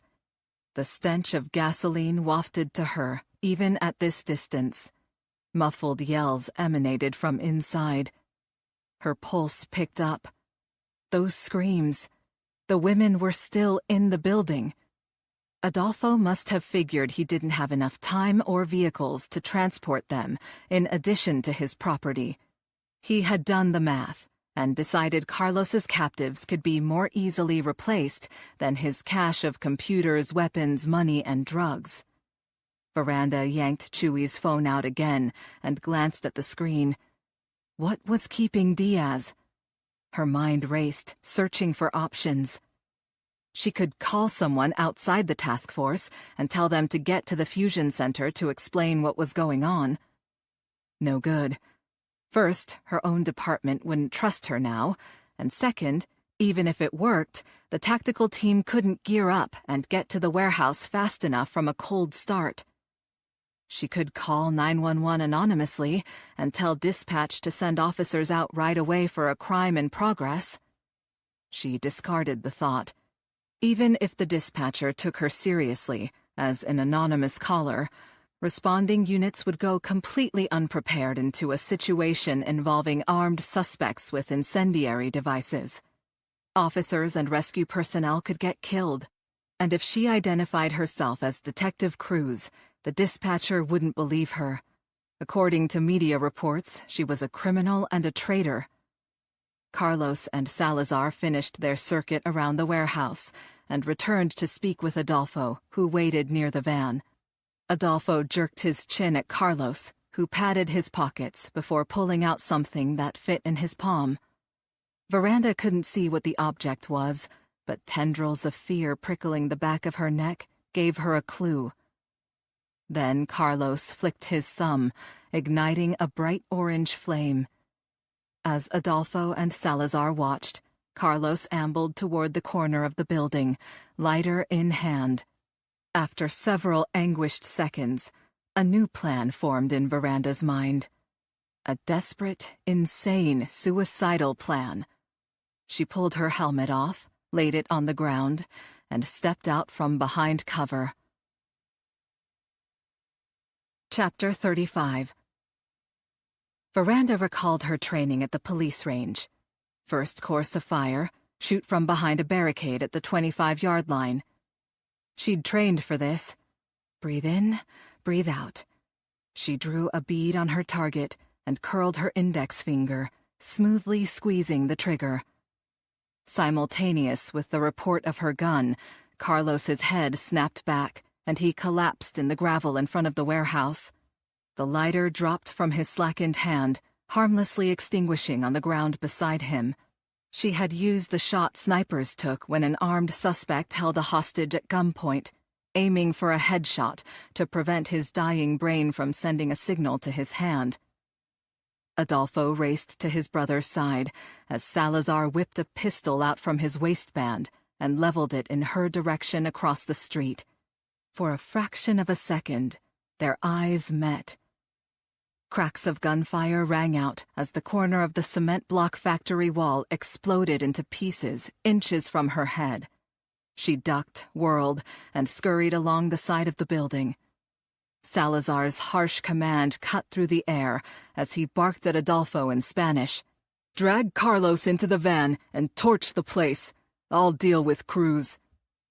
Heavy footsteps pounded in her direction. In seconds, Salazar would round the corner and shoot her in the back.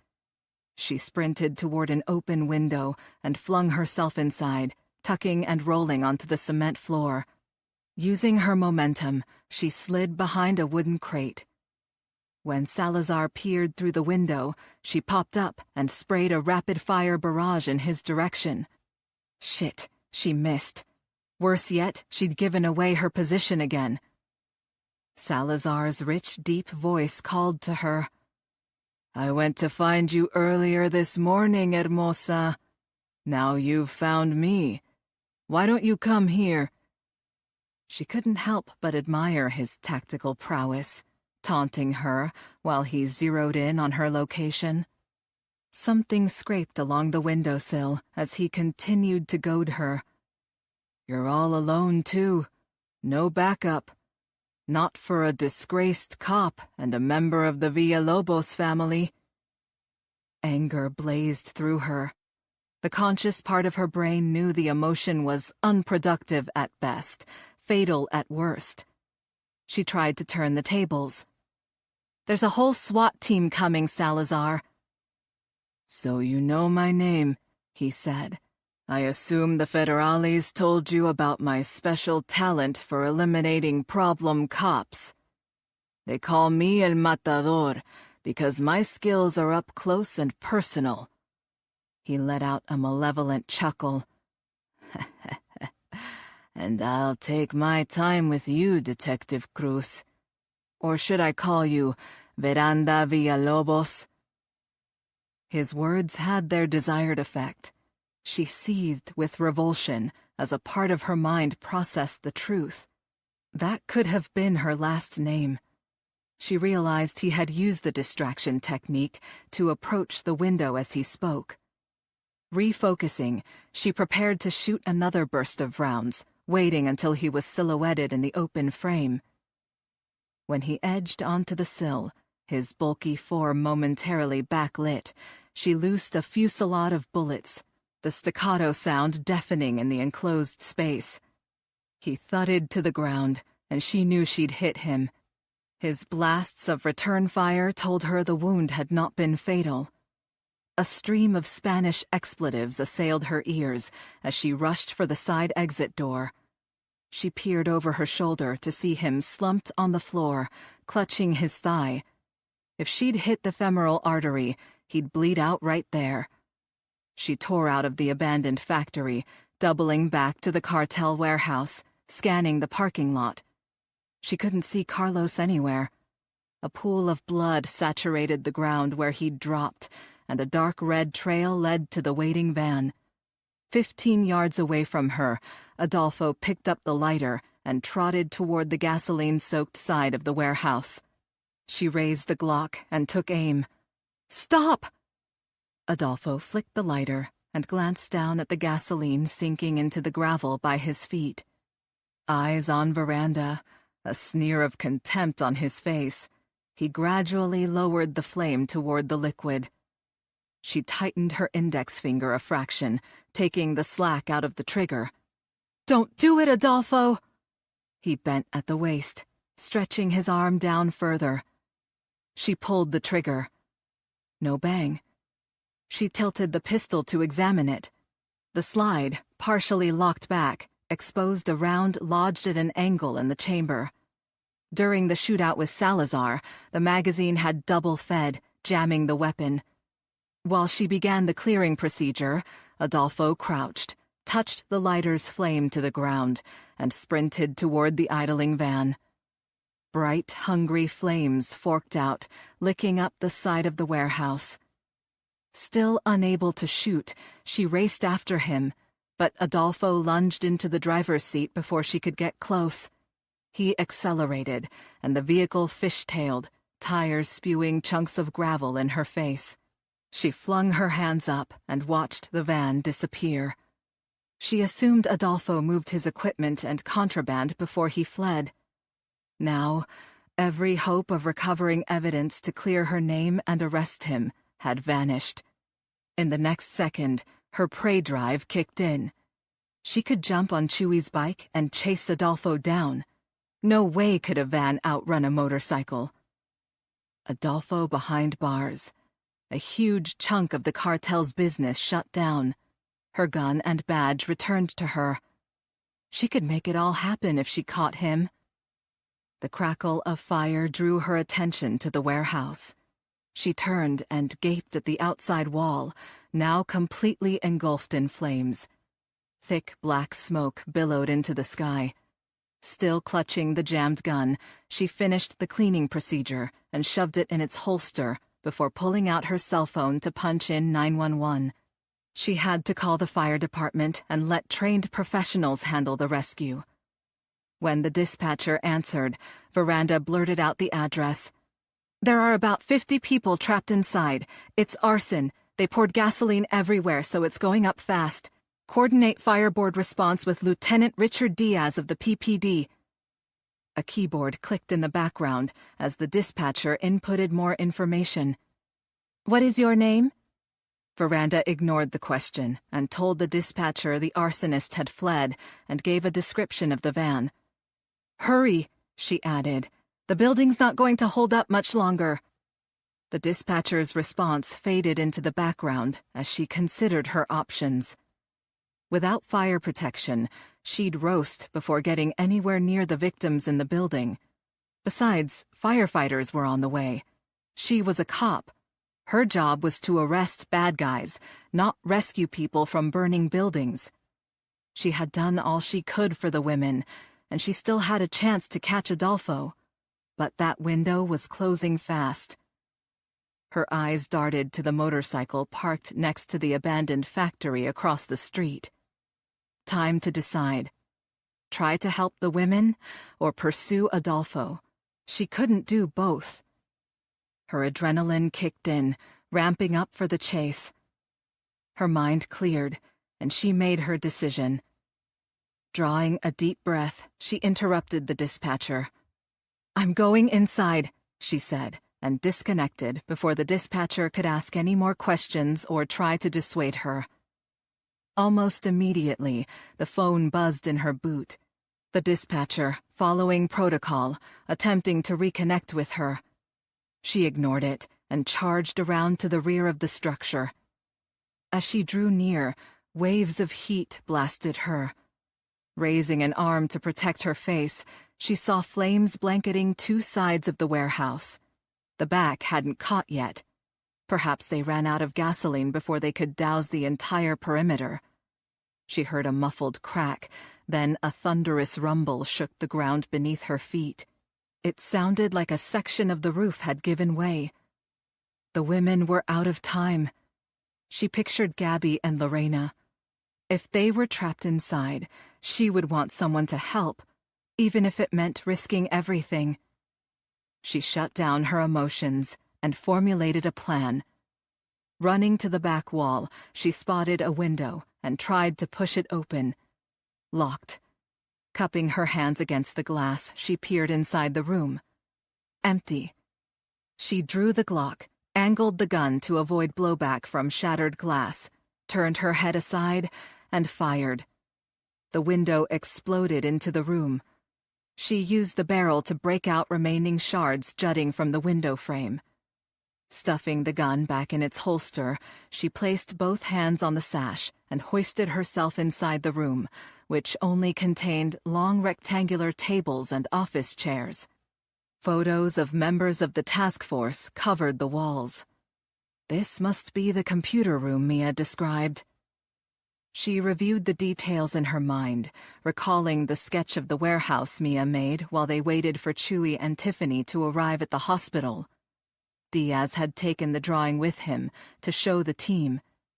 According to Mia's diagram, the women's quarters were nearby. Heat washed over her when she opened the computer room door. Smoke gusted through a short corridor, and shrieks filled the air. She followed the sound to a reinforced metal door.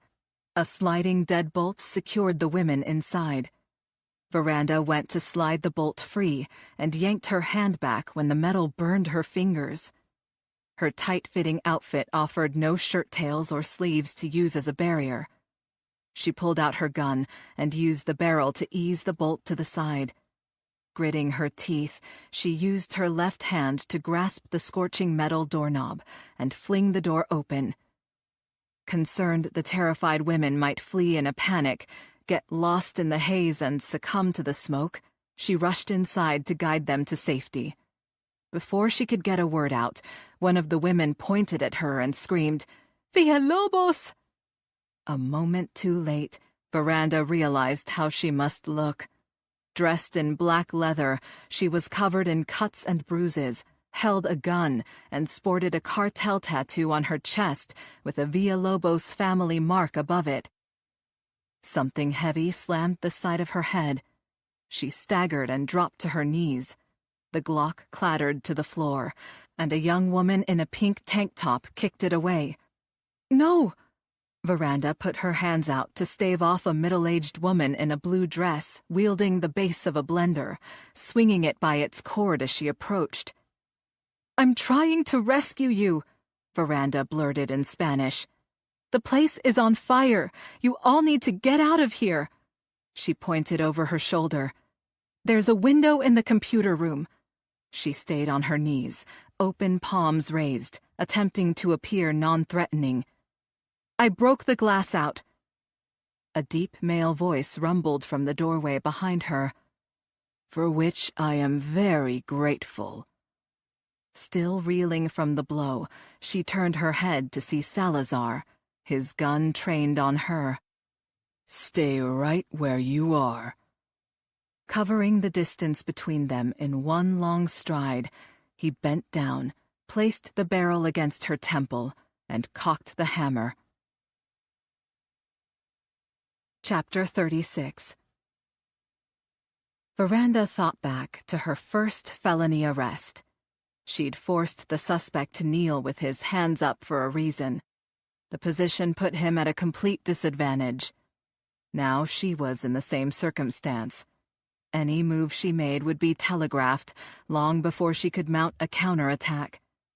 Heart slamming against her ribs, she calculated the odds of twisting out of the way before he could pull the trigger. Piss poor. Salazar pushed the muzzle harder against her skull. "You can fight, but you're no match for me. You made your choice, and now you will..."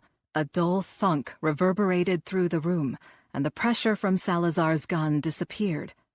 Veranda spun to the side and jumped to her feet in a fighting stance.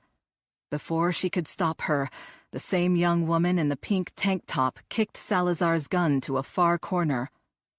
Salazar teetered, and the woman with the blender delivered another vicious blow to his head. He went down in slow motion, sprawling on the floor. The woman in the blue dress looked down at Salazar's inert form. "That was for Mia," she said. Tears glistened in her eyes as she glanced at Veranda. "An enemy of that pendejo Salazar is someone I will help." Veranda's synapses began firing again. "You must be Mia's mother." At the woman's gasp, she added, "Don't worry, she's safe." "What's going on?" Mia's mother said, frantic. "Who are you?" "I don't have time to explain." Veranda performed a quick mental inventory of the room. A kitchenette occupied one corner. The women must have been pressed into service to feed the men, among their other duties.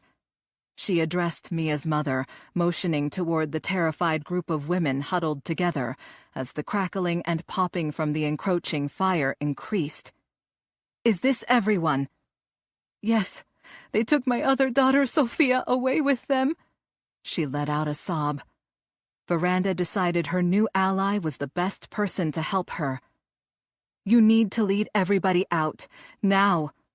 Mia's mother hesitated, then seemed to come to a decision. "Here." She handed Veranda the blender base and beckoned to the others to follow as she darted from the room. Veranda lifted the appliance by its cord. It had been effective, but she needed to find both guns. Salazar appeared unconscious, maybe even dead, but she couldn't be sure and wanted firepower. She spotted the Glock on the floor in the opposite corner and took a step in that direction when a muscular arm swept her legs out from under her. She landed hard on her back, knocking the air from her lungs. Salazar rolled on top of her, pinning her under his bulk. She swung the blender's base at his face, but he parried the blow, knocking the appliance from her grasp. He grabbed her hand, his other palm encircling her throat as he'd done before. Aware she had only seconds before unconsciousness overtook her, Veranda scrabbled for the blender's cable with her free hand. She grasped it between her fingers, looped the cord around his neck, and pulled it tight. Salazar released her, fingers digging at his throat as he rolled off her body. As soon as his weight lifted, she raised her legs, jammed her feet into his side for leverage, and yanked the cable even tighter. She leaned in to see Salazar's face turn purple and his eyes bulge. He clawed desperately at the plastic-coated cord, now biting deep into the flesh of his thick neck. She grunted as every muscle in her body tensed with effort. He gurgled and thrashed, but she held firm. A few moments later, he slumped. She lessened her hold and panted with exhaustion, her thoughts warring as the room grew hotter. She could flee to safety and leave Salazar to burn. She could finish strangling him until he was dead. She could use the cord to tie his hands and drag him out by his feet. Even if she couldn't lift him outside the broken window, rescuers would probably have enough time to extract him before the building was engulfed. Whatever choice she made, no one would know. His life was in her hands. She glanced down, noting the field dressing he'd made for his thigh to staunch the bleeding from the gunshot wound. His survival instincts were keen. He wanted to live.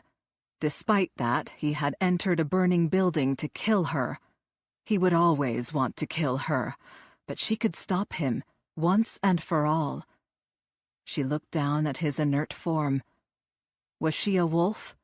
Or a guard dog protecting the flock, as Sam had claimed? According to her police training, she should render aid once a suspect no longer posed a threat. Precious seconds passed. Wisps of smoke curled through the doorway. She had to choose. Now. She unwrapped the power cord from his neck and rolled him onto his chest. As he started to come around, coughing and wheezing, she used it to bind his wrists behind his back. Cursing, she grabbed his ankles and dragged him into the short hallway. The heat beat at her. The ceiling above her creaked and popped, on the verge of collapse. She redoubled her efforts and pulled harder. Her strength waned. Moving Salazar cost her. Overheated air scorched her lungs. A thickening layer of smoke gathered overhead as time ran out. Salazar groaned as she lugged him through the doorway into the computer room. The wail of sirens competed with the roar of the fire now that she neared the broken window. Would the fire crew check the back of the building soon enough? Would the women tell them she was inside, or afraid of authorities due to their illegal status? Had they simply fled? Veranda's muscles burned, and fatigue set in. She couldn't lift him out of the window. The sound of grinding metal startled her. She looked up to see a support beam mounted in the ceiling bow ominously. She hunched over Salazar, covering his upper body, as the ceiling gave way with an ear-splitting crunch. Pieces of ceiling tile and building debris rained down on her back. Fully conscious now, Salazar blinked up at her through the dust. "Untie me so I can get out!" She assumed he would try to kill her if she freed him. Completely spent, she had no strength left to fight him off. She gave him a shove. "Get up and walk to the window." He struggled to his feet, unbalanced with his hands bound behind his back and the heavy blender base dangling from its cord around his wrists. "Lean your chest and head through the window, and I'll push you the rest of the way out," she told him. "I could break my neck landing with my arms behind my back." "Or I could just leave you inside and let you burn," she said. "Your choice." He swore and staggered to the window, forcing his head and torso through. He had to twist his upper body to get his broad shoulders through the opening. She bent down, wrapped her arms around his knees, and heaved with all her remaining strength. Salazar flopped out of the window and thumped to the ground. Another piece of the ceiling buckled and fell, knocking her flat on the floor. The room shimmered and blurred. Consciousness ebbed. As if from a great distance, her kickboxing instructor's voice reached her from the gathering darkness. "Get your ass up, Cruz!" No one would get to her in time. She had to save herself. Physical reserves depleted, she called on her emotions to give her strength. For her, anger imparted power, and she knew exactly how to tap into her rage. She glanced down at her chest, where the Villalobos family tattoo tainted her flesh. In this moment, she finally understood what Sam had tried to tell her.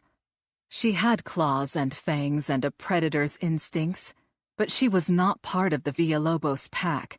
She had chosen to act as a protector, not as a predator.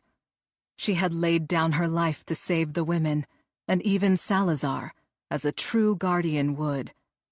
She may not be able to control her heritage, but her choices made her one of the sentinels who watched over her city. She belonged to no one, and she would not let El Lobo claim her. How dare he mark her as one of his own? Fury now burning as hot as the fire around her, she forced her unsteady legs to stand, pitched forward, and clamped her hands on the window frame. With her last measure of strength, she hoisted her body through the window. Slamming onto the ground in a heap, she coughed and gasped. Eyes stinging from smoke, she staggered to her feet and looked all around. Salazar was gone. Chapter 37. 2 hours later at police headquarters, Veranda hung back as Sam opened the green room door. "Give us another 5 minutes, damn it," he said. and she's not going out there until someone brings her a raid jacket." He shut the door in Sergeant Hurst's face and turned to her. "They can't wait to shove you in front of the cameras." Still wearing Tiffany's biker slut outfit, she tugged the bustier up to be sure nothing spilled out. "Yeah, I totally need that jacket. What's the rush with the news conference anyway?" Shortly after falling through the warehouse window, she'd been grabbed by firefighters who'd slapped an oxygen mask on her face and hustled her out to a waiting ambulance. During her checkup from the paramedics, she'd been interrogated by the entire task force and the tactical team. Every attempt to locate and apprehend anyone from the cartel had failed. Instead of being allowed to go home and clean up, Veranda and the team were ordered to headquarters after Chief Tobias informed them the mayor had called a news conference. Veranda had ridden Chewy's motorcycle, complete with a police motor squad escort. She hadn't understood all the fuss at the time, and she wanted answers now. "What aren't you telling me, Sam?" He lowered his voice. "The mayor is out there in front of a pack of reporters right now, telling them what a hero you are. You're about to be trotted out like a show pony." "Please tell me you're joking," she said, swiping a hand across her nose in a vain attempt to clear the residue of smoke that continued to irritate her sinuses. "I thought I was headed for prison." "Old news," Sam said. "Now you're the police officer who saved more than 30 women from certain death while you single-handedly took on a notorious drug cartel." His mustache twitched. "And it doesn't hurt that you were almost killed in the process." She put her hands on her hips. "You can't be serious." "The mayor stuck up for you after the multiple warrant service fiasco," Sam said. "He had to weather the storm when those photos came out, making you look like you were in cahoots with the cartel because of blood ties." She clenched her teeth at the mention of her public humiliation. She had vowed to keep the secret of her birth. Now she'd been exposed for all the world to see. But the world didn't know the true extent of her shame. The real victim was her mother, who had never asked for this fight. First Lorena's husband, then her eldest daughter had dragged her into it. "Of course, I'm sure the mayor supported you based on a recommendation from Chief Tobias, who was about to lose his job this morning," Sam said. She cast her eyes to the floor. Yet another person who had paid a heavy price because of her. "I forgot about the chief." "Now they both want vindication. They'll turn you from the goat into the hero, and the mayor will be re-elected while the chief stays in his comfy office on the 4th floor." He frowned. "Everybody's happy." Cognizant of the edge in Sam's voice, she glanced back up. "Then why do you look upset?" "Because you need to understand why you're suddenly the PPD poster child." He sighed. "It's politics. Also, I don't like it because they're going to make you get in front of those microphones and make a speech. And El Lobo will see it. The target on your back will be bigger than ever." "In case you forgot, I killed Carlos and neutralized Adolfo, who's now a fugitive with outstanding warrants and can't operate freely in the U.S. anymore. His house and all his properties in Phoenix will be seized." She lifted a shoulder. "Hector can't want me any deader than he already did." "But seeing you on camera," Sam said, "that'll drive the point home like nothing else." "Fuck him." Sam gave a bark of laughter. "There's the attitude that's made you so popular with El Lobo." "You mean my father?" she said quietly. All traces of amusement fled Sam's rugged face. "The decisions you made at the warehouse prove where your heart is. Remember our conversation a few days ago when you felt bad about chasing Roberto Bernal instead of stopping to help Castillo?" "Yes," Veranda said. She lowered her head to study Tiffany's ash-covered boots. "This morning at the warehouse, you could have chased after Adolfo," Sam said. You called the fire department to rescue the women. No one would blame you for not running into a burning building before help arrived." He frowned.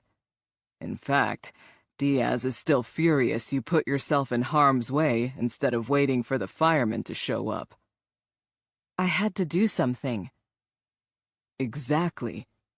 He grew animated, his voice rising as he continued. "You watched it all go. Every scrap of evidence that could exonerate you. The cartel's contraband and the computer hacking equipment. Worst of all, Adolfo himself." He paused. "You let him walk in order to rescue the women. Hell, you even saved Salazar." She owed him the truth. She met his intense gaze and said, "I almost didn't." "When it counted, you proved you were a guardian. You protected the flock." She hesitated a moment, deliberating whether to tell him the rest. "I seriously considered leaving him to burn." Sam placed a hand on her shoulder. "But you didn't do it. We all have dark thoughts at times. Our actions are what define us." He dropped his arm. "And thank the good Lord for that, because if I was tried for every criminal thought that passed through my mind, I'd be a lifer." She gave him a wry smile. "Say what you want, Sam, but I don't feel respectable enough to be a guardian. I'm too much of a wolf. Sometimes I feel like two sides of me are at war." He studied her, as if reflecting on her words. "If you're a wolf, then you're a breed apart from the rest of the Villalobos clan. I don't care what your DNA report says." A different breed of wolf. She turned the concept over in her mind.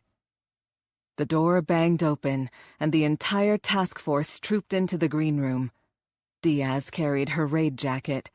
His dark eyes lingered over her curves, accentuated by Tiffany's getup as he handed it to her.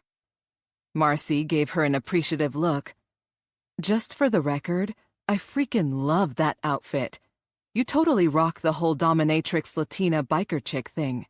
Personally, I think you should wear it out there with your tattoo on full display." She waved her hand indifferently. "Tell them all to kiss your ass if they can't handle it. Never apologize for who you are, Veranda." She looked around, as if daring anyone to contradict her. "I sure as hell don't." She cracked a smile. "You're awesome, Marcy." "I know, right?" Marcy winked. "Smart, sexy, sassy. I've got it all going on." A chuckle went around the room as Veranda snapped on the blue nylon windbreaker with the PPD logo embroidered on the upper left chest, directly over the tattoo. With homicide stenciled in bright yellow letters on the back, the jacket covered her from neck to mid-thigh, and she felt like the police department had cloaked her marred flesh. "Agent Lopez and I will fly out tomorrow," Rios said to her. "We will search for Adolfo, Salazar, and Sofia Pacheco in Mexico. I do not believe they will kill the girl. According to her twin sister and her mother, they never injured Sofia because she is too valuable to them." "What about Mia and her mother?" Diaz wanted to know. Lopez responded. "They are both anxious to return to their home in Mexico as soon as possible, as are all the other women.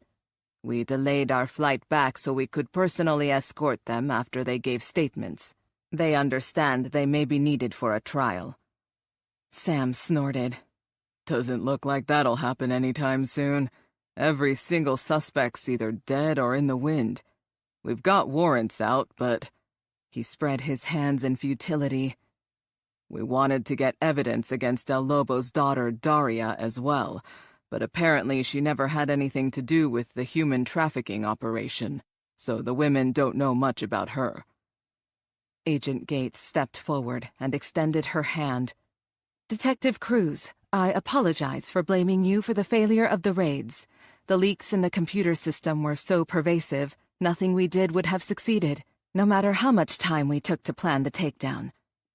Veranda returned her handshake. "You were trying to make the operation a success. All of us were caught off guard. Agent Tanner, ears reddening, bobbed his head in agreement. We all share the same goal, Detective. No hard feelings. Veranda willed herself not to roll her eyes. Agents Flagg and Wallace snickered behind Tanner's back as Gates grimaced. Agent Lopez crossed the room to face Veranda. Detective Cruz, he said in his accented tones. I have never met anyone who crossed Salazar and lived. You must be as brave as everyone says. I will admit that I was afraid the Villalobos cartel had infiltrated the Phoenix police, as they have my own agency. Those pictures of you on the news, they were... Anyway, I know now that you are your mother's daughter. It doesn't matter who your father was. Thoughts of her mother pained her. She pictured Lorena locked inside her house, too ashamed to show her face in public. At that moment, Veranda decided she would do something about it. Diaz tugged out his buzzing cell phone to glance at the screen. The mayor just finished his statement to the media. Chief Tobias is about to introduce you, Detective. He nodded in her direction. You're up. Sam leaned down to whisper in her ear. They're looking for a hero, and they've chosen you. Go with it. I'm not the one who deserves admiration.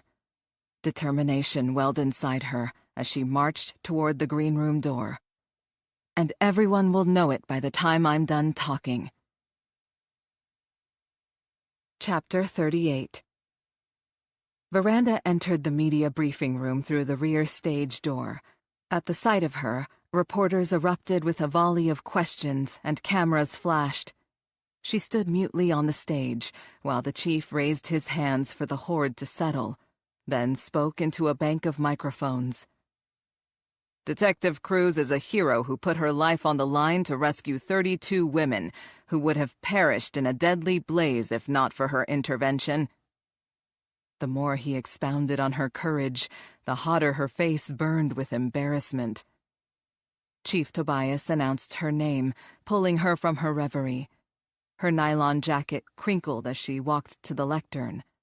A hush descended over the mass of reporters and camera crews while she adjusted the microphone. Finally, she cleared her throat. Thank you, Chief. But let me be clear. I'm no hero. I did what I'm trained to do. Looking out at the hushed audience, aware of all the eyes upon her, she forged ahead. The true hero is my mother, Lorena Cruz Hidalgo Gomez. She has remained silent about her ordeal for decades, but now everyone knows, or thinks they know, her story. I will use this opportunity to set the record straight, in the hope that she can reclaim her life. Ever since my DNA results were leaked to the news, my mother shut herself away from the community she loves. She narrowed her eyes. And she deserves better. No one spoke. No one moved. She sensed the tension in the room as they waited for her to continue. Even Kiki Lowell, sitting near the front on the edge of her seat, leaned forward in rapt attention. Telling her mother's story would forever change both of their lives, but she was finished keeping secrets. When my face was splashed all over the news as the daughter of El Lobo, many people jumped to the conclusion that my mother had an affair with a notorious criminal back in Mexico while she was married. Nothing could be further from the truth. The moment had arrived. Her mother might never forgive her, but she had to advocate for her anyway. She raised her chin and spoke in a clear, carrying voice. Hector Villalobos raped my mother. A murmur went around the room. More than 30 years ago, Hector murdered my mother's first husband, Ernesto Hidalgo, an honorable federal police agent working in Mexico City. After he killed Ernesto, Hector broke into my mother's home and forced himself on her. Her fingers tightened on the lectern's wooden edges. She barely escaped with her life. She directed her next comments at the cameras in the room, speaking directly to the public. My mother is a Christian woman, devoted to her husband. She's devastated by the gossip and whispers. Her private nightmare has become public. No sexual assault victim should ever go through that. Some of the reporters fidgeted in their seats. Others became interested in their notepads. To make matters worse, she didn't discover she was pregnant with me until she arrived in Phoenix. She didn't know if my father was her husband or his killer. She always hoped I was her husband's child. Veranda's voice caught. And she held on to that dream until early this morning, when she learned the truth from watching the news. Now she won't come out of her house or speak to anyone because she's ashamed. She paused to rein in her emotions. My mother is a victim. No, a survivor. And she shouldn't feel any disgrace. But she does. Kiki Lowell tentatively raised her hand. Veranda ignored her and went on. I'm grateful every day that my mother took a chance on me. She raised me and helped shape the person I am. She straightened. I can't change who my biological father is, and some may hold it against me. But know this. I will fight Hector Villalobos with every ounce of strength I have. I won't stop until there is justice. Kiki got to her feet, waving her arm to attract Veranda's attention. An older reporter sitting next to her reached up, clutched her elbow, and yanked Kiki back down into her seat. She quailed under his withering glare. Veranda released her white-knuckled grip on the lectern and spread her hands wide. 6 weeks ago, the Villalobos cartel burned down our family's restaurant. But a new one is under construction, and it will rise from the ashes like a phoenix. A few days ago, I stopped by the construction site and saw my mother bringing red bird of paradise bushes there to plant. She chose them because they make her think of phoenix fire and of renewal. She paused, debating her next words. She'd chosen a course of action, but should she make it public? Knowing her mother would see the broadcast and might be too angry to see her again, Veranda realized this may be her only chance to communicate. She pictured her mother's soft hazel eyes, came to a decision, and plowed on. As soon as I leave this building, I'll plant a red bird of paradise bush beside the restaurant construction site, next to my mother's. She hadn't originally intended to disclose her plans, but was desperate to reach out to her mother. She would go to Mama, beg her forgiveness for telling the world her secret, then ask her to help plant the new bush. I want her to know she will get past this, she said. We will get past this. She raised her voice, letting her passion fill the space around her. My mother suffered in silence for decades, kept her misery and humiliation to herself while she helped and supported everyone around her.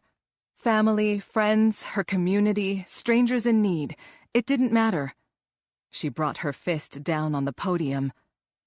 The secrets and lies are over, and Lorena Cruz Hidalgo Gomez should be able to go out into her community with her head held high. Because of this courageous woman, I am a better person, and our city is a better place. Without another word, Veranda pivoted and strode from the dais, reporters shouting questions at her retreating back. Chapter 39. Villalobos Family Compound, Mexico. Adolfo shrank deeper into the plush leather chair in his father's office. He noted the vein pulsing in El Lobo's temple as he raised the television's remote and clicked off the live news feed from Phoenix. When the screen went black, absolute silence pervaded the space. 3 sets of hostile eyes turned on him. Adolfo knew an attack could come from anywhere around the mahogany table. Daria and Salazar didn't trouble to hide their contempt. and his father's cold glare chilled him to his core. He mentally reviewed the series of events after he set fire to the warehouse. He'd driven the van to his penthouse suite in downtown Phoenix when Salazar called his cell phone. Unwilling to double back to pick him up, he sent one of his men to collect Salazar in an alley a few blocks from the burning warehouse. The magnitude of his situation set in when he phoned Daria, instructing her to be at the helipad on the rooftop of his luxury high-rise in 15 minutes, or he would leave without her. Salazar was last to arrive, the propeller blades already churning as he dived into the chopper, crashing into Carlos's blood-spattered corpse on the floor. They had flown straight to Mexico, where he now faced his father's judgment. Accusation lit Hector's eyes when he finally spoke to Adolfo. "Why are two of my sons dead when Veranda Cruz is still alive?" Adolfo offered the only satisfactory reply.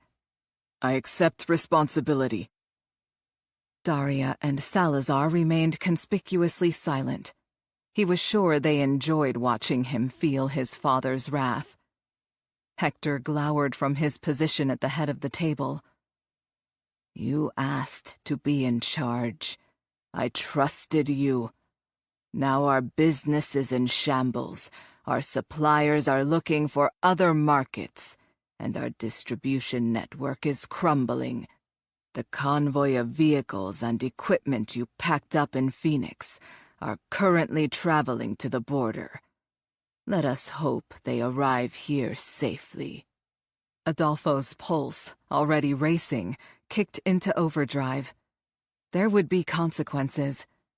He struggled to gain a foothold in the shifting sands of blame. "I had everything under control," he said. "I didn't foresee the girl escaping. If she hadn't gotten away—" "The girl escaped from one of your brother's coyotes. Are you accusing Carlos of incompetence?" Hector asked, in his softest, most deadly voice. The question concealed a trap. Adolfo had already accepted responsibility. If he tried to foist blame on his younger brother, he appeared deceptive. On the other hand, if he continued to shoulder all the blame, he could end up a scapegoat. He traversed a field of landmines, any of which could explode in his face without warning. "No, sir," Adolfo responded quickly. "I was in charge. I'm just explaining how you didn't oversee every aspect of your operation. That is the hallmark of poor leadership." Hector placed his palms on the table, nostrils flaring. He lowered his voice to a whisper, more menacing than any shout. "You must always know what is going on. You must hold your people accountable. You must only delegate responsibility to those capable of handling it." Adolfo did his best not to flinch at the end of each assertion. "What's going to happen now?" he asked. His father's overblown speech about leadership surely preceded a lesson for him, and El Lobo was a brutal teacher. Before Hector answered, Daria spoke up. "You failed, Adolfo. Now it's my turn. I already have a plan to regain our control of the narcotics market and expand it into a new area." She turned her attention to her father. "Opioids. Everyone is getting hooked on prescription painkillers.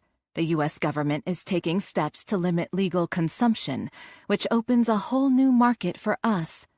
All those people won't be able to quit. They can't get their pills legally, and they're not comfortable with shooting up." She bestowed El Lobo with her most winning smile. "Perfect sales opportunity for us. We can recover our losses from Adolfo's disaster, and we will be bigger than ever." Hector's demeanor shifted, taking on the air of a corporate raider scouting a potential conquest. "As I mentioned before, Our chain has been severely compromised, he said. I'm sure we can make the product, but how can we deliver it to customers? We will divert our distribution, Daria said. I already have networks in place for weapons sales. It's easy to convert my arms dealers to drugs. Unlike my dear brother, she shot him a disdainful look. I can still travel freely across the border and take charge of our main hub in Phoenix. Daria had made her power play. Constantly undermining Adolfo, she'd made it clear she intended to take over the family business. Interesting.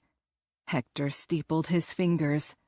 Adolfo had big dreams of dominating the world markets, but he failed to take care of the details, and look what happened. I am not Adolfo, she said. I solve problems, and the first one on my list is that bitch Veranda Cruz. Bartolo is dead because of her, and now she killed Carlos. She will suffer until she begs for death. I will see to it personally. Then I will take my place as your successor when you retire. Hector tilted his head, a thoughtful expression on his face. Actually, I have other plans. You may run the U.S. distribution network, but Salazar will run all divisions of the business outside of the States. He will also see to the development of our new opioid manufacturing division. What? Daria lurched forward in her seat. That's most of our organization, and the pills were my idea. Hector appeared unfazed by her display. Salazar has proven his loyalty and his skill many times over. Adolfo resented Daria, but he would choose her over the interloper his father had somehow come to trust above his own flesh and blood. Apparently anxious to take Salazar down a notch, Daria directed a question to her father. Didn't you task Salazar with killing Veranda Cruz? Salazar, occupying the chair to Adolfo's right, mustered a defense. And I would have done it, except that Adolfo canceled the hit and called me back to the warehouse after that cabron Felix let the girl escape. Daria's hairstyle, a French twist high on the back of her head, revealed the scald creeping up her graceful neck. What is it with Salazar? Why are you turning over the majority of our family business to him? She flung out an arm. He's just a foot soldier. For once, Adolfo agreed with Daria, and opened his mouth to join her protest. Silence.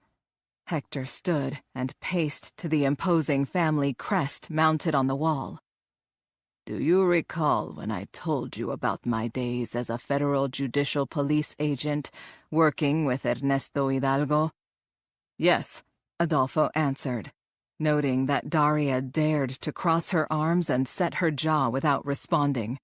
El Lobo had always granted her more leeway, but Adolfo sensed she grew perilously close to the edge of his tolerance. Hector clasped his hands behind his back and studied the intricately worked shield, featuring two black wolves standing on their hind legs against a gold background. I explained how I was tipped off before Ernesto could arrest me, but I never said who gave me the inside information. His father often went off on tangents, but Adolfo found this turn of their conversation bizarre. Why had his father referenced an incident from over 30 years ago in response to a question about Salazar? The man was close to his own age. He couldn't possibly have been his father's source. Adolfo cut his eyes to Salazar, who wore his usual inscrutable expression. Hector pivoted to face them. Our agency chief at the time was an older man with a much younger wife. She was quite beautiful, and I sensed a woman like her would likely be unfulfilled in such a marriage. A humorless smile crossed his features, then disappeared. I flirted with her at every official function. Eventually, we had an affair. He shrugged.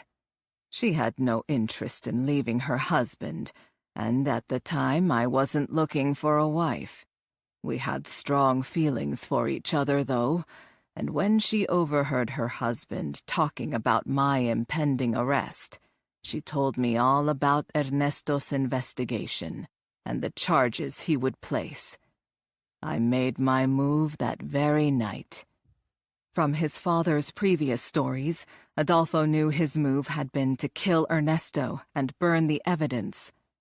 Hector still had to leave the force, but he'd thwarted any potential prosecution against himself. He had never been arrested, and he had never been charged with Ernesto's murder. Information about the chief's disloyal wife was new to Adolfo, but unrelated to their current situation. Perplexed, he studied his father, who appeared to select his next words with considerable care. When the chief's wife turned out to be pregnant a few months later, she convinced him the baby was his. I suspect he may have had his doubts, but he never mentioned them as far as I know. Adolfo looked at Salazar with dawning comprehension. Shock gave way to rage. Hector stood his ground, gazing down at Adolfo and Daria in turn. Of course, I knew the child was mine, and you each know how I feel about our noble bloodline. Adolfo seethed. The fucking bloodline, his father's religion, preached to them from the time they were old enough to understand. El Lobo, born into poverty, sought to elevate his position in society. He justified his atrocities with references to his birthright. He traced his ancestry through the conquistadors back to Spain, when his family held vast wealth and power. Now it appeared his father had expanded the gene pool, again. Either unaware or unconcerned about the impact of his revelation, Hector plowed on. When the boy came of age, I introduced myself. I must confess I was impressed with how he'd turned out. He only needed a bit of prompting to understand how he could prosper working for me. The only caveat was that he would have to prove himself without using my name. He would rise or fall in the Villalobos organization on his own merit. He also couldn't use his old last name anymore. Hector scowled. He had grown up with the last name of his mother's husband, the chief of police, who wasn't even his real father. With my help, he created a new identity, using his mother's maiden name as his surname, before joining the military. By the time he got out, he had become known simply as Salazar, the fierce warrior. Only after he joined my organization did he become El Matador. Very few people outside this room are aware of his true background. Adolfo glanced at Daria, who looked like she wanted to hit something. She had obviously come to the same conclusion he had. There is another important point to this story I haven't mentioned yet. Hector stroked his silver and black goatee. I promised the chief's wife I would wait until our son turned 18 to introduce myself, and I would never mention our relationship to anyone else. In exchange for my silence, and for allowing my son to bear another man's last name, I chose the child's first name, and she convinced her husband it was her idea. Adolfo's mind reeled. He struggled to keep up with the revelations, sensing another one barreling directly at him. With grim satisfaction lighting his eyes, Hector continued. From the time I was young, I decided to name my children alphabetically, and I already knew what my first son would be called. Adolfo finally found his voice. Your chief's wife's maiden name was Salazar. He made it a statement. Hector nodded silently, apparently waiting for Adolfo to arrive at the inexorable conclusion. Adolfo swallowed the bile in his throat and directed his next question at Salazar. What is your first name? Salazar's ebony eyes were trained on Hector, his father.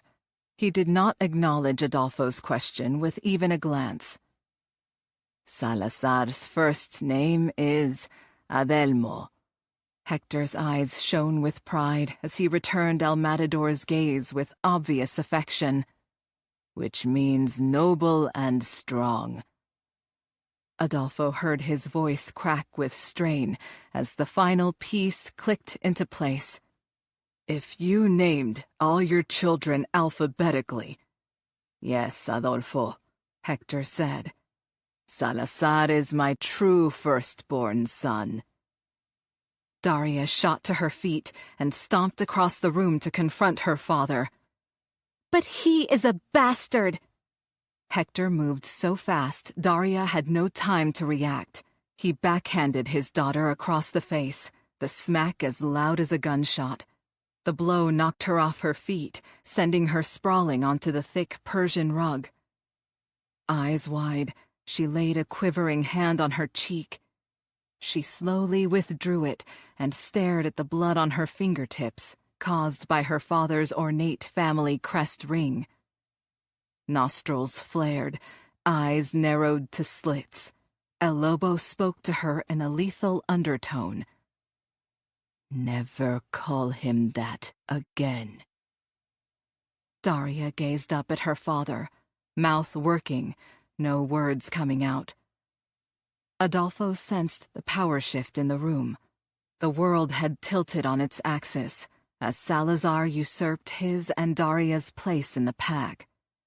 This brutal display made his father's choice clear. He and his sister had been shunted aside, while Adelmo Salazar would be groomed to take over the family empire. He looked down at his sister, who was still on the floor. Perhaps she would finally ally with him against the outsider. He extended a hand to her. She turned to him, her eyes full of molten fury. I don't need a fucking hand from you, pendejo. Adolfo lowered his arm as Daria got to her feet. As always, he was on his own. Hector chuckled, as if Daria were a precocious child who had said something cute. Smiling, he smoothed his lapel and looked at his daughter. I know you want to take over someday, mija, but I am simply not prepared to accept a female as leader of the family business. Daria bristled. Women have led entire nations, Papa. Let me show you what a female can do. She pointed at Adolfo. As I predicted, Adolfo disgraced himself, but I have done nothing wrong. Adolfo clenched his hands into tight fists. He would tolerate insults from his father, but not his sister. Aware he could do nothing at the moment, he buried the seeds of revenge in a fertile corner of his mind to germinate, silently vowing they would bear fruit. Hector scrutinized his daughter. I will give you a critical assignment, mija. If you succeed, I will reconsider your position in the future. Daria shot Salazar a venomous glare before turning back to her father. Name it. Hector glanced in his direction. Adolfo brought me Carlos's body, and now I must bury a son. He turned to Daria. You will bring me Veranda Cruz's body, and I will also bury a daughter. Chapter 40. Veranda pulled her dark sunglasses from the Tahoe's console and shoved them on to block the late afternoon sun as she cruised down the street to her family's cluster of casitas at South Mountain. After hours of questions from detectives and a second briefing with the task force, Diaz had reinstated her to full duty. She sighed as she recalled his parting instructions. She was to report to the Professional Standards Bureau first thing tomorrow morning. The department would conduct a full investigation into all circumstances surrounding her suspension and the shooting of Carlos Villalobos. She doubted the blood sample they had taken would still contain any residue of whatever Salazar had injected her with, but no one questioned her claim of memory loss any longer. The Tahoe's oversized tires crunched on the gravel driveway when she pulled up to the largest house in the center of the family property. She'd called ahead and asked Chewie and Tiffany to meet her here, intending to put her own clothes back on, then convince Mama to go to the construction site of the restaurant with her to plant the red bird of paradise bush. Chewie had apparently told the whole family she was coming because she'd been forced to navigate around several familiar cars on her way down the long driveway. The Skull motorcycle leaned on its kickstand next to the mailbox, and she was relieved Chewie had picked it up from headquarters. After coming to a stop, she adjusted the rearview mirror to check the cargo area. She smiled at the dense bush, secured in place with twine, its fiery blossoms topping slender sprigs jutting from verdant foliage. She pushed the SUV's door open, swung down from the driver's seat, and started for Mama's front door. Doubt crept in, and she hesitated, looking down at her PPD raid jacket, snapped up all the way to her throat. Marcy's words came back to her. Never apologize for who you are. Wasn't she about to tell her mother not to be ashamed anymore? The cartel had tried to humiliate her by permanently marking her and exposing the truth about her birth. Veranda couldn't change her past. Neither could Lorena. A few weeks ago, her mother had finally stopped wearing the heavy silver choker that covered the scar left by Hector's knife the night he attacked her. Veranda had celebrated that victory. What would it say if she hid her tattoo, as her mother had concealed the wound on her neck for years? The tattoo, like the scar, had been inflicted by the Villalobos family. She drew a deep breath and yanked the jacket open, pulling the snaps apart with a series of pops. She shrugged out of it and tossed the nylon windbreaker into the open driver's door window. She would greet her family with the Villalobos body art fully visible. She would own it. She strode to the door and knocked. Theo Rico answered. His eyes traveled from her face to the tattoo on her chest above the bustier. His expression clouded as he looked back up at her eyes. "Come in, Veranda."